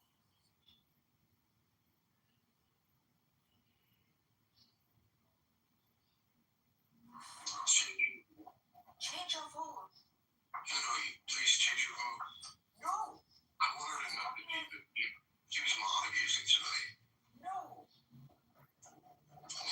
Who was mom abusing tonight? She was not. She was. Ew. Buttercup. She was not. She needed me 5 times. I'm pretty sure that she probably had good reasons for it. I think so too. Otherwise, I know.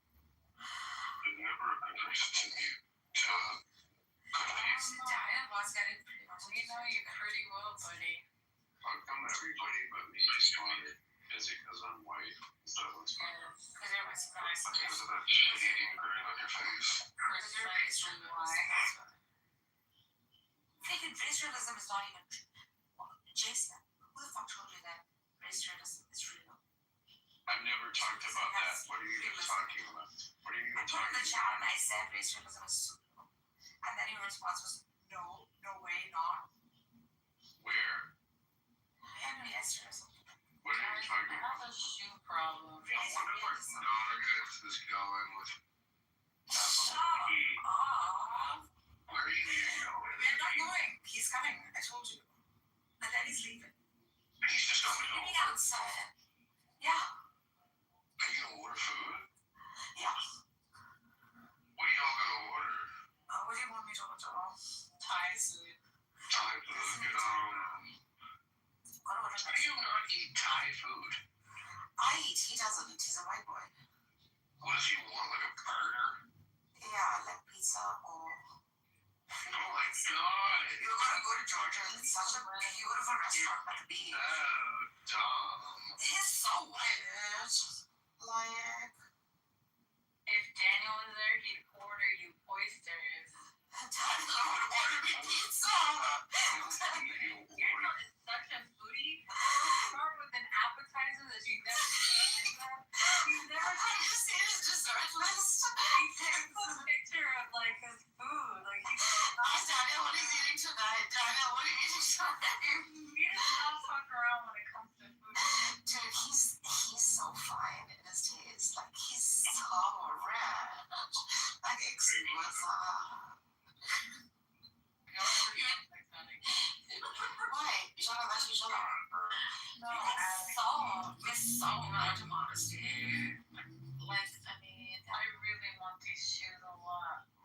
I got jealous Send me a link to like a spending spree, maybe like a like Daniel, did you guys use your dinner?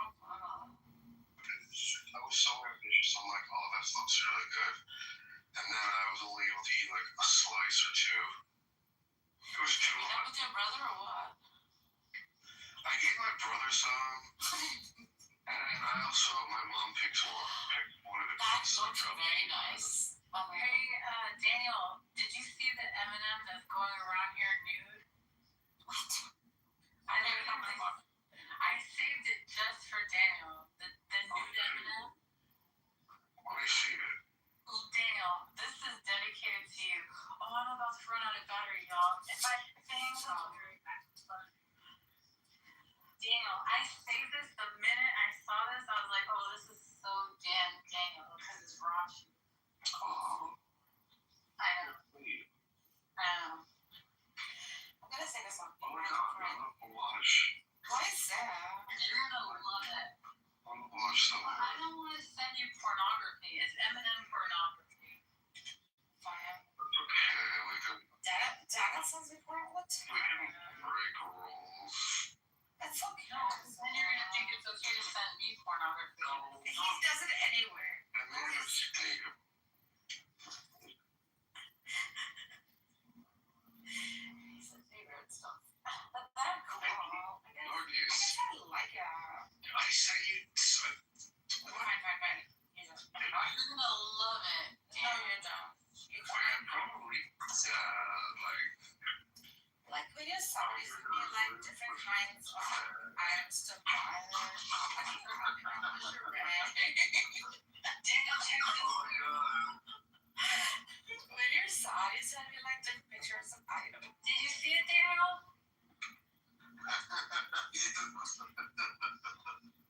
oh my god. Where are you sending it to Daniel? On his phone or on his Discord? Tell her our secret. Dog, if you haven't seen it, it's so funny. Why did you send it to me?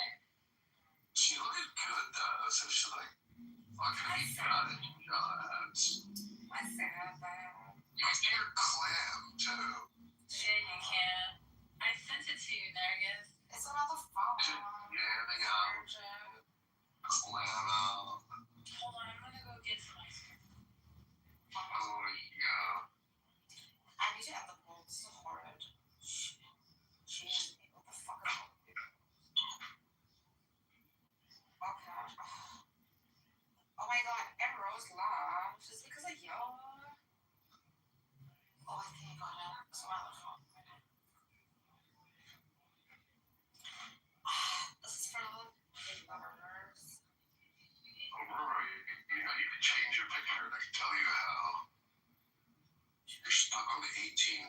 not safe for work, aren't you?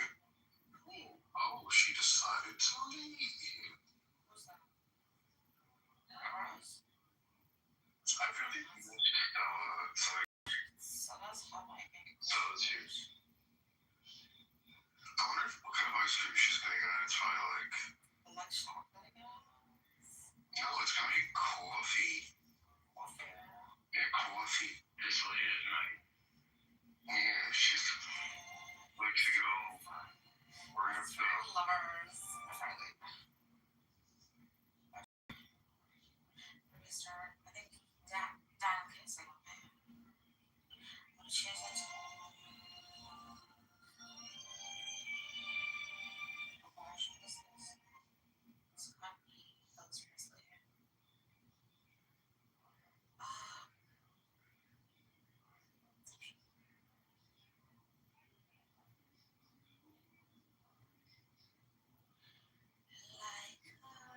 What love song do you want me to play? Hurry up, Friday. Sarah, what do you want to say? Jason. I mean, you're gonna go have a good time, you know. Girl, come on, girl. Come on. It's Nargis, Jason. Not Nargis. It's in Nargis. Yes, Nargis. Yeah. Okay, what does this name mean? Like, where does this name come from? It's a flower. particularly the narcissist trouble. Oh, very interesting. Nargis refers to narcissus. This is flower. But you know which language? It's strange, like how common the name is. Like in a row. And one would think, like, there's a story behind it. But then again, the flower looks pretty, I guess. So, You know that one doctor named True Butch who's judging us galore, right? Hammer, Rosa, Josh Rose. Was she? I just know she was. How do you know? She told me today you missed a lot of drama. This is to all the lovers in the world.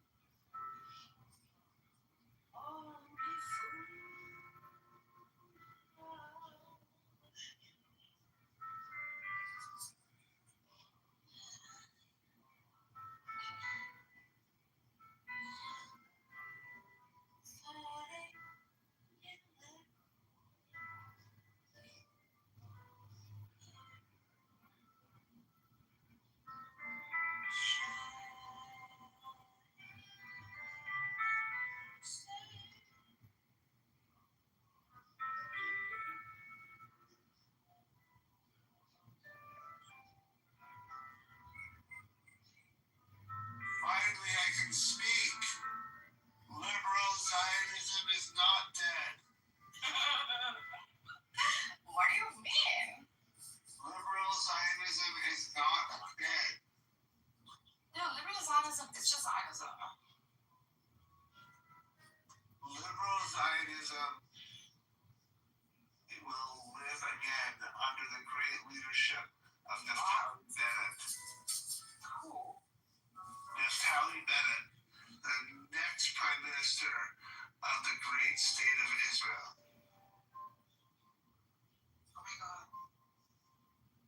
He will usher in an age where tech executives don't go and live in America and Canada because they're proud to live in Israel. He will usher in an age where all our doctors aren't ethnically cleansed from Israel because they recognize how many doctors and nurses are Palestinian just or Arab Israeli, as we feel more comfortable calling them. well, so much to say about this, but And that's why liberal Zionism will not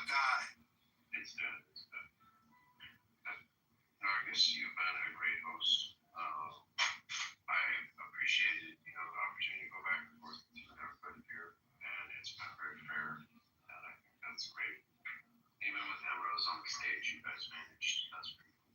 Does that not shock you? I- Yeah, can you have a discourse? We may be able to. Yeah, she's talked with me once in a while. Yeah. Because I mean, maybe she's like has so much information to relay, which is not true, right? And maybe like there's interjections that happen every now and then. Perhaps that is a cultural Jewish. No, it's a Jewish thing, talking over people and talking in the midst of what they're saying.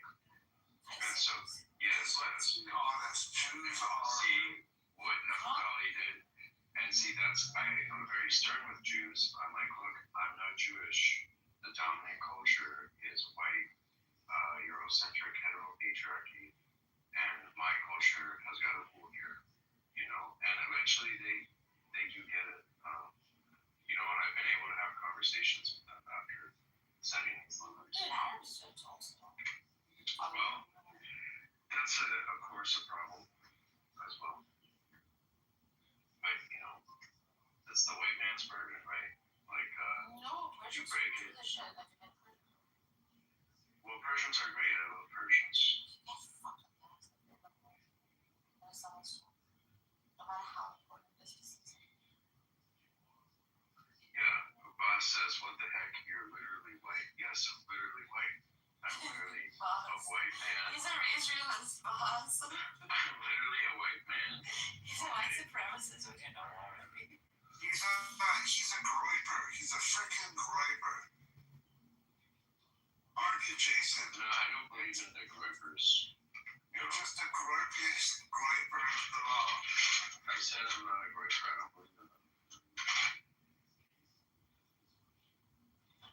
So, Naftali, what up? You said you called them Israeli Arabs or Arab Israelis? Yeah. Why do you feel comfortable calling them something that they don't call themselves? Some of them call themselves Israeli Arabs. Pardon me? A lot of Palestinians are not a lot. Oh yeah, a lot. Because that suggests that this majority of the people. There are some people that may call themselves that, but the majority of them call themselves Palestinians. The Arab Israelis in Tel Aviv and Haifa are very well integrated. Let's just say that. Well, I feel comfortable with you, a European colonizer, Zionist. Just call what we're comfortable with. As long as you're willing to call him Mr. European colonizer Zionist. Yeah. Right, proof, the colonizers have done so much good all over the world. Hey, Brother H, I have a question for you. It's going to tell me a lot about you. What did you think of the Bad Bunny halftime show? I didn't watch the Bad Bunny halftime show. I don't watch sports. Oh, that's crazy. You didn't watch the Super Bowl? Yeah, I don't watch sports. What are you, not American? No, I'm 100% American. I just don't get caught up in bread and circus. Never watched the Super Bowl. That's the American thing to do. No, my friend. I don't get caught up in bread and circus. Why is a guy with an Israeli flag in his profile lecturing an African American on how to be American? What is wrong with you? Oh, whose side are you on here, Jason? My black American brother's side. Nigel, how you doing? Long time about. Brother Habib, how are you? Long time. Yeah, Lovely to see you again, sir. you still looking the same, like a teenager. Not a teenager anymore. I mean, my shrink does think I'm Peter Pan syndrome. You said who? Peter Pan syndrome. Yes. Peter Pan syndrome is when someone refuses to grow up. Yeah. I like She to say seriously Peter believe- Pan syndrome. I said, what the heck? Bro! I was like, that's not violent. That's a different argument to have with these people. Hey, Douglas. Yeah, honey. Let me ask you something, though. Yeah, awesome. What do you think of the Bad Bunny halftime show? Let me see his name. You didn't watch the Bad Bunny halftime show? No. It's a cultural moment for America, though.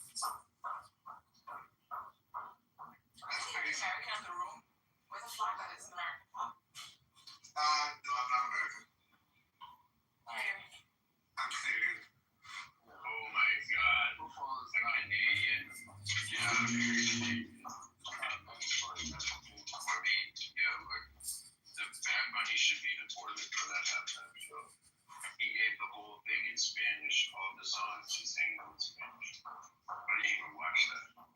It was despicable. He should leave this country. Go live in the country with the flags that he waved. Yeah, they did that on purpose. Everything is done on purpose. It's not like just haphazardly done. Because they want people to talk about bad blood as opposed to the Epstein files.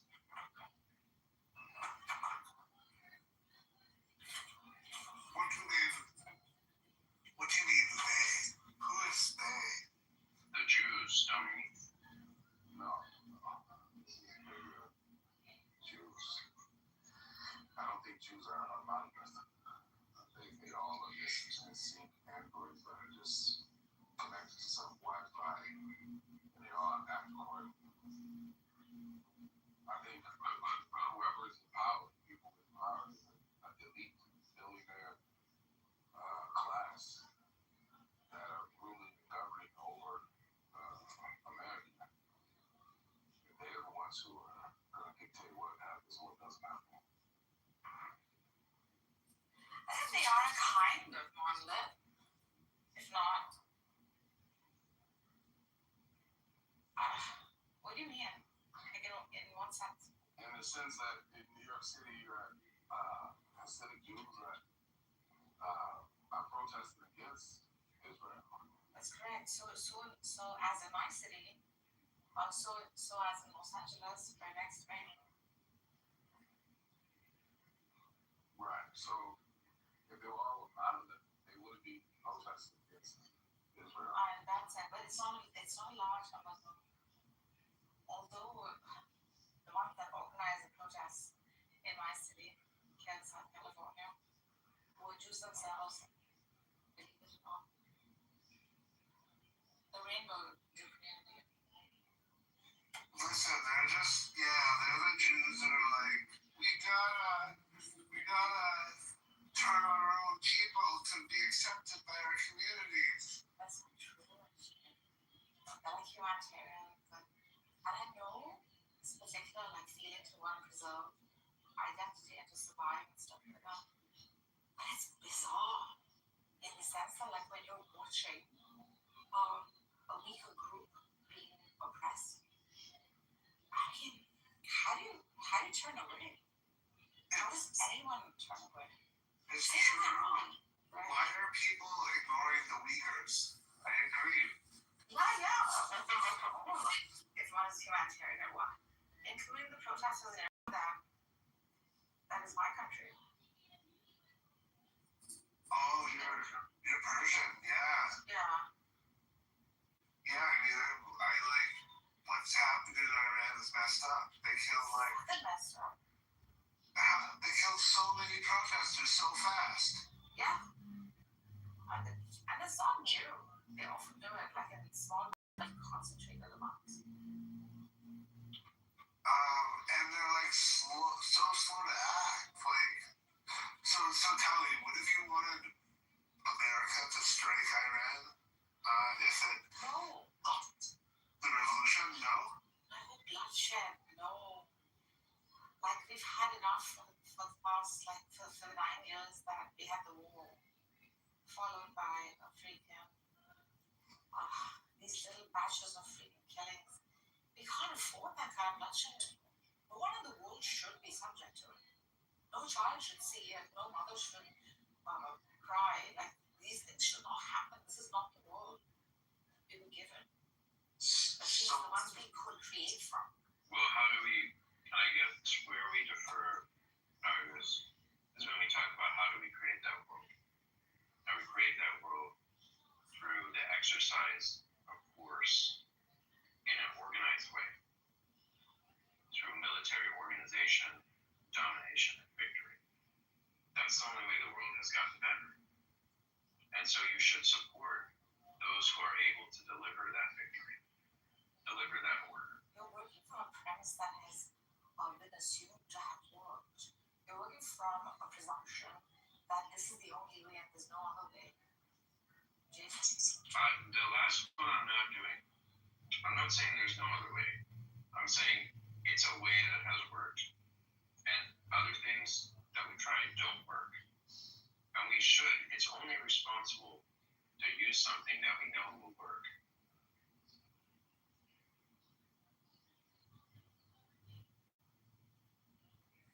Well, I mean, like, I think that some people would like to see an intervention by America with what's going on in Iran. But I guess it's also understandable that you want to avoid more bloodshed. And ultimately, there would be more bloodshed at the hands of the IRGC if there was a missile attack. And like some major IRGC leaders or members were taken out.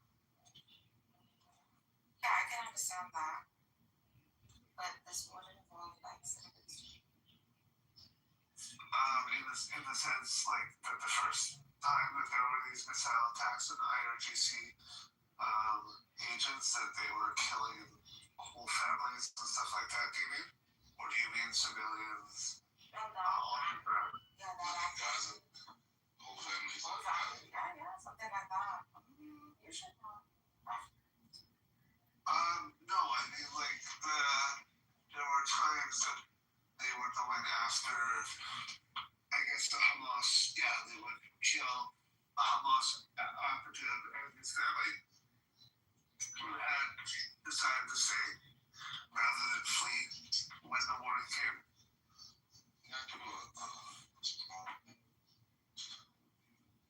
You're in the Matrix, bro.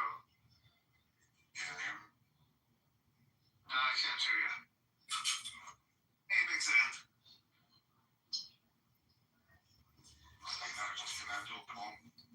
Absolutely, yes. You're in the Matrix though. Yeah, is he not? Yeah, he is in the Matrix.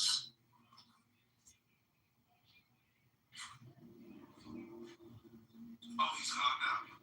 Yeah, so I mean, like, that's I'm just saying that matter of fact, factually. Sure, there were whole families that were taken out. Okay, so why children pay for the sins of their fathers? Exactly right. There's no good reason.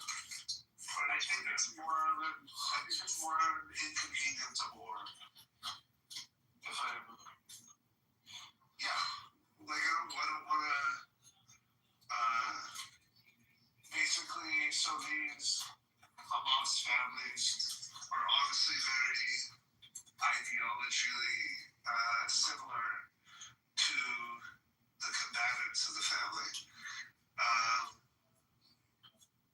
And there's this narrative that Hamas wants to create about more innocents being killed at the hands of Israel. So they stay for the war effort.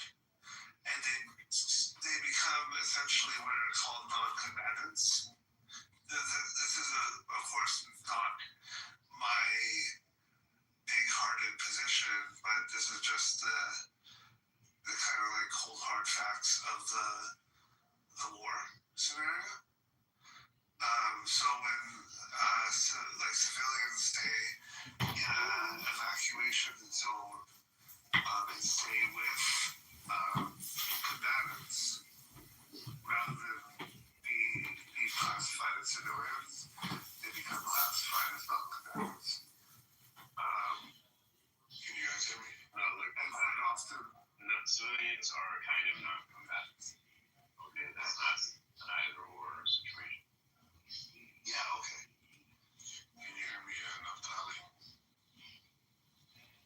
Yeah, I can hear you. Hear me now? Okay. I just wanted to do a small poem. What's your poem about, Brother Ian? He's gonna do the poem, not really. Habib. It's Habib. Alright. I don't have a title, so untitled.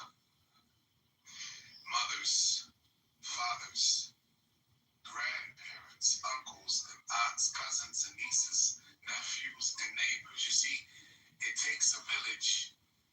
But I don't mean what's needed to raise a child. It takes a village is how Israel colonizes their towns. dropping bombs that can be heard all over the globe. Even the deaf can hear the sound of Israeli drones. So that's a strong confirmation that there's nothing left of your home except fractured femur bones, the smell of adrenaline and adrenochrome in this blood-soaked war zone. While most Israeli and Americans are just clueless, and the clues of their cluelessness are found in portraits of vacation trips and dinner pics, outfits and wonderful likes and clicks, castrated consumers consumed with the pitiful excuse of their trivial pursuits that occupy their lives, while Palestinians are preoccupied each night with an occupation of fight or flight. Either choice equates the opposite of life.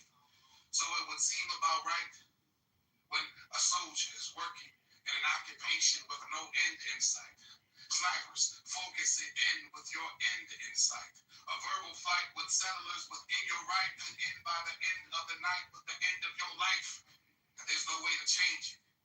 Angels can't even explain it as they watch Dawood being killed by Goliath, while Goliath is really the star of David. The antics are pathetic. European Zionists that act anti-Semitic, labeling the authentic ethnic Arab as anti-Semitic, even when their mothers, fathers, uncles, and aunties are Semitic. So what would you do with the feeling of shrapnel, terror, then to see your daughter's dead, emotionless face staring through you, peeking out from under the rubble like some sick game of peekaboo? These are the perverse things that people do to people who are forced to stare down the barrel of your gun as they're stealing you.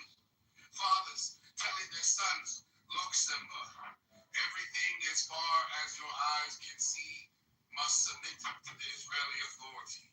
Stuck in this enormity of trying to normalize this new Normandy, where every day is D-Day of D-Day on replay. Children caught between torment and malnourishment, smothered beneath blankets of death and discontent, only to awaken to the smell of your family's dead body stench. No flowers or roses sent, no cards that read, my condolences for putting holes this big alongside of your open rares. Who needs sympathy cards and kind words from their colonizers? Especially when your optics can see the stark reminders that your ops is Oppenheimer. Open the channels. Hey. My op is Oppenheimer.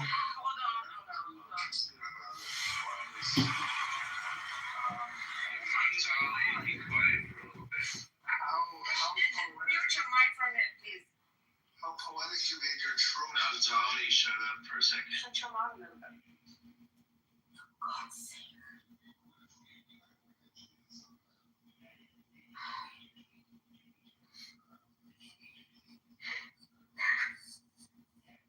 Yeah. I like Jag. I was in there earlier today. That girl Samira is a retard. Samira is the one that invited me up. I was just listening and she was telling me to come up and said, Realism, like these guys talking about it, really, like I get secondhand from listening to them. I mean, it's just like it's slop. It's fucking slop now, man. It is. It's like I get like yes, there are obviously people doing things like there's no smoking gun and you get people like Bongino and uncovering the truth. It's just like oh my god, they don't have like enough information to people. Okay, and so we're gonna get these files, and you think they're like uncovering these files, which in all reality, these people are fucking stupid. Like these are not like Jeffrey Epstein, even like he was basically the most successful people in the fucking world, not just this country. They were in circles with them. They were capable of covering their asses. I don't know. Get a smoking gun. Did you see the latest release? And I don't know. I thought these names were already there, like a lot of them, but the last 2 hours they released more names. Wait, they're still releasing shit? Yeah, you didn't catch it? Pam Bondi. So wait, that line didn't really mean anything? Pam Bondi's on the list. Just about everybody's on the list. I don't know if you guys saw that. Yeah, so the Obamas, the Clintons, the Trumps, everybody, and this is where it becomes fucking retardation, is because anybody who is anybody bumped almost with fucking Jeffrey Epstein. All it took is like one interaction and you're on the list, basically. I mean, you think about it, because like for everybody to be on the list, all it took is one email, one phone call, one little meeting with him. You're gonna be put on the list if you're associated with Epstein, right? That's kind of what you're getting at, Pepe, right? Yeah, because anybody who's somebody, like they have at least been to events with him, and You scared the shit right out of me. of course they did deals with him, and I don't know. It does seem to be.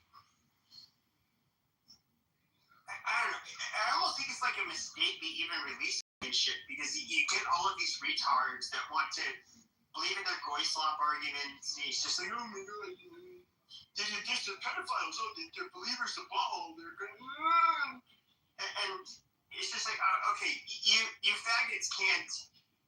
You don't deserve to have information disseminated to you because you're too fucking stupid. I mean, I just.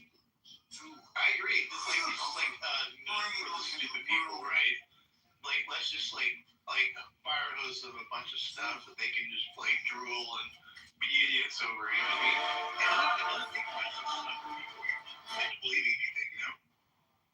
Is that? Yeah, I agree. It goes on both sides. I'm not saying like even like the Republicans are dummies for I think Pam Bondi's a dummy for even bringing any of this shit up. She was the one that pushed all this. Trump didn't even want to do this, really, you know? So, I mean, it goes both ways, I think. What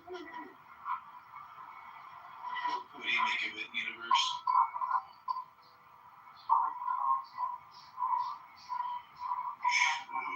We also really talk to the universe and the universe talk back. I mean, Donald Trump is the best voice slop artist. I mean, I think he did tell, the American, he did tell him, like, how to respond. And like, oh, look at the Dow. He's a self-aggrandizing piece of shit. Like, I don't know how else to put it to you guys. Like, I know a lot of you guys love Trump. That's fine. He's way better than the alternative. But he's a goddamn bombastic buffoon. Like, most people would not have respect for him. I don't think anybody in America, generations ago would ever have respect for him because he doesn't deserve it. All you guys look like screws, so how the hell are you idiots in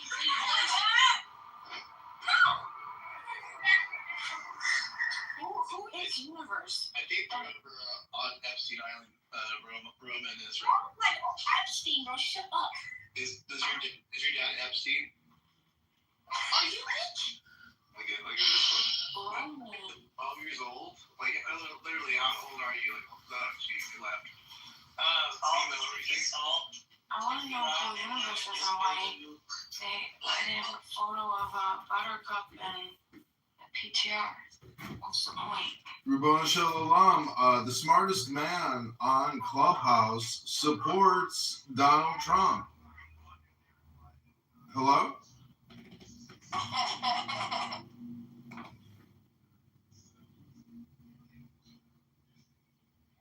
Evening, Coco. Coco was not on the website. What's that? You all should have heard Coco was on the website. She handled him so diplomatically. It was impressive. Wait, who did you? Yes. And she was so much nicer than I was. I was being so rude. And because I just didn't have the patience. I'm hormonal. And I just didn't. I couldn't do it last night. And Coco was like, why are you being rude? Stop, be a nice person. You're being so mean. I'm like, shut the fuck up, bitch. I'm sorry. Well, he was being an idiot, though, that guy. That's No, and he's like, The only reason I was telling Beaver, the only reason I have grace on him is because he's old, and like that's one of my values. Like, can't be fucking mean to old people. I don't have no problem attacking somebody in their 40s or in their 30s or in their 90s. It's true. No problem. But when you're on your way out of here, no, I gotta. Even if you're a stupid fucking piece of shit, I'm still gonna give you grace. But I think that's what he was here for. I think he wanted the abuse. Do you know, he back channeled me and he's like, call me. And he like gave me his cell phone number and I'm like, this is after I burped. He called Native Americans savages, and I was like, oh shit, Coco's gonna blow up. But she didn't. She handled it gracefully. Wait, I missed who it was. She did it very gracefully. Who's like sleep? Who? His name's like, he comes out right. He's old. He's kind of like Uncle Steve's retarded little brother. He's got that slow, Like your mom? yeah. Ew. Coco.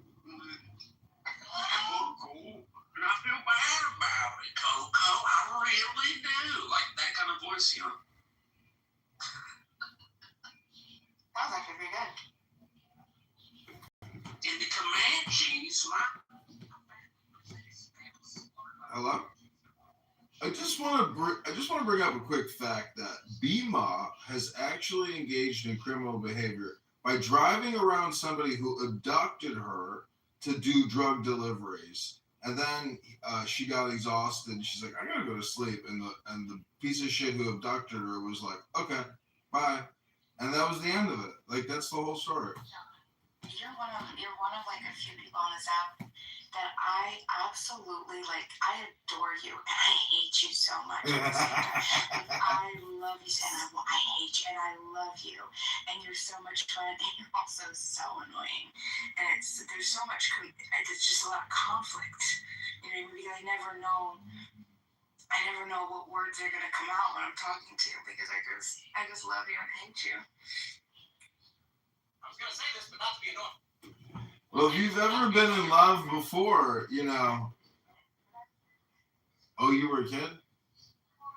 I'm just making fun of you because on so many levels that speaks to your problem, where you literally helped somebody engage. I mean, it's just such a crazy story. Maybe you could share it with people here because it's really that fucked up. Towards white people, and he said, wow, this white lady she doesn't think I'm a demon, she doesn't think I'm the problem, she's giving me, and he loves white people, and he grew up, and he owns a small business, he has a small mom and pop shop, and he does wonderful things in the community now. See? Oh, there's a happy ending to the kidnapping and the drug dealing. Cool. But the fact of the matter is, the smartest man on Clubhouse obviously supports Donald Trump. If you have Trump derangement syndrome, and I don't know if you saw this, but Trump derangement syndrome has actually been added to the DSM-16. I really don't. The DSM-16. What the fuck? It is real. It's actually been out there for a while, I think. Unless they took it off, I don't know. I think it's an actual diagnosed disease. You can't even look it up right now. There's also moral injury that was just recently added, like last year. And it's like this, it came from Israeli soldiers murdering so many Palestinian children and Palestinians. No, I'm dead serious, Matt. Wait, point of order, moderator. When an Israeli soldier dies at the hands of a Palestinian terrorist, is that Israeli soldier a martyr? Hello? Well, obviously they're, I don't know, but. Good afternoon. I don't know. Well, you don't know because you don't know anything. You're an idiot. What's the name of the disease, Eva? Hold on, let me go get it. Let me go find it for you. Evening, BT. Welcome. Grand evening. How are you spending your your Valentine's evening? They call it summer How by was the your man saying? three No, I'm just times. kidding. The biggest insult you We can do. already did all that stuff, so I'm just high and trying to talk to y'all for a little bit. So I was gonna ask you the title. You made it for me because I'm the smartest man on the app. So yeah, I agree with the title. Yeah. You're the last. Well, we have a separate category for black people, so you might look at the other fair. Beaver. We have the black category. I gotta get You need to get into that one. I need the DEI award. Well, we have Hood Black, and then we have Academia Suburb Black. I'm a mix of both. So Okay, well, you might qualify. yeah, like I'm both of those. Yes, schizophrenia for Kitover. He leads that category. Oh my gosh, he's got some other stuff going on the other side of the airport. He's here right now. Give you a heads up. Oh man, where is he on? Schizophrenia, man, that is an ad hominem. I've never been described as being schizophrenic, dog. But did you make this room title for me? Hello? Jewel Pockets. Going out with pockets now, talking about schizophrenia. That bitch has got an opinion for every fucking goddamn thing on the motherfucking planet. Oh, okay. Talk about hyperverbalization. Bitch, learn how to meditate, read a book, and go to the gym, you goddamn schizophrenic. Welcome to the stage, pal. How are you? I'm trying to understand this title. Of course you are. It's confusing to a man of your low IQ. Do you have an equally low EQ to match your low IQ? Yeah, that's correct. Good. Yeah. So can we Free Palestine. Yeah. Free Palestine. Free Palestine. Yeah, wake it up for the Palestinians in tents. Free Palestine. Fuck, Trump. The question of the day is, do you think Donald Trump is a pedophile? What do you want? Why do you want to fuck Trump? Fuck Trump. You want to fuck the orange man? Definitely not, my nigga. Yo, why driving here? Yo, y'all see my profile picture? Yo, that nigga job is showing his butt and the bitches is clowning on me. Yo, look at my PTR. This nigga butt. Look at my PTR. PTR change. That nigga living with the rat too, boy. That nigga just white. Oh no. Yo, this nigga gay. Come on, mom. Wait, I don't know. How am I supposed to be? Yeah, we're not this Oh, I want to see too. This nigga blew right on the phone with a boy. He's so gay. Oh my God. I'm reporting you. This is disgusting. I don't want to look at no booty crack. If I want to look at the African channel, I can just look at a monkey eating a monkey. Monkey. You can't see it? Oh my God. No, you might be happy. You can't. That little black boy don't even use baby wipes. I saw shit all over his ass.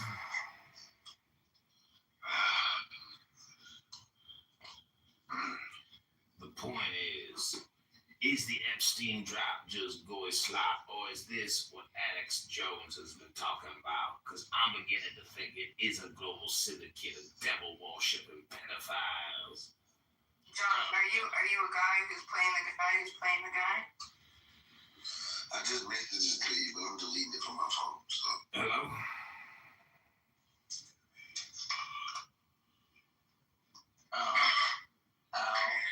You had a question? I think we lost a question in the sauce. You want to know the smartest man is on Clubhouse? No, because I know it's nobody in this room. If it is, it's definitely me. But I'm so curious. Who is this in reference to, and why do you support Trump? What's the situation? If man on Clubhouse or in the world supported Trump, doesn't that go kind of far? I mean, that's pretty good, right? That's pretty good support, or no? And we invited the person too, by the way. Yeah. Oh wow. Not really. I think the proposition of intelligence is irrelevant to me unless there's some sort of measurement of accomplishments that I respect. Even if you was to make a determinative claim about your IQ, let's just say, not even yours, but anybody's, I still would need to see a list of accomplishments that I respect before I would. Man, you just still, man, a strong man. It ain't about that. Can you say one goddamn smart sentence? Promise you can. Hello?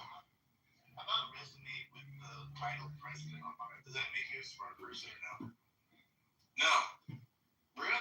Nah, man, the presidency, there ain't no prestige in getting elected to president. That don't mean you smart, dog, just because it's on your resume. Hello? Smart? Like, none of our presidents are smart, right? Well, I didn't say that. You said you're asking me whether or not it's conclusive that if a person is elected president, they're smart. It's not. Can you say one smart sentence? So you wouldn't want that on your resume? President of the United States. I mean, for a lot of us, maybe us Neanderthals, that growing up as kids, like we were always told to be president, you know? So I don't know, maybe that mantra is found like a loss, I suppose. Like, No. You're.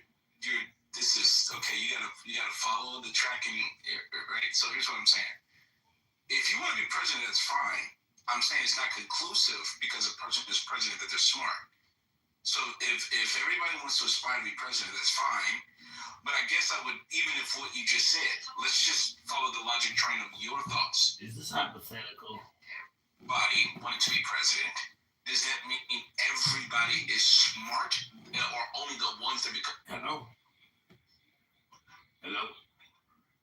It's not. Right? Yeah, I mean, well, that's the thing. Like, not everybody can become president. We can agree on that, right? No, dog. Everybody can try to become a president if they want. It was in the Constitution. We know the rules to become president. Hello? Just schizophrenic, someone else. Nah, dog. I ain't been no schizophrenic, man. I'm talking about the smartest man on Groundhouse, supposed Donald Trump. I'm saying it's obviously been narrowed down to someone who's capable of being president, right? And it has to take some level of, I don't know, IQ. We can agree on that, no? I would agree that they can have like a 75. Sure. I mean, I wonder what the average is. Peter, do you know happen to have offhand, like, I was like 90 to what, 100? I mean, hours for president in general. Like, for president, I don't know. Yeah. I wonder what it is. It's probably an impossible statistical measure. Anyway, go ahead, my phone. No, that's okay. Have you ever heard of this statistic about the presidents being left-handed and what that means for the mind? Because have you heard about this? There's some extra. What is it? I'm too dumb to repeat it. I wish I could, but it's something along the lines of if you're left-handed, I believe this is what the claim was, that you have to have some sort of gene. And this particular gene allows you to be able to be ambidextrous and then to be able to choose. And then because you're still using the same sphere of your mind, I think it was the left side of the brain when you're using your left hand. And so anyway, there was just some claim that that there's been a history of pattern with presidents being left-handed or something like that. Yeah, they're overrepresented, I think. Never heard of that before. Do we know if they're right brain or left brain? Does anybody know? I don't know how creative our presidents have been. I mean, Bush, I guess, he's doing paintings and stuff. I have to look up the rest of them. I don't know what they're doing. If they're more left brain versus right brain. I suspect right brain because this is a little bit more logical. I don't know. Who do you think the dumbest president is? I think it has to be Biden. Without knowing the pre-World War II and all that, I would say it's Biden. I mean, I'll be fair to Biden. He didn't cause his own stupidity in that way, you know? Help obviously got him. I mean, 20 years ago, he seemed like a typical politician just spouting out, like in the Senate hearings or whatever, But I don't think he's a stupid person. But I don't know. I mean, you're saying low IQ for him or no? Well, just for a president, I don't like he was kind of nothing special when he got started. So. I know a weird fact that Bush did better on the SATs than Kerry, which is people expect Bush to be the dummy. I remember that. That was brought up in the campaign time. I didn't know if that was ever true. So that was like verified and true. I don't even remember, but yeah. Yeah, I think I'm pretty sure it's been verified. I'd put $5 on it at least. Even though we know SAT is there's a correlation to that in IQ, but it's not determinative. So.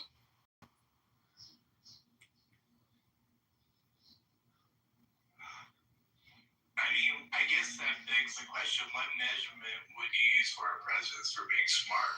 I mean, we have, in hindsight, a lot of these things have already done what they've done. But, like, what can we use to actually determine that going forward? I wonder, do you have any idea? How would you determine your next president is someone that's somewhat, like, functioning up there, Like, well, believe it or not, even though I didn't vote for this guy, I think Mitt Romney probably displayed a high level of intellect. And I would measure that by his accomplishments as governor and as a businessman. And also, because I think family, being a good family man is also an important element to understand how to run a nation. He was a good family man.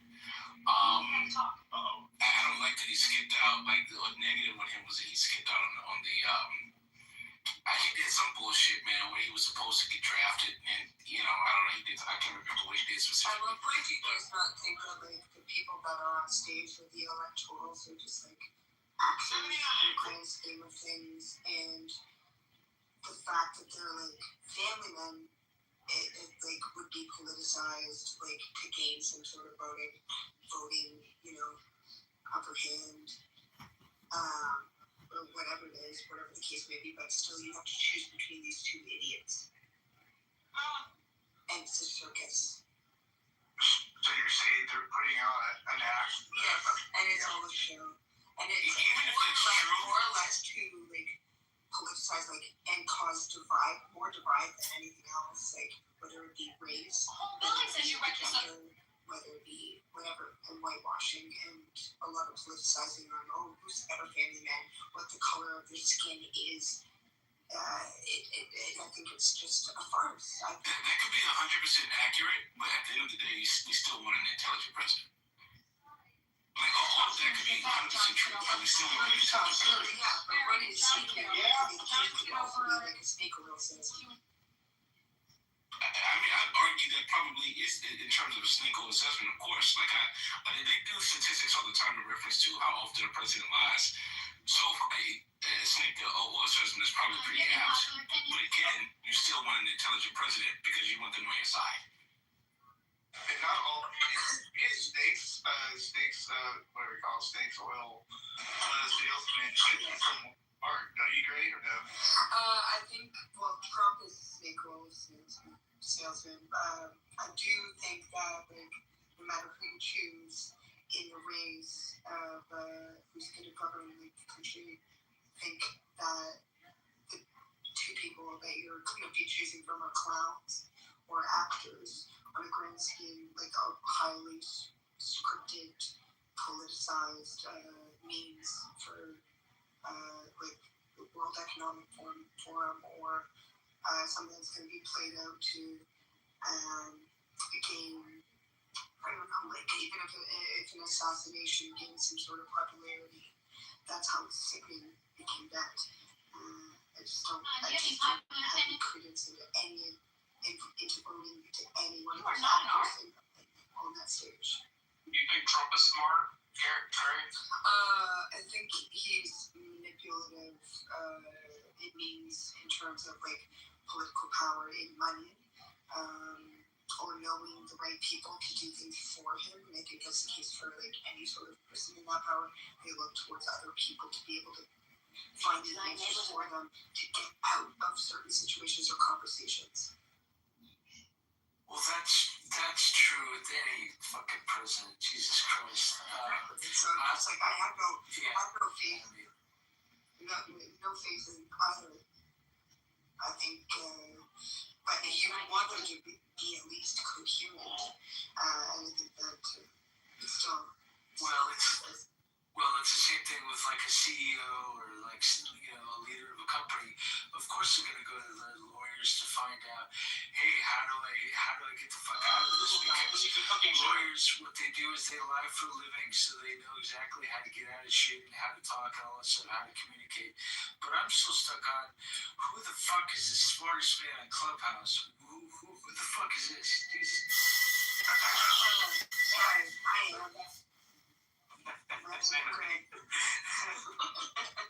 Handsome. We invited him. Hopefully he'll show up. Yeah. He has a PhD from Yale in theoretical physics. He's Asian, and he supports Trump. He's Asian. You had to put that in? Yeah, it gives more credence that he got accepted to Yale America. He put in math. I think skin color has nothing to do with their race, has nothing to do with their credentials. You're a he? Coffee coming right up. Yeah, you don't sound like a he. Jesus Christ. You drive people in. Fuck. Yeah, okay. I'm not crazy after all.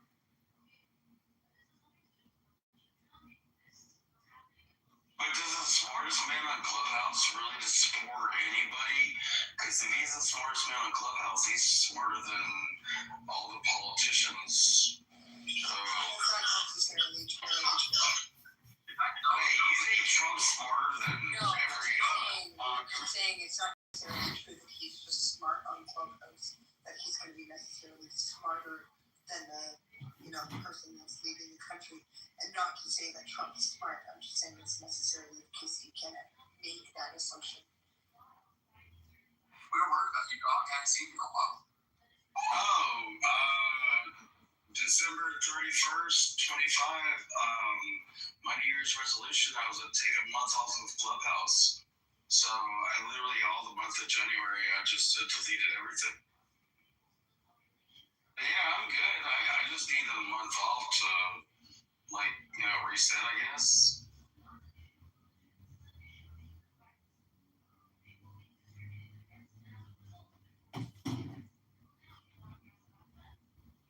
Nah, man, it's cool. I mean, what's up, Matt? What's up, Pepe? What's up, Beaver, Coco, Ema? Hey, Al. Pro. I know Father. How's everybody doing? I ain't seen y'all in a long half a minute. Great to hear from you, Doc. Glad you're doing well. Have you been following any politics or any of the Epstein stuff, or where are you at? Oh, dude, I've been all over all of it. Yeah. I mean, because when you get on the Clubhouse, you do a lot more reading on your news feeds. Good to see you. Yeah, I was just reading one of the posts on Facebook, and what one of the comments was like they trust TMZ, Harvey Levin, but because he's in the Epstein files, she doesn't believe him anymore. It's just total fucking crazy shit, dude. Wait, who doesn't believe who again? I missed that. It's just some random comment that like she believes TMZ and Harvey Levin, but because Harvey is in the Epstein files, she doesn't believe him anymore. That's how fucked up these fucking Epstein files is gonna be, Well, the thing that I have a problem with when it comes to Epstein files is there are a lot of emails that were done through a hotline and a tell-all And then, like, there was investigations on those emails, and they were found out to be not true. But they released them, but because people see the emails, and they didn't look at the fact that they were proven not to be true, they're still accepting it as truth. That's the problem I have. Yeah, what's up? It's the Times Square shark. Let me know what I can say something on this. Before Times Square shark. Hello, kitty. Yeah. What's up, man? I think we're dealing with more of a blackmail operation than anything else. You know, a CIA Mossad blackmail operation. And Epstein was spotted in Israel recently, so he's still alive, of course. And that's kind of it for now. So I heard that before, that Epstein is still alive. So, like, where do you think he is? Give us the deeds. No, I mean, he's there's some picture that's going around on social media of him in Israel. And, you know. Yeah, but the dude is completely a part of the public. And, like, like, the one you see him, like, walking through, like, a crosswalk, going from one side of the street to the other, where they're like, oh, Epstein's alive. Dude, there's, like, 50,000 more photos of the dude, and everybody knows who he is, and they're like, yeah, he's not Epstein. But it's like, oh, there's a photo that looks like him. Let's talk about it. Yeah, okay, well, I just believe what I believe about that, and that's about it, man. So, you know, I mean, you guys can believe as you wish, but I think the whole point was to, you know, I mean, you know, people can be tempted by various things. So if you draw them in a temptation that you can blackmail them for, then maybe you can control the world through Israel. You never know.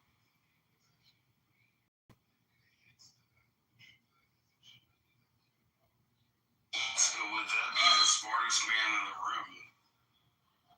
I'm German, so, and French. So I have nothing to do with Well, I mean, you could be French and Corsican for all I give a fuck. Anyway. By the way, you can read all of the Jeff Epstein emails on jmail.world. I went to go check that out recently. I think they got overloaded with like what do you call it? Not spam. What is the other thing? Docs, the DDoS.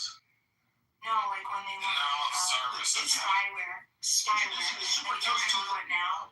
Like everybody's you can't like just open it up now. It's like all of your like virus protection is going off. Like no, don't do it. Like they're trying to sell. But you know, it's pretty simple to me, dude. These people like power, so they like things that involve power and control, and they do worship Satan, and they do rituals to incarnate beings in the fourth dimension to the third dimension to control power, and that's what they do, and they've been doing it a long time. And it's sick and it's disgusting, and you know, I mean, that's about it. I don't know what else to say about it. You know, I've known about it for about several years now, and it's just kind of logical. And you know, there's another faction of society which is kind of splitting off. It's called the timeline split, and they're splitting off into higher dimensional consciousness and higher vibrational consciousness. And you know, if you know, you know. If you don't, you don't. And that's cool. That's about it. Do you believe the files are real? Times Square? Yeah, but I mean, again, it's if the guy was just like kind of some, you know, like operative to draw people into sin and expose them and dox them, then he did the best of the best. You know, that's all he did. And he probably was, you know, moved along through, you know, his journey to do that. And I do think the guy is still around. I think it's full of shit, you know. Let alone, I mean, I don't know, let's not talk about cloning. I don't know, Britney Spears a clone, all this cloning shit. The cloning, I mean, you want this guy's Facebook I got, this has this cloning shit, I mean, you know, there's a lot of stuff that controls reality that you have no idea. How about the ice wall? You want to go there? Someone just posted a video with the fucking ice wall. Hey, let me ask you a question. If there's an ice wall, then how can you circumnavigate all of Antarctica by taking a left? If it was an ice wall, you'd be going with the wall on your left, but you'd have to be steering right, because the wall would make you steer right, right? I know, but see, anytime there's lots of stories that are consistent about a particular thing, it means that why are you running away from the question? Well, because I don't know that specific, like specific, like left around something, it's an island, right? If you're going left and you're going around it, and the thing is always on your left, it's an island. It's an ice wall. Well, okay, but my response is that, but my response is that there are multiple narratives of people that have exposed this and documented it, and they're consistent. So, I mean, they're consistent. There's one truth. How is there an ice wall? No, you don't want to deal with me, dude. No one wants to deal with me. I don't believe you tell me how an ice wall happens. Too much. But the thing is that it's much more lighter. I get it. Well, I'm too much for someone who can't handle me. And if you can handle me, you can. If you can't, you can't. But there's one truth. What are the gay fuck are you on? There's one truth, and there's multiple interpretations, right? And so, I'm a computer scientist. I'm a business person. Right now. You're a business. Yeah, so I'm a successful person. I have access to unlimited information. To hear your goddamn voice. Hey, L, I gave you L. That's Miss L. Who are you talking to like that? Don't get crazy. Anyways, Times Square, I'll fuck you up. Do you have a Valentine's Day date? I already had a Valentine's Day. What are you gonna do about it? I mean, I have an ex-wife, and I have a fiance, and I have a girlfriend, and I have that. Tell me. I have a lot of women all around me, so. L, I'm gonna tell you right now. Tomorrow, I'm gonna go down to Dollar General, and I'm gonna say, hey, which that the candy's like half off. That's exactly that lady light. Anyway, so do you believe there's an ice wall? I don't. Okay. What is the ice wall? Fuck off. It's an idea from a motherfucker that doesn't understand physics or fucking mathematics. Alright. Okay, so then you can believe whatever you want, and I'll believe what I want. There was one in Minnesota at one point.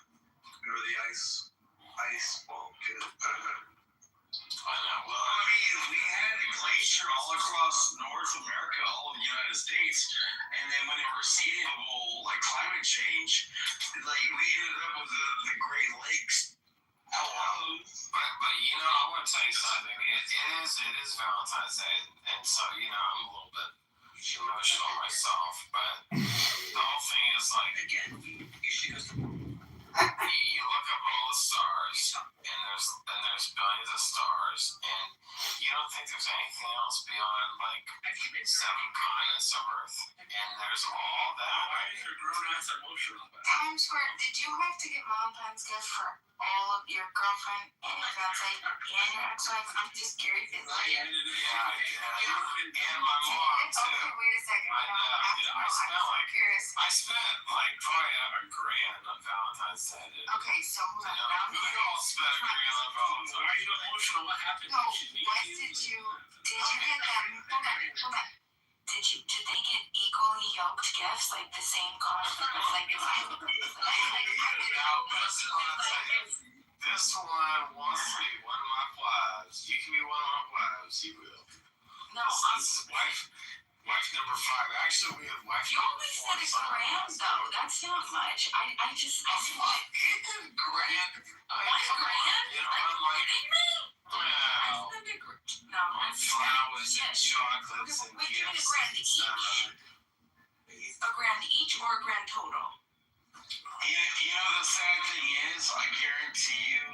I wanted to show you I love you, and I really meant it, it wouldn't cost me a dime. You guys, Oh, that's what I'm saying. This is all that needs to do is handcraft me some metal ring or some wood ball, and Girl, I will crochet you a beanie cap in your favorite colors. I like that. I mean, I said, dude, I'm gonna tell you right now. We're watching TV, I'm crocheting. Like, give me a ball of yarn, see what I do. Okay, all right. Well, I crochet. You guys didn't spend that kind of money. You don't have that kind of money to spend. Tom, wait, do you have your So how much did you spend on your partners on Valentine's Day? Well, I didn't spend shit on mine, but I got a lot of stuff from my niece and my sister and my So brother how much? and my mom. So how much? Flowers, just my mom's flowers. Her thing of roses was $9.99. My sister's was like $79.99. My brother's was the same because I got all them the same roses, right? And I got my sister a lamp. I got my sister the anglerfish lamp with an anglerfish card because she loved the anglerfish thing, and I was Girl, I would have thought about doing that. and then I got my niece all of her favorite candies with Sour Body. What money you spent, all that money you And spent. I got hold on. And go buy yourself a kayak for all the money you spent. This is just for my niece. This is just for my niece, and I got her a surprise plushie, the surprise Valentine Yeah, but I'm an plushie. executive, so just give me the number. I would have to listen. I don't calculate my money like that. I just. I spend money. Listen, let me go add it up. I'll go add it up. It's probably like $500. So she spent $500 on it. No, because the DoorDash, because I set up DoorDash because I know, but just give a number. I mean, whatever. That alone was like $150. Hold on. Okay, so maybe you spent. No, I don't know. That's fine. Again, it wouldn't cost me a dime if I want to tell the woman I love her. I could show it in so many ways that it really Probably you should spend money on her because there were otherwise should. What if I build her a garden? Or, like, what if I smoke her a joint? You know? No, I mean, what if I put, weed in the garden? Yeah, I love that for us. Pause. You have no idea how women work, dude. Women like money. Women need money. Women can have access to whatever they want. Robotics and AI have made men useless, pretty much.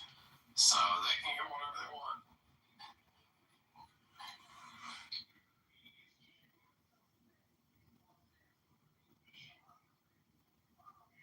Ladies, do you have anything to add to that?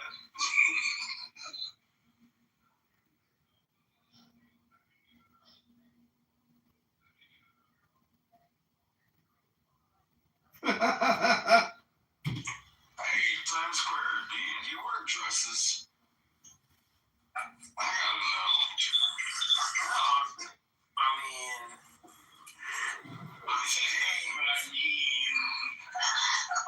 so the thing is that if you want to know, the truth of me is that I'm a technology person. I have Frank Sinatra's birthday, so I have the gift of gab a bit.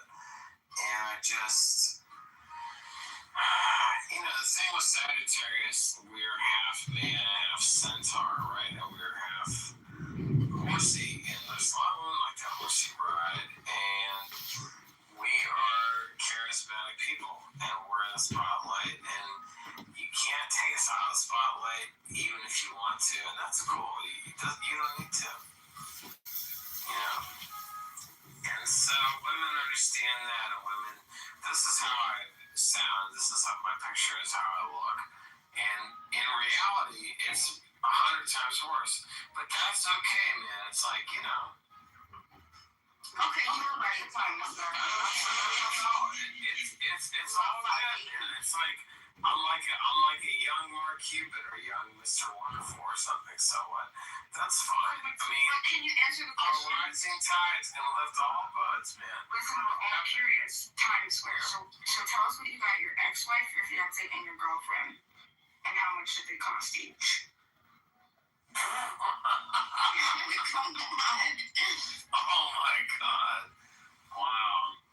Because I mean, like the ex-wife, she had to have gotten the least bit. Oh, wow. If I'm your fiance and you're spending, It's like how much? Like, see, here's the problem. how much money do I mean, this is kind of. If I'm the girlfriend and you spend more on your fiance than me, then there's a problem. So I mean, like, there's a problem for everybody. So I'm just curious how you manage that. I'm thinking the girlfriend got the most, the fiance got the middle amount, and then the ex-wife got the least amount.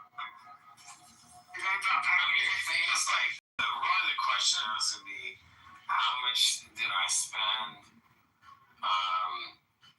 like, traveling the world with my ex-wife? That's gonna be the biggest amount, definitely. It's probably gonna be towards your 10 million number, and then I probably spent 5 million traveling with my fiance and my girlfriend. I don't know, maybe couple of thousand, I don't know. So, Listen, are you going to look up go fuck yourself right now. That's a very jealous person. I'm gonna tell you right now. I'm gonna tell you right now. Girl, I'm gonna tell you right now, that if I wanted to like court you and you were really my girl, I would go change the transmission on somebody's car so they would trade me for a small pony horse, like ones that are on most. And I would get that and I would build a little like stable and like fence it in with some wire and like and I would give it to you for your and you know what? It cost me a freaking thing. But people think that like monetary value is what matters. Like, but if I gave you a baby horse, then you'd be like, oh my God, it's so cute. It's so cute. You know what I'm saying? Elle is always 100%, man. Whatever she says, whatever she does, she's always 100%, man. Well, people who have money don't talk about what they're spending. Like, what the fuck is this going? What are you talking about? Exactly. But hold on. But do you see the hierarchy out? Like, because he had to. If that's true, he had to really manage that. It's not true. He's right. fucking shit. Oh my God, that bullshit barometer. I could smell this shit a mile away. That was bullshit. That was. Who's the smartest man on Clubhouse? Well, girl, I got my own lift in my own shop, so I can definitely do the transmission, no problem. Thank you. Like, hey, can y'all tell me who the smartest man on Clubhouse is? Nobody. Fucking no. Not you. I mean, that's the self-entitled smartest man on Clubhouse. I don't support Trump. Oh, that's like the tallest midget. Shut the fuck up, Kamala. The smallest midget. Oh my God. $10 to whoever can name one good thing Trump is doing. I actually do that. Okay, wait, can we go one at a time? I really want to hear what everybody has to say. Listen, I'm not a Trumpster, but I actually do think there's one good thing that I'm actually proud of. No, wait, no, listen. No, there's two things that I really like that he did, and it really just it's stuck in my heart, The first thing is that he says that he gets rid of, at least, he made a promise to himself to get rid of 100 pieces of legislation for every one pieces of legislation that he passes, and he says that he's been sticking to that, and even more so. It's usually averaging more than 100. So that to me, like, I love that. That just, you got my attention. And the other thing is, all the money that we spend on, he decided to take for babies born from a certain time. I wish this was true, because like, if I'm going to spend billions of dollars for ICE shit, okay, this I would much more beat. Okay, this I'll just tell you. Inside of the big beautiful bill, he put $1,000 for every baby born, and he's investing that in an IRA. Do you know how? I mean, like, I think that is so amazing. A lot of companies matching that. Did you know that? Wait, but he's also he's also cutting the healthcare spending to help these babies, so it's kind of a trade-off. All right, but next, who's next? Yeah, but that's going to be in their accounts, though, right, Cypher? Like, that's their Social Security. They're going to be able to cash that out, and that's true. I'm seeing what you're saying, but If it's you much. add to that, and you have companies that are also matching, you are going to be so far ahead of the game. If you actually invest and then add to that money, even in a modest amount, if you do the math, you're going to be fucking. That kid's going to be set for life. That's what I'm saying. They said the S&P, IRA, all this other stuff that they're managing. You're talking like 8 to 12% a year. That's crazy. Dude, but even if you across time, because it's gonna go up and down. But if you average like 6 to 7% on your money and on $1,000 from the day you're born, and then you look at like the amount of money that we put into like healthcare and Medicaid and all this stuff through all our paychecks and stuff. Ever 1991, I turned 16. Like I worked at McDonald's, so I started paying for all this stuff. Like, but I'm 50 years old, and then what is it now? 64, 65? I remember when it was 62. I think it might be 67 coming up. Like, at what point do you think I'm ever going to reclaim any of that money that I put in? And what am I going to end up by the time I'm that? I'll get like $300,000. But if you take that $1,000, you put it in, and by the time I'm 62, we're looking at over $1 million. It's a great age for dating, Doc, right now. This is a great age. How old are you, Doc? I'm 50. See, I'm a couple years older than you. I'm at a great age. I could fuck, some. Hey, I can fuck too. I could fuck you, and I could fuck your son. You know what I'm saying? I'm at a great age. Come on,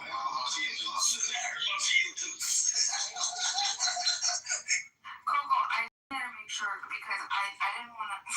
Sometimes I have a poor memory, but I did check. It is the one that passed. It is into law. So it did become law on July 5th of 2025. So it did pass. Okay, does anybody else have a good thing or no?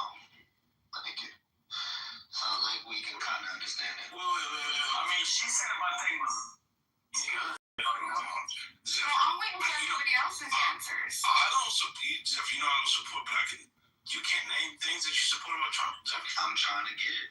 Can someone show me?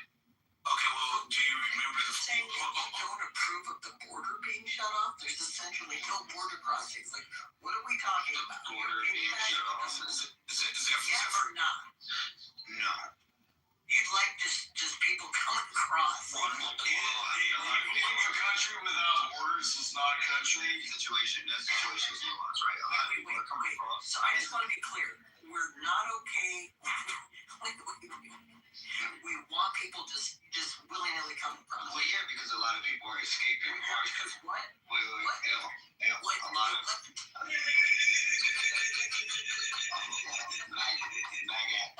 Oh, God. Are you an anarchist? Why do we need... I want to know if he's an anarchist. Hey, not too much on anarchy. Because that's what an anarchist sounds like. You're supposed to win my heart. Well, dude, a country without borders is not a freaking country. I just said we shouldn't have borders. I stated that I don't support... You just want the border open. No, I want there to be still resources. Kind of porous. Like a little porous? People are in a refugee. A little porous or a lot of porous? He's just trying to be semi-permeable. To apply for asylum. We do have that in place. But an open border isn't what I'm seeking. Yeah, I don't believe that we should have an open border. You think that's exclusive to Trump? Honey, we When you think closing the border isn't what... we shut off the border. So now it's not. Well, I'm glad I was like, Yeah, I don't know. But hold on, but Zephyr, like, and I mean this respectfully, brother. I mean, I don't know if you do it. If you do this, if you want to do this to troll the white people, cool, I'll go on mute. But I can name you things that Trump's did. That's good. Like, I don't know. If you just try to troll white people, go on mute. What are you trying to do? both. Now, give me one good thing. I give you several. The First Step Act, that was it was better than more than Obama even did in his administration in terms of. Do you even know what the First Step Act is, Zephyr? You know what that is? Yes. I don't know what it is. Oh, wait, hold on, Zephyr. What is it? Wait, we want to know before we don't. Okay. She's. Go ahead, Zephyr. No, we're on the First Step Act, Al. Go ahead, Zephyr. I want to hear you describe the First Act. It's just a law aiming to reform prisons. Well, it's more than that. It actually be the first policy that Biden put in place in the 80s that criminalized black folks. So that would be number one. Number two, you do remember that. Are you saying, I'm just trying to be clear on that, you're saying Trump is basically his federal reform as far as prisons is going to help black folks? What do you mean going to help? It did help. What are you talking about? I know people personally that got released. Okay, we can get into that. Do you acknowledge that the First Step Act was helpful for black people? Just yes or no? I'm agnostic. We can get to You know, you just trolling it. It's true. I give it to him because he said he's investigating. He wants to get more information on it. He can't say he knows what it is and don't know how it benefits black folks. Sure. So he's taken it. He just took in new information. You provided him. Okay, I'll just put it real simple. Hold on, Zephyr. It's real simple. Van Jones even came out and talked about specifically how he's been fighting for this for several administrations, and it was Trump that got it done. But I'll give you a direct example of why this is beneficial for black people. Because crack, as we know, was sold by black people more than it was sold by white people, and so they put black people up at higher sentences because of crack. Trump got rid of that to where whatever drug it was, black people and white people went to jail for the same amount of time. That's what one of the things that First Step Act did. Are you saying it's not beneficial to black people? Well, the way you described it, but one second, I'm still looking into it, and I'm trying to see what the specific. I just told you. Well, yeah, I would suggest you watch Jesse Lee Peters because he had like one of the first people that was let out as a young lady, and she's like, Trump gave me my life back, and like she named off like 250 people. Angela King. You talking about Angela King? Yeah, on the interview with Jesse Lee. Yeah. So another thing, Zephyr. So hold on, I'll give you another thing, Zephyr. Hold on. Real quick, I'm just trying to get clarity. This isn't something he pushed during his current term, though. So I'm just his current term. Okay, so you don't care about so you just only want this. Yeah. Okay, we didn't say that. I thought that was just a given, but I made it clear now. So what you're saying is you want to live in the past and not in reality. Wait, the past isn't your reality. What's going on? No, the past is what you learn from because it's hindsight. It's 2020. It's easy to think about things that have already happened. The problem is you got to be able to deal with it as it comes right here, right now. Okay. Do you have one good thing right now? Well, I'm pro-life, so you're not gonna agree on that anyway. So, but let me just ask a little. Let the white folks make their case. All right, that's what I was asking you. Go ahead, bro. You should have said that. That's what I was telling you. That's what I'm saying. You should let all the Trumpsters like that. Well, I'm a Democrat since '93. When I turned 18, when I signed up for Selective Service, and I believe in head taper programs, because I had a lot of friends that they didn't have a lot of food, but we had where you could show up to school like 45 minutes early, and they always had breakfast for us in the cafeteria for free. I believe in that. I believe in the fire department. I believe in the police department. Not necessarily how they are able to enact their justice, but we still need law and order. I get that. So limbo. I asked you about one good thing he's doing currently, and now we're talking about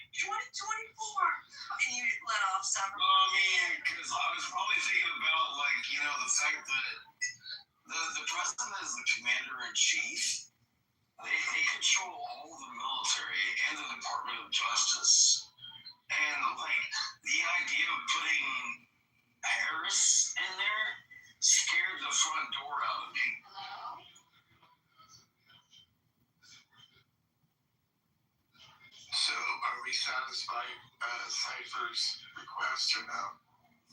Yeah, like so far it's still on the table. Nobody has actually. So not one of those things. I mean, what hypothetically, what would do it for you? Like, I mean, what are you looking for? I'm asking for one good thing that society is benefiting. When I say society, I'm talking about the whole of the human. I mean, the American experience. And like mine, I gave you two. I like Bemas. That's. I mean, don't you? He's getting rid of over 100 pieces of legislation. That means he's getting rid of 100 crimes for every one pass, for every one piece of legislation that he passes. I'm sorry. Health organization leaving that fucking bullshit. There's so many. Elle, you are such a spicy firecracker. I love you. I'm always spicy. I'm always 100%. But Zephyr, can I get back to the water? Hey, cash out. Hey, Zephyr, you brought in 5 Hot Wheels, and I'll take it as $10. I have a really good collection of one. If you think about a picture.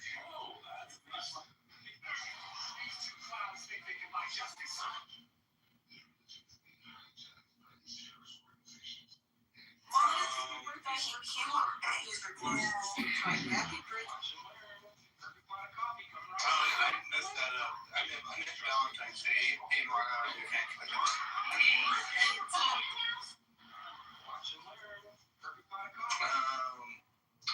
So, I guess, Cypher, you're on a mission. By the way, Cypher, were you like, I mean, I'm just trying to figure out, so do you vote Democrat all the time or no? Yes, the vote balloon, no matter who. Yeah. Okay. See, that's the kind of politics I have a problem with. Like I voted for Michael Dukakis. How about you? Like he was a tank commander in the army, but he was a Democrat, and like he went against Clinton, lost. Okay, well, it's too late. Where y'all at in this? I'm too young for that. I mean, I grew up through Reagan and George Bush Sr. and Clinton playing saxophone on Saturday Night Live. Like, what are we expecting from these politicians that has not already been shown over and over again? Like, and they're all lies. It's all lies. Wait, Limbo, so you went from voting for Democrats to third party to now saying you're pro-Trump? The last person I voted for was Obama when I was in Iraq in 2008. I sent in an absentee ballot from Iraq and I voted for President Obama. You voted for Obama? Yeah, well, I mean, I was in Iraq and I thought George W. Bush, put me in a place where I shouldn't have been. So yeah, I wanted to change. So, Cypher, where do you think Kamala would be right now? Like, what would be her great achievement, do you think, right now? Since you think that everybody, there needs to be some great achievement by Kamala, or maybe not, I don't know. Where do you think it's future? I think we would have more of an economic reform. I think that we would see workers having more power. So, you would increase worker environments, conditions right now that people are complaining about. You would actually get the layoffs. There are hundreds of thousands of people doing certain practices right now. What do you think prevents layoffs? People being happy with their job? No. So there's a few things, right? Right. Creating better conditions from the top, and lower end of management. So it's just a few things as far as our economy, but also we would create. Wait, you just glossed over a whole lot, right? Okay. What do you think preserves or causes corporations to cut jobs? It's not worker happiness, I can tell you that. But go ahead. That's what I'm saying. It's not just one thing; it's a few things. But also, we'd probably be talking about federal jobs right now. What you just said, anything. Okay, no worries. It seems like I'm kind of Hey, Zephyr, let me ask you a question.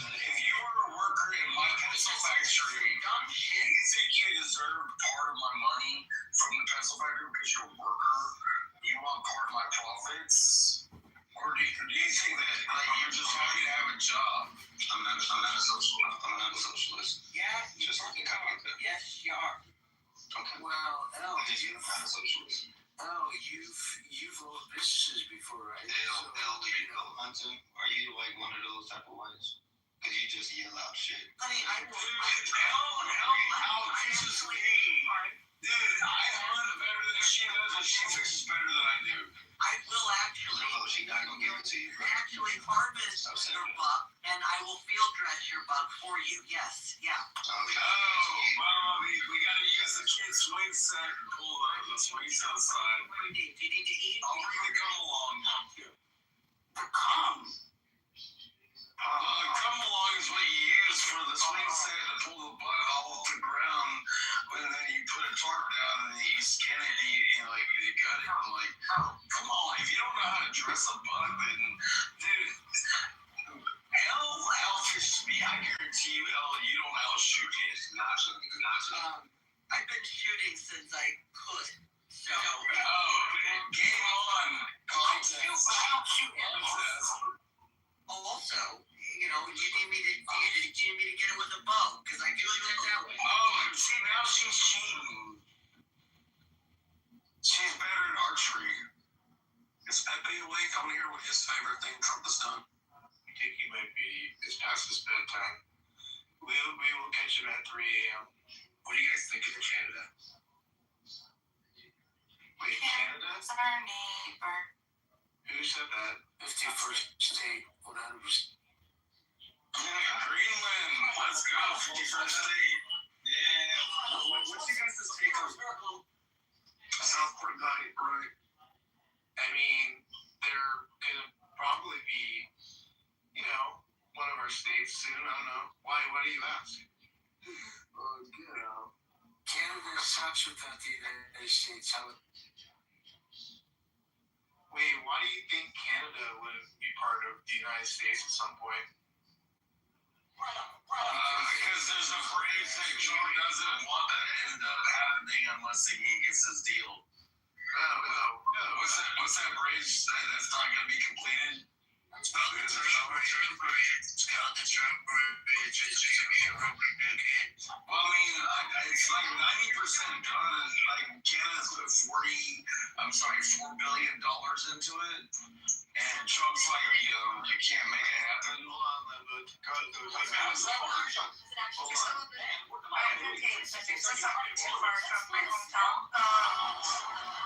Basically the city Trump to fuck off, and they're just like, he has no jurisdiction, and they're just gonna continue to do what they're doing. It's only about What was that circle? And you know what? I'm on Canada on that agreement. On that conflict, though, girl. I literally am on Canada's side because y'all put $4 billion into this thing. It's 90% done, and now Trump's trying to renegotiate after you've already put everything into it. And y'all said, hey, we're going to put tolls on it, and then as soon as we get our $4 billion back, we'll share everything else 50-50 until the end of time. And to me, that seems like a great deal for America, because we didn't put the money into this thing. That's right. Honestly, dude, that makes me obviously not MAGA. Hold on. You heard that Trump can come through and tell them bullshit. You heard the president, how they were threatening to close up the bridge. Which bridge? The bridge that was recently built by Canada. Yeah, that's what I'm talking about. It's only 90% done. And he's saying you can't finish the extra 10% unless you fix our deal. And I'm not down with that. I like what Canada gave as a terms. Yes, but the United States gives Canada $200 billion a year, so, Okay, that doesn't matter. What you guys don't understand about Michigan is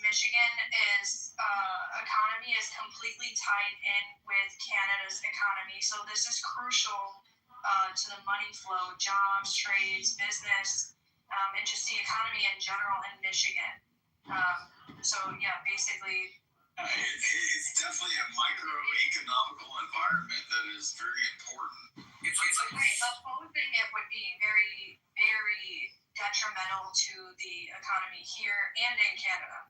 It's like saying, in Ontario, we supply power to a lot of the states across the border, and without Ontario's power, like the exports, a lot of the people they would be without power. And it's just like, it just shows you how the states and the provinces are so tied together, like economy and like trade and stuff. And so it's just very important to like keep those ties. James, are you from Canada? Yes, that's right. I have a question. Do you know, or anybody from Canada, do you know what Trump was talking about when he did the tariffs, right? He said that there were a lot of countries that were effing the United States. And I'm just wondering, the tariffs for Canada, was there something specific that you guys are aware of that he was referencing in that case? Like, I think that Trump is making a fair point because, honestly, I can't say I entirely agree with Trump, but he's making a fair point in saying that some countries have been sort of ripping off the United States. Like I know for Canada for a fact had some pretty high tariffs on the United States for like dairy exports and stuff. So whenever we export stuff, it ended up costing them some more money. And so I think there's a point there for the United States, but whenever he refers to things that Canada's done, I think it's just those sort of like things that they took advantage of in the past. Thank you. Yeah, of course. You also have to remember the steel and like metals industry, because like extruded aluminum and like cold rolled steel and I-beams and stuff like that from America into Canada had like huge tariffs going into Canada, but they're like, or being processed to come to us didn't. And that was what he was referring to when it came to like people being taken advantage of, because if you're charging us, then why are we not charging you? And it was like, Canada has had it easy through commerce, especially after NAFTA, like the North American Free Trade Agreement. What was that, 94? When I was like 19? Like, holy crap, dude. Can you expand on that? Well, I mean, it destroyed Detroit. No, specifically with tariffs. But the NAFTA, like, literally gave the ability for companies to outsource outside the United States on a level that had never been done before. And that's why, Japan, 40 years ago was a third world country. And then now they're like, so technologically advanced because it's like they've been ripping us off through intellectual, theft this whole damn time. Did NAFTA affect the Canadian U.S.? Yeah, that's why you end up with that's what I'm asking. Because you could put a plant to build a Ford car or a Chevy car in Canada, more easily. And when, Canadian dollars are cheaper than American dollars, when I can get, 2 employees in Canada for the same price I'm getting 1 employee in Detroit, they outsourced it all. Well, I don't know how bad is Canada hurting the U.S.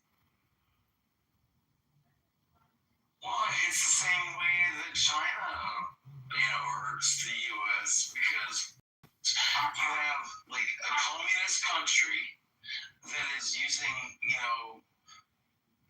essentially slave labor. I mean, I don't advocate for slavery. That's definitely not what I would ever do. Well, it depends on how you look at it, doesn't it?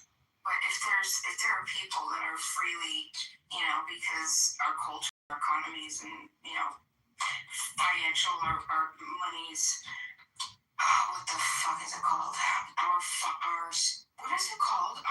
It's our money. What is it? Currency. Currencies are, there's different exchange rates and whatever. If there are people that are willing to, do an exchange, I mean, that's not them doing harm to us. If we're contracting with someone freely, we're not holding a gun to anybody's head to say enter into this contract. Obviously, if we're freely going to people and we're saying, hey, look, this is what we want done, this is what we're willing to do it for, and they find a value in it, that's capitalism, right? Then there's a value exchange, and they say yes. So that's not.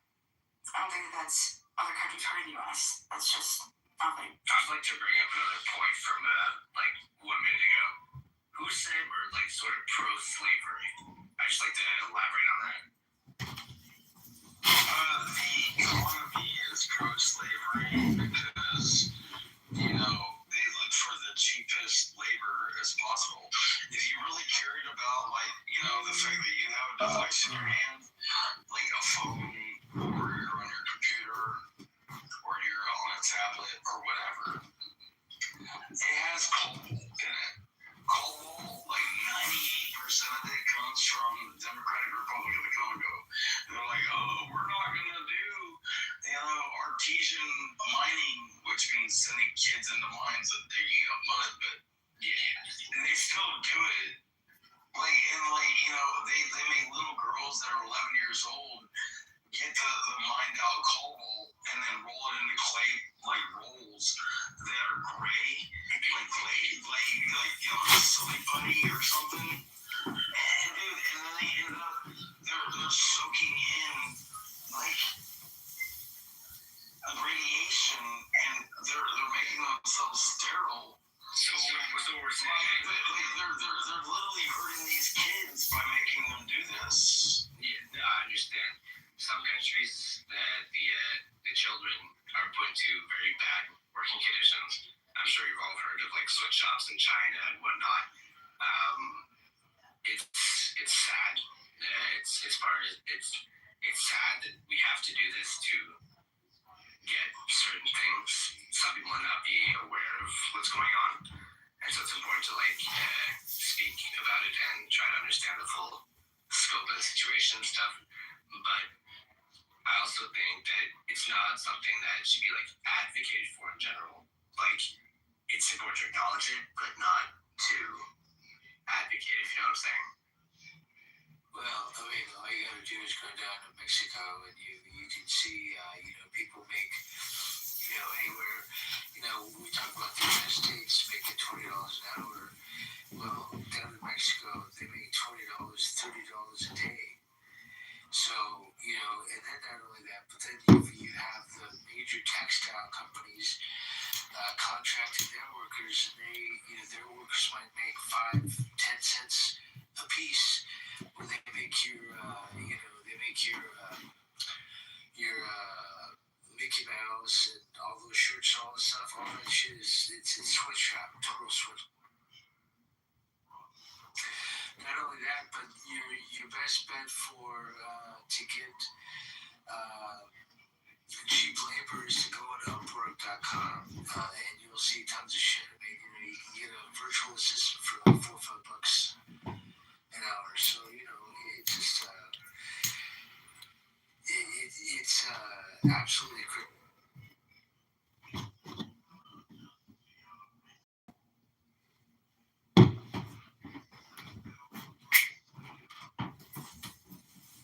I'll fill in the awkward silence here. How about a follow-up question? What do you guys think about the current administration in the United States? What do you guys take on that? How it's performing in general and stuff? Well, compared to Kamala, I mean, I think it's doing better than it had she been in charge. You know, as an ex-military guy, like the commander-in-chief is the president. I mean, I served under George W. and Obama. And, you know, dude, Trump's definitely the better pick over Harris.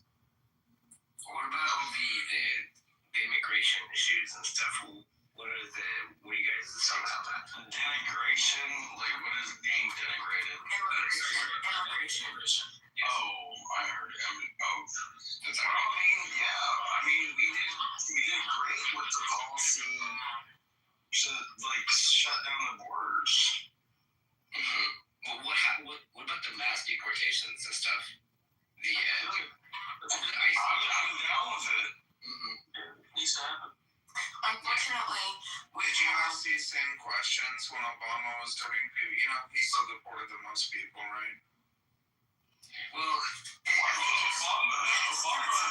there is some time. We just increased the manpower for DHS the most it's ever been in the history of ICE. So, and by 120%. So yeah, we'll wait to see that number. But that doesn't. It's not mathematically possible, Bima. I know you're not good at it, but. Well, what do you mean? In order to support what we have, we would have to be deporting thousands of illegal immigrants every day. Calm down. Okay, I don't think you understood what I said. What did you hear me say? Anybody does, to tell you the truth. Tell us more. Well, tell me what you heard me say. Tell us You just responded. Okay, so you didn't hear, you're going to admit that you didn't hear what I said. So you're responding to stuff, you're just saying stuff. Okay, and you're being rude, which is interesting. Okay, well, just so we're clear.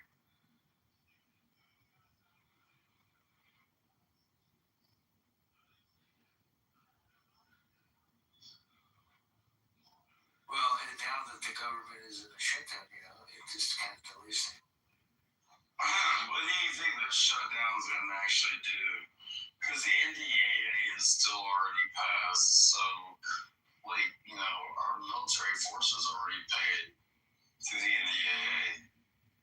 Yeah, what was it? ICE? Well, I think Joe said it last night, and I can't exactly remember what he was saying, but the big beautiful bill was passed, and so you have the Border Patrol and ICE are funded.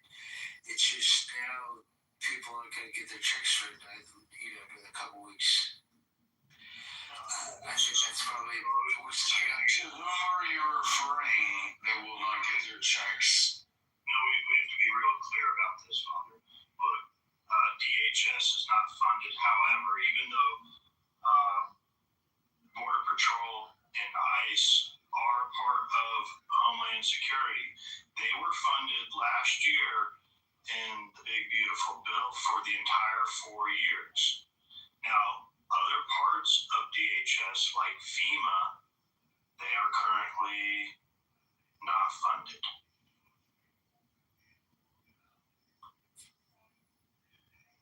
But I mean, if we all face the reality of it, Republicans aren't going to win the midterms. This whole baby daycare bust in and get rid of all the Somalis, it's over.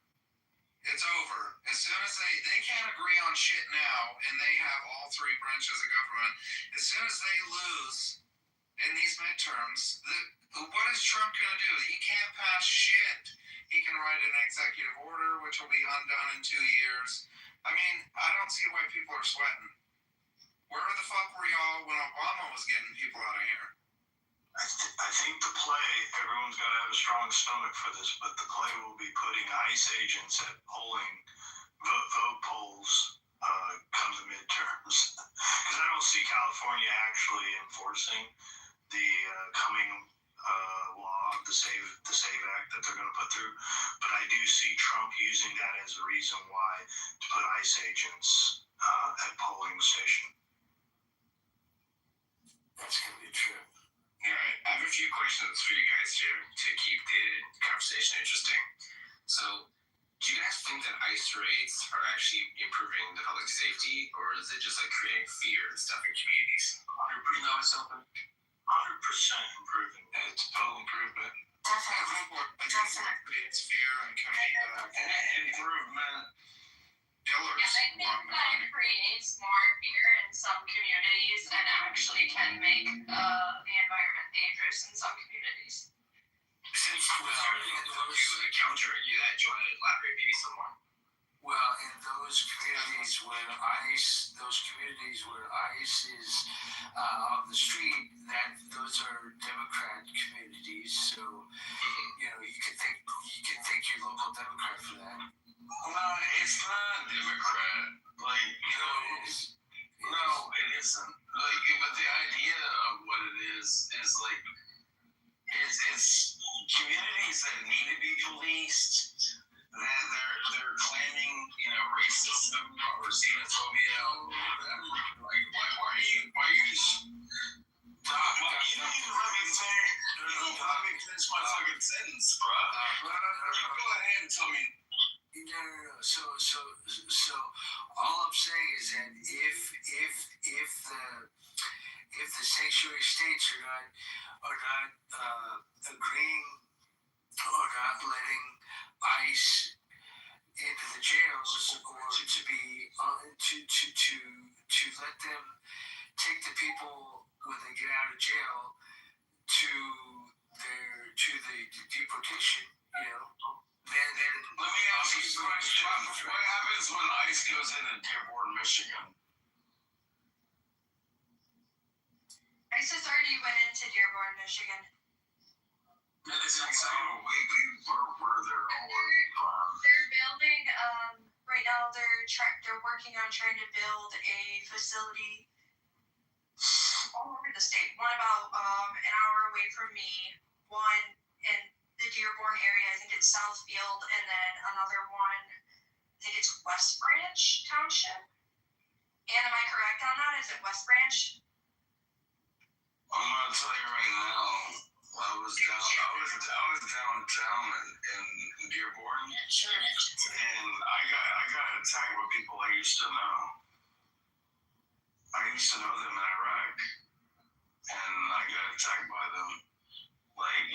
That shit started to fly. yeah, but that's what's happening. That's the problem with this shit, is that everything has changed. It's just everything has changed in the last 4 years, 8 years, geez, even 6 years. Shit, and that's where we're at. This fucking country is so fucking divided now. People are doing some crazy ass shit that they would never even think of doing fucking 10 years ago. It's fucking stupid. It's really fucking stupid. When they go into Dearborn, Michigan, they deport a ton of illegals. I love it. Dude, it was bad. It was bad. I mean, last time I was there was 2016. But bro, dude, I couldn't even walk through there as a Christian. Okay, that's a lie. The majority of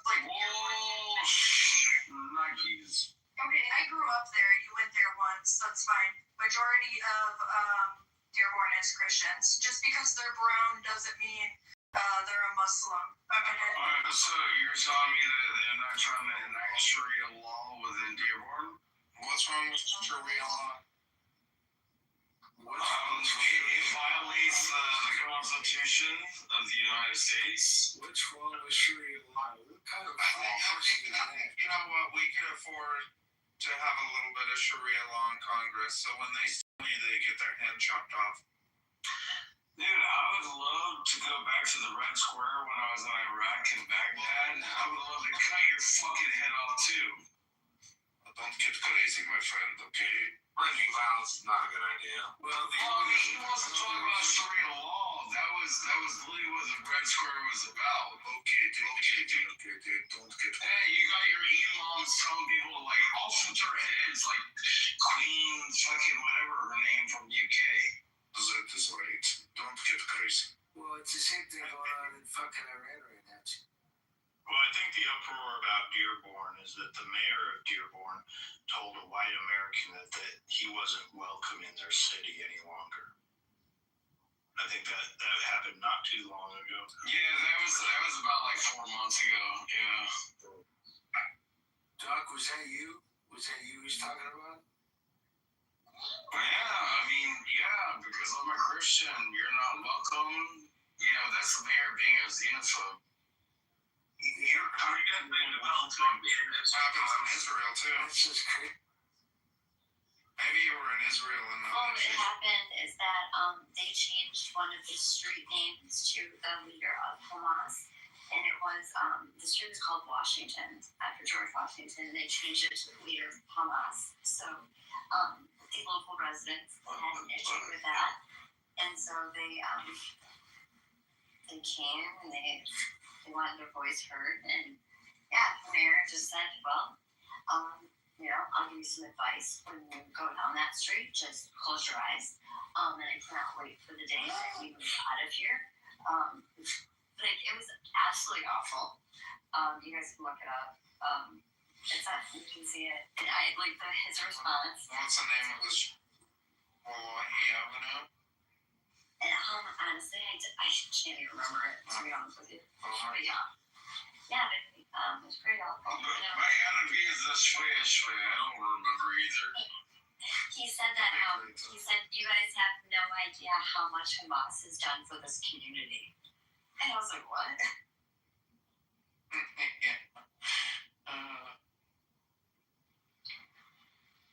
Beaver, you were asking something? Shy in the audience asked about what we thought about Trump being in the Epstein files. Because every time you're listed in the file, that means you've done something wrong, even if you're just being listed as a crime. And he's listed a zillion times. Well, let me ask you a question, Beaver. There was a hotline and an email set up for people that put in anything, right? And email and make a claim. And then every time that there was a claim, obviously the FBI was involved and they would chase down everything with the NSA and whatnot. But for all the times that these people are named and the FBI and the NSA have already cleared it as bullshit reporting, are you saying that because their name is there and it's already been called bullshit? Because so what you're saying is you can just talk shit against me. That's right. Because you said it. Now it's. Yes, if I call a hotline and say that you fucked a little kid, that means you're guilty, limbo. And you will be in limbo. Yes. It doesn't matter. Trump did this so many times, so he's guilty. Yes. He's the most famous person on the planet. He's guilty immediately. He should be sent to prison the minute he's mentioned anything. Don't worry, he'll work on himself. Bro, I guarantee you, if you were told me that I hurt a kid, I would come find you and remove you from the planet.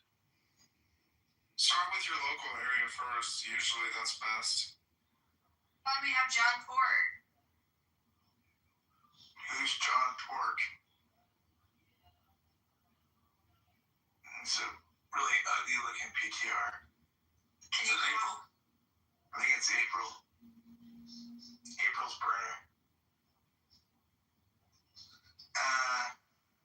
So I was gonna mention, by the way, that little hotline tip thing was smack dab in the heat of election season. You can imagine all the white liberal women going crazy and calling that tip line saying, "Oh, you raped me." He's pull up my ass, the usual stuff. So they probably 25 years ago, he arrested me. He was suppressed, but he got me in the shopping mall. He got me. Dog, I was kidding, by the way. I was being sarcastic. Just FYI. Marshall, good evening.